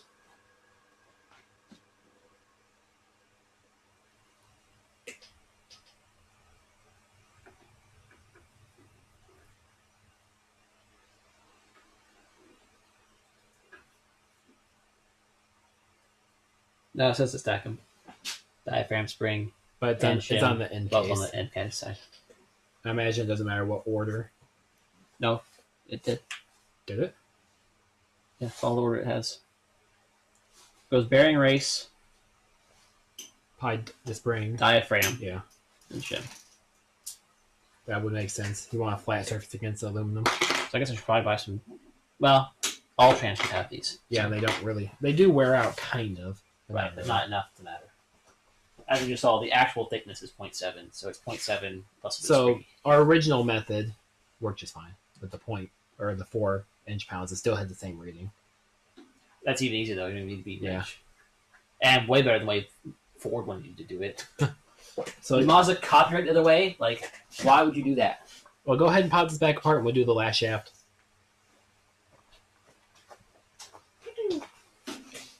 That's not so far. It hasn't been too bad.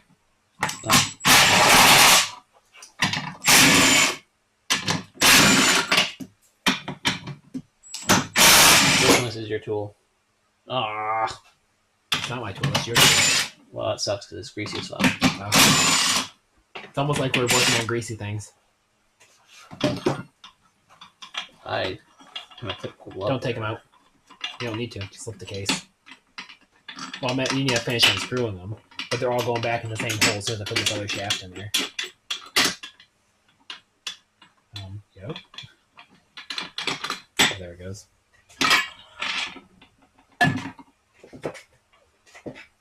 Go ahead and put your things on there.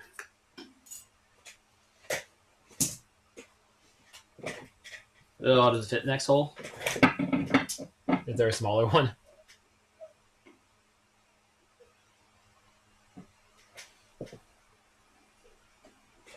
Well, now since I know the go on the top, I can put this in there. So we could do this the Mazda way. Or the Ford way. We put the tool on the top. We might have to. Actually, if you can reach your fingers up in there, do the same Mazda methodology, I could probably reach my fingers through this hole. right? Let me drive this bearing, which I don't know if we have. I think it might be. No. Maybe? No. feel like it's smaller. Like that. That's the diff. See what the tool says. What's this? Almost died. We can run Nate's real quick, for sure. Well, I can drive this bearing race in then if we can't use the tool at the bottom.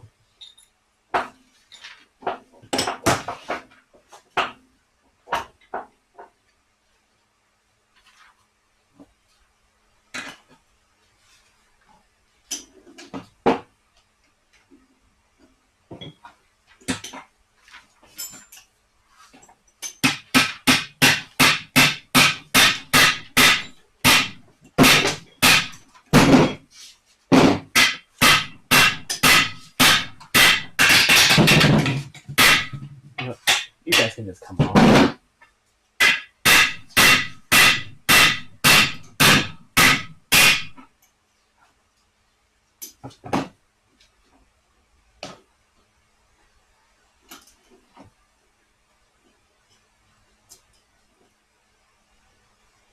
Oh, Steven. Yeah. There are different thrust washer shims for your spider gears. Nice. Well, all the ones we had measured the same, so. There's only 3 options. They have marked 0, 1, or 2. I think this is 2.0, 2.1, 2.2. Millimeter? I would never give you measurements in standard. 2 inches be mighty thick. Well, I figured you meant like 2,000ths or something. 2 millimeters is pretty thick. For a I'm ship. probably 0.2.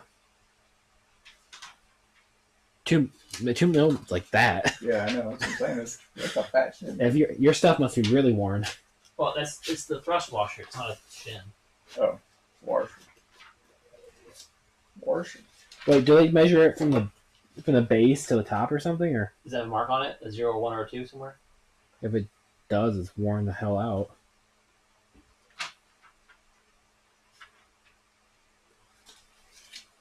Does it really say millimeter? Not like 0.2 millimeter or something? Correct. That means this ain't that. Unless they're measuring it some weird way.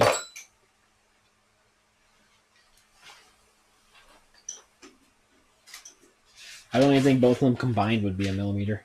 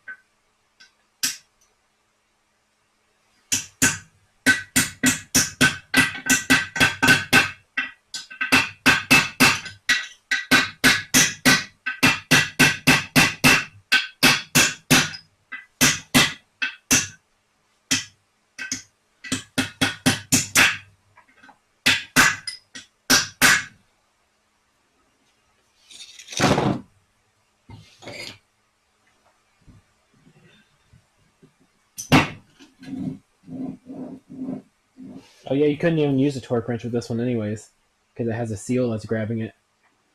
Brand new seal actually grabs pretty tight.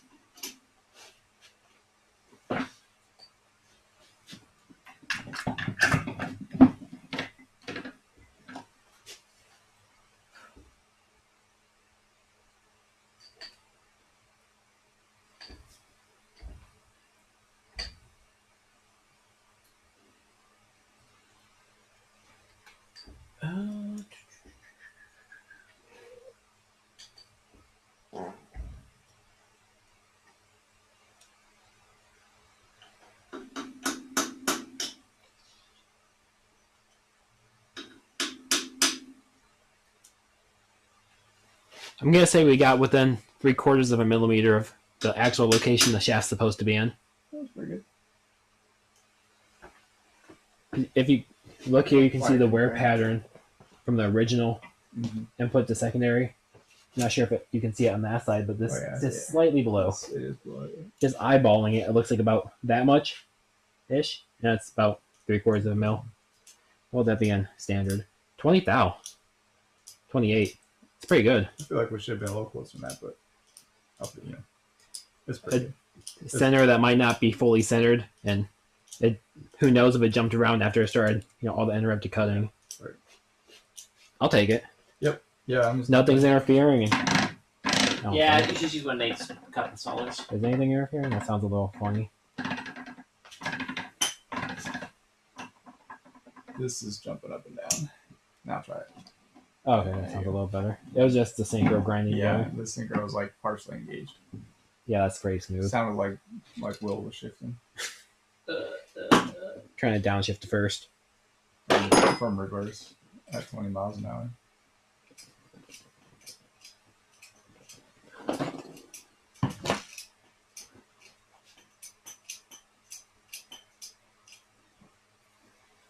This is really weird to me. Like, why did they make this such a funky shape when it's already got like a spacer under it? Why not just? Well, in the F series, that's an F part. It doesn't have the spacer. They needed the spacer just to be able to reuse it. Okay. With how weird shaped the other one is, they probably just worn through die so often, they probably just use this one. It's more stable, that having that just half pressed out like that gets so much more rigidity. Yeah, I mean that part makes sense. Like, they completely got rid of the third bolt hole, since it only uses 2. Alright, I think the tool set for the smaller bearings, the cone replacer and the race replacer, are for older Ford differential bearings. Because the part number is a T77, so 1977. A and B front and rear hub bearing. Oh, well, I just hammered them in, so. Yeah, I figured. Remember about the whole, takes longer to look up and find than just. Well, I knew I didn't have these because it's the wrong number, but there they are. $18 a pair. We did. Actually, I'm gonna buy it. when it's pulled together, where it's supposed to be, yeah, it's a lot It's closer. closer. Like you can still tell it's off, but that looks like really close now. Yeah. What's up? You can see the old wear pattern in this gear, and you can see where this one's actually riding now. So we're within, I'm guessing, well, I mean, like that's 20 to super 30 thou of where it's supposed to be. Sick.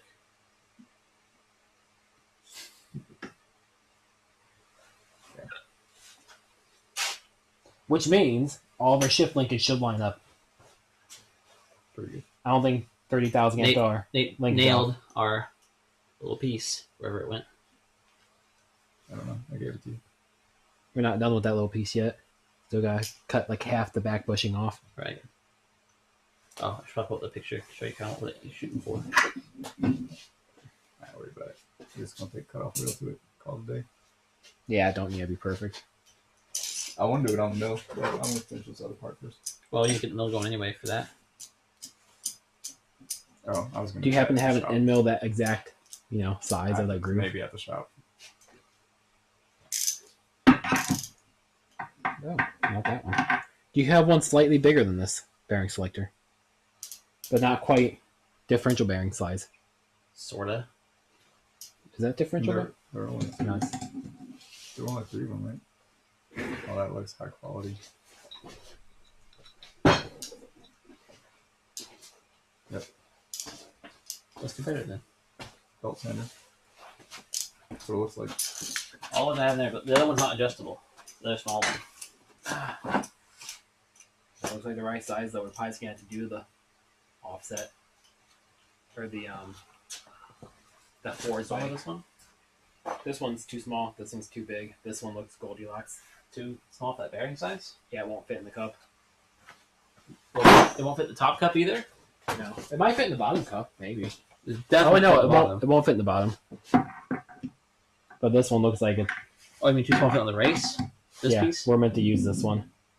We're gonna have to do it the Ford way. We're able to get away with the Mazda way because the other one just happened to fit. But that's disgusting. It really is. Maybe the Mazda one's... Well, I didn't read that's part of the procedure. Maybe that one's different. It must be. But that fits perfectly, so that has to be what they're wanting us to do. I don't know where my mid case even went. Oh wait, you're messing with it.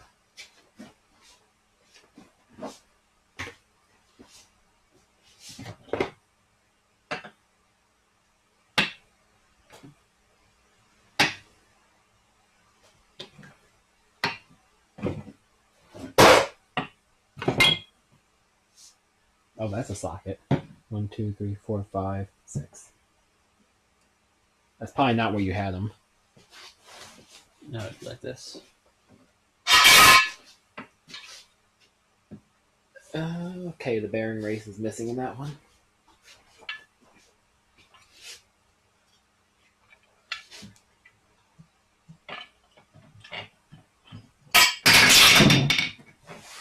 Shocking, the 3 I couldn't see is the ones that fell.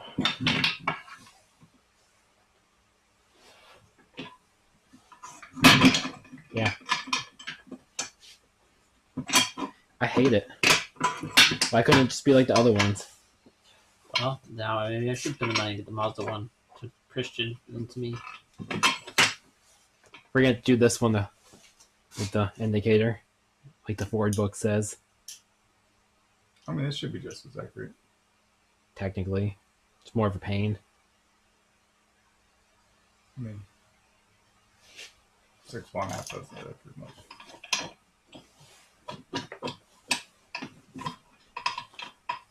Good thing this is all aluminum, so we can't use a magnetic chuck for the indicator. That's what the Ford says to do. Yeah, The magnetic chuck on the aluminum. It literally says that. It says grab this with magnetic base. Set on aluminum. I'm assuming they're just going off the machine surface and hoping it doesn't move.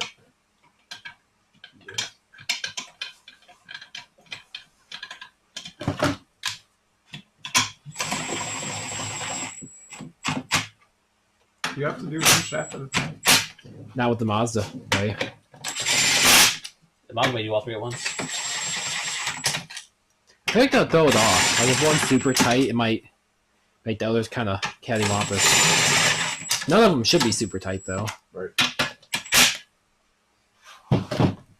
Oh, still spins. So that's good. There's just a little bit of play, so yeah. I saw it move. Is it going up and down? Enough to indicate.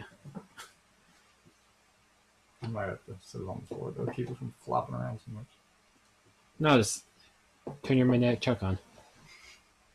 Maybe Actually, if you put it close enough here, that there's enough steel here that probably would make magnetic too. You might catch that, right? Where is it? You can use yours. Do one mine. I didn't mind. What's the measurements in the book? Is it greater than 1,000th or less? Huh? What's your measurements in the book? Read it. I don't think you're on the right page. You're not. It's back like 3 pages. I think this is the input gear shaft. Yeah.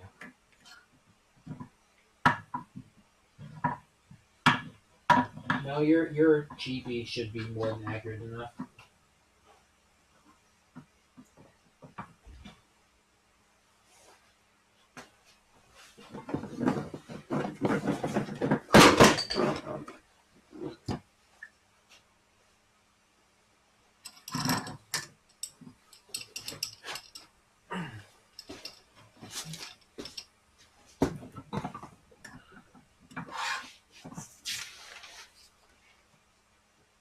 That shows you putting it like way down in there. Maybe you're supposed to. I think you're supposed to put it on top of here, not the end of the shaft, but on there itself. It shows you really deep in there, but it shows just a little input shaft sticking out like that is. It also shows you the selector. You said it was too small though? Well, it says selector. It doesn't say like adjustable. That is still a selector. Yeah, that looks adjustable. Could just be them using pictures over. You need Shim's tool selector 20 or Hang on. T87C 77000J. That's the one from the other kit. Oh, I know it's not. It can't be that small one. The small one's T88. It needs T87. Well, it shows that one, but that one does not fit at all. So.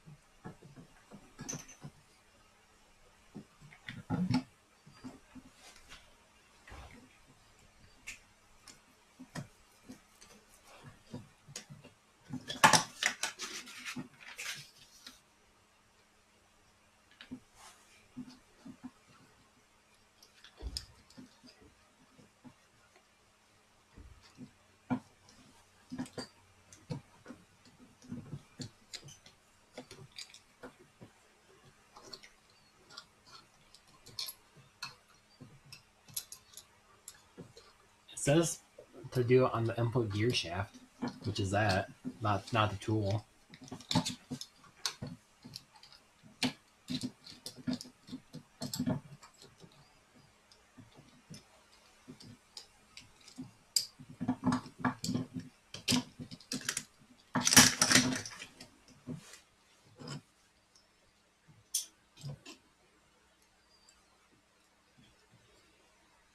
I wonder if the F series uses a smaller shaft bearing.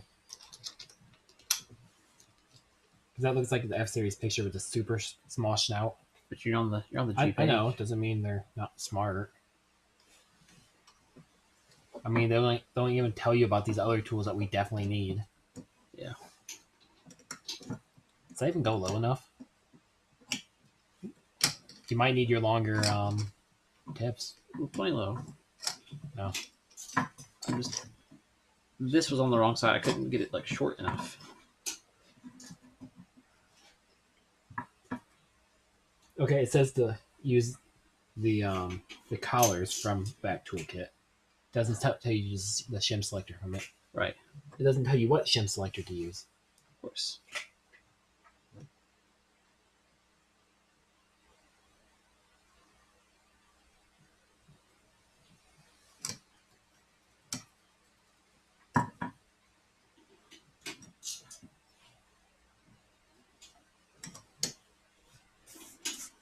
Like there should be a page with just what all tools you need, right? The last page. Is it the last page? The one I had it on earlier. That's why I was on that page.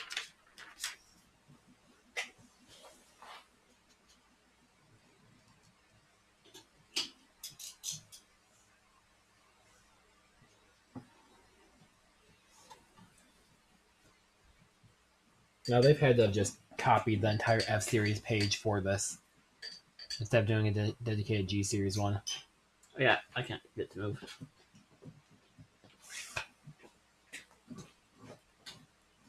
The hell are you grabbing? Up and down. Oh, You're kind of right on the key. Rotate there. Told you it wasn't moving. are you down low enough to actually? I mean, it's a common question. Yes. Nothing. I mean, I can reach up here and no, I don't think it's the right tool.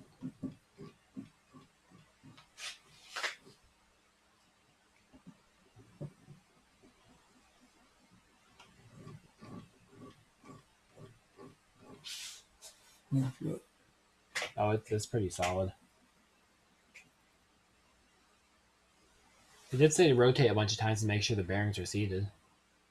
Yeah, I mean it's not like it doesn't have a ton of preload, but there's basically zero in play.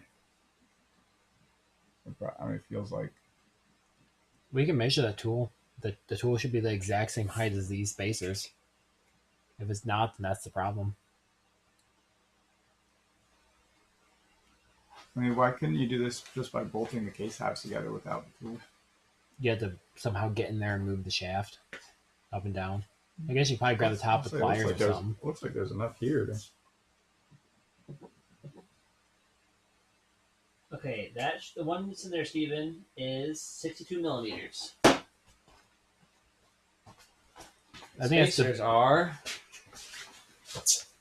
Is that like the length or is that like the diameter for the bearing? It's not. The spacers are spacers.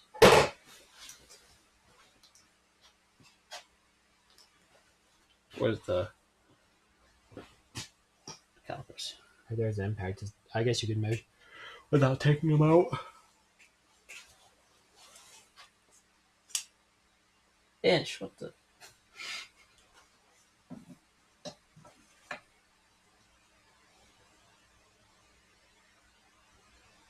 $69. Of course.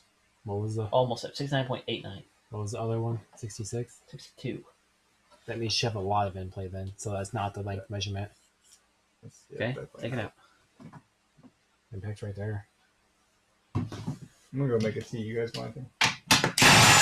I'll I take guess- a 17th die do, I guess. I was gonna say the same. Diet news. You're gonna run out of diet news by the morning. Probably. Yeah, I'll get to the gas station and go to the shop.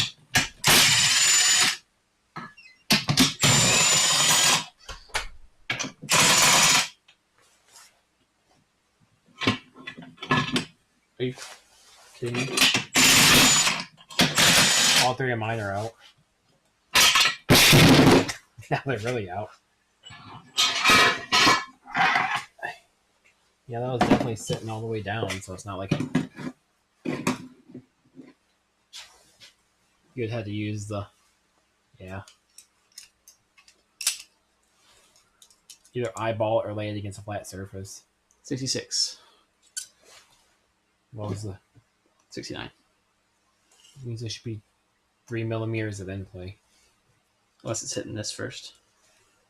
I'll be hitting this top lip.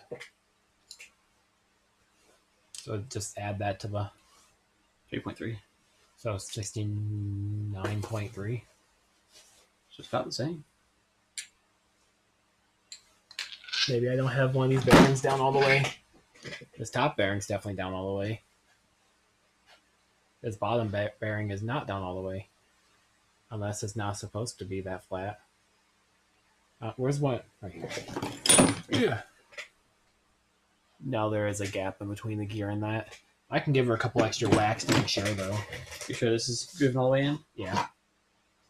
I made a nice loud thud sound. I think I need your automatic transmission tool. The fancy socket. Yep. I'll use a bigger hammer this time.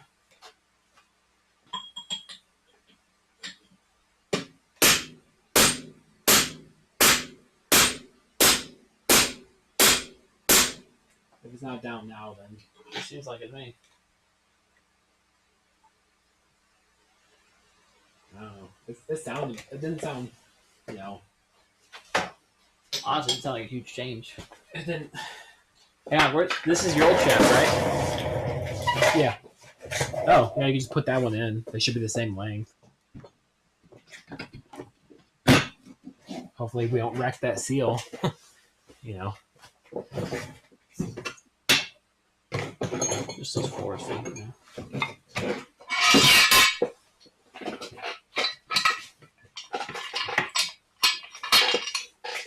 You could leave the other bolts in.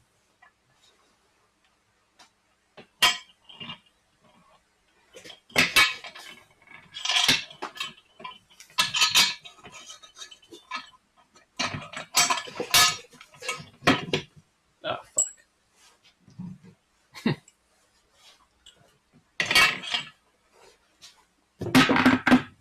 Race.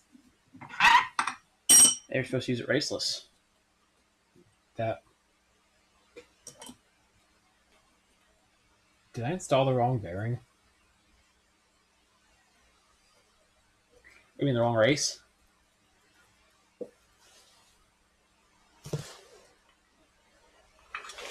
Possibly. Yeah, right there's fine. No. Okay. This one needs a different one. That one doesn't have a race in it.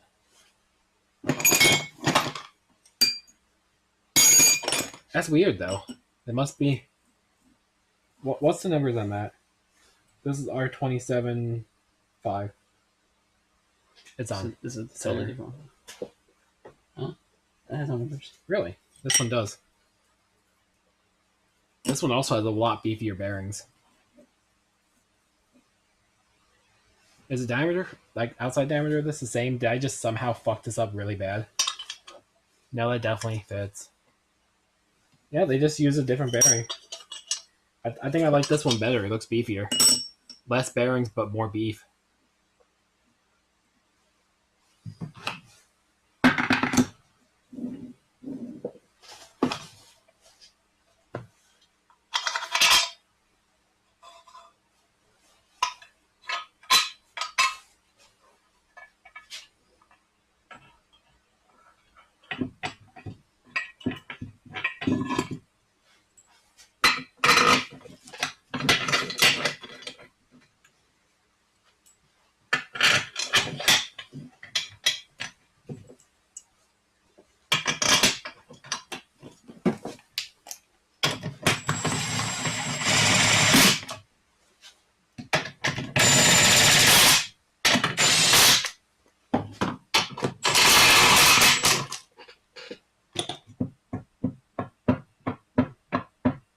We'll try mine again.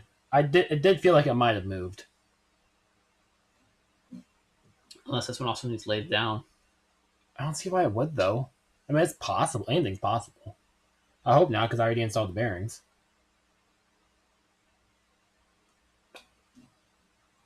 I mean, that front one we can definitely get off without ruining it. No, I couldn't see this one needing it. Because we put that shaft in here before and tightened it down with a G5. Did we? Yeah, and it turned just fine. I bet my bearing wasn't pressed down all the way. What changed? Oh, just you hitting over there? Yeah. It didn't have that really thud, like when a bearing. Okay. I trust you.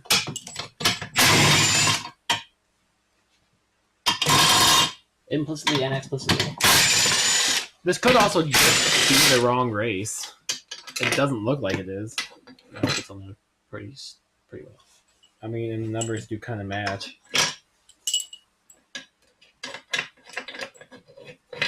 Maybe.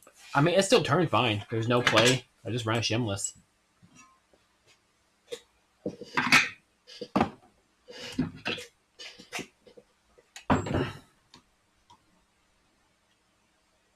Now those look pretty much. Well, are the bearings in the same spot though?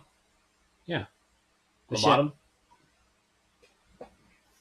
The lower bearings. Oh, The shafts are not the same length. looks like it. Toss her back in.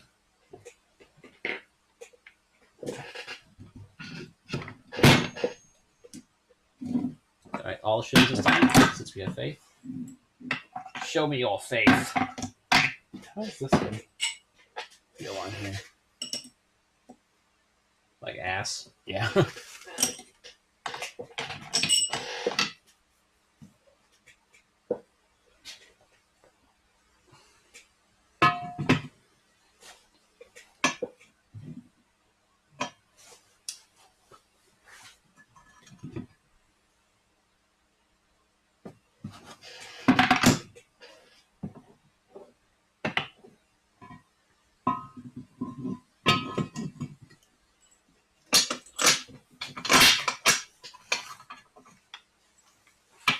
I think it might be a solid plane or no.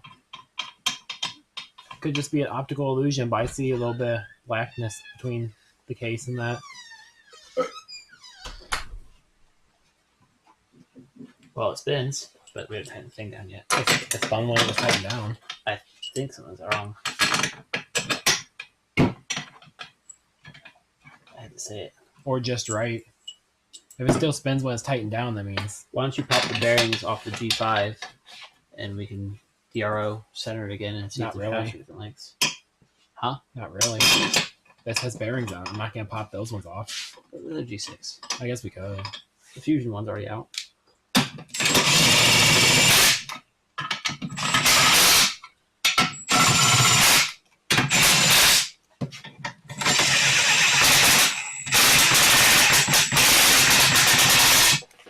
I'm gonna turn the second one of those things. Need the. You don't care if we get that one. That's fine. It was not a precision instrument. So spins. Well, we got a little bit of play now, so my bearing probably wasn't seated all the way. I whacked the bearing a few more times. Yeah, I was really afraid we were going to do another shaft for a sec.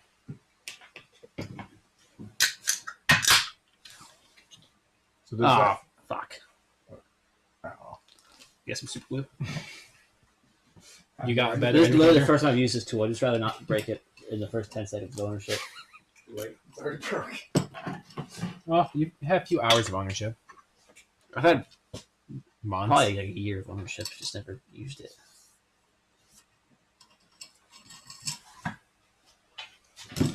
It's the exact same thing. So mine came from our break. I don't think we're gonna need any shim.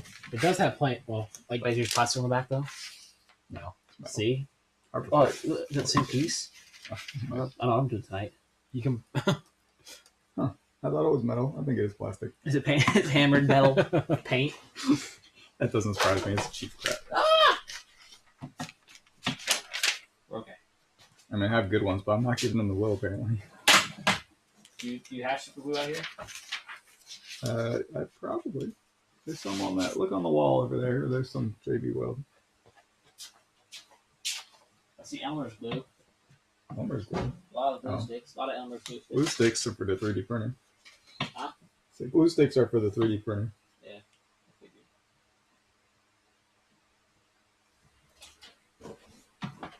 Gosh, I hate using this.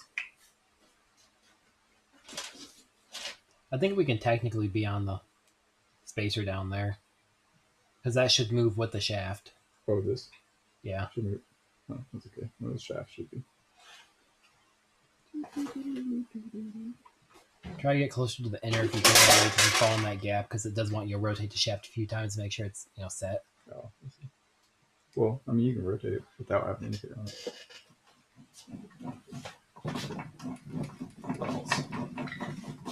That's probably good enough.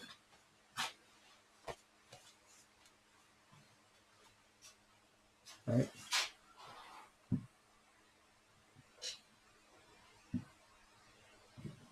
It's not much. It's about 4. The smallest you have is 8. I could smack those bearings a few more times, it still might not be fully seated. All right. It does show using 2 hands. All right, all the way up. +2, all the way down. -2, 4. Again. Put my load on it. That's all the way down. Okay. That's all the way up. Okay, maybe 5. It's either 4 or 5. Let me check on here too.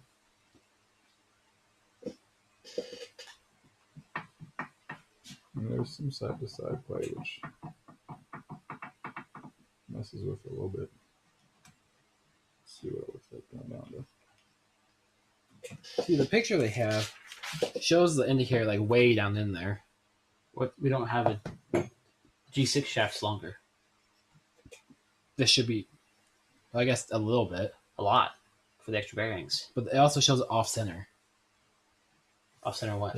I mean, It this looks is off- this Yeah, is, it has to be. So they're showing it inside the selector because where that other shaft is, but on the edge, not in the middle of the shaft.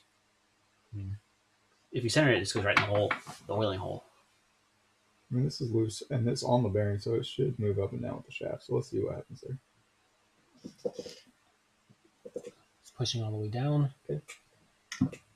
It's all the way up. It's not moving. No. Wait, hold on. Maybe I don't have preload.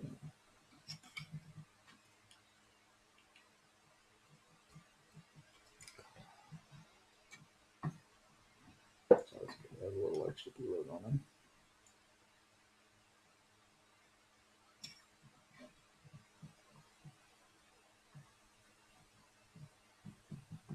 Jeez, not fun. All right. It's all the way down. And I'm going to give her a little shake to make sure we set all the way up. It's all the way up. It's like 6. All right, down again. All right, didn't quite go to 0. That's just me shifting. Okay. I can get a little bit more right. leverage with the All right, all the way down again. all the way down. It's like whenever it wiggles this way, it moves around by several thousand. It's not staying centered. Okay, all right, right up. Yeah, it's like 10, but I don't trust it.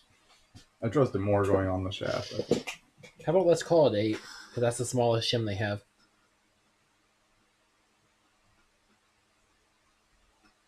Do you have an 8? Which would be, let me get the metric, 20.2, which I think you do have. 320.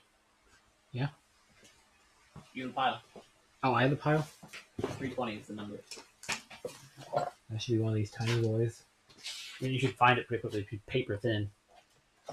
I know we do have one paper thin one. It might be in that stack. Those are different ones. Are they? These seem like all thicker ones. Oh, really? Look at that thin boy.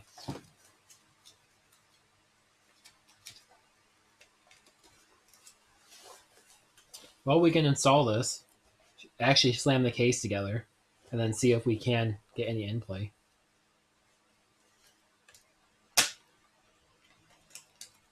Do you have more than one of these by chance? Because you might need I had one. 2 of each. Okay, perfect. I don't know where it is.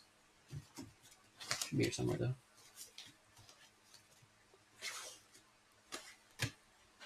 Okay, go ahead and pull that apart.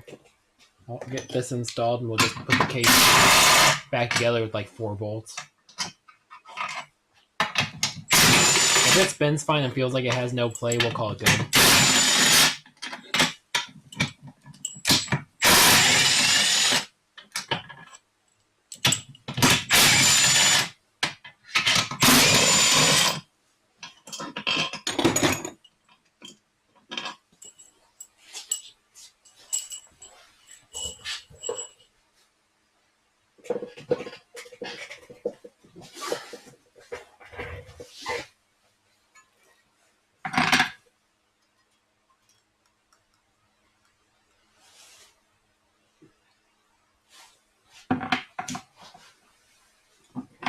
Let me see that one. Does that fit in here? No, it doesn't fit on that flat good enough for me to feel confident using it. I was going to say we could just take the collar off. Right. Or swap collars with that one somehow.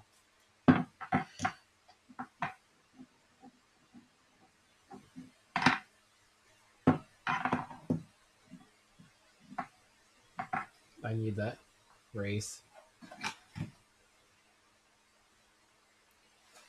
Luckily this top side, they kind of just slip in. So yeah, super easy install.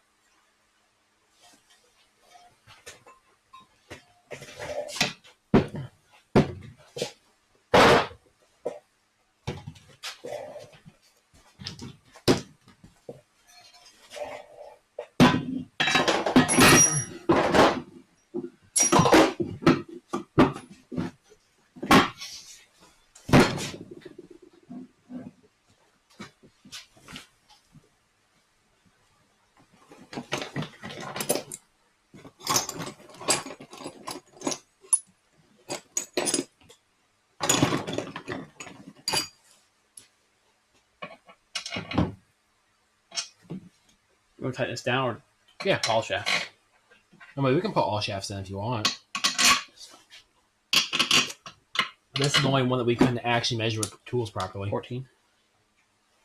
The other ones, I'm pretty sure we got good because the measurements made sense.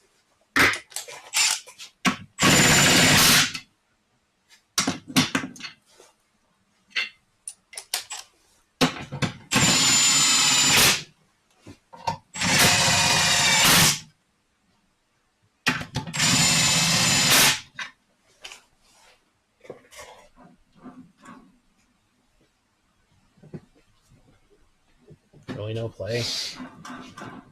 And it doesn't sound like an over tightened bearing. Sounds like a dry bearing, but they are kind of dry.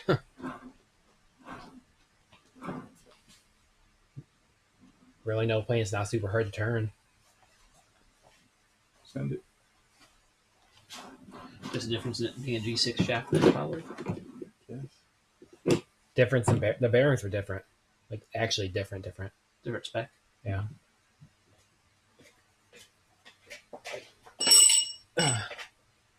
Way more bearings than that one. Yep. That one had much bigger bearings. This wouldn't even fit over that one. Making it as close as it is, really. Yeah. It might be an upgraded bearing. Strong. We That's got fine. Yeah, we got over preload zone. That means we can start messing with linkage stuff. You got the fancy bit modified. Yep. Only thing I need is to know where to grind it, I guess. Well, we need to also figure that out.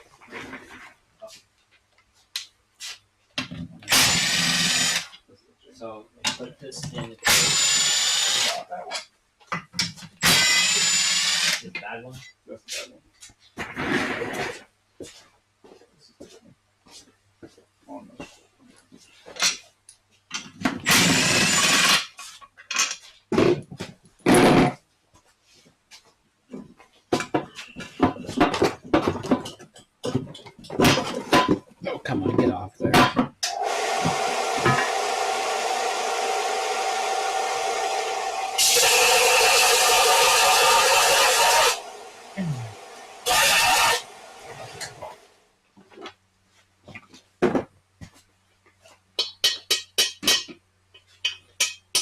Do you want to put the shims in the bottom of the secondary shaft just to raise it up a little bit? I don't think we need to raise it up any though. I think we need to lower it. Yeah, no, we don't. Yeah, we want to keep it down. So we'll put it on the top with the other one.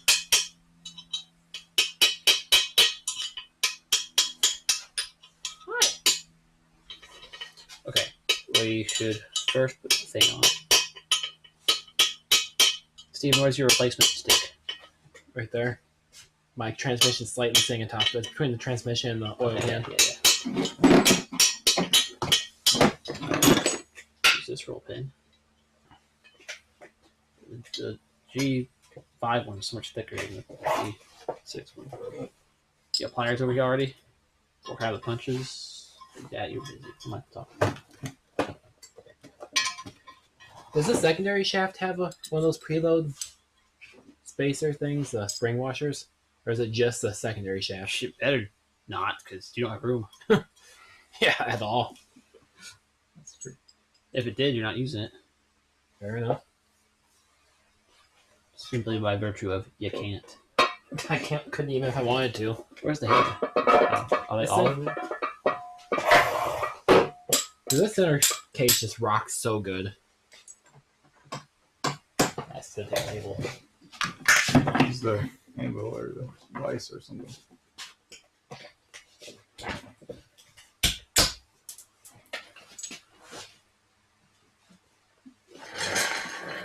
Oh. And the bigger one. Probably not this one. No, the one up. Looks like someone actually put it away.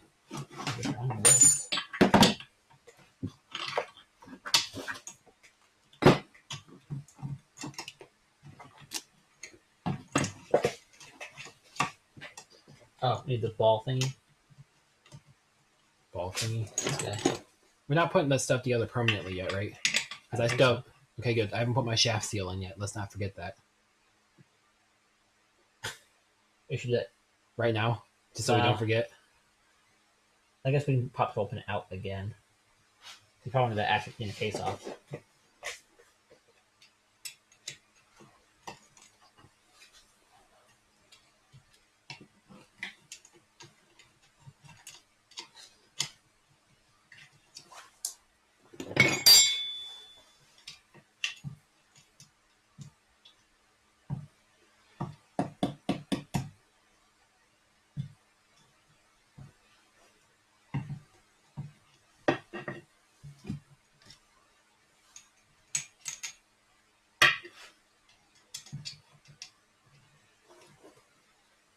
I hate it.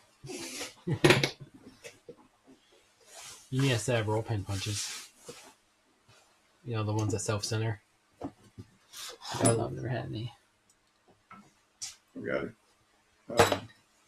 transfer punches that work pretty well for those. If you want. You could also start it outside of the transmission. Yeah, I should have. I got her.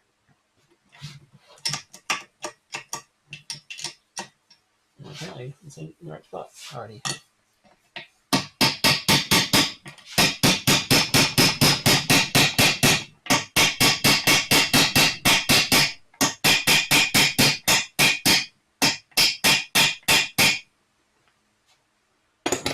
Okay. I mean, you're low in 6.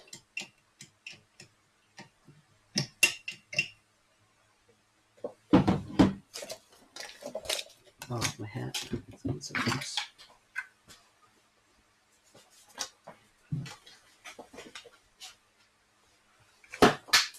Don't lose it. That's a specialized one. Yeah.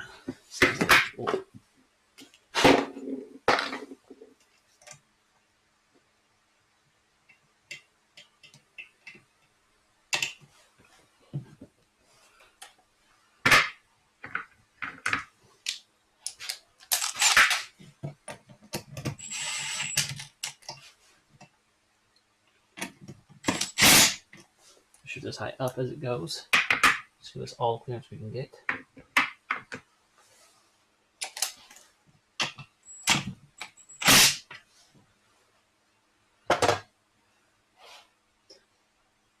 Okay. We gotta carve out your reverse. Oh, the slot. That's how we know how far down this is. Ready to take a stab at where we should put it? Looks pretty good. Grind it like this.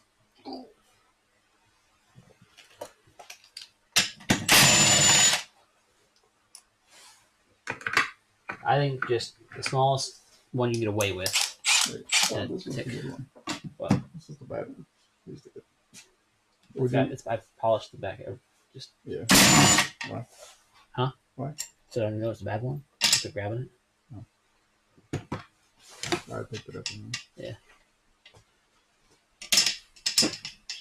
Why's the chamfer on this one? Sweet. That's funny. Look how heavy the chamfer is on this one compared to that one. It's hugely different. Sweet. I wonder which one's which. One's a protege one, one's a... One says 49, one says 29.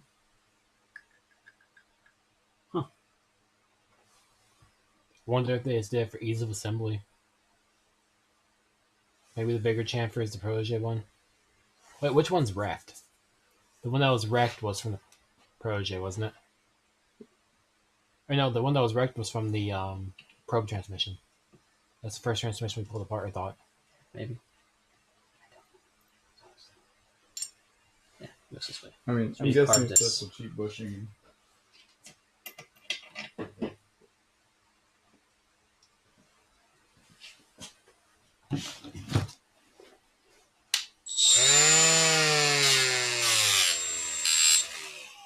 Alright, that's the area we need to go. Let's put it in here. This was reversed before. So going down a second, so you want to come over here a bit.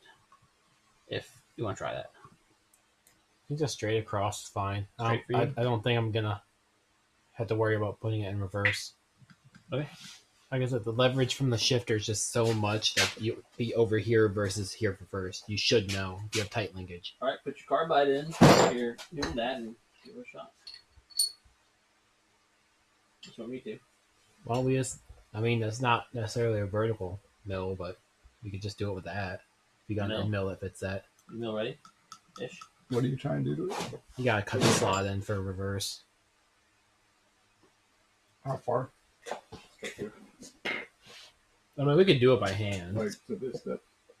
Or all the way through? Yeah, that's the rest of it.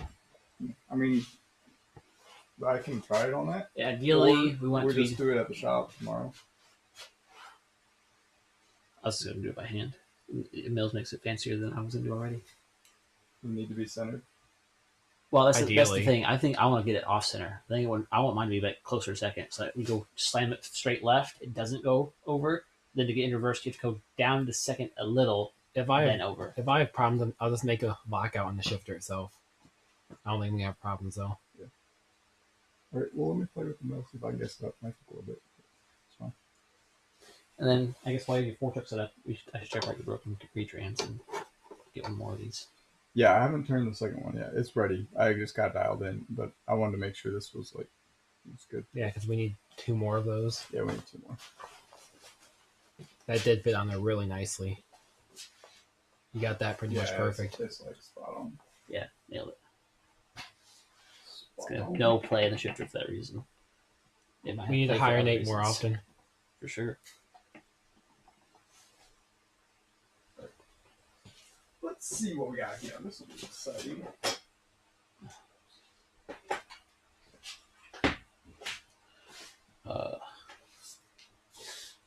Well, park these off and eat another. We're doing that now. Oh, here's your Mountain Dew if you want it. Yeah, that's. I don't think so. Steven, want some cookies?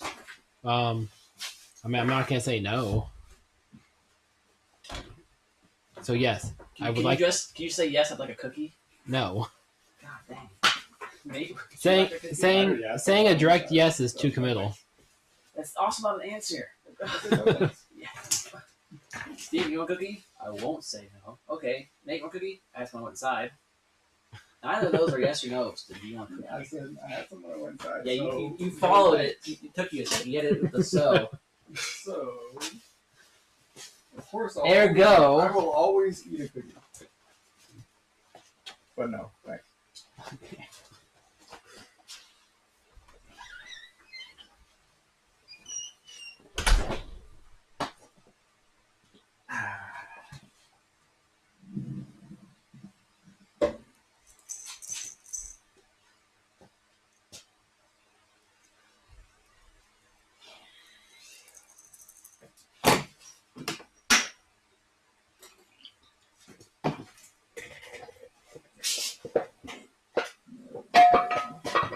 Oh, goodness. Especially if I plug this thing in, it's going to cook the bacon.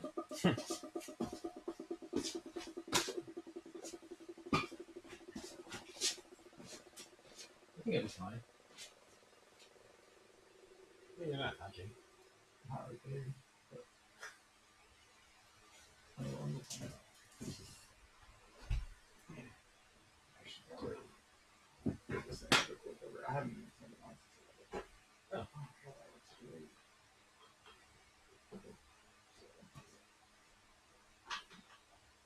That thing gets a pretty damn tight. Ages. That's good. I did go around and put oil in all. Well, that's like the old school oil test. You literally drip it in. Just like oil.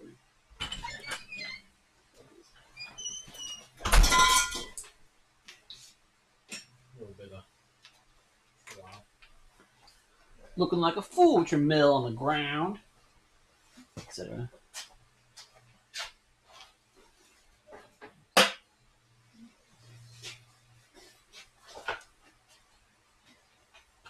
It's a cute little thing. It is, and they're actually like super cool when they're cleaned up. I can't wait to clean this one up. I wonder what these wires used to go to. Maybe a work light. I'm not sure where they'll go, but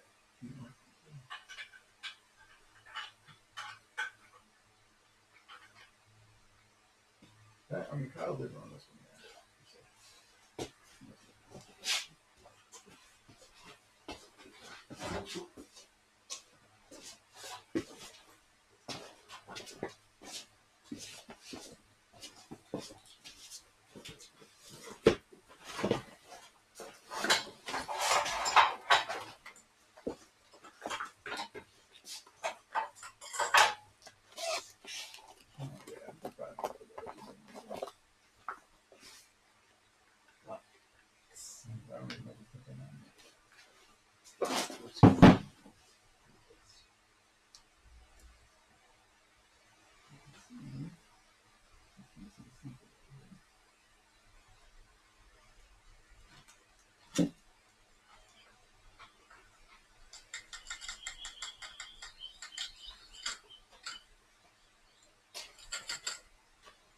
I mean, you just you messing with that is most activity going on right now, so you're doing on camera. James shook that power supply and the roach fell out.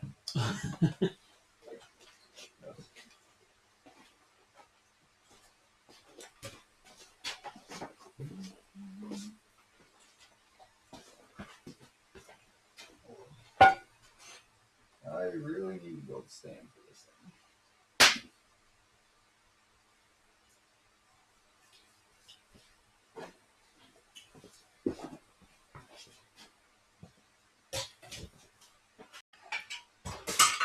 Whoa, what happened? That's bad. Okay. Oh, there's 2 people watching. I bet John's still watching. You still with us, John?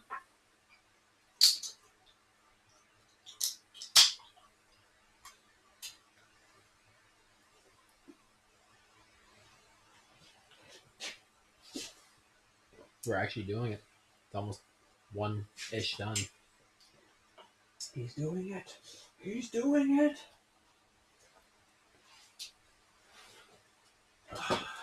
Buddy, if it shifts, we're in business. Miles SK said, John, Miles! Hey, Miles, look, it's Nate's knees. 'Cause I'm so tall. Yeah. This camera's making you look like a big man. You're just a giant over there, hovering over a mill. It actually, from this angle with the fisheye lens, it does look like you're a massive human in front of this mill. It's really hard to tell the scale of the mill from this angle. Miles SK said, "Good knees. I'm jealous." Nate, don't show off like that. Nate is like, right as he's saying that, Nate's over here flexing them, dude. Damn. Oh, yeah. Yeah. Don't you Damn. wish you could do that? Well, you can. One. Well, yeah. Not quite what I meant.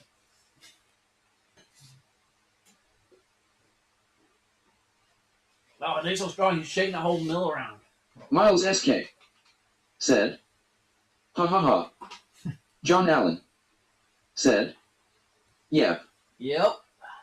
I would Yep. say though, Miles is a beast. I would not be able to get him to do what he's already doing. He That soon. already says he's going to pull some 6-speed for me. That's why. I'm like, you're a nut. I consider myself stupid when it comes to my own personal health. I could not do that. Everyone's all like, oh, I hate driving manual in traffic. Miles did that today in his Festiva, in traffic all day, in his manual. Like I would be down for at least 6 months after something like that. Miles is a beast.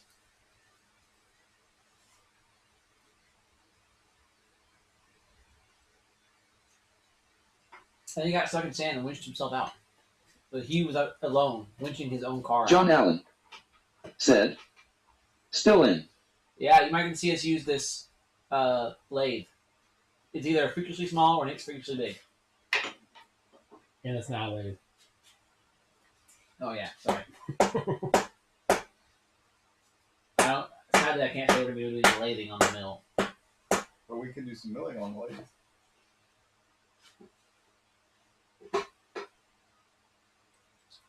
yeah, Can unfortunately we we mill can't on the mill? we can't turn in the mill. You can mill on the mill and you can turn on the mill. Can we turn in the mill? Yeah, chuck your part in the truck. Put your Oh, tool right here. or you press the power button.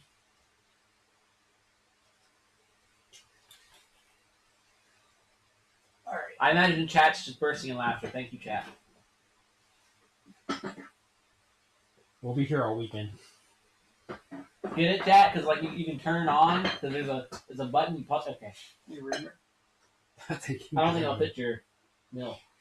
I don't know why this came with this mill. There There are a whole bunch of them. There are a whole bunch of them in there. Man, my 5 horsepower lathe could barely shove this thing through aluminum. It's, I don't I think know. it has to cost a good little bit. 50 years ago, it was probably expensive. Now. Yeah, but dude, show it in a vat of evaporator. You can sell it on eBay. Yeah, I'm gonna go through all this stuff and put it in the evaporator. Yeah, look. Wait, you'll do that, but you don't go buy that trans?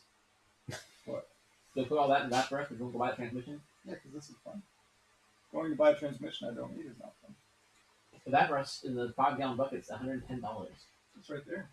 I don't need to buy them. Oh, yeah. I mean, it's not really like a consumable. It kind of lasts But forever. it kind of definitely is. I'm already on my second bucket. When Is it I- really?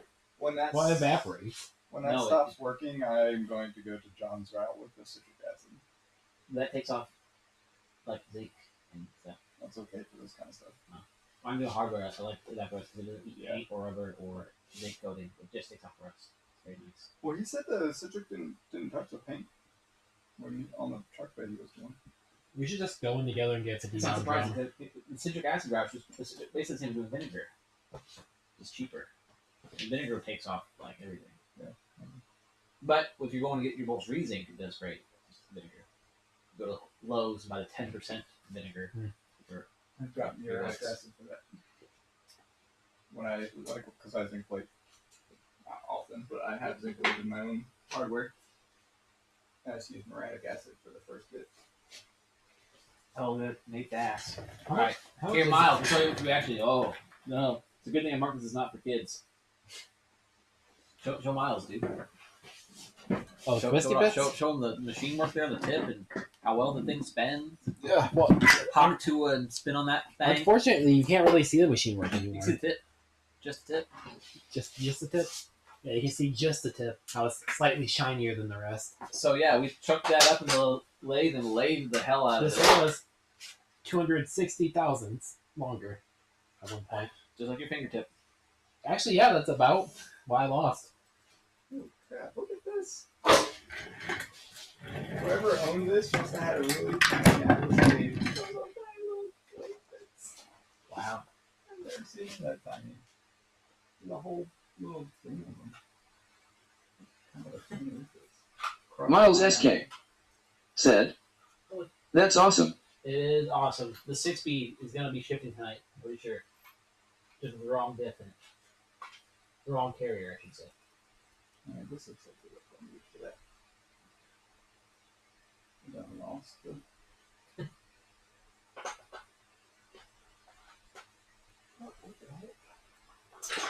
That's my admin look at this. Okay. Look at that one. I've never seen something like that. It almost looks like it was just like wire EDM cut or something. It doesn't even look like a cutter. No. It's like a fat throw and The stuff. rake on that would be for cutting something like super soft. Normally in the horizontal mill, this you cut on an arbor, right? That'll go in there, and then there's a support piece that drops down and fastens here. So both sides. That's why you can have such a small mill and still be pretty rigid, because they're attached to both sides. You got some various angle milling curves. So you got some cotton? Yep. Like Williams? No, smoker. No. The guy I buy all my junk from. He buys junk and Do you doesn't still have Festival at all? use it. No. Did he ever use this? Or did he just get cheap? He did like a couple little ones and then decided he wasn't going to use it. So this came out of the same building that my shaper came out of. The 1882 or whatever shaper I bought. Which is still at my house in the container. I'm making it. It's a long time down the road project. Okay, cool. I've been sitting on these Mazda or cutting tools for a while. John Allen said, "Looks OEM." It does look OEM. John, if you go to the bottom of the screen, does the word say live? Is it red? I feel like you're watching the stream on a 2-minute delay or more. I'll know when he answers this in 2.5 minutes. He could be if it doesn't say live on the bottom of the YouTube screen, you can press where it says live, and it will fast forward to the live portion of the show.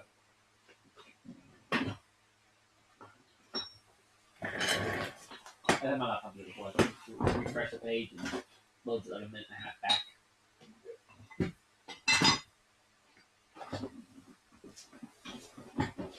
Well, That's I how wide really it hate was. to do this. I'm going to try doing this in a drill shop. Brad there. So Brad's like you. That's heavy. Right there's a better representation. That's how wide it used to be. That's Steven's on the camera. We're on camera. Yep, hang on. Dropped it. Back That's up a heavy. bit. Oh yeah, you can see it. Okay, that's heavy. Well, technically, this one's wider than what this one was because the Fusion is technically a little bit wider. Yeah. Not much though. Not So- the way that matters. Good thing we don't have to cut your Fusion one down because that's a lot of meat. Yeah, you're gonna be selling at that for a while. It is cool that Mazda each diff ratio is like a equivalent amount of thickness added, and it's pretty predictable. Mazda. Unlike a lot of other stuff. Well, they only had 3 with, thicknesses. We only measured 3 different ones. Well, I mean, unless you count like the E series stuff. Right. Like, E Mix 4. Or the Mazda 6 diesel in Europe.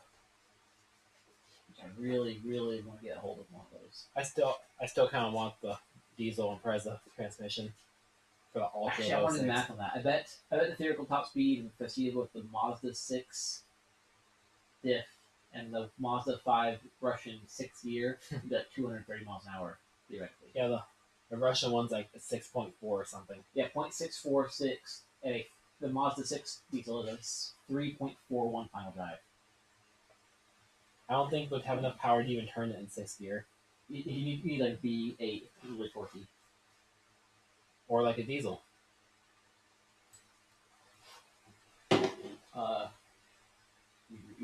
PN. I've not found one. I've been looking for my dad. Dad's be by 50, I found PN for it. I haven't found any.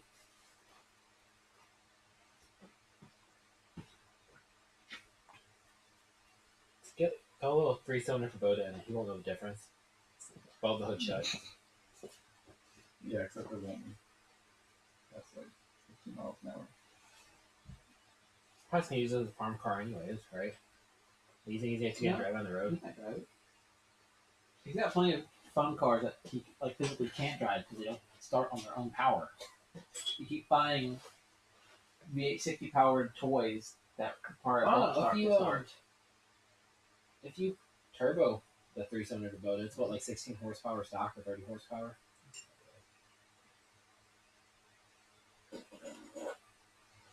There are other diesels that physically fit. That's kind of keeping the point of easy swaps. Is that microphone off? It does appear that way. Nice. I guess it hasn't unplugged in like 6 hours. I haven't heard from John in a minute. I wonder if he has indeed missed out on all this stuff. He's still a DSO. Or he's just like super slow. I think behind. I think you have to see that. Why?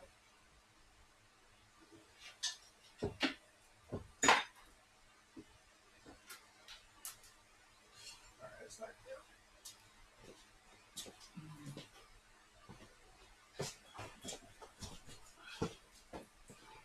I'm getting all my stuff so gross. I go through and do it wipe down in the trap. Really weird. It's a good thing Nate's shop is basically a clean room. It was till you guys showed up. I mean the shop. Where we're moving next. It's not clean here for sure. This shop was super clean. I don't know what I'm was. talking about. Well, looking for you, I'm taking everything back. I guess relatively, like, compared to how it usually is.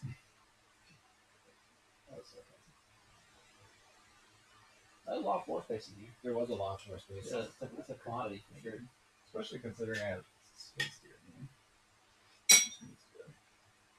I mean, really, it's kind of crazy to think how much space we've used just using your one trans. The whole table's full plus some. That's just one. Plus 2 trans plus like 6 kits of tools. Right. Plus one move around.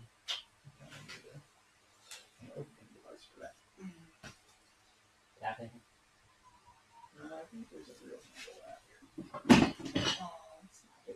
We got an adjustable clamp right here. Maybe.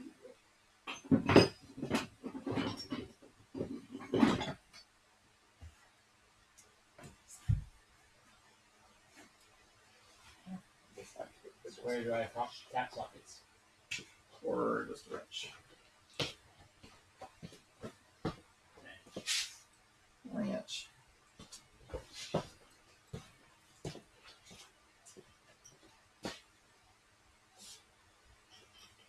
This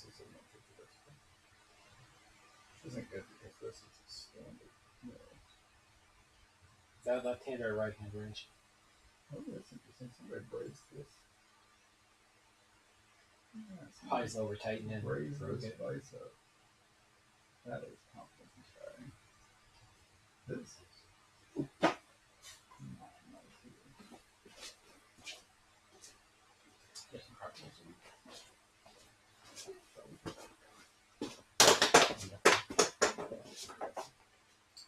not really good now. Because I'm going to strip it down from the problem. Oh, that sounds like a fun distraction. Do you need to tear like the whole mill apart and see it with that gold? Does it sound really nice? Sounds like fun. It does. I'm being dead straight. It sounds like a really fun plug. Let's see in my way.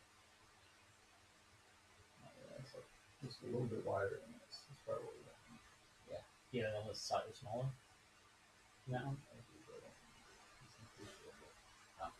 Okay, why don't you mind the shop? We want to roll it up. Yeah, so. We should buy it.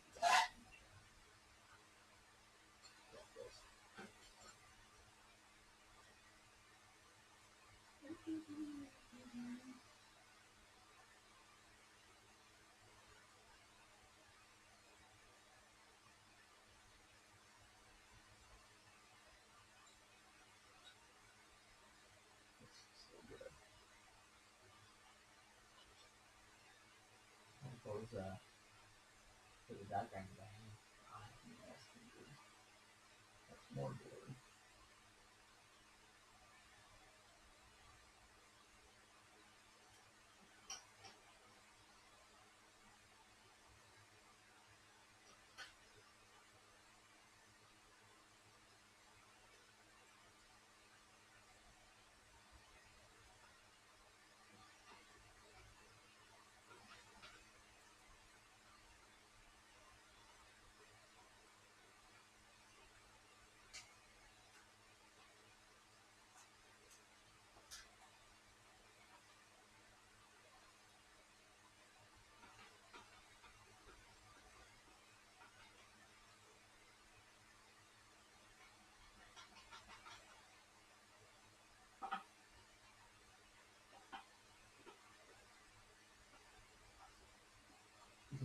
knots in here? There's some. There are some extra bolts. No. I don't know why those are missing. Wait, I think this on the side too, just stuck in. Yeah. How about No, they're Little these pins. I think. Just to hold it. the box and thing? I don't remember. Those, the bin and the two. That was his face was on it. Yeah, those are like kids. Right? But they're not for there. Wow, look at this. Concrete, fancy little thing. Yeah. I just put that square in there. Just to hold the head of them for a bolt. Huh? The square, just to hold the head of the bolt. How they machine that in? Oh, these Just are casting. casting. Well, that's interesting. I don't know why it took apart, but it's like a day and a half worth of backlash in this screen.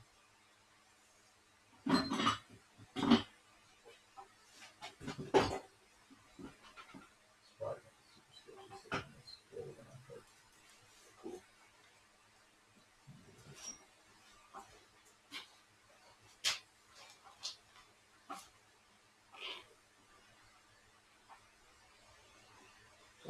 How do you do operations in the other direction? Or can you? And Is there a way that the head to sit on top, or do I need to move this axis? so normally with the horizontal, you're cutting with this. You would not be cutting in this orientation. So everything would be done with a slitting saw, and so your cuts are all in this direction. If you want to do a mill with like an end mill, or you have to do it with like an angle plate in the back. I think they did sell a roll head that comes over the top. That kind of defeats the purpose of it. Okay, there's probably like a 90% chance this is just going to take the breaker off of it. Well, it's off right now. Because this is all. Yeah, I don't know why I don't want to be holding this part. Yeah.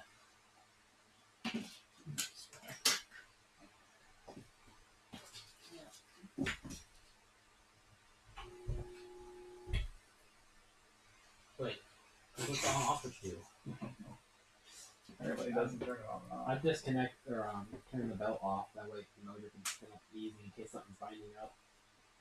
I'm just going to see if that's backwards. It must be for like a work light or something. There are extra wires over here, but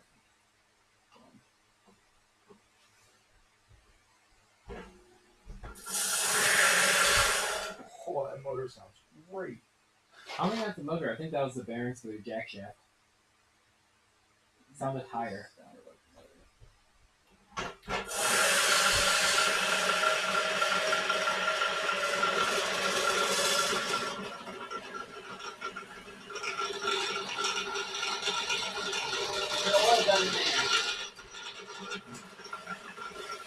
By there, I mean everywhere. I did. I put oil in all these fittings. It sounds Sounds terrible. it sounds dry as hell up top. The motor obviously not that, but everywhere else it sounds dry. It's good in oil in the past. You can sell oil and dirt everywhere. Yeah, I don't know. Some of it just like, oh, I don't know.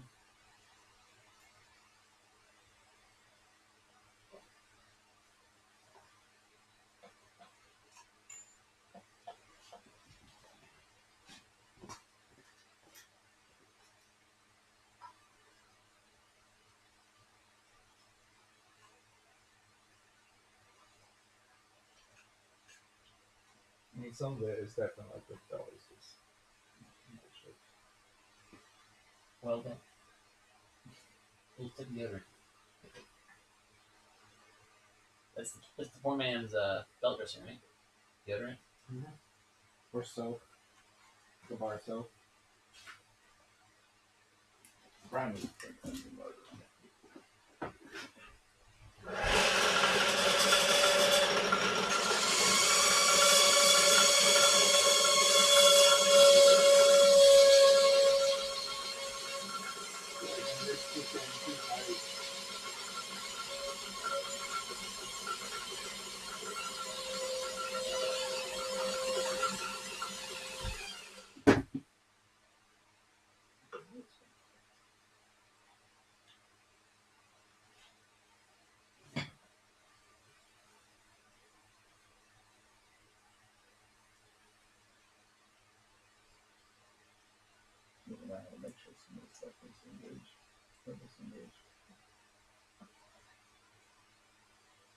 Loom pull. Yeah, because there was, it's disconnected, but there was there is a way to drive the cable, like the auto key. It might be. That novel stuff, that novel stuff. In the middle of neutral.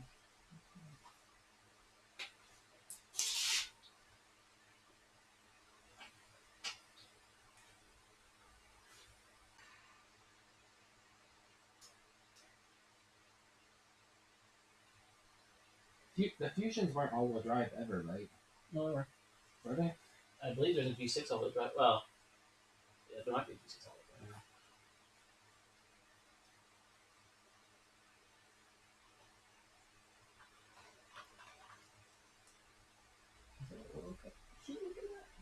I didn't know.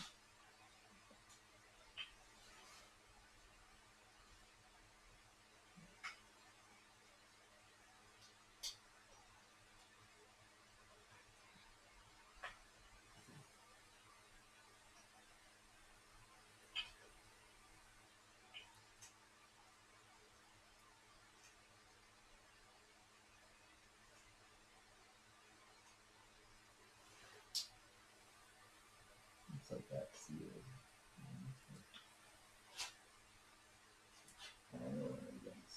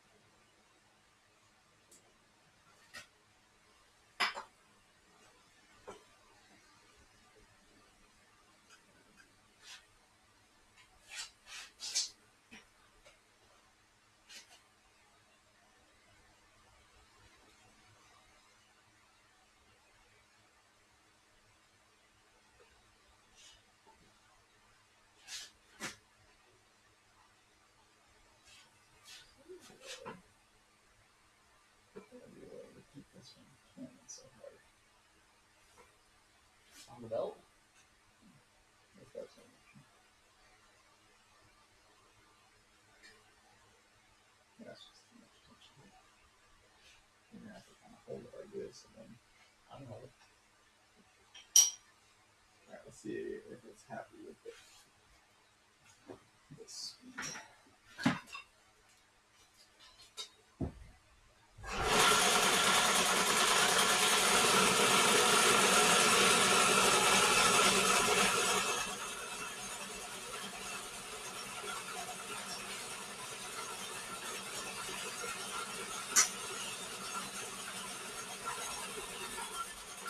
Fastiva said, "That is a cool little horizontal mill." Fastiva. Fastiva? F-A-S-T-I-V-A. Yeah, is that Ian? Oh, no. No, he's probably not very talking about the garage.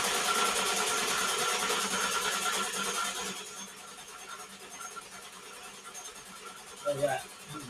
Belt shop? Oh, good.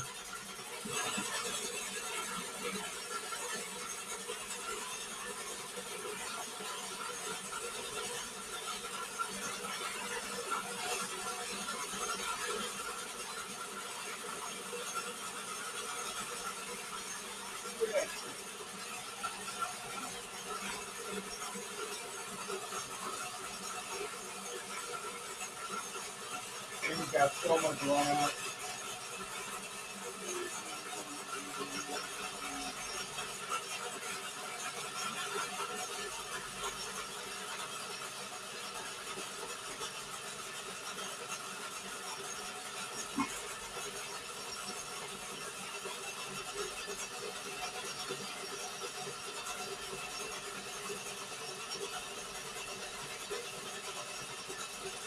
That's the right vibe. There you go. Oh, this is cool.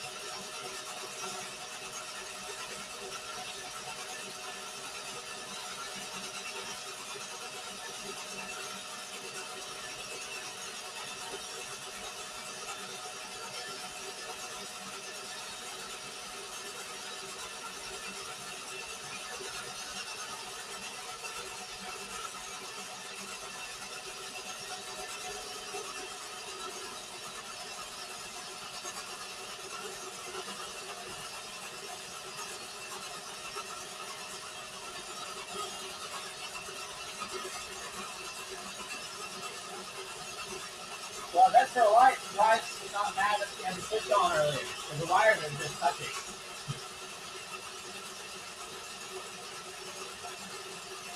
That means it's probably not going anywhere.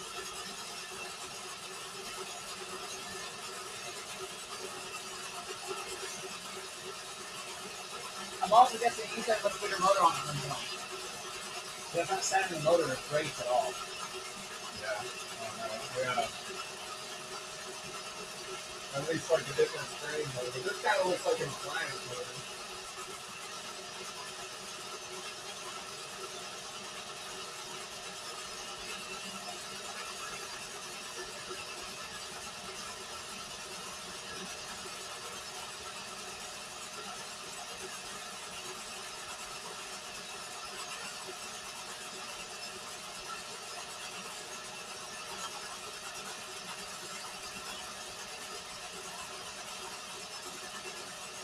That big rubber seal, the old Firestone seal. Pretty cool. In the motor? So if you don't want to hear it, that'd be Firestone S in there.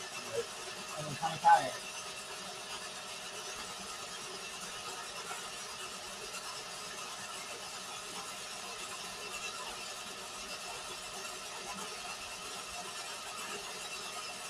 Yeah, that pulley's not sending the pulley guard. The motor's not sending the big bracket. It's like a big motor. Yeah, I'll swap it out.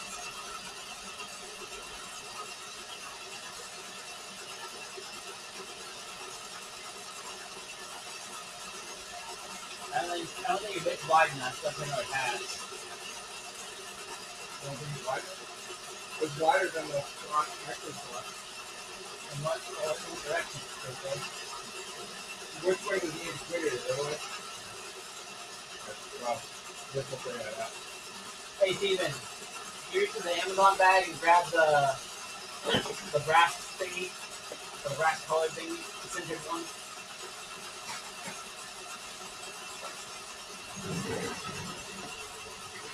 It's gotta be that wide.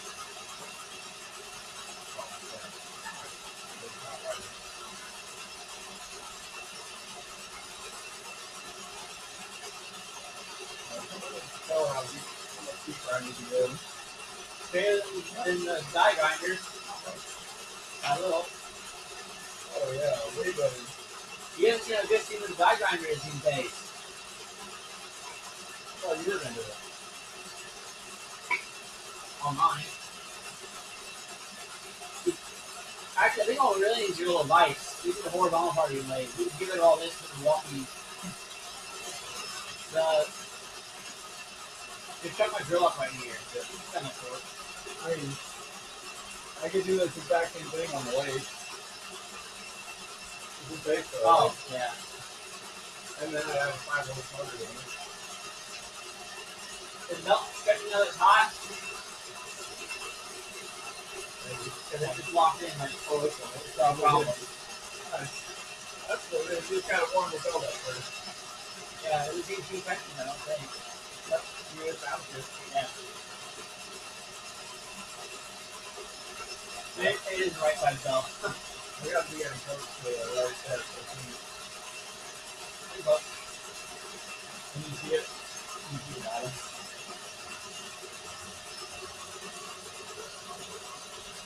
Locking up. The way it's formed, I think the edge of that almost all the way through. Yeah, you got a way to go. One more pass I'll do enough. One more.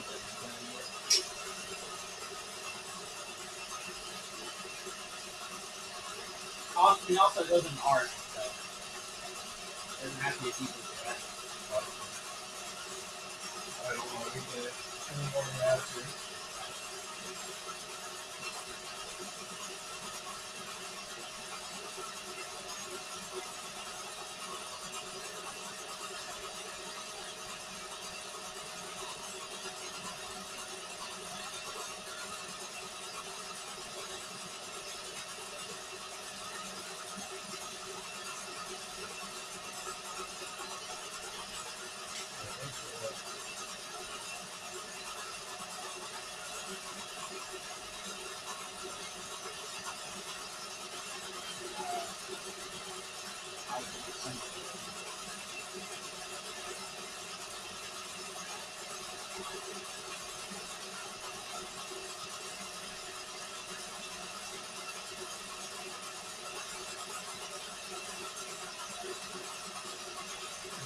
It's on the back out there. Is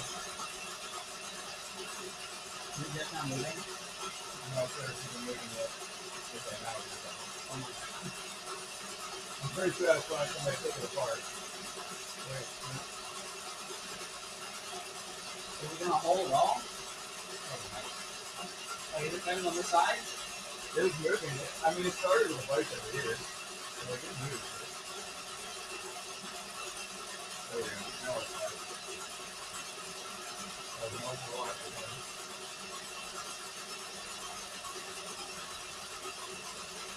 That way.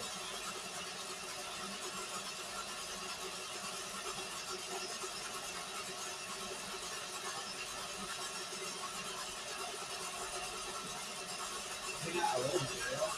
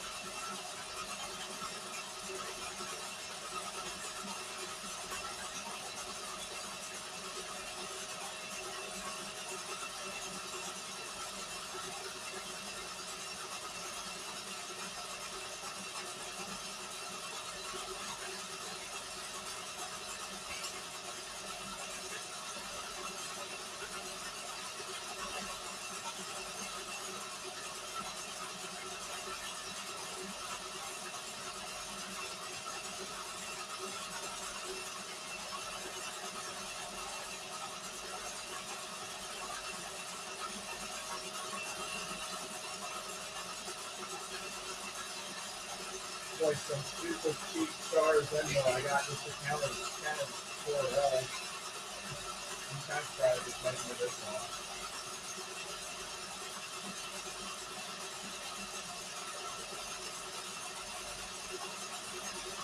I guess I'm kind of getting skewed off to this side. What kind of carbide did it do it? Or did you slow for the carbide?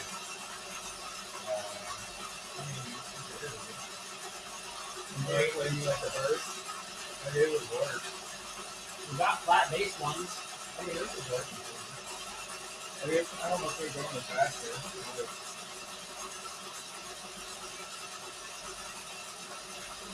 Alright, I need to, I'm fired up, I'm going to put the other one now. Is that 109? Yep. Good.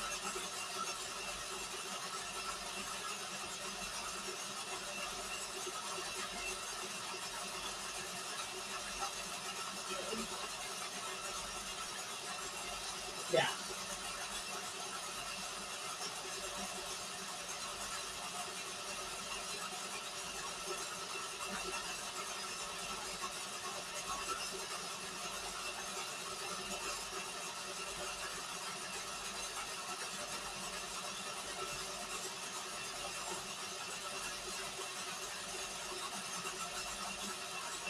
Alright, it looks like I'm almost as wide as that top.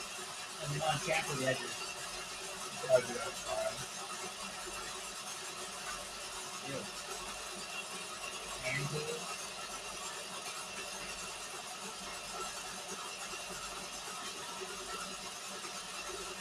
Alright, this is good.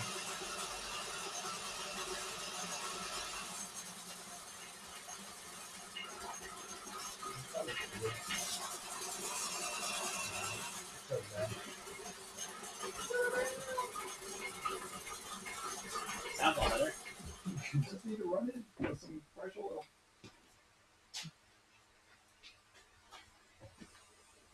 $236,000. What?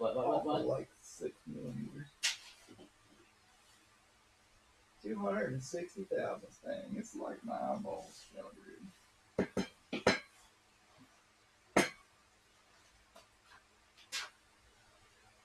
Should be right. We'll find out.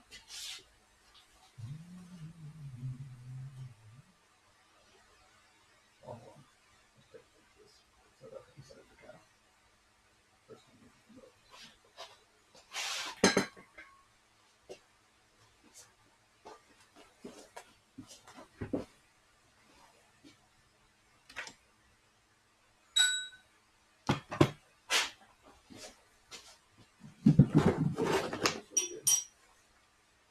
How about it? Well, yeah, Steven, you definitely won't miss reverse because you're gonna like make sure you are nailing it to get into it. Well, you can kind of just Yeah, we'll chamfer give the attention to the side and this go up and down slightly. That's actually probably better that way. Yeah, that's what I figured. Yeah, that's what we're weird. Just on As far as the inside Doing edge, it just this keep way instead of making it go left and right. on the inside edge, keep it sharp. Mine Don't is chamfer it, All right, just chamfer and then one. the outside edge. That way, it's easier to get back in. Right. So you're coming down I'm missing a shaft. this, so you want to chamfer this one. Where's the other shaft? Right, for wait. this? This goes like this. Mhm. Even back in, you want to chamfer this edge, which is just like the stock ones are. We know what that.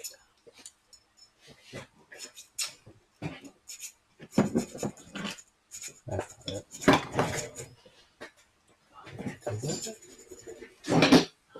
No.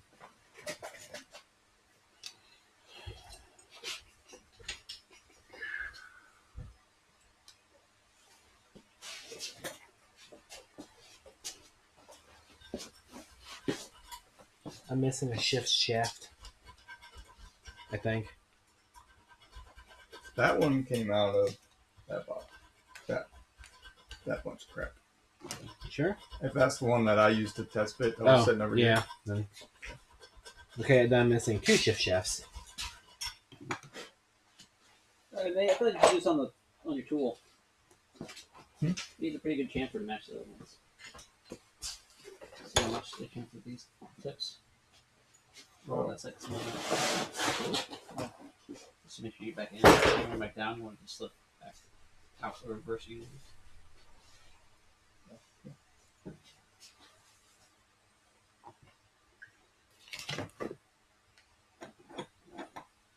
but do you have sharp feeling monkey? I'll just try it. Like, hold it in the middle like this and then Oh, yeah. Nice. do it like that.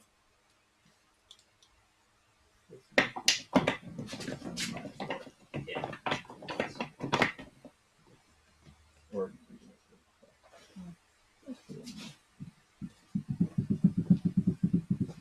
Part of it on the edge of the belt sander.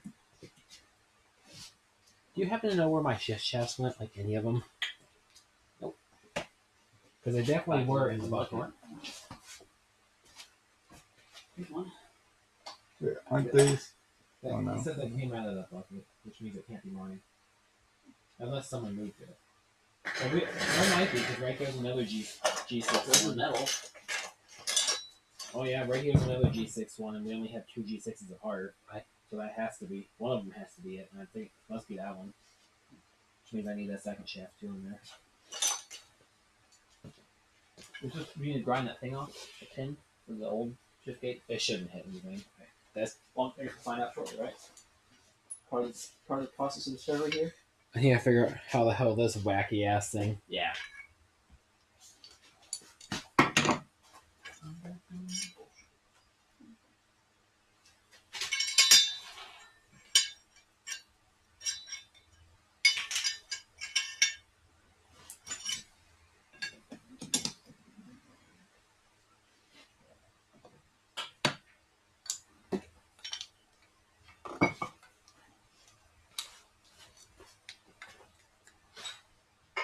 Ah.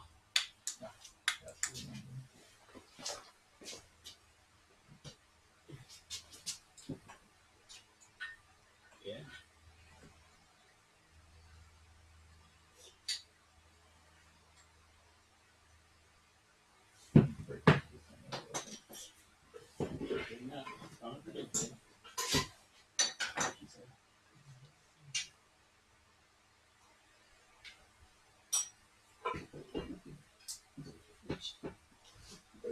Stand on the sparking plug.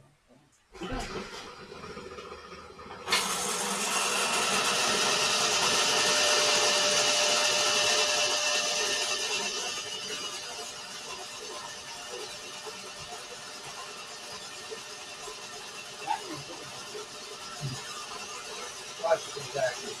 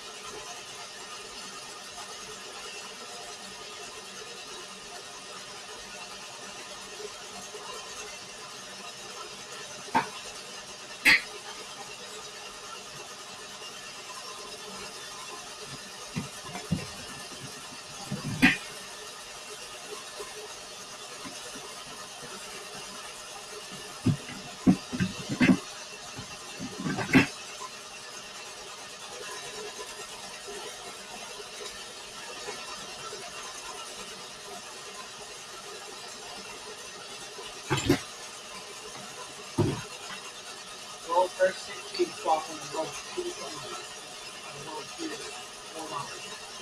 More camper or? Try one more. Yeah, I got it. No anything hard in that case.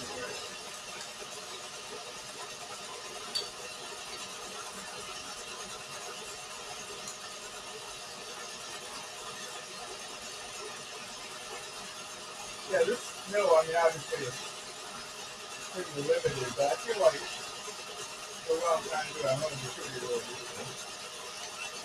If I go and tell A lot more fun than trying to eat desktop CNC. Yeah, I mean, it's more rigid than that.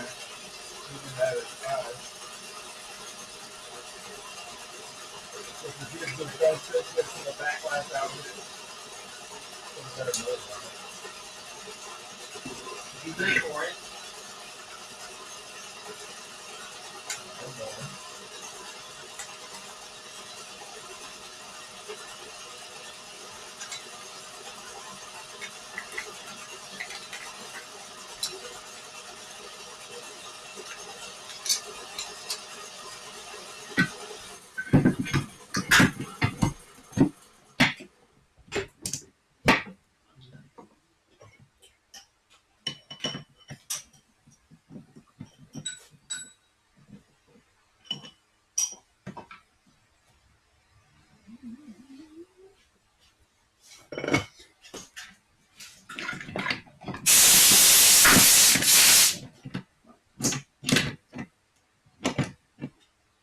It's not quite as heavy of a chamfer as some of the others.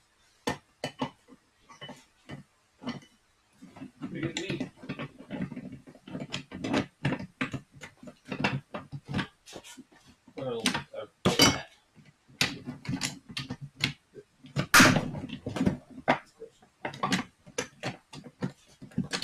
You take that. That big. Flash.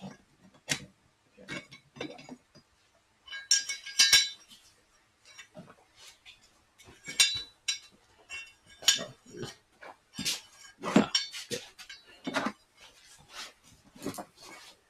Here.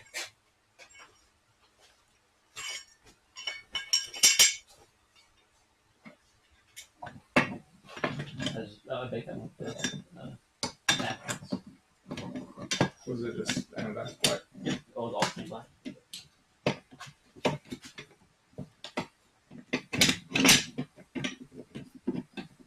Alright, I'll take a picture of that because it's probably tasty. Yeah, buddy.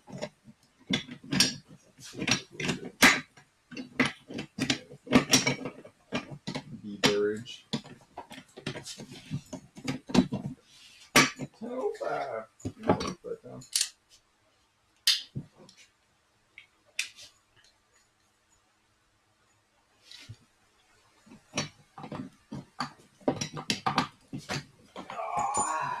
So maybe tomorrow I should go with Sam for that thing.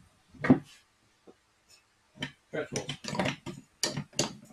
Not like Monday stretch rolls.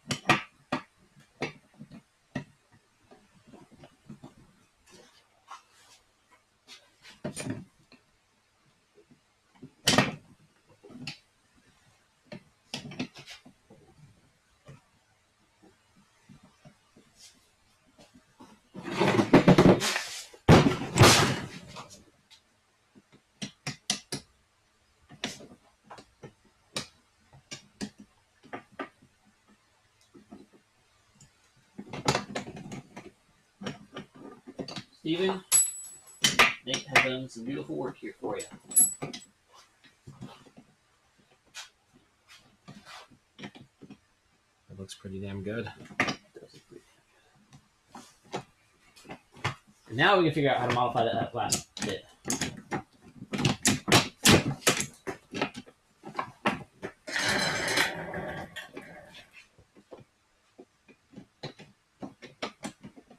You're missing a piece?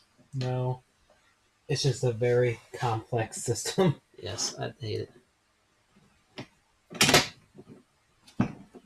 We had the problem last time. If second and first are in the right spot, then the reverse does not want to turn at all.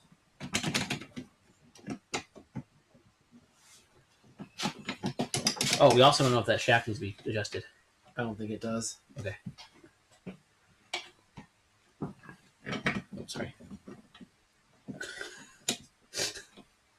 I can't believe we help. I entirely just fucked it. Here, try this. It's just like a movie where the whole thing is. It's exactly what I just did.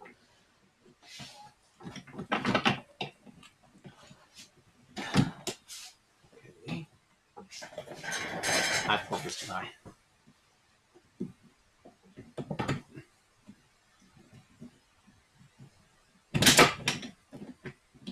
It actually might be beneficial to me for it to be not right there. Okay.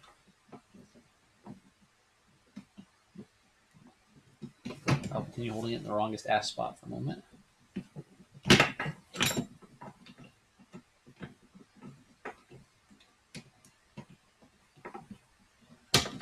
There we go. That's what I wanted. Okay, put this back in now. That should.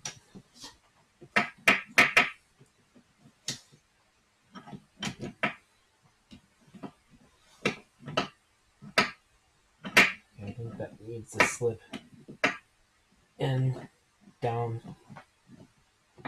here somehow. Take a reverse out. Kind of. It's not like the 5-speed reverse doesn't really come out as easily. Probably not picking that up, right? Yeah. But they all kind of have to be dropped in together.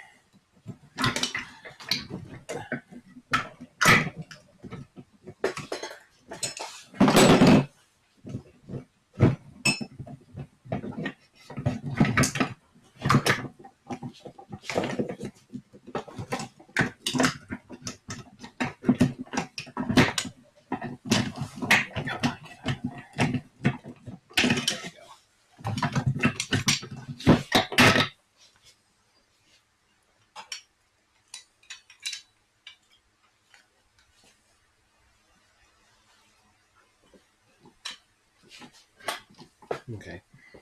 Now we just need to get them all back on. I think this is how it has to be. Okay. Oh, kind of. This has to be rotated more.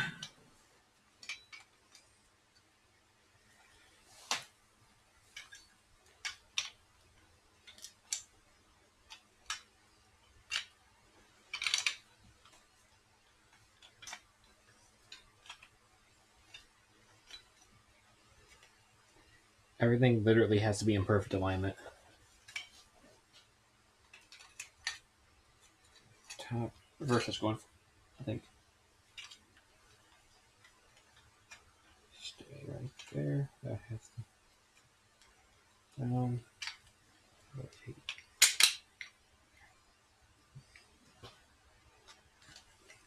Reverse might have to go in before. Yeah, I think it does.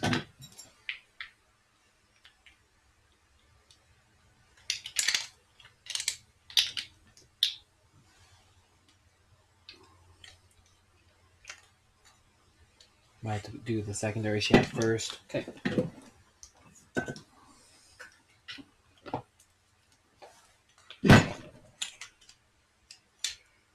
Now you might be able to.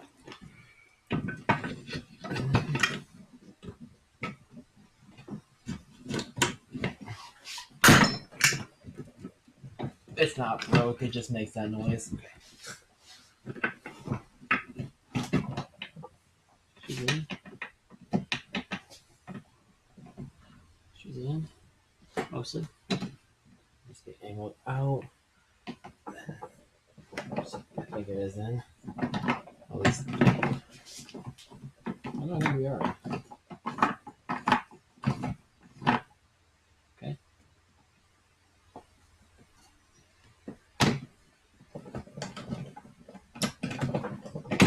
Oh, wait. Yeah. That's There we go. probably it. That's all the way down, so it should be an A gear. Up slightly. We don't have our detent in. Right. Well, it's popping. Well, I don't want to pop it in if this isn't in right. Reverse isn't right. It's, or maybe it is. Maybe it's just in reverse.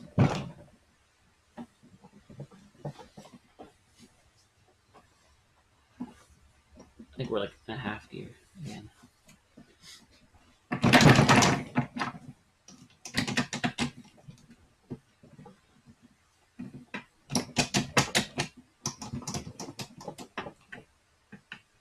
One, two, three, and 4 is not active. I think just reverses.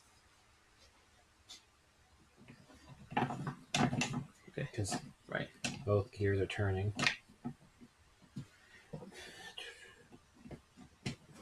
That's held externally, right? Through the case. Yeah. Should be disabled, not enabled.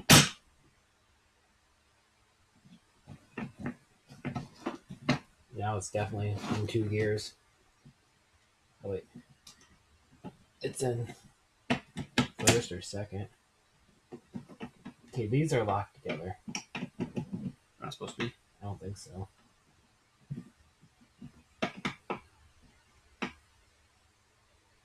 Right now it should be in no gears. Are we missing a piece? Why is this chamfered? That's where your sensor goes. Okay, makes sense.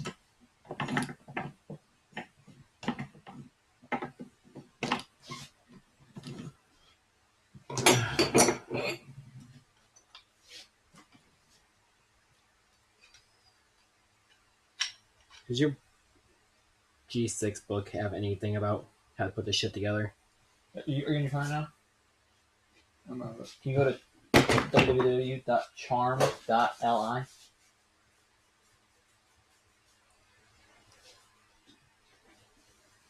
Seven people watching us mess this up. MR Skeeter 8 said, 1954 Atlas MFC. Motherfucking cool. Could be. Or what you want. Charm.li. Yeah, I already did it. 2011 Ford Fusion. That's it. You got it? All the way over and down or up? Should be reversed.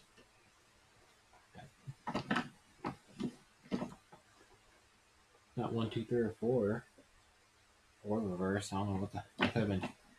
Fit.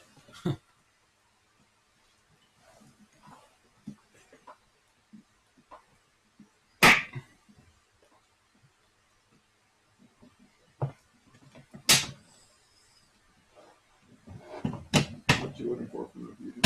How to put these damn things together. You like advanced axle. 2.5. 2.5. Yeah. There. Down to transaxle transmission. Transmission drivetrain. 5. And then down to manual transmission transaxle. And then down to service and repair. Procedures, maybe. No, that's just low fluid. Removal and replacement. Or overall. Disassemble subassemblies. Output shaft, different from transaxle case, reverse idler. Probably input shaft, output shaft. Oh, yeah, there's this tool that you can buy. What is that one? One tooth. Shaft protector. Oh yeah, so when you go to, if you want to press the bearing on instead of using the gripper, they actually have shaft thingies available. Oh, zoom way around. Okay, it's just the gears on off. So back. Let's do this. This shows the double. That will show the selectors. Okay, so probably the transaxle is somewhere top. First transaxle. Yep. Body assembly. Actually.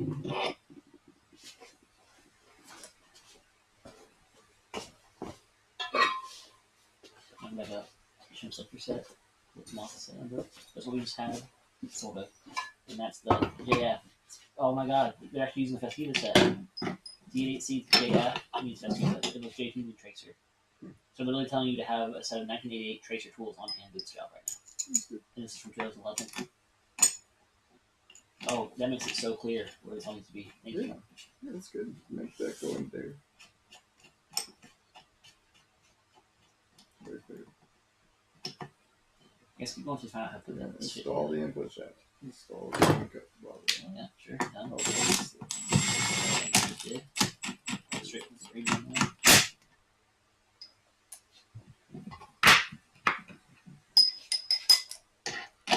Shift. Oh, yeah, Steven. It actually tells the thing. Actually tells you shift synchros into second and fourth. Apply that shaft shift it back to this one and apply the second shaft. So it does have step by step the right way to do that. Well, I'm assuming we did it wrong, so It's working out, right? no. I don't know. Okay. I was gonna put this on to see if it's just the shafts moving around. Why it's not working? Oh, do you want to try to do it step by step? That might be smart. Yeah, you want to tell us what they are, Nate? Does your phone do Shift the synchronizers in the second, fourth gear. does your phone do X or HDMI output? It does? Grab my screen over there, or use yours. Yeah, we'll get Or I could go over to my. Well, it'd be nice right here if we can see it together.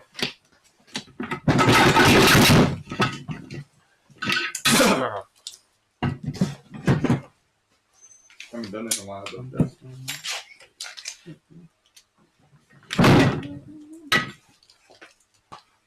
Asus 10% battery. Oh yeah, it might be dead. Maybe output. Probably not.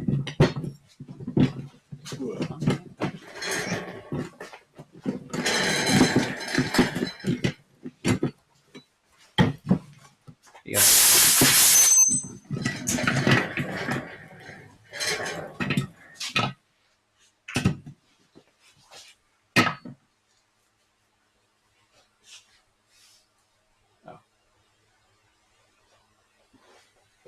I'm not sure when this being Hang on.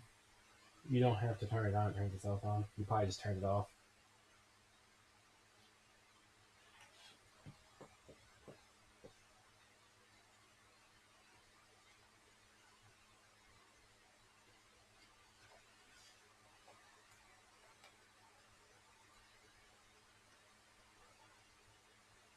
Or it's just dead.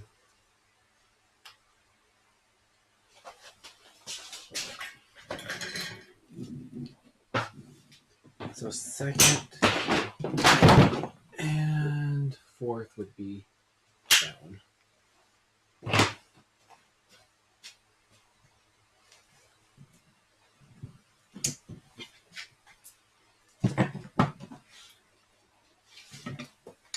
I'm assuming if we take this bolt out for the second shaft, it might make things a little easier. I'm not sure if it has to be or not. Well, don't unplug it until we check this. Or do it like a boss. Alright, whatever. Let's just read it. There we go. That's right.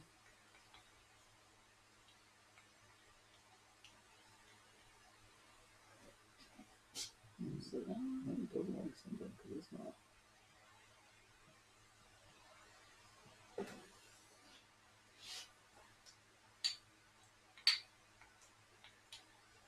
Install output shaft, input shaft, and differential. Well, we're not doing the differential yet. Install spring and shift detent, and then it doesn't show a picture. It's an exposure that's missing. Yeah. We can retry. These.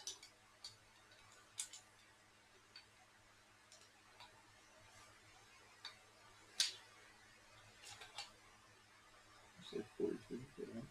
Just like 42. Yeah, the back. Yeah. Which is Right, here you go, Stephen. Put that back in.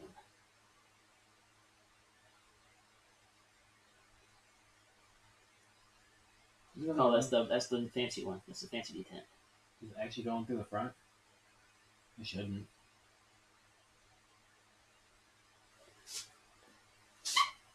Shift synchros into the second and fourth gear positions.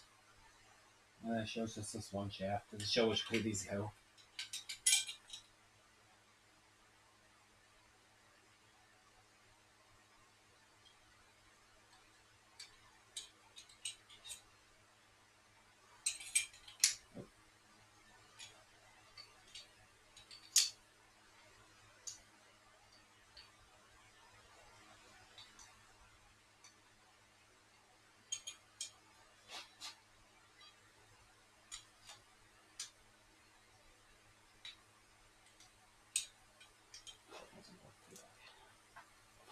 One of those 3D puzzles.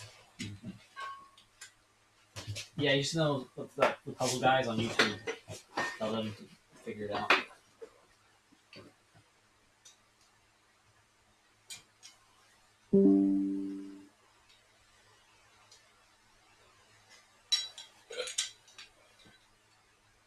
Oh yeah.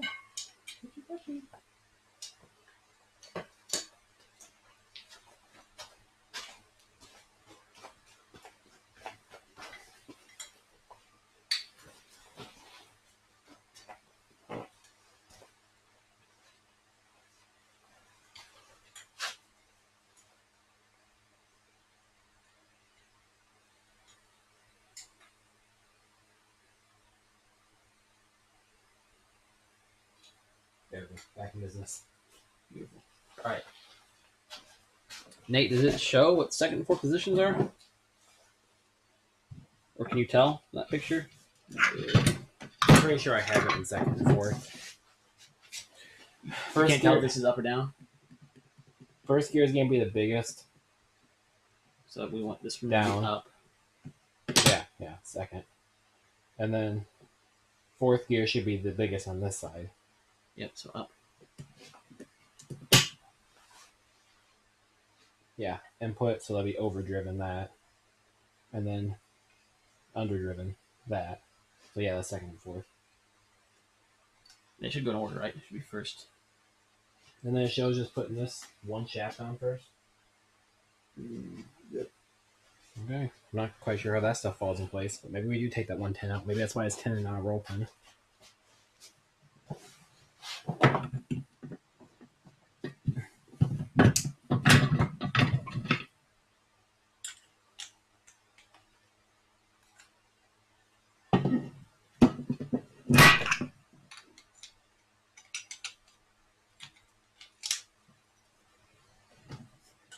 Yes. They do need to take that bolt out.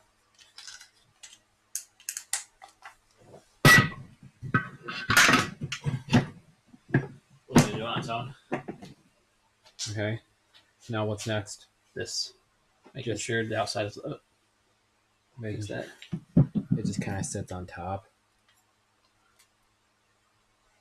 It's not like a super tight press or anything. Oh, that was like springy. I just like. I might need a pick to finish putting it back on.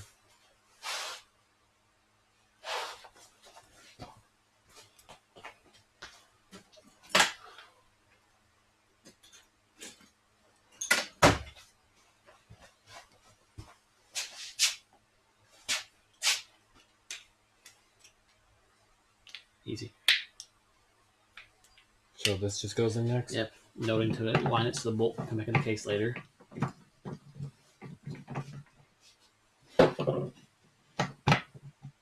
Then the 10 mil off the other shaft. You want to throw away all these Mountain Dew cans.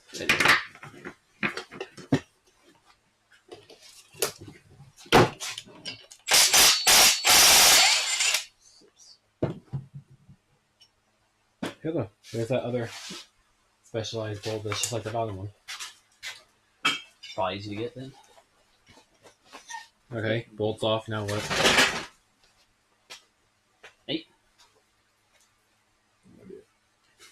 It's all shaft next, I'm guessing. Well, this has to